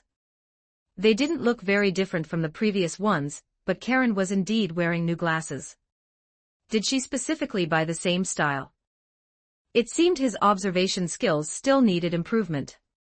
Watching Naruto and Karen's backs disappear around the street corner, only the two sisters remained in the courtyard. Hinata let out a soft sigh and turned to her sister. Her voice was as gentle as ever, yet carried an unmistakable seriousness. You can't do this anymore, Hanabi. However, Hanabi didn't lower her head or respond obediently as expected. She suddenly looked up, and in those white eyes similar to her sister's, a completely different, almost burning light flickered. She took a step forward and grabbed Hinata's sleeve. Her voice was lowered, yet it carried an urgency and certainty unbefitting her age. Sister, let's team up. Hinata was stunned, bewildered by the sudden proposal. Hanabi's speech quickened as she began counting on her fingers. Sister Ino is much more proactive than you when facing big brother Naruto. When she wants him to go shopping with her, she'll just say, go shopping with me. When she wants to buy him clothes or something, she'll just drag him along to choose. And Sister Karen is living in big brother Naruto's house right now. She has the advantage of being close, living together every day. But what about you, sister? Hanabi looked up at Hinata's instantly flushing face, her tone full of disappointment at her lack of ambition. You're always so shy, blushing just from saying a word to big brother Naruto. This absolutely won't do. She vigorously shook Hinata's sleeve, her Byakugan filled with serious plotting. If you really want to pursue big brother Naruto, you must take the initiative. You can't wait any longer, sister. Do you really want to see big brother Naruto marry someone else? Chapter 153, Chapter 153, Not exactly a good person. 1306 Words in another small courtyard. Hayashi was teaching Niji the 80 trigrams empty palm, the air thick with a serious and focused atmosphere. Suddenly, a gust of wind carried over faint but exceptionally clear fragments of conversation from the adjacent courtyard. Let's join forces, sister. Sister Ino is more proactive than you. Sister Karen is already living in big brother Naruto's house. If you want to pursue big brother Naruto, you must take the initiative. Hayashi's movement, mid-demonstration, froze in midair. Niji maintained the starting stance of the 80 trigrams empty palm, his entire being seemingly immobilized by an invisible gentle fist technique. The wind seemed to stagnate at this very moment. A few leaves fluttered down from the trees, silently landing on the floor tiles between the two. Time froze for a full 3 seconds. Hayashi turned his head extremely slowly, frame by frame. On his face, which was usually as calm as a still well, the corner of his eye twitched uncontrollably. He looked at Niji. Niji also turned his fair neck with the same rigid speed, looking back at his uncle. In those Byakugan eyes, which were always calm and wise, the same shock, absurdity, and a deep, indescribable complexity of emotion were now clearly reflected. Hayashi's temples throbbed. He felt as if he could already see that the two most precious cabbages he had carefully nurtured were not only both eagerly growing toward someone else's fence. The smaller one was actually desperately egging on the larger one to pull up her own roots and jump into that person's yard. Uzumaki Naruto, you really deserve to die. Niji closed his eyes and took a deep breath. He once thought that after experiencing despair, hatred, and reconciliation, his state of mind was already as solid as a rock. But now, he really wanted to kill Uzumaki Naruto. Hayashi's broad palm fell heavily on Niji's shoulder. That weight came not just from the palm itself, but also contained an indescribable expectation and a certain resolve. He didn't speak but just gave Niji a deep look. Niji paused slightly, instantly deciphering the complex and difficult message in his uncle's eyes. It seemed the training volume for the next few days was going to double or triple. Instead of resisting, a cold flame ignited in his eyes. This was exactly what he wanted. So what if he had lost to Uzumaki Naruto before? Even if he were to lose to Uzumaki Naruto again this time, it wouldn't matter. As long as he could land a single punch, it would be worth it. Seeing Niji like this, Hayashi knew he was overthinking things. Hayashi slowly shook his head, casting his gaze further away, as if piercing through the rooftops of Konoha to see the wider world. His voice was low. Do you remember that 8 gates technique Guy used back in the Hidden Mist village? Niji's expression turned solemn as he nodded gravely. Guy-sensei's 8 gates is indeed very powerful. Powerful was an understatement. The blue steam might Guy erupted within that moment, that aura of power that was pure and crazed to the extreme. Niji had no doubt that if the circumstances hadn't been special, the shockwaves of that explosive aura alone would have been enough to incapacitate most people present. If Guy-sensei truly had killing intent, no one could withstand his might. Hayashi withdrew his distant gaze and refocused on Niji, his tone carrying a deliberate guidance. Guy is a very pure person. His eyes hold only burning youth and worthy opponents. You are his student. If you were to take the initiative and make a sincere request, given his heart nature, he would surely be willing to pass the secret technique on to you. He paused, scrutinizing Niji's lean, powerful physique, and those Byakugan eyes filled with steadfast will. You already have an excellent foundation in the Hyuga-style gentle fist, and your physical fitness far exceeds that of ordinary people. If Guy is willing to teach you, I estimate that with your tenacity and hard work, it's not impossible to break through to the 3rd gate, the gate of life, in a short time. Hayashi's words stopped there, and he said no more. But the hand he had on Niji's shoulder tightened slightly. A cold light that could not be mistaken flashed through those habitually majestic eyes. The way is not taught lightly. Hayashi's meaning was clear. If Niji wanted to learn the 8 gates, he would definitely have to become a formal personal disciple. A master and a teacher represented different things. Niji straightened his back, the sharpness in his Byakugan condensing into substance. Meeting his uncle's gaze without the slightest hesitation, he replied in a deep voice. Yes, uncle. I understand. As long as he could land a punch on that blonde's face, never mind becoming a disciple. Even if he had to wear that embarrassing green spandex suit and shout about youth on the streets with Lee and Guy-sensei, Niji was, are you willing to become my disciple? Today, Jiraiya was wearing the iconic outfit from the depths of Naruto's memories, a dark red overcoat, a forehead protector engraved with the character for oil, and his white, spiky long hair tied back. If one ignored that face always filled with improper expressions, he had quite the look of a veteran shinobi. If he didn't smile, that is. He appeared abruptly at Naruto's doorstep, looking at the red-haired girl who came to answer the door with a beaming smile. Karen adjusted her glasses, looking at this tall, white-haired stranger with some confusion, before she could even open her mouth to ask. Karen, don't open it. A golden figure flashed like the wind, moving from the kitchen to the door almost instantly. Naruto pulled Karen behind him, shielding her completely with his body. His azure eyes were filled with undisguised vigilance and hostility, like a lion protecting its cub. Get lost, you old pervert. He glared at Jiraiya, practically speaking through gritted teeth. Stay away from Karen. The air instantly froze. The smile on Jiraiya's face stiffened, then turned into a somewhat awkward, bitter laugh. He raised a hand to scratch his white hair. As expected after being caught by this kid while collecting material outside the women's bath last time, his impression score had hit rock bottom, hadn't it? Ignorant brat, you probably have no idea what kind of figure is standing before you. He pointed his thumb back at his chest, full of momentum. Listen up.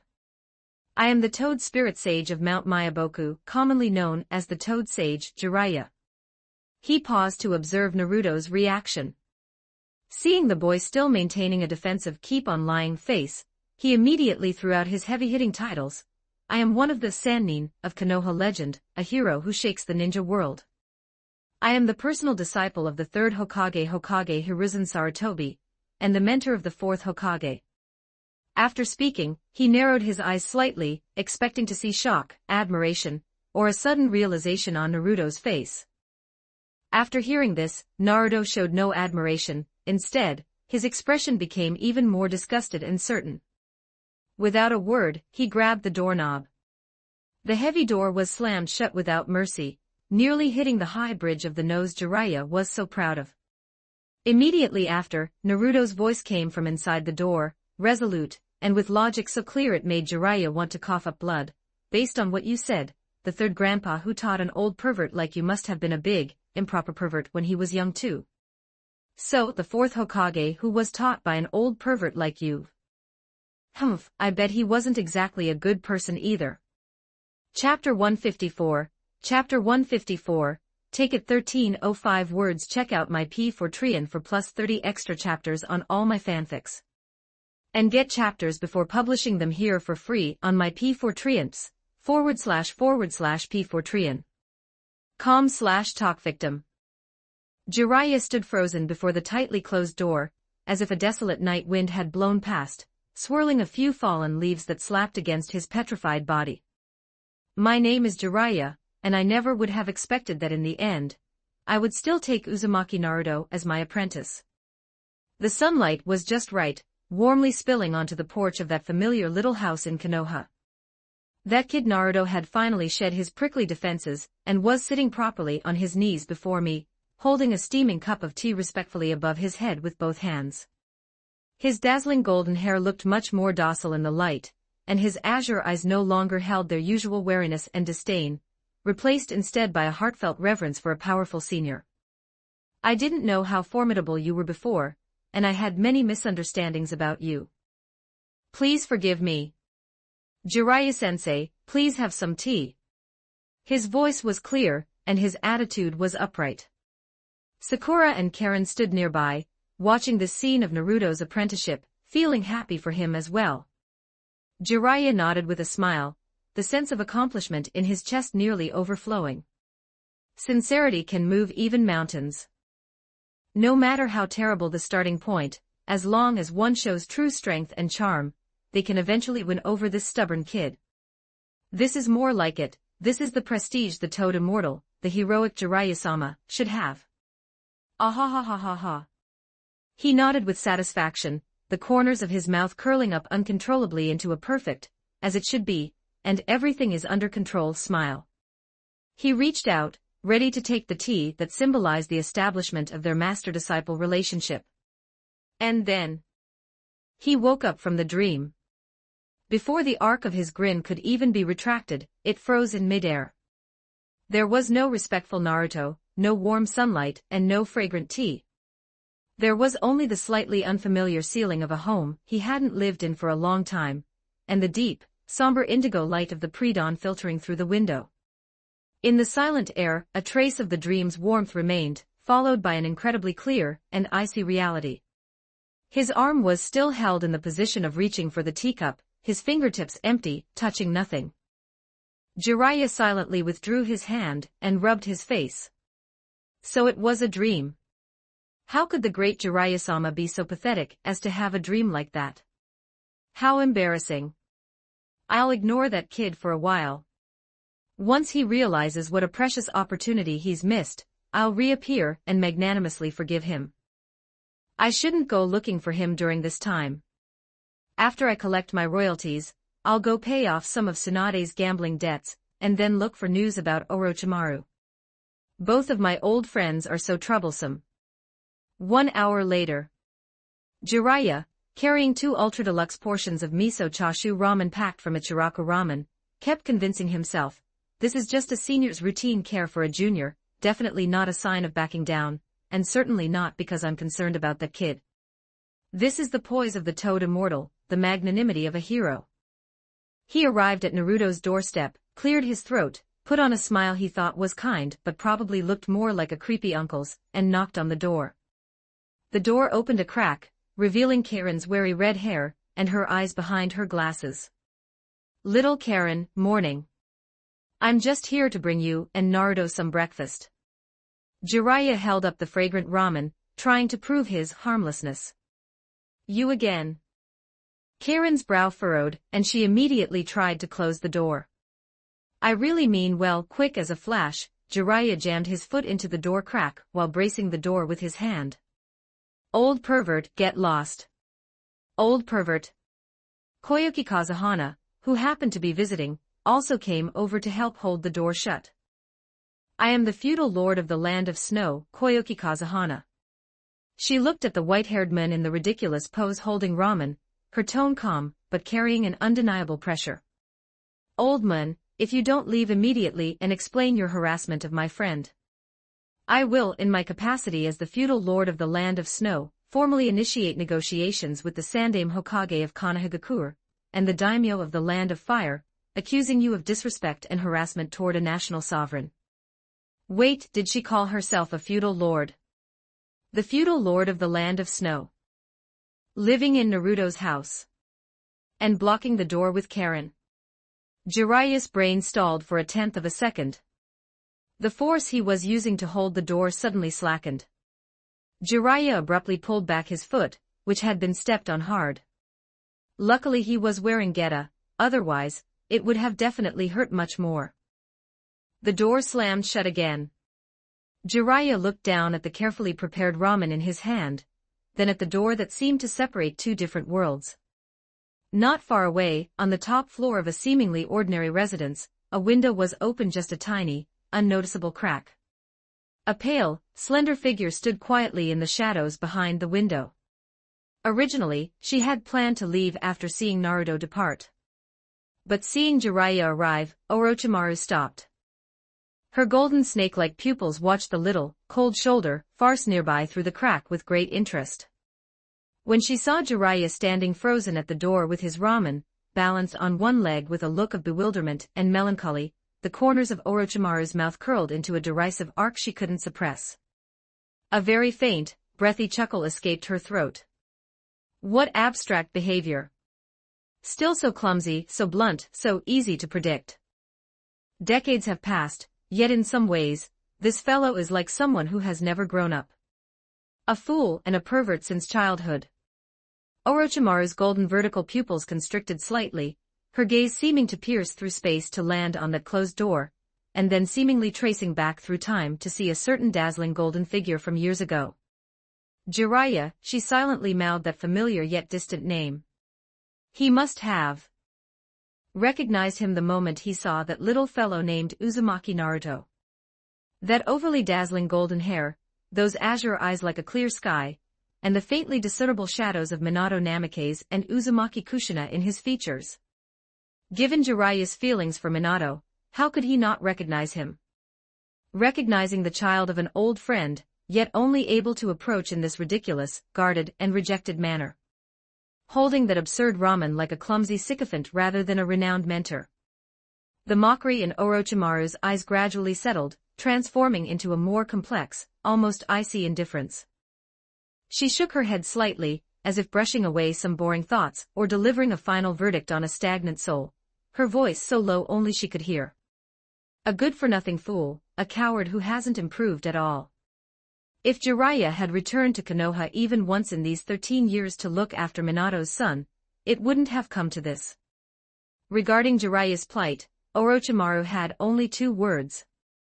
Note, so far this story is published up to chapter 170 on my Patreon. Go check it out. Exclusive 18+ character images and early chapters. Please visit my Patreon. Thanks for your support. com/talkvictim if you want more updates. Supports with Power Stones, every 20 Power Stones bonus chapter, every 3 5-star reviews bonus chapter. Chapter 155. Chapter 155. When a dog falls in love with a cat. 1453 words. At this moment, Naruto was not at home. With a look of utter despair, he was being dragged along the streets of Konoha by Inuzuka Hana, who had him by the arm. Hana sis, take it easy, I can walk on my own. Naruto tried to struggle, but Inuzuka Hana's resolve was firm. Besides, Naruto couldn't actually use his full strength to break free. Cut the crap.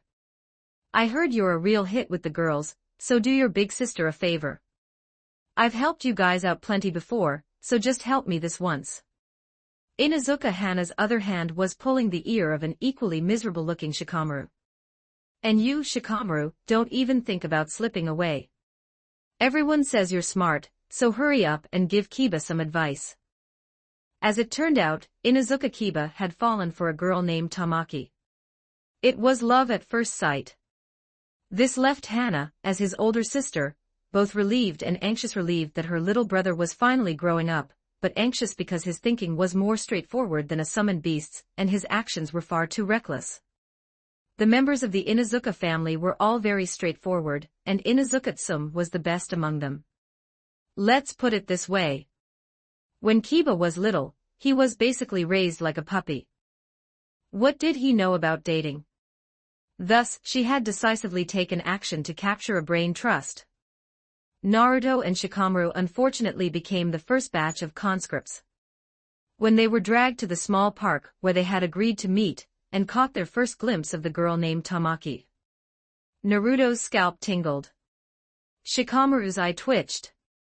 The two looked at each other and in an instant, they read the same crystal-clear thought in each other's eyes: run. We need to run right now. The reason was simple. Tamaki looked quiet and cute, but she was holding two cats. Under Inuzuka Hana's introduction, the two learned about Tamaki's grandmother. She was the one who lived in seclusion in the special ninja world zone called the Empty District, and operated a legendary weapon shop. Cat Granny. This was the woman who once specialized in providing custom ninja tools for the Uchiha clan. Even after the Uchiha were tragically massacred, she continued to secretly provide weapon support to the sole survivor, Uchiha Sasuke. More importantly, she was a fanatic cat lover. The Empty District was less of a weapon trading post and more of a massive cat cafe, home to countless cats with all sorts of personalities. And the Inuzuka clan? They were a family of dog breeders famous throughout Konoha and the entire ninja world. Their family's secret techniques were all closely related to dogs, and Kiba himself treated Akamaru like a blood brother. Dogs and cats, this was no longer a simple conflict of hobbies, or difference in family traditions, this was a battle of fundamental paths, etched into their very racial instincts. Let's put it this way. In the original story, Inuzuka Kiba did indeed date this Tamaki, and they had even started their relationship before the Ninja World War. Kiba was the first of the Konoha 12 to get a girlfriend, yet by the time Boruto was as old as Kiba was when they started dating, Inuzuka Kiba still wasn't married. Hana sis, I just remembered I haven't fed Simba yet. Naruto tried to make one last struggle. The orchids at my house need watering. Shikamaru chimed in expressionlessly. Both of you, stay right there. Inuzuka Hana grabbed one in each hand, tightening her grip. Seeing that there was no hope of escaping, Naruto and Shikamaru exchanged looks again, reaching a new consensus in a flash. Wait, Hana sis. Naruto had a sudden brainwave. I think for something like this, just the two of us giving advice might not be enough. There's someone who understands the situation on the girl's side. Shikamaru immediately added with tacit understanding, that's right. Since Tamaki's grandmother is Cat Granny, then when it comes to understanding Cat Granny and her related affairs, there's probably no one in all of Konoha who knows more than Uchiha Sasuke. After all, he is currently Cat Granny's most important client. Inuzuka Hana paused, her brow furrowing as she seemed to consider the logic of this proposal. At the training ground, Sasuke had just finished a high-intensity shuriken control practice, with fine beads of sweat still on his forehead. When he heard Naruto and Shikamaru explain their purpose, his dark eyes were immediately filled with a disdain that said, "Did you guys train so hard you broke your brains? Giving someone relationship advice?" He scoffed, crossing his arms as his gaze swept over Naruto and Shikamaru's faces. The third round of the Chunin exams is right around the corner, and you two actually have time for this kind of nonsense. Naruto was momentarily choked up by his words and scratched his hair. What if I said, the guy is Kiba? Sasuke's eyebrows twitched slightly. He seemed to think that a hot-blooded dog-style youth plus romance was ridiculous enough, but he still lacked interest. However, they were friends after all. If they really needed his help, he might as well go. Shikamaru timely added the decisive sentence in his usual flat tone, as if stating that the weather wasn't very good. The girl is Cat Granny's granddaughter. The air went still for a moment. The cold none of my business expression on Sasuke's face changed at a speed visible to the naked eye. His crossed arms lowered slightly, and deep within his dark eyes, something seemed to light up, flashing with a very quick, but exceptionally clear glint of amusement. Cat Granny's granddaughter. That eccentric, highly territorial Cat Granny who raised a bunch of cats like they were her ancestors, but who definitely had the good stuff in her shop. Her granddaughter. And Inuzuka Kiba. That Inuzuka Kiba who spent all day cuddled up with dogs and probably smelled like one too. I definitely need a front row seat for this. The corner of Sasuke's mouth moved imperceptibly, as if he were suppressing a smile. He cleared his throat, and his originally standoffish posture quietly shifted. His gaze drifted for a moment toward a nearby training post, and his tone became serious, even carrying a hint of forced nonchalance. True cultivation also requires a balance between work and rest. He turned his gaze back to Naruto and Shikamaru.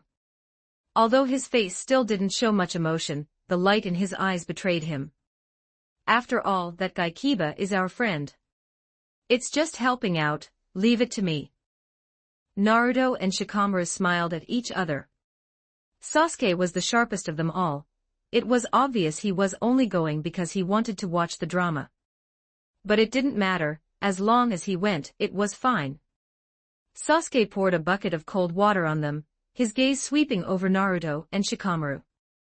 The three of us, or rather, everyone currently present is a guy. Do we really understand a girl's thoughts? Can we actually succeed in planning this? Naruto, however, looked like he was long prepared. He grinned and pointed his thumb coolly behind him. Isn't Hanasis still here? The three of them turned their gazes in unison toward the other side of the street. Inuzuka Hana was standing with her arms crossed, waiting patiently. The morning light outlined her tall and athletic figure. Her hair was neatly tied back, her eyes were bright, and her entire being radiated a spirited and heroic aura that was different from ordinary girls. Sasuke fell silent for a moment. If I understood it, I wouldn't need your help. Upon hearing Naruto's words, Inuzuka Hana felt a bit embarrassed. She was already nearly 17, yet she had never been in a relationship. Uchiha Itachi was 17, when he appeared after the Chunin exams, and died at the age of 21, Inuzuka Hana was in the same class as him. Shikamaru and Sasuke exchanged a look. Naruto, the one who attracted girls the most among their peers, was still just standing there cluelessly. If girls understand girls best, and a girl with a crush understands a girl with a crush best. Nara Shikamaru has sent a party invitation to Ino Yamanaka. Uchiha Sasuke has sent a party invitation to Sakura Haruno. Uzumaki Naruto has sent a party invitation to Hyuga Hinata. Ino and Sakura have joined the party. Hyuga Hayashi has declined the party invitation on behalf of his daughter, and left a message. The third round of the Chunin exams is about to begin. Hinata needs to undergo special training with me. Chapter 156, Chapter 156, Shino. Since when was he here? 13 words. Despite the efforts of several people, there was still no progress. It couldn't be helped, Naruto's maneuvers were too dependent on timing, Sasuke's playstyle relied too much on character models, and Shikamaru still had room for improvement in this area. Yakiniku-Q, you can't rush these things. Naruto patted Kiba's shoulder to comfort him. It couldn't be helped, a girl's thoughts were too difficult to understand. Kiba looked at Naruto, who was sincerely comforting him, and suddenly asked a question in a low voice. Naruto, I'm saying if Ino or Hinata made a meal for you and put celery in it, would you eat it? Hearing the word celery, Naruto's brow instinctively furrowed. Naruto didn't like eating celery or bitter melon, this was something the five-man group back in the academy all knew. Because Naruto made lunch, the others would sometimes give him money, or just provide the ingredients. They later found out that Naruto would usually sneak in at night, take only the vegetables with price tags, leave the money, and take the goods. Naruto glanced at Ino, who was eating at a nearby table with Sakura, Tamaki, and Hana Inuzuka, and then responded in a low voice. "I'd have to eat some. You can't just leave it untouched after someone worked so hard to make it, right?" Of course, I'm not sure about Ino, but I don't think Hinata would cook celery. Hanabi doesn't like celery either. Hinata dotes on Hanabi so much, she definitely wouldn't buy celery. But bitter melon is hard to say. Shikamaru, who hadn't chimed in much, made a sound of disapproval. He leaned back lazily against his chair. "Aren't you guys spoiling that kid a bit too much?" He thought of his own mother's methods. "I remember when I was little, I especially hated eating radishes. I'd hide as soon as I saw them. But my mom didn't indulge me. Instead, she specifically went to learn several ways to cook radishes. Finally, she made a radish feast so delicious I couldn't tell left from right, and she forced me out of that habit." Sometimes, blind accommodation isn't necessarily a good thing.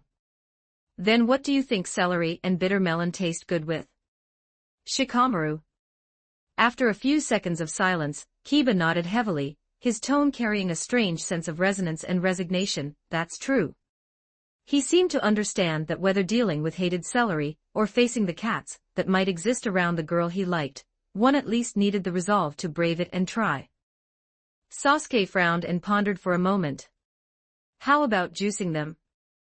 The three of them turned their heads in unison, looking at Sasuke, who had joined the ranks of the thinkers at some unknown point. "Mix the celery and bitter melon, add a little water, and use a tool to extract the juice." Sasuke's tone was calm. "When the time comes, close your eyes, hold your breath, and gulp it down in one go. The flavor will be concentrated, but the process is brief. It should be easier to accept than chewing and swallowing." "Wait, what? You're actually thinking about this?" Naruto and the other two looked at Sasuke in surprise. "In that case, it's no different from drinking traditional medicine, right?" Sasuke shrugged. He had already suggested a method. If those two things had to be eaten, a short pain was better than a long one. Even if celery is stir-fried with meat, it's the meat that tastes good. The taste of the celery won't change much, at most, its own flavor becomes a bit milder. As for bitter melon, even fresh ones need to have the white pith removed, and then be pickled to suppress the bitterness. Naruto didn't even want to imagine the taste of juicing those two things directly. Naruto turned his head. "Shino, what do you think? How can celery and bitter melon be prepared so they're edible?" At another table, Shino, who was there eating yakiniku with his father, was using tweezers to flip the sizzling meat slices on the grill. Hearing the question, his movements didn't stop at all as he nodded. His gaze behind the sunglasses fell calmly on the meat slices. "Either is fine." Since when was he here? Kiba, Shikamaru and even Sasuke, who had been seriously proposing the juicing plan, all froze at the same time. They turned their heads in unison toward Shino. Only then did they notice that Shino had actually come, and he wasn't alone. Sitting across from him was a steady-looking middle-aged man wearing sunglasses. It was Shino's father, Shibi Aburame. Shibi Aburame also had a small grill in front of him, and his movements were equally composed. Hearing his son's answer and the commotion from over there, he only slightly turned his head, his sunglasses facing the four boys. "Hello, uncle." The corner of Shibi Aburame's mouth seemed to twitch upward slightly. He raised his hand and waved gently at the four boys, his voice deep and steady. Hello. Continue your discussion, don't mind us." As for Shibi Aburame, a trace of an imperceptible smile seemed to flash in his eyes behind the sunglasses. It's good to be young, to be able to worry so much over these simple yet complex little matters. He picked up a perfectly grilled piece of meat, and placed it on his son's plate. Shino pushed his glasses and said softly, "Thank you, father." This hairstyle, this appearance, and this personality, there's no doubt. The blonde boy who first noticed Shino, and himself, must be the Uzumaki Naruto that Shino often mentioned. Truly worthy of being Minato's son. In Shibi Aburame's mind, the figure of the fourth Hokage from years ago who also had warm blonde hair, a bright smile, and speed unparalleled in the ninja world vaguely drifted by. Although their temperaments were vastly different, that core light that shone on others seemed to be continuing in this boy in a new form. He withdrew his gaze and refocused on the yakiniku in front of him, but the faint smile at the corner of his mouth did not completely vanish. For his son to have such companions, it seems. At least it's lively. Father, this piece is ready. Shino placed a grilled piece of meat onto Shibi's plate, interrupting his father's thoughts. If this child can pass the Chunin exams, then in a couple of years, once Naruto's strength reaches the mark, I'll find a few old friends to recommend him for Jonin together. Shibi picked up the grilled meat his son handed him, and put it in his mouth. Lord Third, oh Lord Third. You were unwilling to reveal Naruto's heritage, so why didn't you clarify it immediately after the Demon Fox rumors appeared? Why wait 2 days to clarify? Once hearsay becomes a widespread rumor, stopping it won't prevent it from spreading in people's hearts. What are the 4 high-ranking officials of Konoha thinking? He understood the current Konoha less and less. Shibi didn't understand the full picture of politics, nor did he rashly criticize the profound meaning of the highest decisions. He just thought from the perspective of a father, if that were Shino. He put down his chopsticks, picked up his teacup, and took a sip. Even the warm tea couldn't dissolve the gloomy confusion in his heart. Konoha's roots run deep. Behind the prosperity and the sunlight, the tangled shadows and choices are not something a Jonin focused on clan affairs and missions can fully perceive. He just felt that some prices perhaps shouldn't have to be paid by a child. But one good thing is, Konoha's new sprouts always grow quietly, intertwining, and lifting each other up when least expected. I hope their generation can inject new vitality into Konoha. Chapter 157, Chapter 157, Byakugan vs. Byakugan 1435 words. Check out my P4 Trian for plus 30 extra chapters on all my fanfics. And get chapters before publishing them here for free on my P4 Trians, // P4 Trian. .com/talk victim. There was still one preliminary round for the 3rd stage of the Chunin exams. 10 people would be selected from the 21 participants to compete in the actual Chunin exams. At this stage, it meant there were no teammates to rely on, becoming a Chunin depended entirely on one's own performance.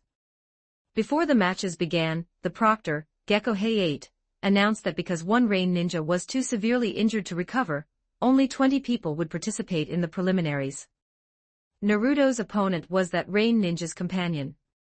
They were the ones Naruto and his group had forced the Heaven Scroll upon before throwing them into the high tower. Their inherent strength was nothing special, though the fact that the 3 of them could combine their ninjutsu to use large-scale curse rain techniques to weaken enemies was somewhat commendable.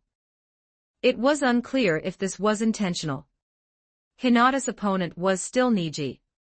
Neji clenched his fists, then relaxed them. He hadn't expected to face Hinata in the Chunin exams preliminaries. Walking onto the competition arena, and seeing Hinata walking toward him, Neji felt a complex mix of emotions. He remembered the beginning, when he heard his father, Hizashi, speak with a rare tone of relief that a young miss had been born into the main branch, and that he now had a cousin. Young Neji had felt genuinely happy. Even later, when the caged bird seal, that symbol of the branch family's shackles and sacrifice, was carved onto his forehead, that happiness had not been completely extinguished. His father had touched his head, his tone heavy yet firm. Neji, this mark also means responsibility. You must become strong, protect the main branch and protect. At that time, he thought it was the same whether he had the caged bird seal or not. Even without the caged bird seal, he would still protect his cousin. The turning point occurred when Hinata was 3 years old. News of his father's death arrived like a bolt from the blue. That tall figure who always demanded strict discipline from him, but hid deep love in his eyes, had been forced to die in place of the main branch for the sake of the so-called Hyuga clan rules and peace. Anger, confusion, and resentment, like poisonous vines, had coiled around his young heart at that moment. When he looked at the main branch, and at Hinata the cousin his father had traded his life for, his eyes could no longer hold pure affection, only cold estrangement and an unspeakable displaced anger.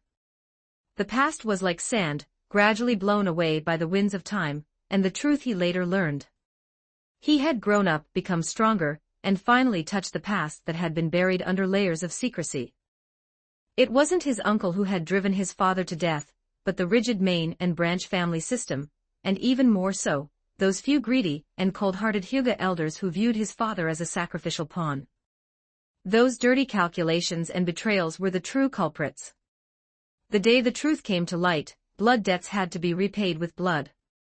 He and his uncle, Hayashi, joined forces and, with thunderous momentum, made those corrupt conspirators pay the price they deserved.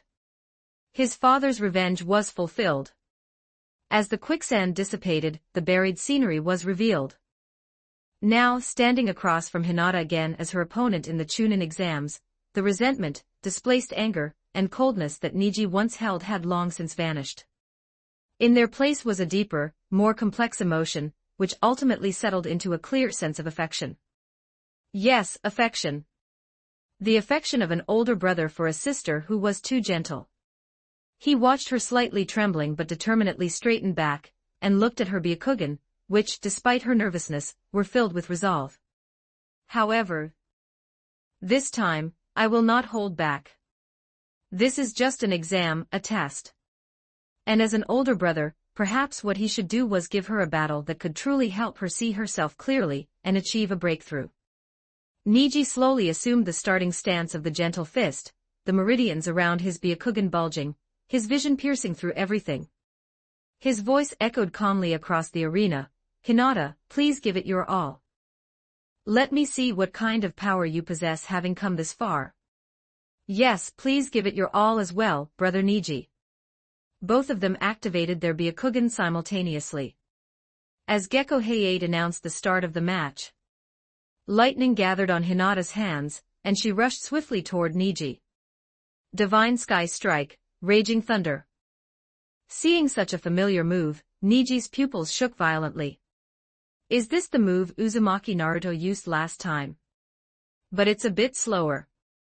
Niji's aura surged and he subconsciously opened the opening gate, then used the move he had employed to counter it last time. Relying on his gentle fist footwork, he forcibly slid to the side and backward to dodge, avoiding the thunderous frontal impact. At the same time, in the instant of dodging, his right palm condensed precise chakra, and like a viper flicking its tongue, he struck backhand, aiming directly at the vital point under Hinata's ribs along her charge trajectory. Having observed the last battle, Hinata naturally had a countermeasure.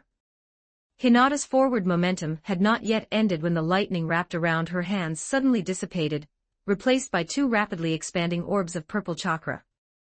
That chakra instantly condensed into shape, revealing itself to be a pair of majestic, glaring lion heads with flowing manes, encasing her small fists. Gentle step, twin lion fists.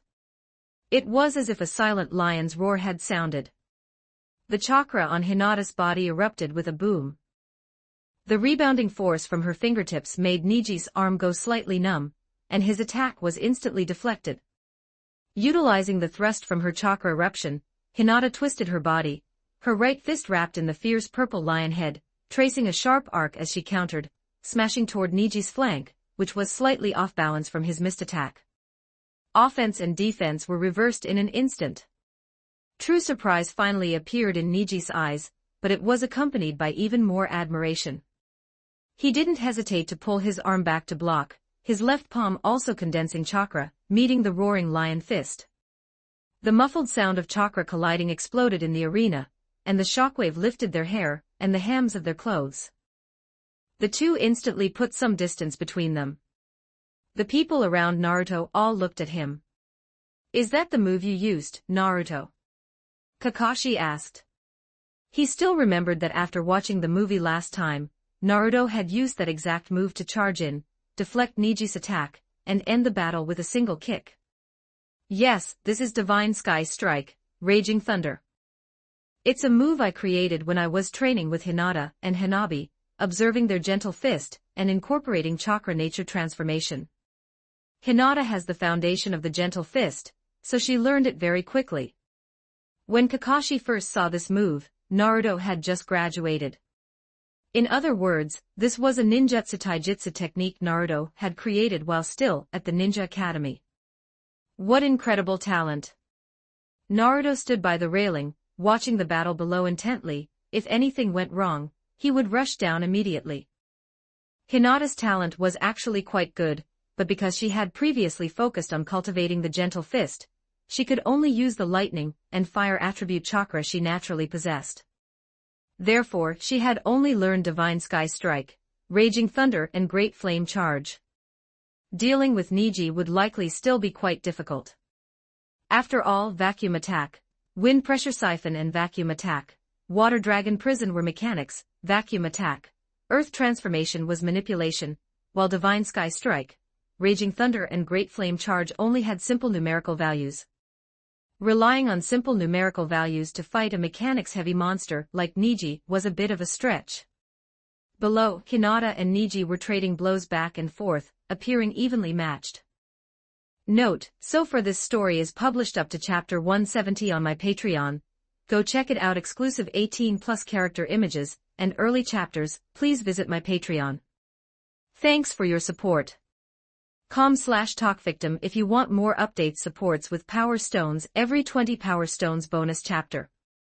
Every 3 5-star reviews bonus chapter. Chapter 158. Chapter 158. Forget it. I don't like him anyway. 1552 words. Check out my P4 for plus 30 extra chapters on all my fanfics. And get chapters before publishing them here for free on my P4 //P4 com/talkvictim. Hinata attacked again proactively. This time, she didn't use Vacuum Attack, but instead used her most familiar gentle fist, closing in swiftly. Her palms flew, their shadows like falling blossoms, enveloping Niji's vital points. It was the basic, yet most indicative of skill, opening move of the Hyuga style, the 80 trigrams 64 palms. Good move. Niji let out a low growl, advancing instead of retreating. Employing the same gentle fist, his movements were even more concise, precise, and seasoned.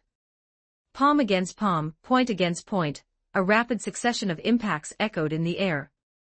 Both their Byakugan were fully active, predicting each other's palm trajectories, searching for fleeting weaknesses. The spectators in the stands watched the battle below. This was a contest of the Hyuga gentle fist. There were no flashy ninjutsu clashes, only the perilous, inch-by-inch struggle within a small space. Every block, every dodge, determined whether their chakra pathways would be invaded and seized by their opponent. First palm. 2 palms. 4 palms. 8 palms. 16 palms. 32 palms. Hinata's palm techniques were dense and meticulous, defending flawlessly, even occasionally interspersing a fierce twin lion fist strike to force Niji to change his moves. However, Niji's experience and foundation were clearly superior. His palm strength was more condensed, and he controlled the rhythm with ease, often applying pressure during the subtle shifts in Hinata's moves, gradually compressing her range of movement. 64 palms. Hinata cried out, her palm strikes suddenly accelerating, attempting to use speed to overcome slowness and break through Niji's blockade. Niji remained unperturbed, chaining skills with normal attacks and interspersing skills with basic attacks. Too eager. A glint flashed in Niji's eyes as he saw through Hinata's eagerness for success. He suddenly lowered his body, gliding like a fish through the gaps in Hinata's rapidly accelerating palm shadows, making most of her palm strikes miss with minimal movement. At the same time, he brought his right index and middle fingers together, chakra highly condensed at his fingertips, emitting a faint, almost imperceptible pale blue glow, like a scorpion's sting, flashing like lightning towards Hinata's left shoulder, which was slightly exposed due to her full-force attack. In a critical moment, Hinata gritted her teeth. She did not forcibly retract her moves to defend, as that would only lead to a more passive situation. Instead, her footwork suddenly changed, and her entire body forcefully spun to the right, using her left shoulder as an axis. Niji's fingertip was slightly deflected by Hinata's risky spin, failing to hit the center of the pressure point, merely grazing her shoulder. Hinata used this spinning force to kick Niji's waist and abdomen with her right leg. Niji frowned slightly, clearly not expecting Hinata to be so decisive. He pressed his left palm down, striking at the incoming shin. Leg and palm clashed, and Hinata was shaken back 2 steps, almost falling. Niji also retreated a small half step, neutralizing the force. Ultimately, Niji was still stronger. Standing by the railing of the spectator area, Might Guy, who usually exuded fiery passion and a bright smile, now had his arms crossed, brows tightly furrowed, and a solemn expression as he watched Niji in the arena below. "What's wrong, Guy?" Asuma sensitively noticed his companion's unusual mood and followed his gaze to Niji and Hinata in the arena, who were adjusting their breathing. Niji clearly has the advantage in strength. Although Hinata's performance is amazing, the outcome should be without suspense, right? Are you worried he'll be too rough? After all, he was fighting the eldest daughter of the main house, so he needed to be careful with his actions.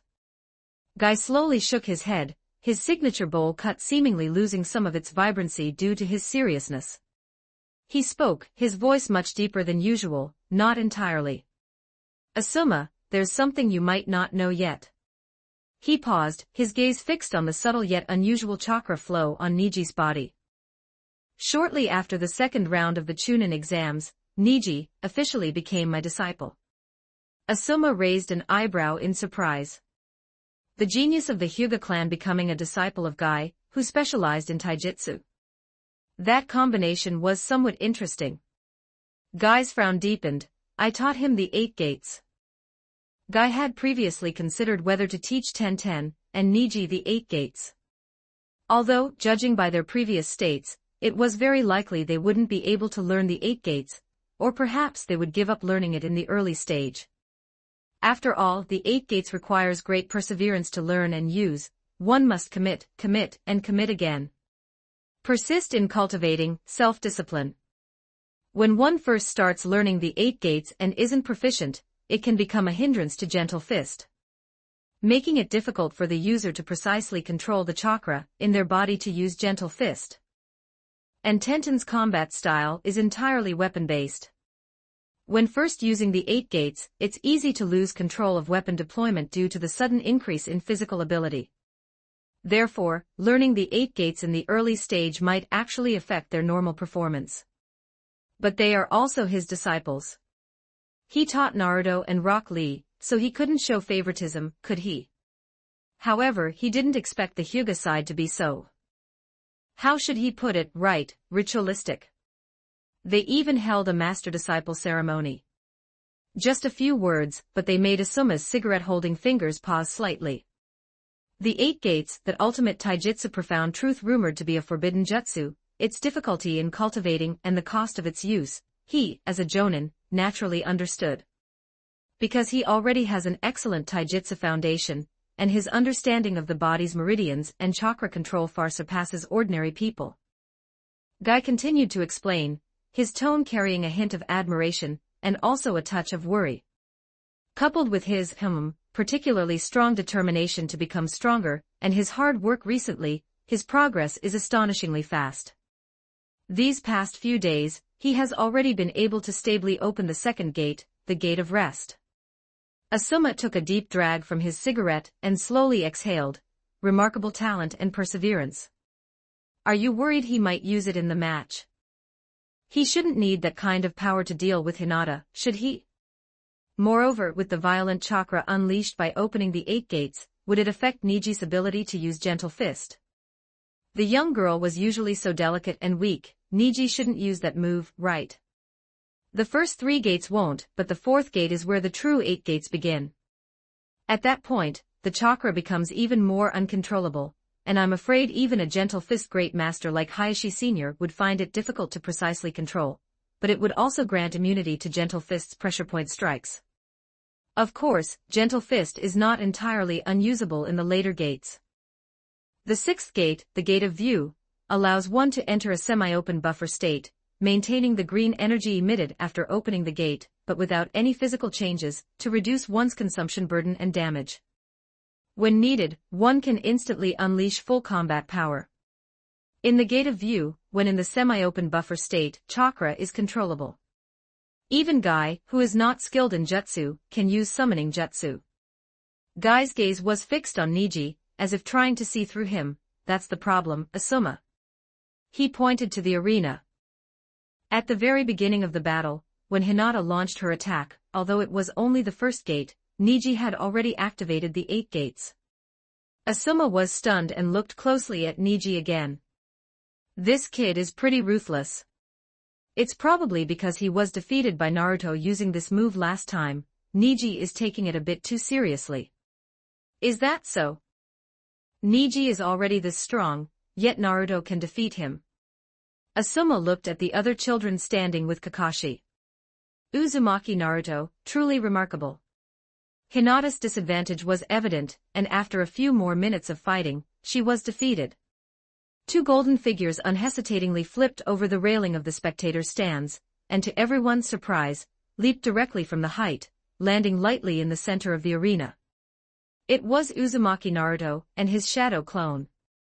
He rushed straight to Hinata, carefully and steadily picking up the exhausted Hinata. The shadow clone, with equally swift but slightly rough movements, also grabbed Niji, who was similarly unstable from immense chakra consumption, by the waist and carried him. Niji, held by Naruto's arm.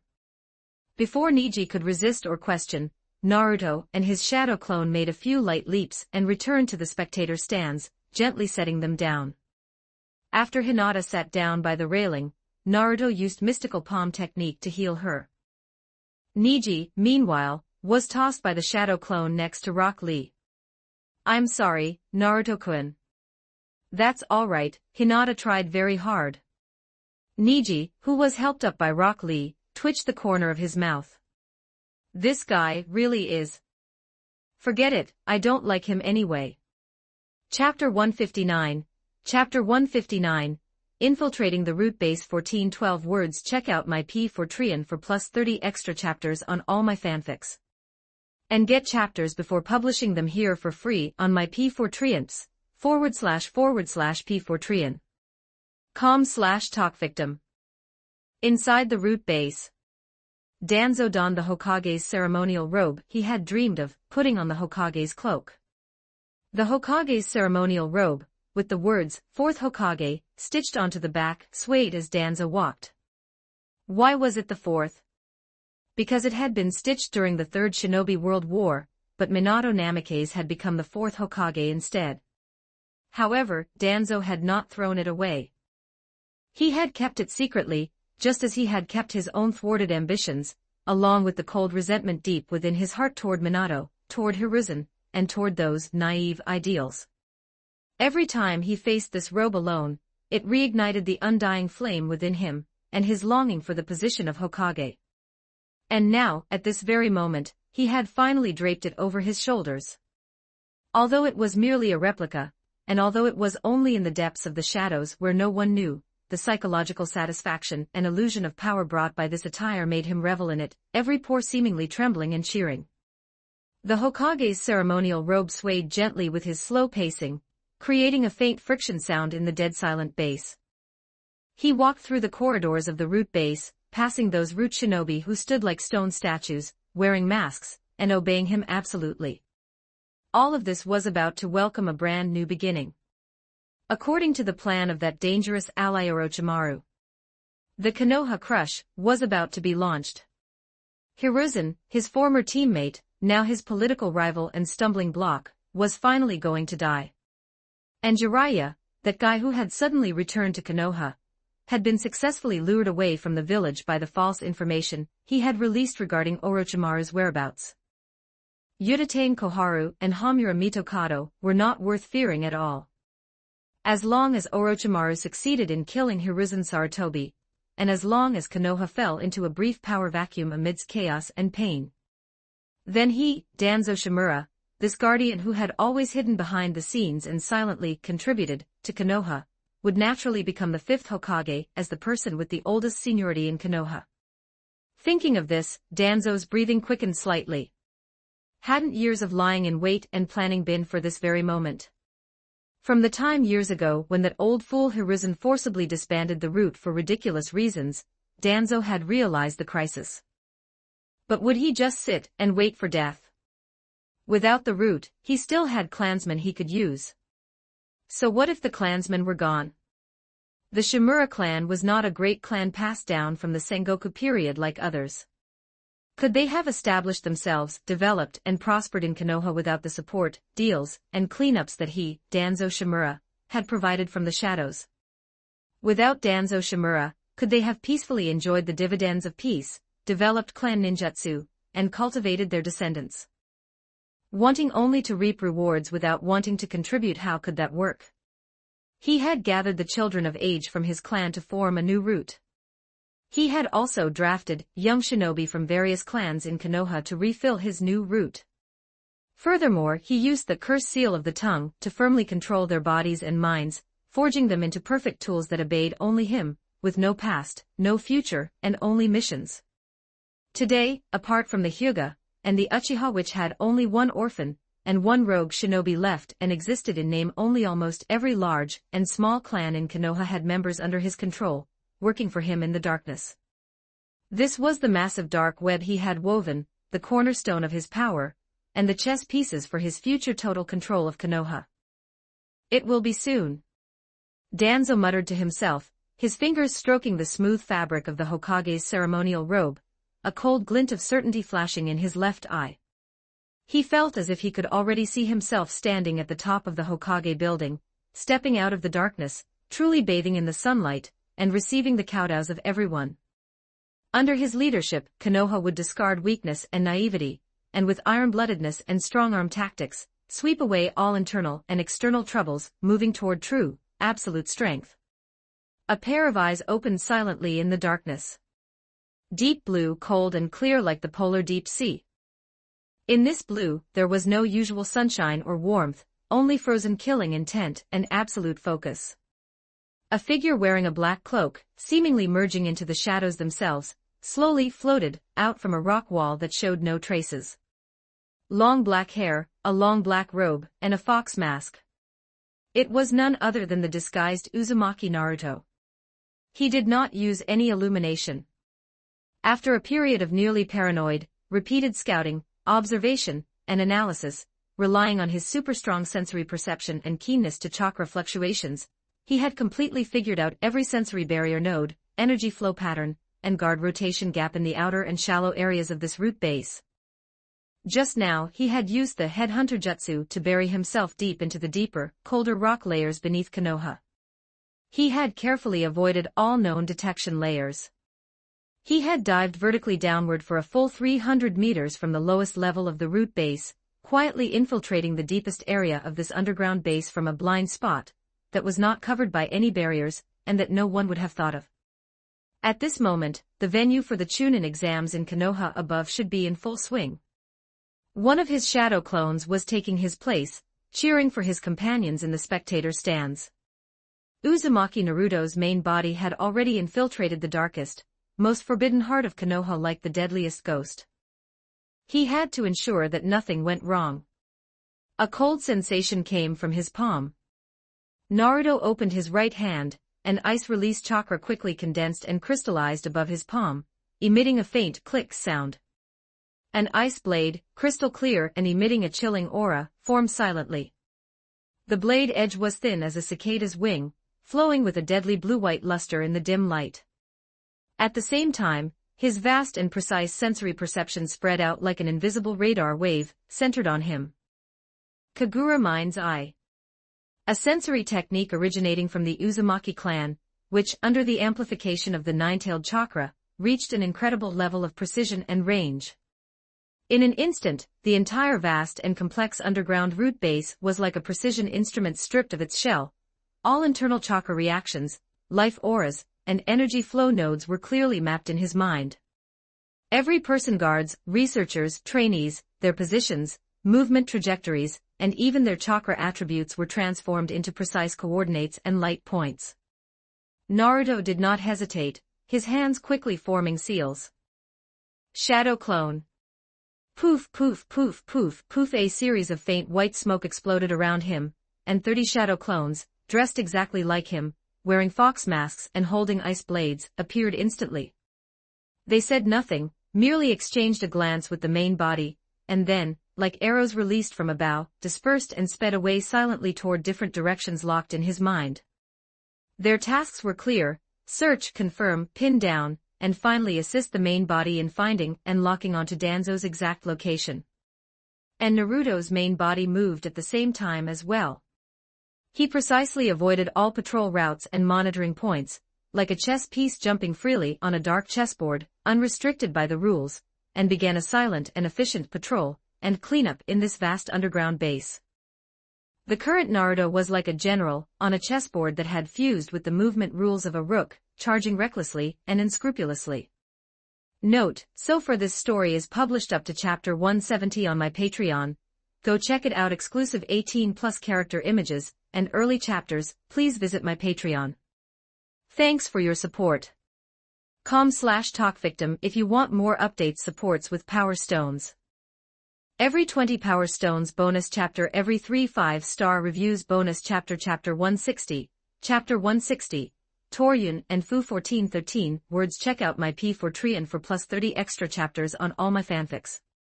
And get chapters before publishing them here for free on my P4 //P4 com/talkvictim. A root shinobi had just finished a patrol rotation and stopped at the handover point, preparing to take a short break.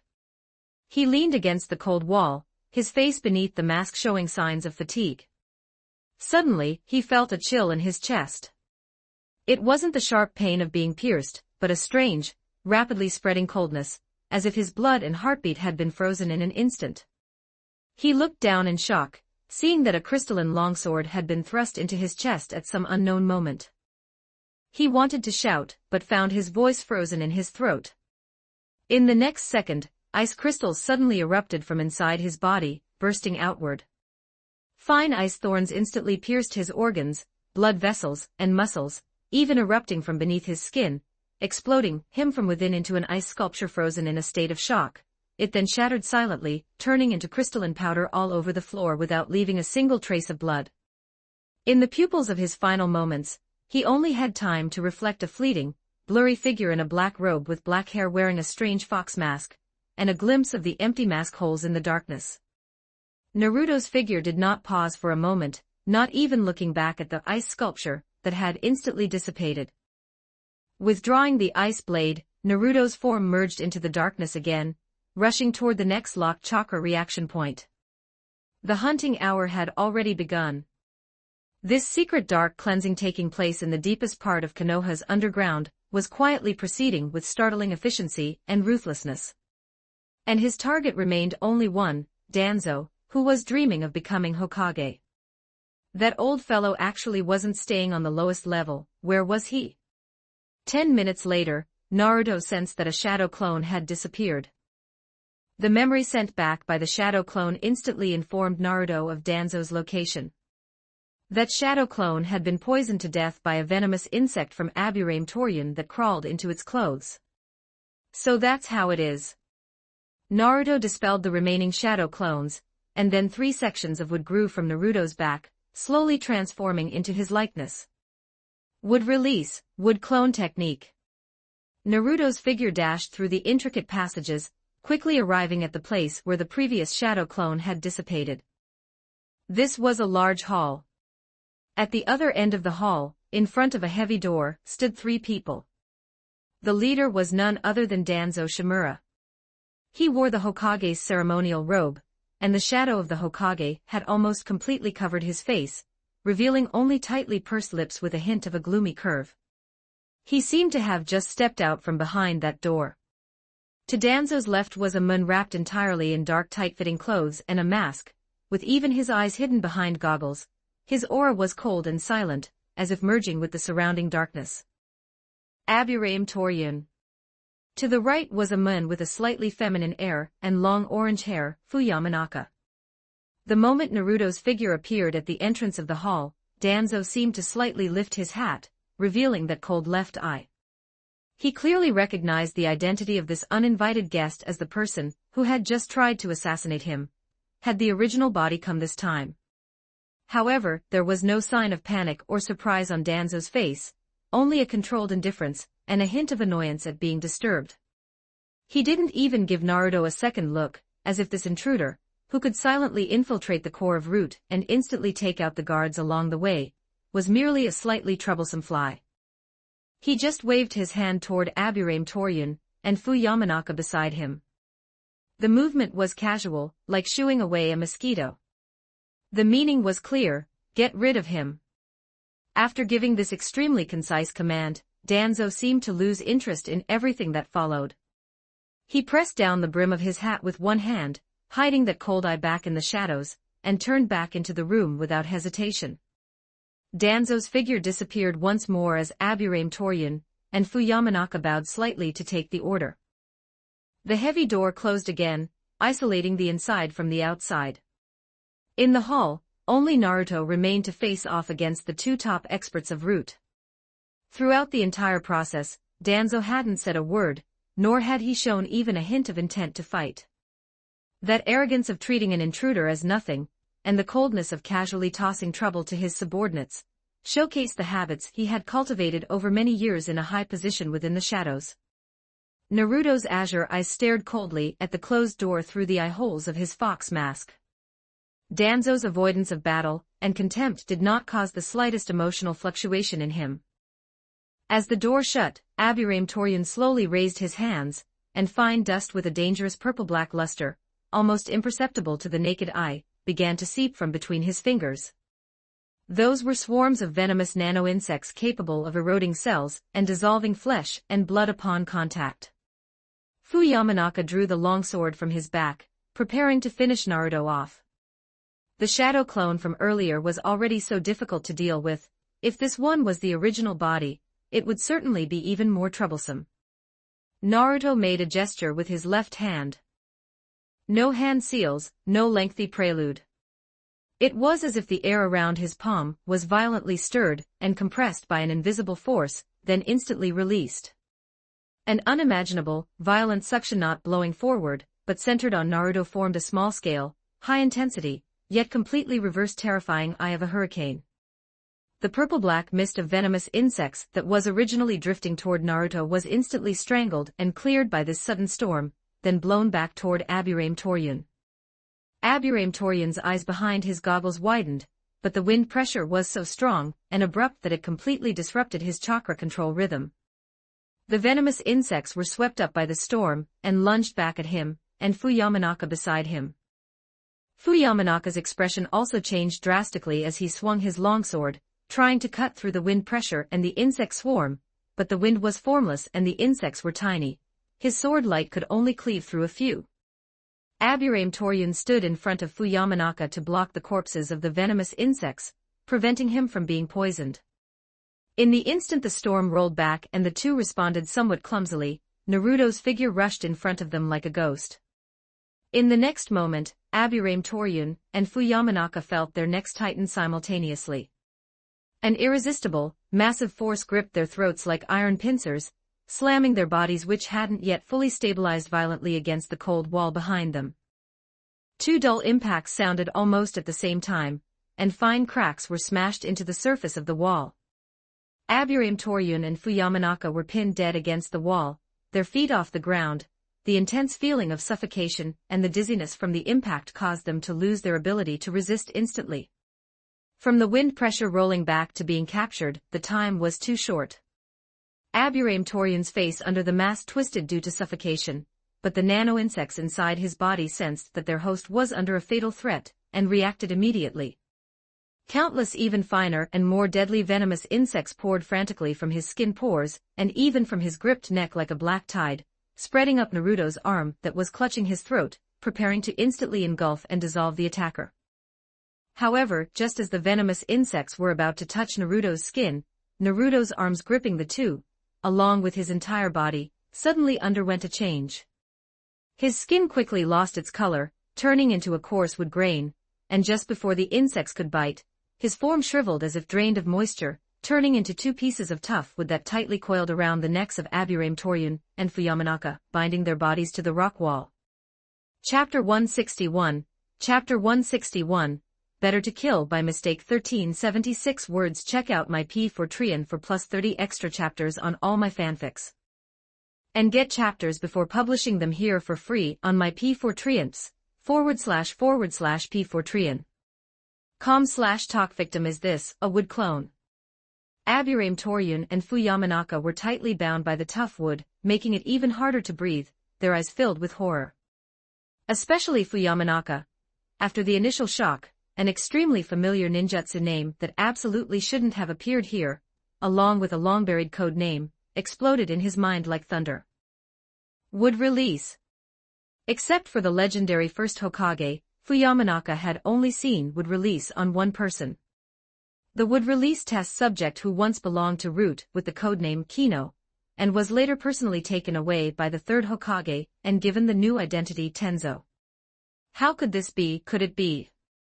Fuyamanaka's mind, blurred by lack of oxygen, turned with difficulty. The one who wants to kill Lord Danzo is the third Hokage.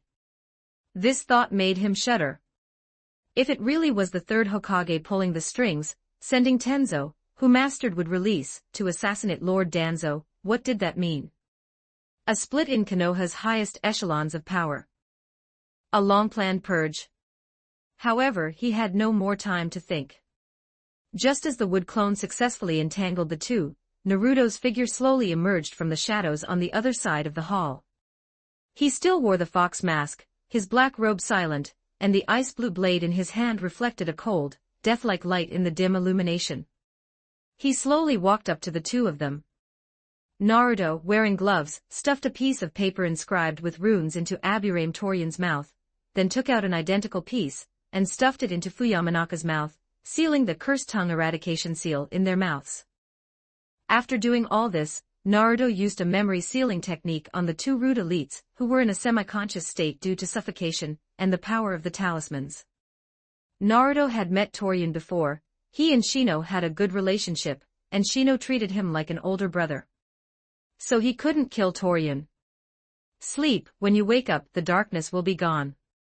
When you open your eyes again, your younger brother will come to pick you up. After loosening the space slightly so the two wouldn't suffocate, Naruto straightened his black robe, and then swaggered to Danzo Shimura's door. He raised his hand and curled his finger. Knock, knock, knock. Neither too light nor too heavy, even with a somewhat polite rhythm, he knocked on the door. The room fell silent for a moment. Then, a voice with a hint of fatigue and breathlessness, yet forced to remain calm, drifted in. It was strikingly Fuyamanaka's voice, imitated perfectly. Lord Danzo, we have captured the thief who tried to assassinate you. The opponent actually knows would release, it's Kino.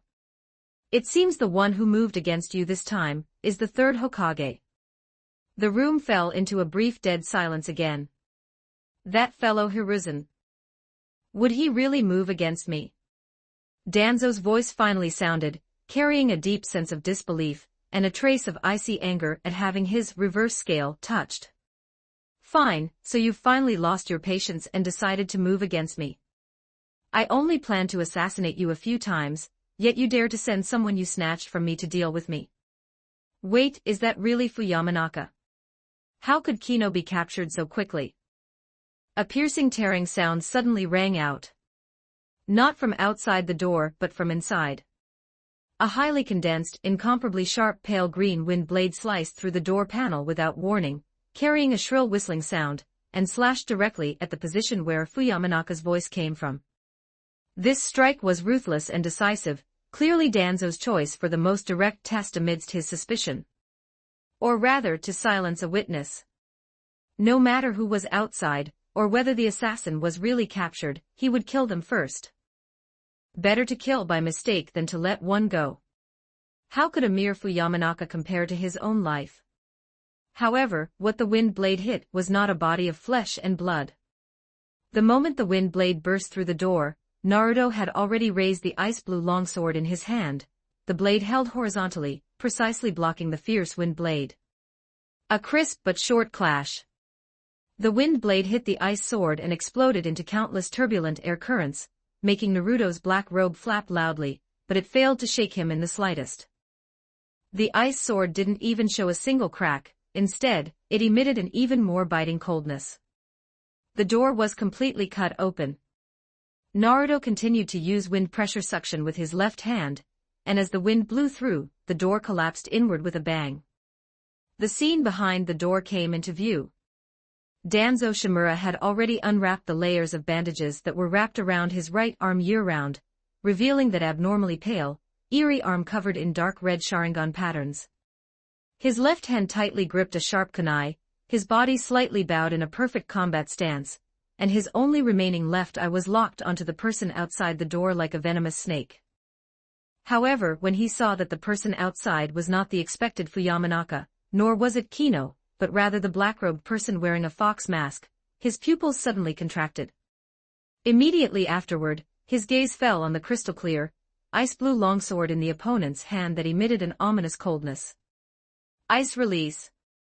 Danzo's brow furrowed deeply, his suspicion growing even stronger. Countless thoughts flashed through Danzo's mind like lightning, but his long-standing insidiousness and decisiveness allowed him to instantly suppress all doubts. No matter what, the opponent had seen the Sharingan on his right arm, so he couldn't be left alive. No matter who you are, today, this place will be your burial ground. Danzo's hoarse roar was still echoing in the cold air, and the row of eerie Sharingan on his right arm began to glow with an ominous red light, with a faint tendency to spin. The air in the entire room seemed to become thick and filled with killing intent. Naruto's figure disappeared. It wasn't high-speed movement or the afterimage of the body flicker technique, but a true, unannounced spatial jump. The position where he appeared was not any attack angle Danzo had predicted, but on the door panel at Danzo's feet, almost right in front of him.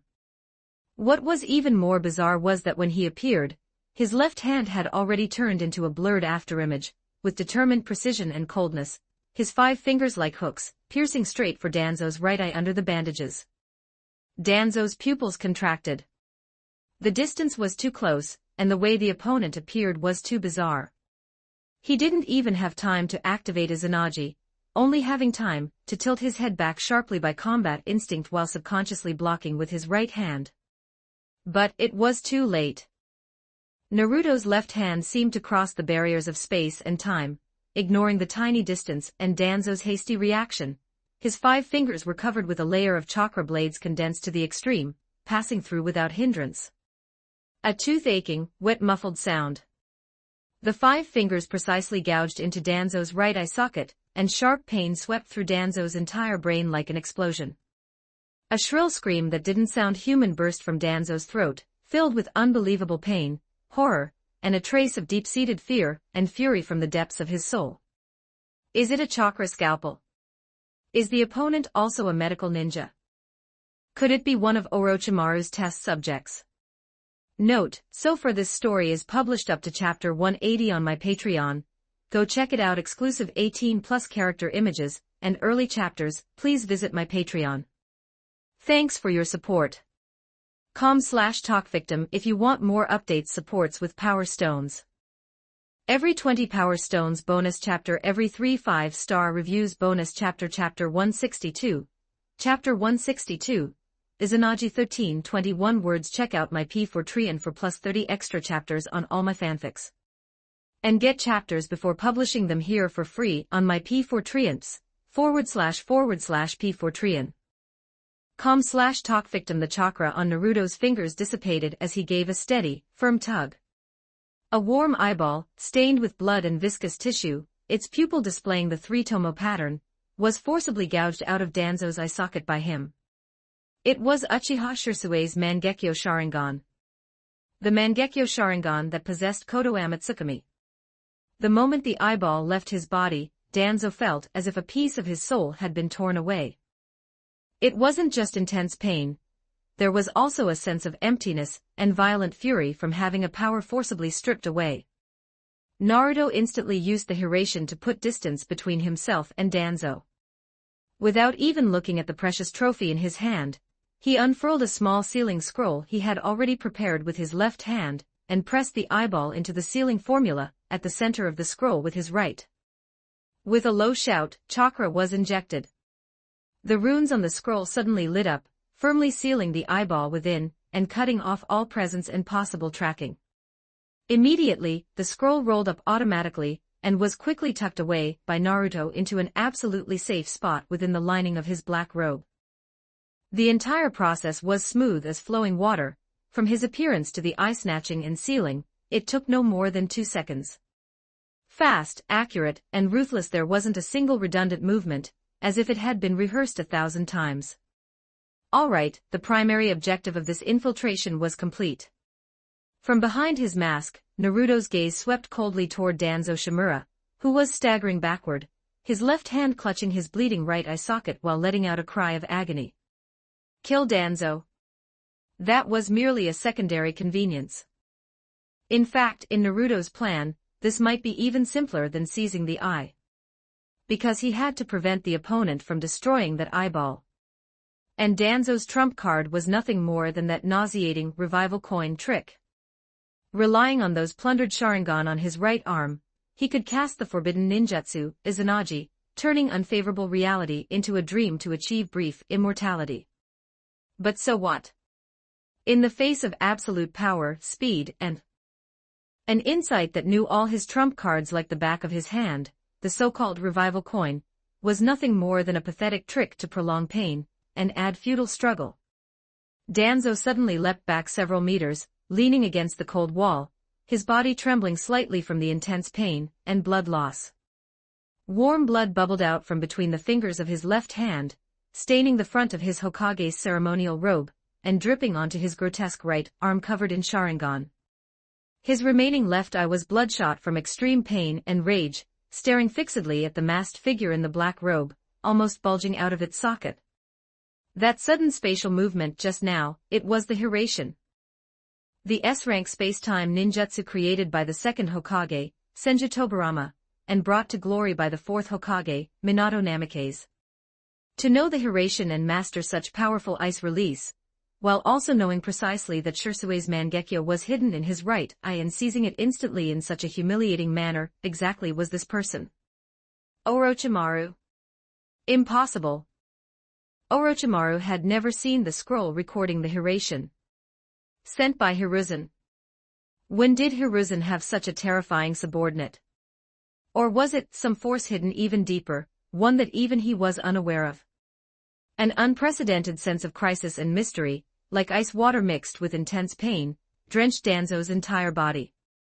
For the first time, he felt that he had gone from being the hunter who always lurked in the shadows, weaving conspiracies and controlling the lives and deaths of others, to a pathetic prey completely shrouded by an unknown shadow, with all his trump cards seemingly laid bare in the sunlight and seen through at a glance.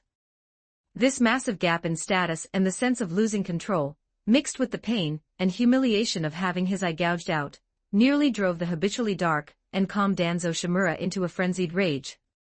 You've got to be kidding me. I, Danzo Shimura, have plotted my whole life and endured for decades. How could I fall at the hands of some cowardly rat who hides his face? Before the roar in his heart could subside, an ice-cold, piercing pain exploded from his chest without warning. Danzo's remaining left eye widened suddenly as he looked down in disbelief. He saw a section of a crystal-clear, ice-blue blade emitting a chilling aura. At some point, it had already completely pierced through his chest, emerging from the front, with his warm blood dripping from the tip. The cold sensation spread rapidly, freezing his blood and numbing his nerves, as if even the pain of his lost right eye was being covered by this bone-chilling cold. What are you thinking about? So engrossed. A voice, altered by a voice changer, echoed faintly. When did this happen? Hiraition. He had clearly been staring at the opponent just now, and there were no signs of the opponent making hand seals or using a technique. A shadow clone. Or something else. Danzo's thoughts suffered a moment of stagnation and confusion because of this sudden fatal blow. However, something even more terrifying was yet to come. The ice blade that had pierced his body didn't just stop at the initial damage. The moment it entered his body, the ice blade acted like an activated venomous snake and suddenly erupted. Chi-chi-chi, countless sharp, jagged ice thorns burst forth from the main shaft of the ice blade that pierced his chest, like wildly growing brambles, exploding in all directions. They tore through muscle, punctured internal organs, snapped bones, and even pierced out from under the skin of other parts of his body. Danzo's entire chest cavity seemed to transform in an instant into a bloody ice thorn hell erupting from the inside out. A large mouthful of thick blood mixed with organ fragments and ice crystals sprayed from Danzo's mouth, staining the ground and the air in front of him with a layer of gruesome crimson. His body twitched violently due to the internal destruction, and his life force drained away rapidly like a floodgate being opened. His consciousness blurred quickly, but deep in Danzo's left eye, the ruthlessness and determination belonging to the darkness of the shinobi burned to its peak just before death arrived. Hiration, it truly is troublesome. Unpredictable, the opponent must have used a shadow clone to use the Hiration, teleporting to his blind spot to deliver that fatal blow. No, thinking about this now is useless. I haven't lost yet. I can't die. I'm about to become the Hokage. The fifth Hokage. Konoha will become truly strong in my hands. I cannot die here. I cannot die at the hands of this cowardly rat who hides his face. A roar born of near obsession echoed wildly in the depths of his soul, overriding his physical pain and squeezing out every last bit of remaining willpower. The thirst for power, the obsession with becoming Hokage, and the fear of death mixed into a violent force.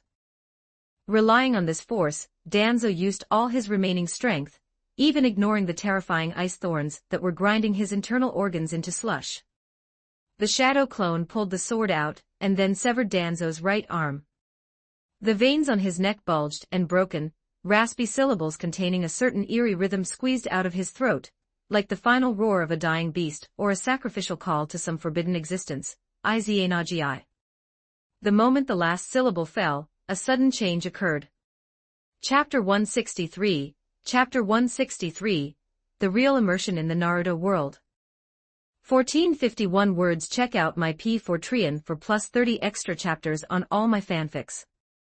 And get chapters before publishing them here for free on my P4 //P4 com/talkvictim. The ice blade in Naruto's hand, along with all the ice thorns piercing Danzo's body, seemed to suddenly plunge into an illusory bubble. Danzo's mangled, collapsing figure began to twist and fluctuate violently, like a reflection in water disturbed by a stone, becoming bizarre and utterly surreal. Immediately following, a puff of white smoke, not particularly violent but exceptionally abrupt, exploded in the center of the room without warning. The smoke spread rapidly, carrying a strange ripple of chakra that felt as if time were flowing backward. The smoke dissipated. Naruto's pupils constricted slightly. The spot where a cold corpse should have been was now empty. A few steps away, an unscathed Danzo Shimura slowly stepped out from the lingering smoke. The bandages on his right arm were still wrapped, clearly, his right hand had also recovered. To Naruto's surprise, the right eye socket which Naruto had just brutally gouged out, and which had been bleeding incessantly was now perfectly intact. His sinister left eye stared coldly at Naruto. Even the blood-stained Hokage's ceremonial robe on his body had returned to a pristine white. This eerie scene caused even the prepared Naruto to feel a momentary shock. Then, Naruto's eyes lit up. His right eye was fine again. Holy crap, there's a bug like this. Is this for real? The real immersion of the Naruto world has arrived. You bastard, die. Danzo, having just revived through Izanagi, no longer had any intention of testing the waters or relying on luck. Only an outpouring of rage and a lethal determination remained. His left eye was bloodshot, locking onto Naruto, as his right arm suddenly thrust forward. The pale arm, covered in crimson Sharingan, underwent a terrifying mutation under the frantic infusion of chakra. The skin on his arm rapidly lignified, darkening like old tree bark. His fingers twisted and extended, and the tips suddenly split and proliferated, turning into countless hideous, thick brown trunks with sharp wooden spikes, piercing toward Naruto with incredible speed and range. Would release, smashing spear tree. Facing this overwhelming wooden tide emanating decay and killing intent, Naruto still stood his ground. He didn't dodge, He simply raised his right hand. Upon his palm, chakra frantically gathered, compressed, and spun. It was an extremely deep pitch black, as if it could swallow all light. The black chakra sphere rotated at high speed, its volume expanding rapidly. Its edges pulled at a distorted force field, and even the surrounding light seemed to be drawn in and warped by it. Reisenrigen. A single, nonchalant word. The pitch-black Reisenrigen flew from his hand. It didn't seem fast, yet it carried an eerie weight that ignored spatial barriers, crashing straight into the oncoming wooden tide. In the next instant, a terrifying collision occurred. There was no earth-shattering explosion, only a more heart-stopping annihilation, as if all things were returning to nothingness. The moment the Reisenrigen touched the first few giant trunks, the hard wood strong enough to pierce rock and crush steel acted like fragile withered branches meeting an invisible millstone. Without even a hint of resistance, it was completely shredded and decomposed by the pitch-black rotating force field in silence. Like being thrown into a high-speed shredder, it turned into the finest wood dust, which was then completely swallowed and annihilated by the force field. 1, 2, 3. The Reisenrigen advanced with unstoppable force. Everywhere it passed, Danzo's terrifying, smashing spear tree vanished quickly, like pencil marks erased by an eraser. Danzo's left eye widened in shock as he watched his strongest would-release attack prove so powerless against that eerie black sphere. What kind of ninjutsu was that? Was it Rasengan? But the Rasengan shouldn't be a technique that can be thrown. However, Naruto's attack did not stop. Just as the Reisenrigen flew out and shredded the wooden tide, he formed hand seals again. Would release, would clone technique. For wood clones, identical to him, and also wearing black robes and fox masks, appeared instantly. Including the previous clone, the 5 wood clones moved without pause like 5 streaks of black lightning.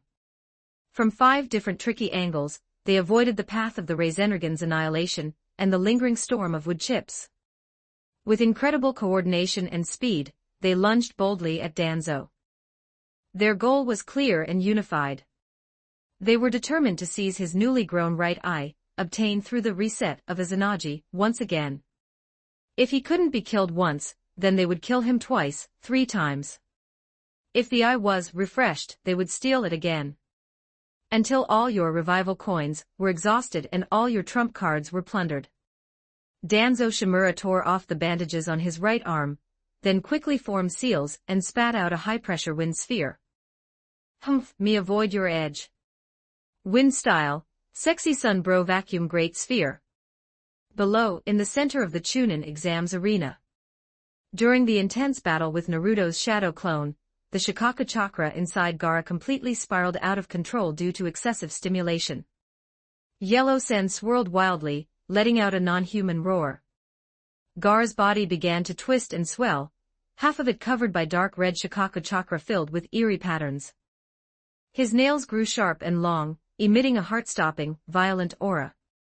He had entered the extremely dangerous possessed form.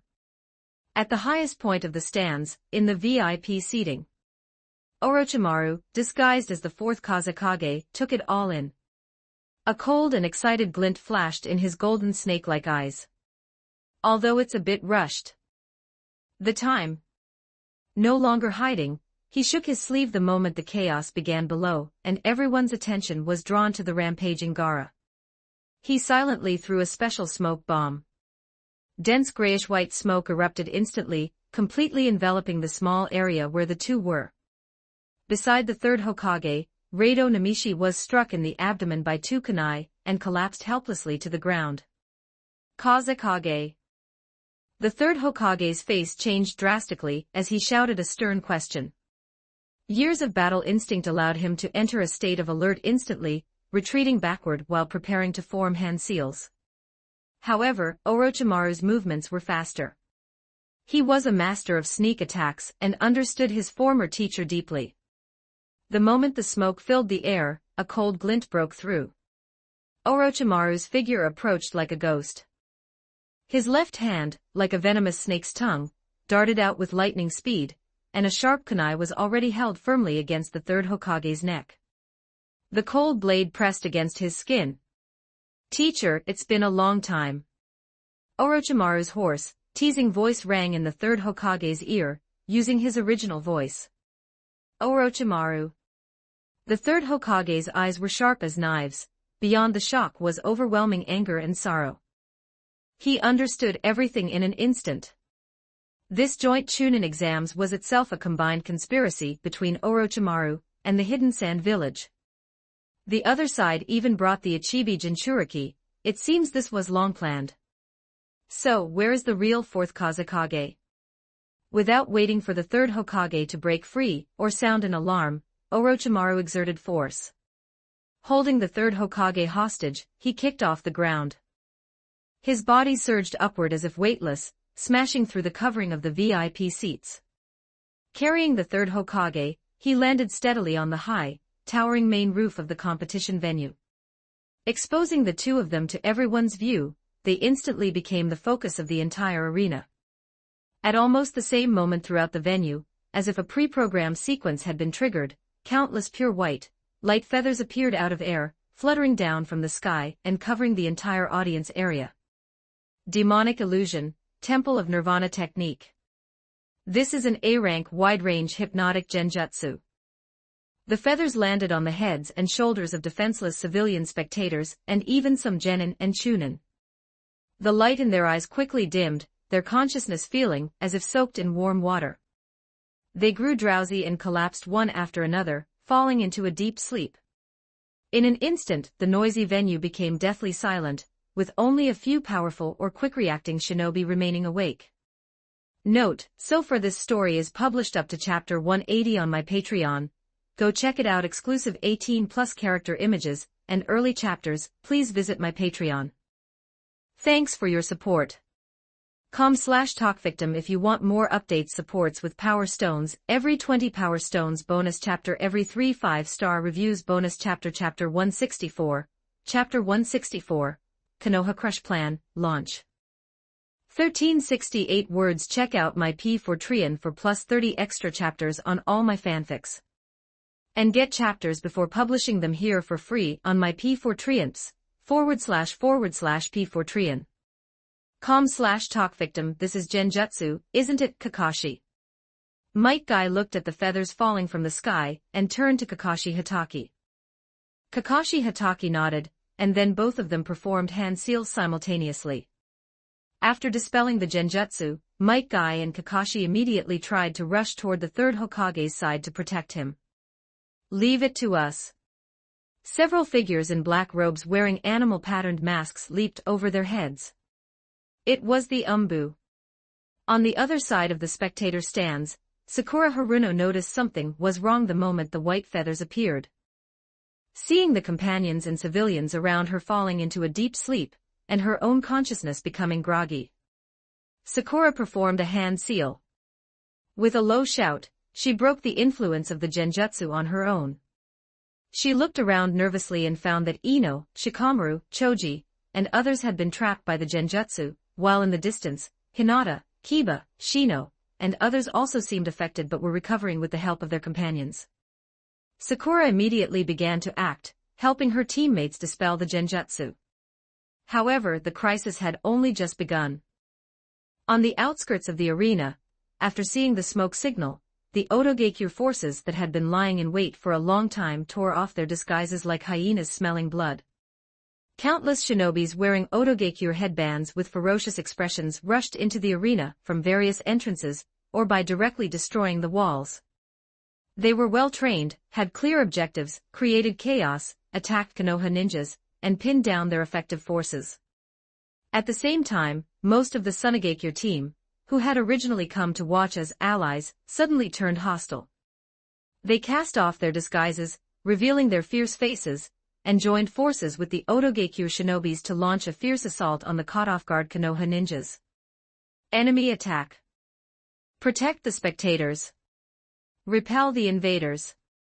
The Konoha Jonin were the first to react. Kakashi Hatake, Might Guy, Asuma Sarutobi, Kurina Yuhi, and others instantly charged into the enemy crowd, engaging in a fierce battle. The Chunin and Genin, who were gradually awakened by their companions, also quickly organized themselves, covering the sleeping civilians as they moved to safe areas while forming ranks to resist the invaders.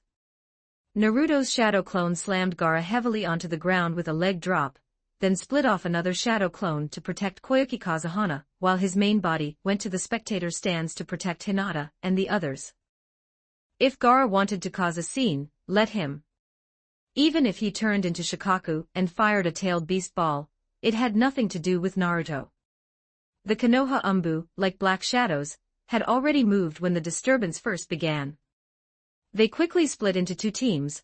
One elite team pounced like ghosts toward the special protection area where the daimyo was located, building the tightest line of defense. The other team rushed toward the main roof without hesitation, attempting to rescue the kidnapped third Hokage. He. On the roof, Orochimaru looked down at Konoha, which had instantly fallen into war and chaos. Feeling the tension in the third Hokage's body in his grasp, he let out a pleasant but cold chuckle. He tore off his Kazekage disguise, revealing his pale and eerie true form. His golden snake-like pupils looked down upon this land he once protected, but was now going to destroy with his own hands. Sensei, do you see? Has already begun to crumble. The Konoha Crush plan officially kicked off at this moment. The illusion of peace was completely torn apart. Screams, roars, the clashing of weapons, and the sounds of ninjutsu explosions instantly replaced the previous enthusiastic cheers of the competition. The sunlight remained bright, yet it shone upon a sudden conspiracy and war that swept through the entire village. Just as Orochimaru took the third Hokage hostage and leapt onto the roof, becoming the target of all eyes, four figures appeared simultaneously at the four corners of the roof platform like ghosts. The newcomers were the Sound Four. As soon as they appeared, their hands began to form seals in unison. Ninjutsu, for Violet Flames formation. The four shouted in unison as the final seal was completed. Buzz, four dazzling purple pillars of light shot up from their respective positions, quickly converging and extending above the roof, forming a giant, purple transparent barrier cube that completely enveloped the entire roof platform. The four were also encased within the barrier.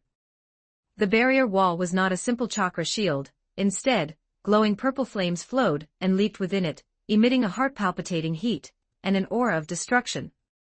A Konoha Umbu member charging at the front, desperate to save the Hokage, tried to force his way through while the barrier was still forming and not yet fully stable. His body moved like lightning as he slammed into the purple barrier wall. The moment he made contact, he was repelled. The purple flames flowing on the barrier wall instantly wrapped around him like living things, spreading and burning frantically from the point of contact. A shrill scream rang out as the black clothes on the Umbu member were instantly ignited, turning him into a ball of fire. He struggled and fell off the barrier wall, dropping like a broken kite onto the edge of the roof. After rolling in pain for a few moments, he tumbled off the high roof, still covered in flames, his fate unknown. This terrifying scene caused the Umbu members who arrived later, and other shinobis trying to approach to stop abruptly, their expressions changing drastically. The four violet flames formation not only isolated the inside from the outside, but the flames on it ignited upon contact and were extremely difficult to extinguish. It was an incredibly powerful sealing barrier technique. Almost at the same time the four violet flames formation rose, on the outskirts of Konoha village, in a secluded forest near the wall. Several elite shinobis from the hidden sand village were sitting cross-legged on the ground, forming a strange ritual circle. With solemn expressions, they pressed the special summoning scrolls they had been holding tightly in their hands onto the center of the formation simultaneously. Summoning Jutsu. Chakra was injected in synchronization. A massive cloud of white smoke rose into the sky, accompanied by an earth-shaking roar. Within the smoke, a shadow so massive it was suffocating quickly manifested. It was a brown three-headed giant snake, over dozens of meters long, and as thick as a mobile fortress. The massive body of the three-headed giant snake twisted, ignoring terrain obstacles, and charged towards the nearby high walls of Konoha village with an unstoppable aura. Its massive body itself was the most terrifying siege weapon. On the high walls of Konoha, the shinobis on patrol saw the terrifying beast moving like a mountain range from a distance, and their hearts nearly stopped from fear. Enemy attack. It's a giant summoned beast. On the field, Shiranui Ginma, acting as the referee, saw Naruto leave to protect the civilians, so he rushed forward to face Gaara in his partial transformation state. He absolutely could not let this monster attack at will. I won't let you have your way. Baki pulled out a kunai and rushed toward Shiranui Ginma. Gekko Hayate drew his long blade and blocked Baki's path. Because Orochimaru had used the Orochimaru-style body replacement technique twice to escape Naruto, the exhaustion was too great, and Yakushi Kabuto had been taking care of him these past few days, so he hadn't gone to meet Baki. Therefore, Gekko Hayate luckily survived and, at this moment, as if by fate, still faced off against his original opponent Baki. Your opponent. Gekko Hayate stood in front of Shiranui Ginma, facing the powerful Sand Jonin, without a hint of fear. The starting stance of Konoha-style Kenjutsu was already set, forming a standoff with Baki. A sickly weakling, get lost. Even if I'm a sickly weakling, I'm enough to stop you. Chapter 165, Chapter 165, Common Enemy 1326 words. Check out my P4 for plus 30 extra chapters on all my fanfics. And get chapters before publishing them here for free on my P4 //P4 com/talkvictim. Just as Kakashi Hatake and Might Guy repelled several Otogekyou shinobi, and looked anxiously toward the roof isolated by the four Violet Flames formation, preparing to find a way to break through and support the third Hokage, for figures blocked their path like ghosts. The leader was dressed in standard Konoha Umbu attire, wearing an animal mask. It was Yakushi Kabuto, who had been disguised and infiltrating Konoha for many years, finally showing his fangs. The three Otogekyou shinobi behind him made no attempt to hide their hostility, their chakra surging as they took up battle stances, wanting to go help the third Hokage. Unfortunately, this path is closed. He gestured with his hand, and the three Otogekyou shinobi behind him immediately dispersed, faintly surrounding Kakashi and Guy along with Kabuto. Kakashi's Sharingan slowly rotated, scanning the four people in front of him, finally fixing on Kabuto. You're not Umbu. Who are you? Kabuto chuckled and didn't answer directly. Rather than caring about my identity, you two should care more about yourselves. After all, breaking through us won't be an easy task. Might Guy's thick eyebrows shot up, his blood boiling. No matter who you are, anyone who dares to harm Konoha or Hokage-sama is our enemy. Kakashi, let's go. Kakashi pulled up his forehead protector, his gaze becoming sharp. The enemies in front of them were clearly prepared, and their strength was not to be underestimated. They had to be dealt with quickly. On the other side, the Hyuga residents.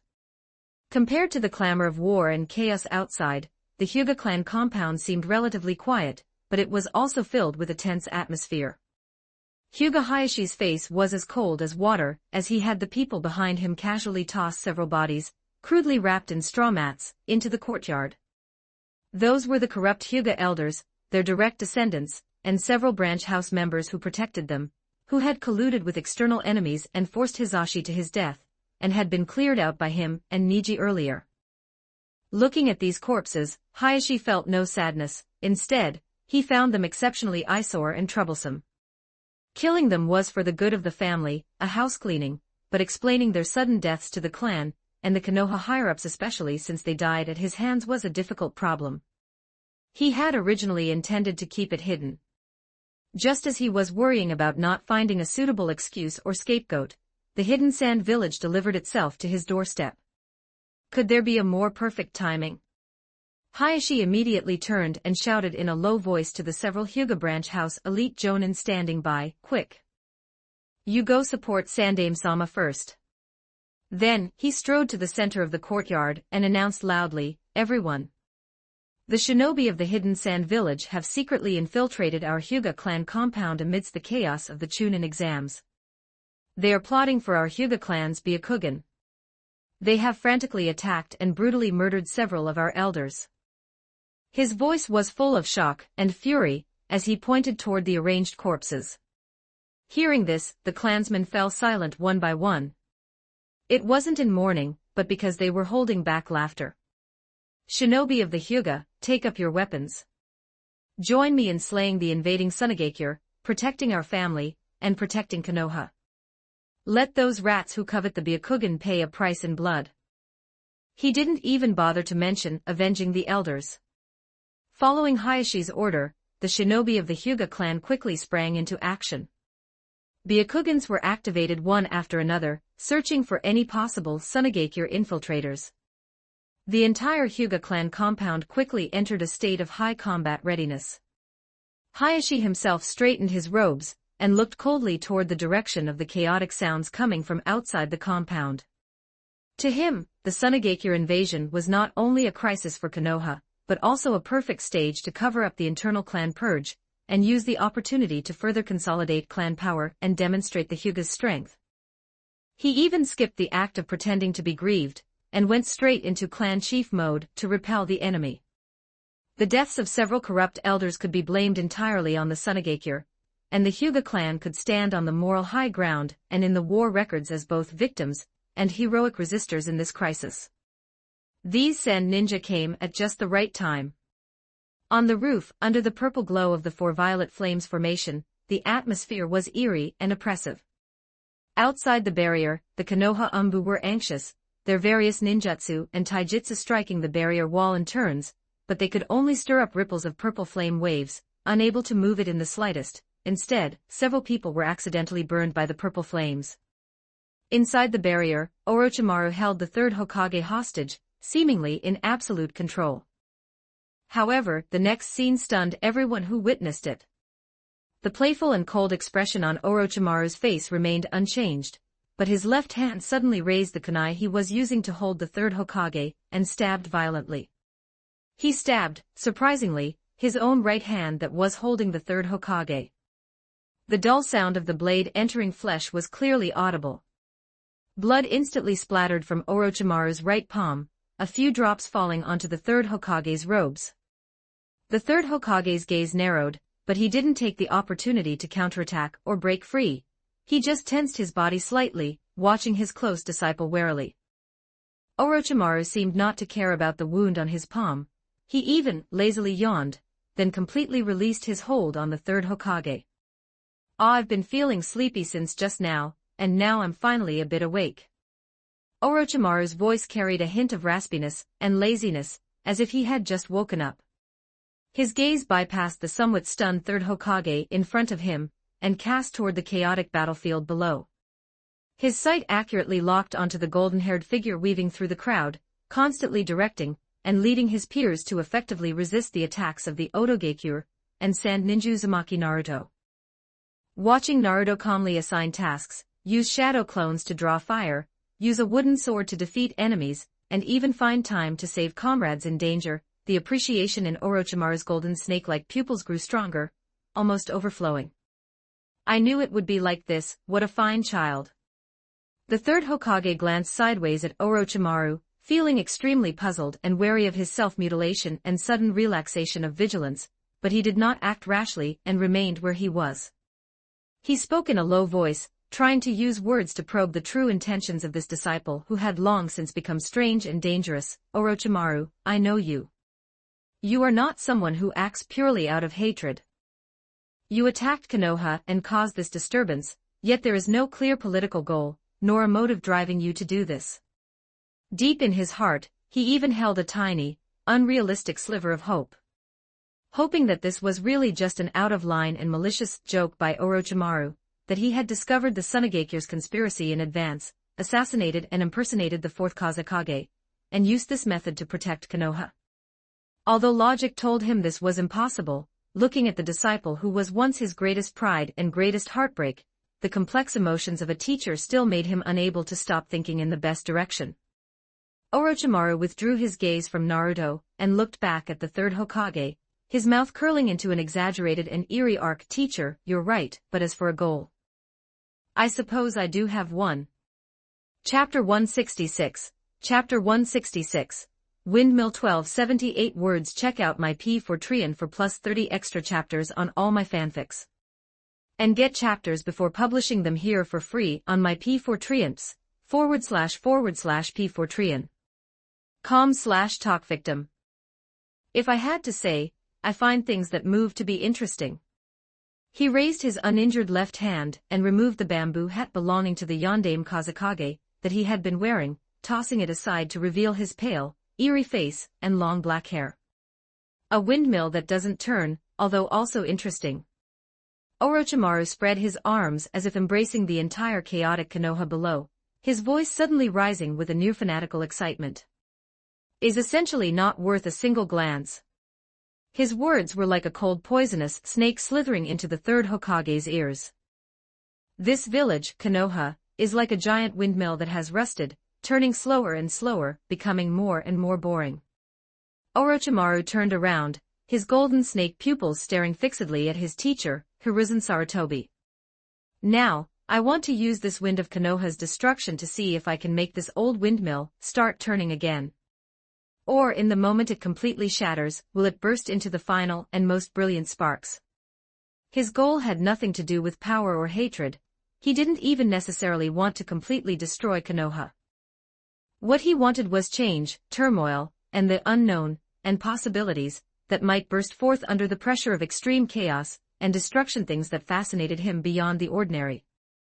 Naruto's performance, the struggle and counterattacks of those young shinobis below in the crisis, and even the third Hokage's current response were all variables and phenomena he was observing in this experiment. The third Hokage fell silent. Looking at the pure and crazed light in Orochimaru's eyes, his last sliver of unrealistic fantasy completely shattered. He slowly raised his hand, pressing down the brim of his Hokage hat to hide the swirling heartache, disappointment, and resolve in his eyes. You haven't changed a bit, Orochimaru. The third Hokage's voice became incredibly calm, yet it contained a weight like the calm before a storm. You are clever, but you will always be like a playful and willful child, easily trampling over everything others cherish just to satisfy your own curiosity. He looked up, his gaze already sharp as a blade, and the aura of the shinobi legend began to rise. However, Konoha is not your toy. The people here are certainly not experimental subjects for you to manipulate at will. Today, let me, as your inadequate teacher, put an end to this twisted interest of yours. Uzumaki Naruto. A violent roar echoed across the chaotic battlefield. Having completely entered the possession state, Gaara grew more and more of Shikaku's elemental features, even his right eye had turned into Shikaku's eye. With a violent giant palm of sand, he slammed Shiranui Genma, who had been fighting him for a long time, flying away. Genma was thrown against a wall, coughing up blood upon landing, temporarily losing the ability to pursue. Those bloodshot eyes, almost completely eroded by Shikaku's will, immediately locked onto the blonde figure not far away. It was him. It was that Uzumaki Naruto. In the match and in the battle just now, he had stimulated and provoked him time and again, making the monster inside him so excited, so eager to tear the opponent apart.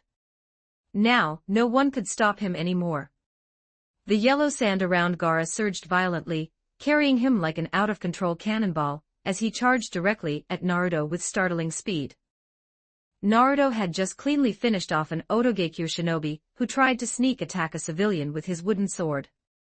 Sensing the terrifying killing intent and the sound of breaking wind from behind, he turned around without hesitation. He didn't retreat in the slightest, his eyes were frighteningly calm. Twirling his wooden sword, he exerted force with his feet, advancing instead of retreating to meet the pouncing Gaara head-on. Naruto, look out!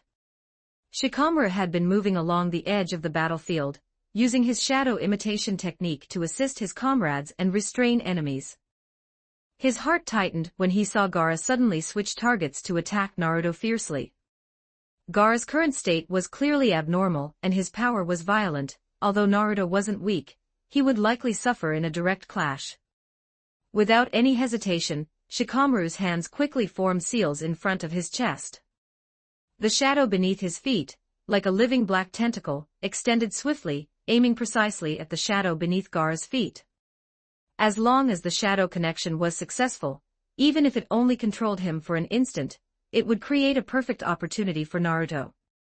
Shadow imitation. Whoosh! A blast of wind, fierce beyond imagination, and like an invisible giant hammer, struck suddenly from the side without warning. The wind was so strong that it not only made Shikamaru's robes flap loudly and his footing unstable, but it also caused his newly extended shadow to shake violently, distort, and dissipate directly. The technique was interrupted. Startled, Shikamaru immediately steadied himself and turned to look at the source of the strong wind. He saw that Temari had at some point closed her giant 3-star fan. With the fan closed, she propped it against the ground with one hand and brushed back her blonde bangs with the other. Her emerald green eyes were currently staring straight at Shikamaru. "Hey, your name is Nara Shikamaru, right?" Temari spoke, her voice crisp but carrying an unquestionable tone. "This time, if you go easy on me again like you did in the match." She narrowed her eyes slightly, her grip on the 3-star fan tightening as a sharp aura radiated from her. "Then you might die a very miserable death." Her words were direct, even carrying a hint of provocation, but Shikamaru heard a different meaning behind them. During the Chunin exams, Shikamaru had directly forfeited. In the original story, Shikamaru also chose to give up, but he was slapped down from the railing by the original Naruto, forcing him to fight Temari. Naruto's shadow clones wouldn't force Shikamaru to go up and fight. Although Temari won, she felt slighted. And now, in this true battle involving the survival of the village, Temari clearly wanted to settle the score with Shikamaru. What she wanted was a fair and square contest where both sides gave their all. Looking at Temari's serious gaze, Shikamaru scratched the back of his head. "Ah, what a drag, this is such a pain" expression appearing on his face. "Honestly, do you have to be so particular about this at a time like this?" He sighed, but his body had already slightly adjusted its posture, and his chakra began to flow in a different way. The preparatory hand signs for the shadow imitation technique also changed. "However, since you put it that way..." He didn't say anything more, but the meaning was clear. He wouldn't hold back anymore, at least, he wouldn't cheat, in that almost humiliating way like last time. The battle before him concerned the lives of his comrades and the safety of the village. He had to get serious too. The corner of Temari's mouth seemed to twitch upward, serving as an acknowledgement of his reaction. She unfurled the 3-star fan again, chakra flowing over the fan's surface as she locked onto Shikamaru. "Then, let's start the second round, Konoha's trouble-hating genius." Hey, don't just go giving people nicknames." Shikamaru grinned. He didn't just know the shadow imitation technique. Having practiced with a taijutsu genius like Naruto, if he didn't know taijutsu, he would easily be insta-killed once an opponent closed in. Chapter 167, Goodbye, Danzo Shimura. 1278 words. Check out my P4 for plus 30 extra chapters on all my fanfics. And get chapters before publishing them here for free on my P4 //P4 com/talkvictim. Just as the twice resurrected Danzo, relying on his rich combat experience and the dynamic vision of his Sharingan, narrowly twisted his body to dodge the direct, bone-chilling ice blade thrust from Naruto's true body. A new anomaly occurred. The skin on Naruto's left palm suddenly wood-morphed, and a hard wooden stake, as thick as a steel bar and sharp at the tip, instantly shot out without warning, like a venomous dragon emerging from its lair. The wooden spike accurately pierced Danzo's right flank, which had been exposed while dodging the ice blade. The powerful piercing force sent Danzo's body stumbling back several steps. However, this was only the beginning. Would release, cutting technique. Naruto inwardly let out a low cry, and the wooden stake embedded in Danzo's body suddenly erupted a second time under his conscious control. Countless sharper, finer wooden spikes, like instantly blooming flowers of death, violently burst forth from the main stake, exploding wildly from the inside out without any pattern. They pierced muscles, tore internal organs, ruptured blood vessels, and even stabbed out from other parts of Danzo's body, practically turning him into a blood-soaked wooden hedgehog. Ugh, ah! Danzo let out a painful groan. His body convulsed violently due to the internal agony and destruction, and his vitality rapidly drained away once more. At the same time, Naruto's shadow clone, which had been lurking like a phantom on the side, searching for an opportunity, moved. In the instant Danzo was heavily injured by the cutting technique, and his attention and physical control experience a momentary lapse, the shadow clone rapidly closed the distance, its right hand covered in a precisely sharp edge like a chakra scalpel, shooting out like lightning.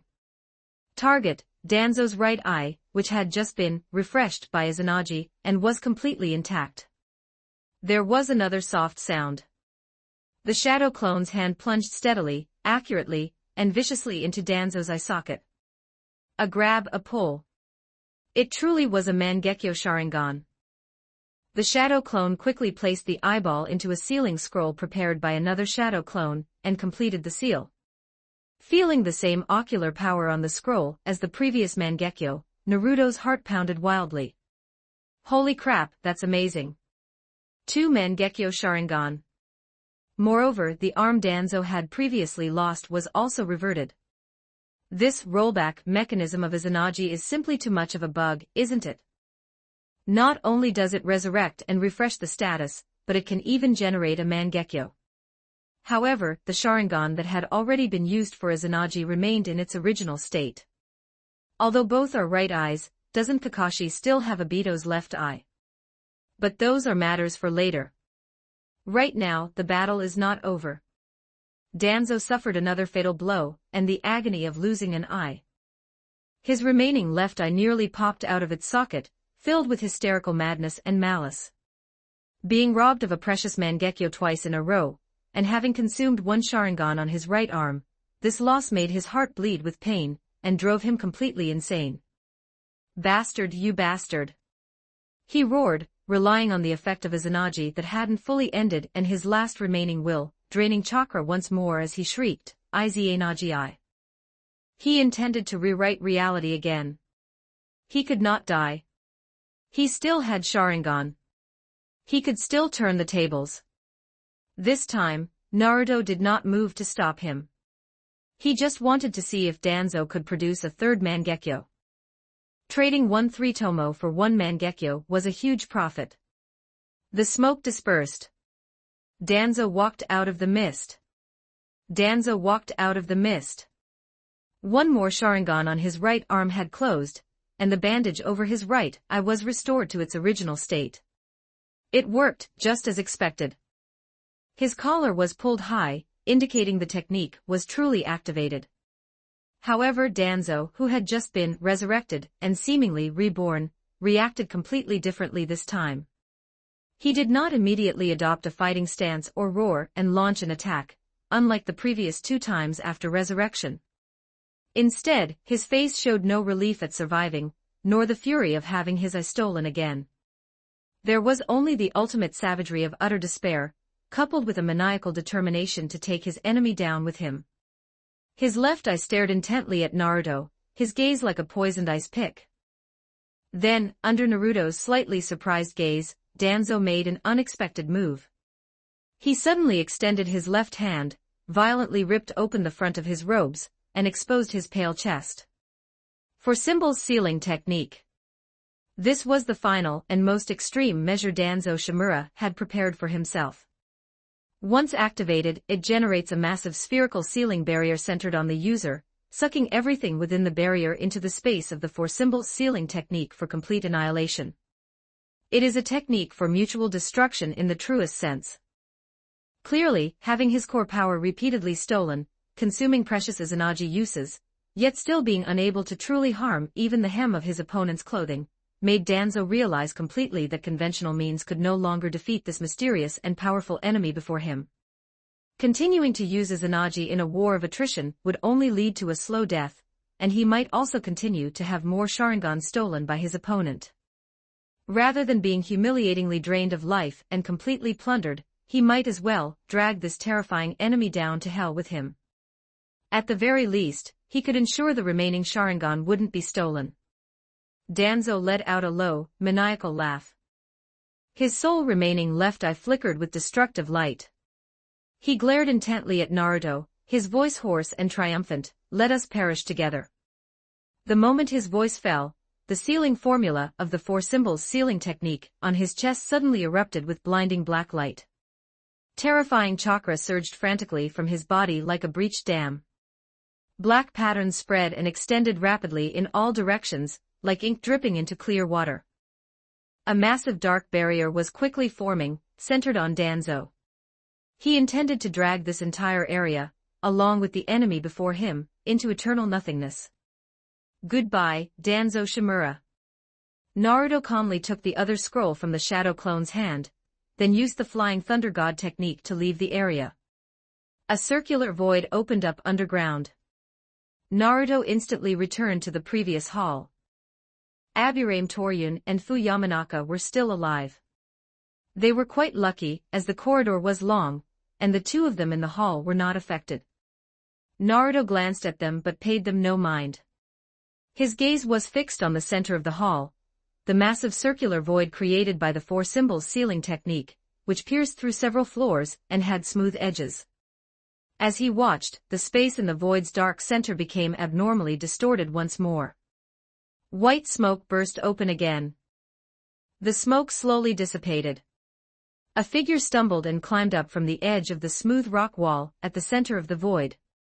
It was none other than Danzo Shimura. Note, so far this story is published up to chapter 180 on my Patreon. Go check it out. Exclusive 18+ character images and early chapters. Please visit my Patreon. Thanks for your support. com/talkvictim if you want more updates. Supports with Power Stones, every 20 Power Stones bonus chapter, every 3 5-star reviews bonus chapter. Chapter 168. Chapter 168. I said goodbye. Are you deaf? 1195 words. Check out my P4Trian for plus 30 extra chapters on all my fanfics. And get chapters before publishing them here for free on my P4Trians, //P4Trian. com/talkvictim. Danzo Shimura held onto the cold, weirdly smooth edge of the rock wall, gasping for breath, his body trembling slightly, and his chakra nearly exhausted. To think Izanagi was actually this powerful. In Danzo's heart, what surged at this moment wasn't relief, but a cold, near-desperate lingering fear. Just now, the power of the four symbols sealing technique was true, absolute annihilation. Even space seemed to have been partially swallowed. He clearly felt the process of being swallowed by that darkness, decomposed, and returned to nothingness. That was a death more thorough and ultimate than any damage caused by ninjutsu. However, Izanagi, the ultimate forbidden technique of the Uchiha clan, had actually rewritten the reality of being completely obliterated by the four symbols sealing technique. It directly pulled him back from absolute nothingness. This simply defied common sense. It was a reversal of life and death in the truest sense. This is the power of the Uchiha. Moreover, even though he was resurrected, that feeling of being completely annihilated, that fear of being infinitely close to absolute death, was still branded deep in his soul, leaving him incredibly weak at this moment. He looked up, his remaining left eye meeting the black-robed figure standing quietly at the other end of the hall, as if he had never left. Naruto mocked, I said goodbye, are you deaf? The moment he saw Naruto, Danzo directly activated the four symbols sealing technique. The moment he saw Naruto's figure, a final glint of light, a mix of extreme fear and madness, erupted in Danzo's left eye. Rather than being killed by the opponent, or perhaps having something else taken away, it was better to try one more time. Ugh, all let's die together. He roared, and with almost no warning, his remaining chakra surged recklessly toward his chest. He was attempting to reactivate the four symbols sealing technique, which theoretically should have been consumed, but perhaps because of Izanagi's reset effect, the technique's markings themselves might still remain in his body's memory or cells. Black markings faintly reappeared under the skin of his chest, attempting to twist and reorganize, emitting a dangerous light. However, too naive. A cold voice sounded, almost right against his ear. Naruto's figure appeared before him like a ghost at the very moment Danzo tried to activate the seal. A hand covered in pale blue chakra, precise as a scalpel, shot out like lightning with a clear target.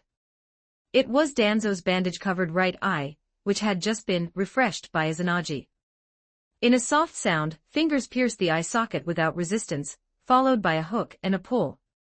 A warm Sharingan with a 3-tomo pattern was cleanly gouged out. Blood splattered. The intense pain caused Danzo's movements to freeze, and the activation of the 4-symbol sealing technique suffered a fatal delay and disorder. But it wasn't over yet. Naruto didn't withdraw the hand that took the eye. Instead, he slammed his palm onto Danzo's chest, where the twisted black markings had just emerged. Evil sealing method. With a low shout, the powerful strength of the sealing jutsu poured into Danzo's chest like a bursting flood through Naruto's palm. It wasn't a power to attack the physical body, but specifically aimed at destroying and interfering with the structure of the technique. The black markings of the 4-symbol sealing technique on Danzo's chest, which had just appeared and weren't fully formed, were like patterns splashed with strong acid. They made a hissing sound and then began to twist violently, crumble, and dissipate. It was as if they were being crudely wiped away by an invisible hand. Before the 4-symbol sealing technique could fully activate, it was forcibly destroyed and dismantled from its source by Naruto's precise sealing jutsu.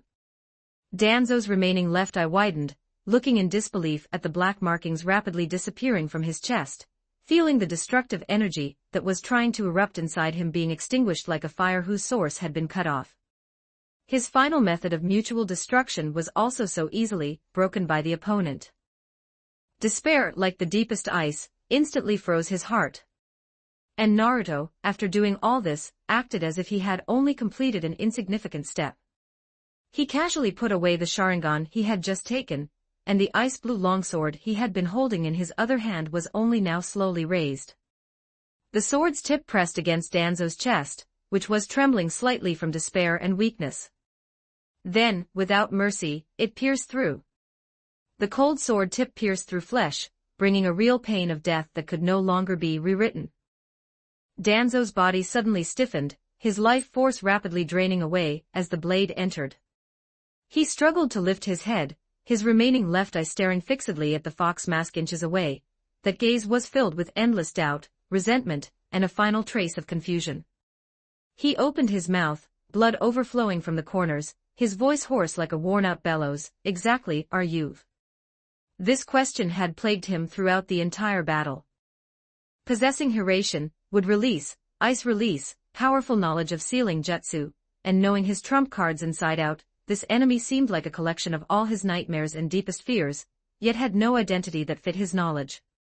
The gaze behind Naruto's mask looked down calmly at the dying Danzo.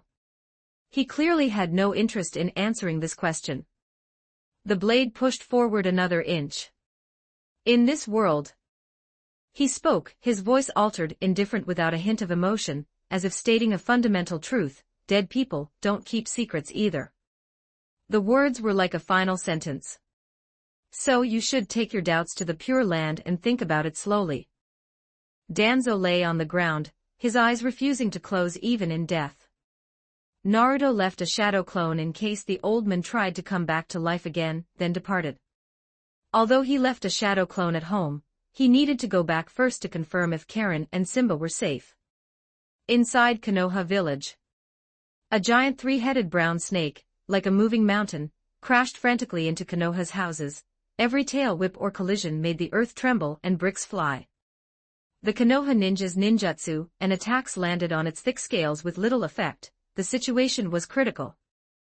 The sky seemed to be torn apart by something.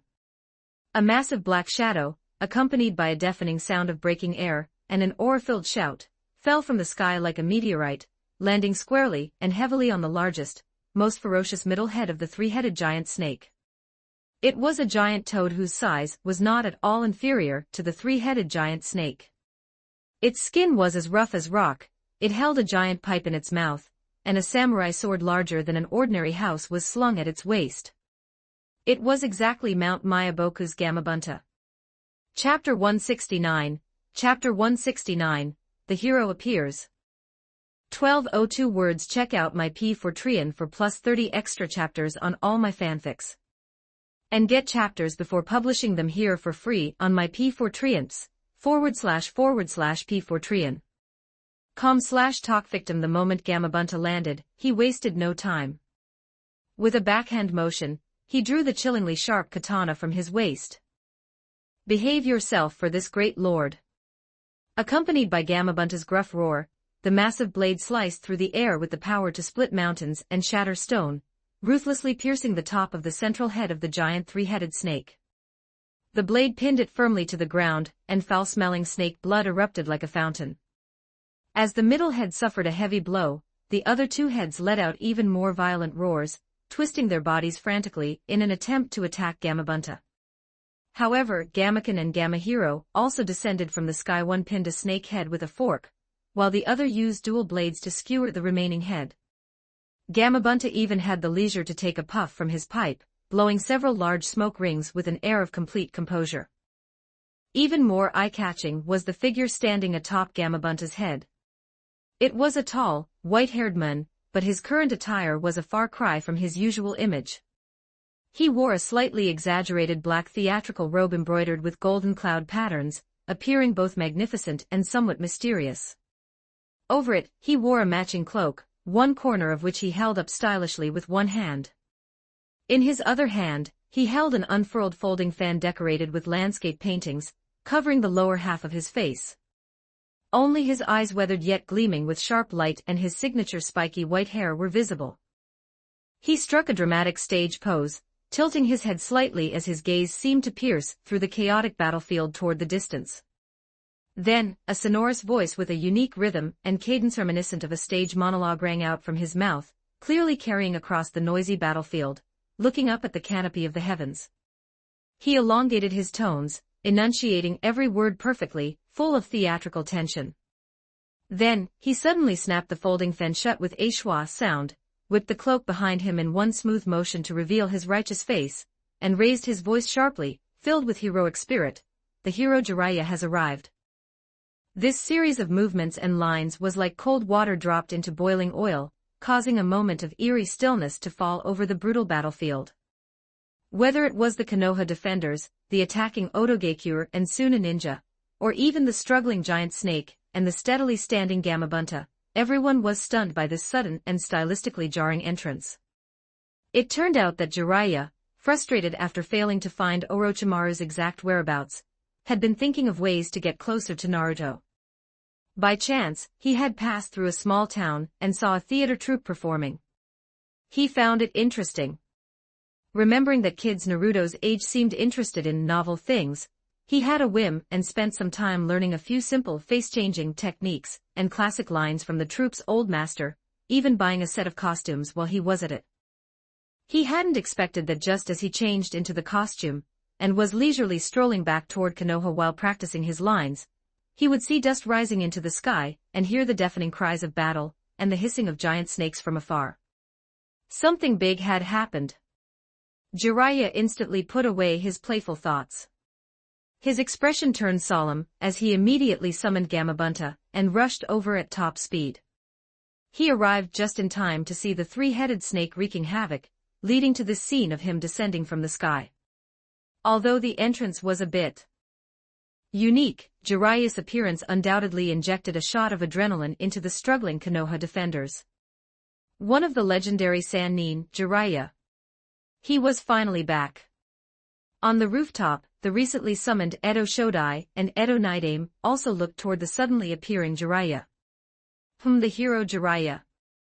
He looks like a decent shinobi, to have summoned 3 such large summoned beasts on his own. Tobirama's gaze lingered for a moment on Jiraiya's rather abrupt theatrical costume and white hair, his brow furrowing slightly. The name Jiraiya seemed somewhat familiar. He looks a bit old, doesn't he? At that age, he should already be a pillar or an elder of the village.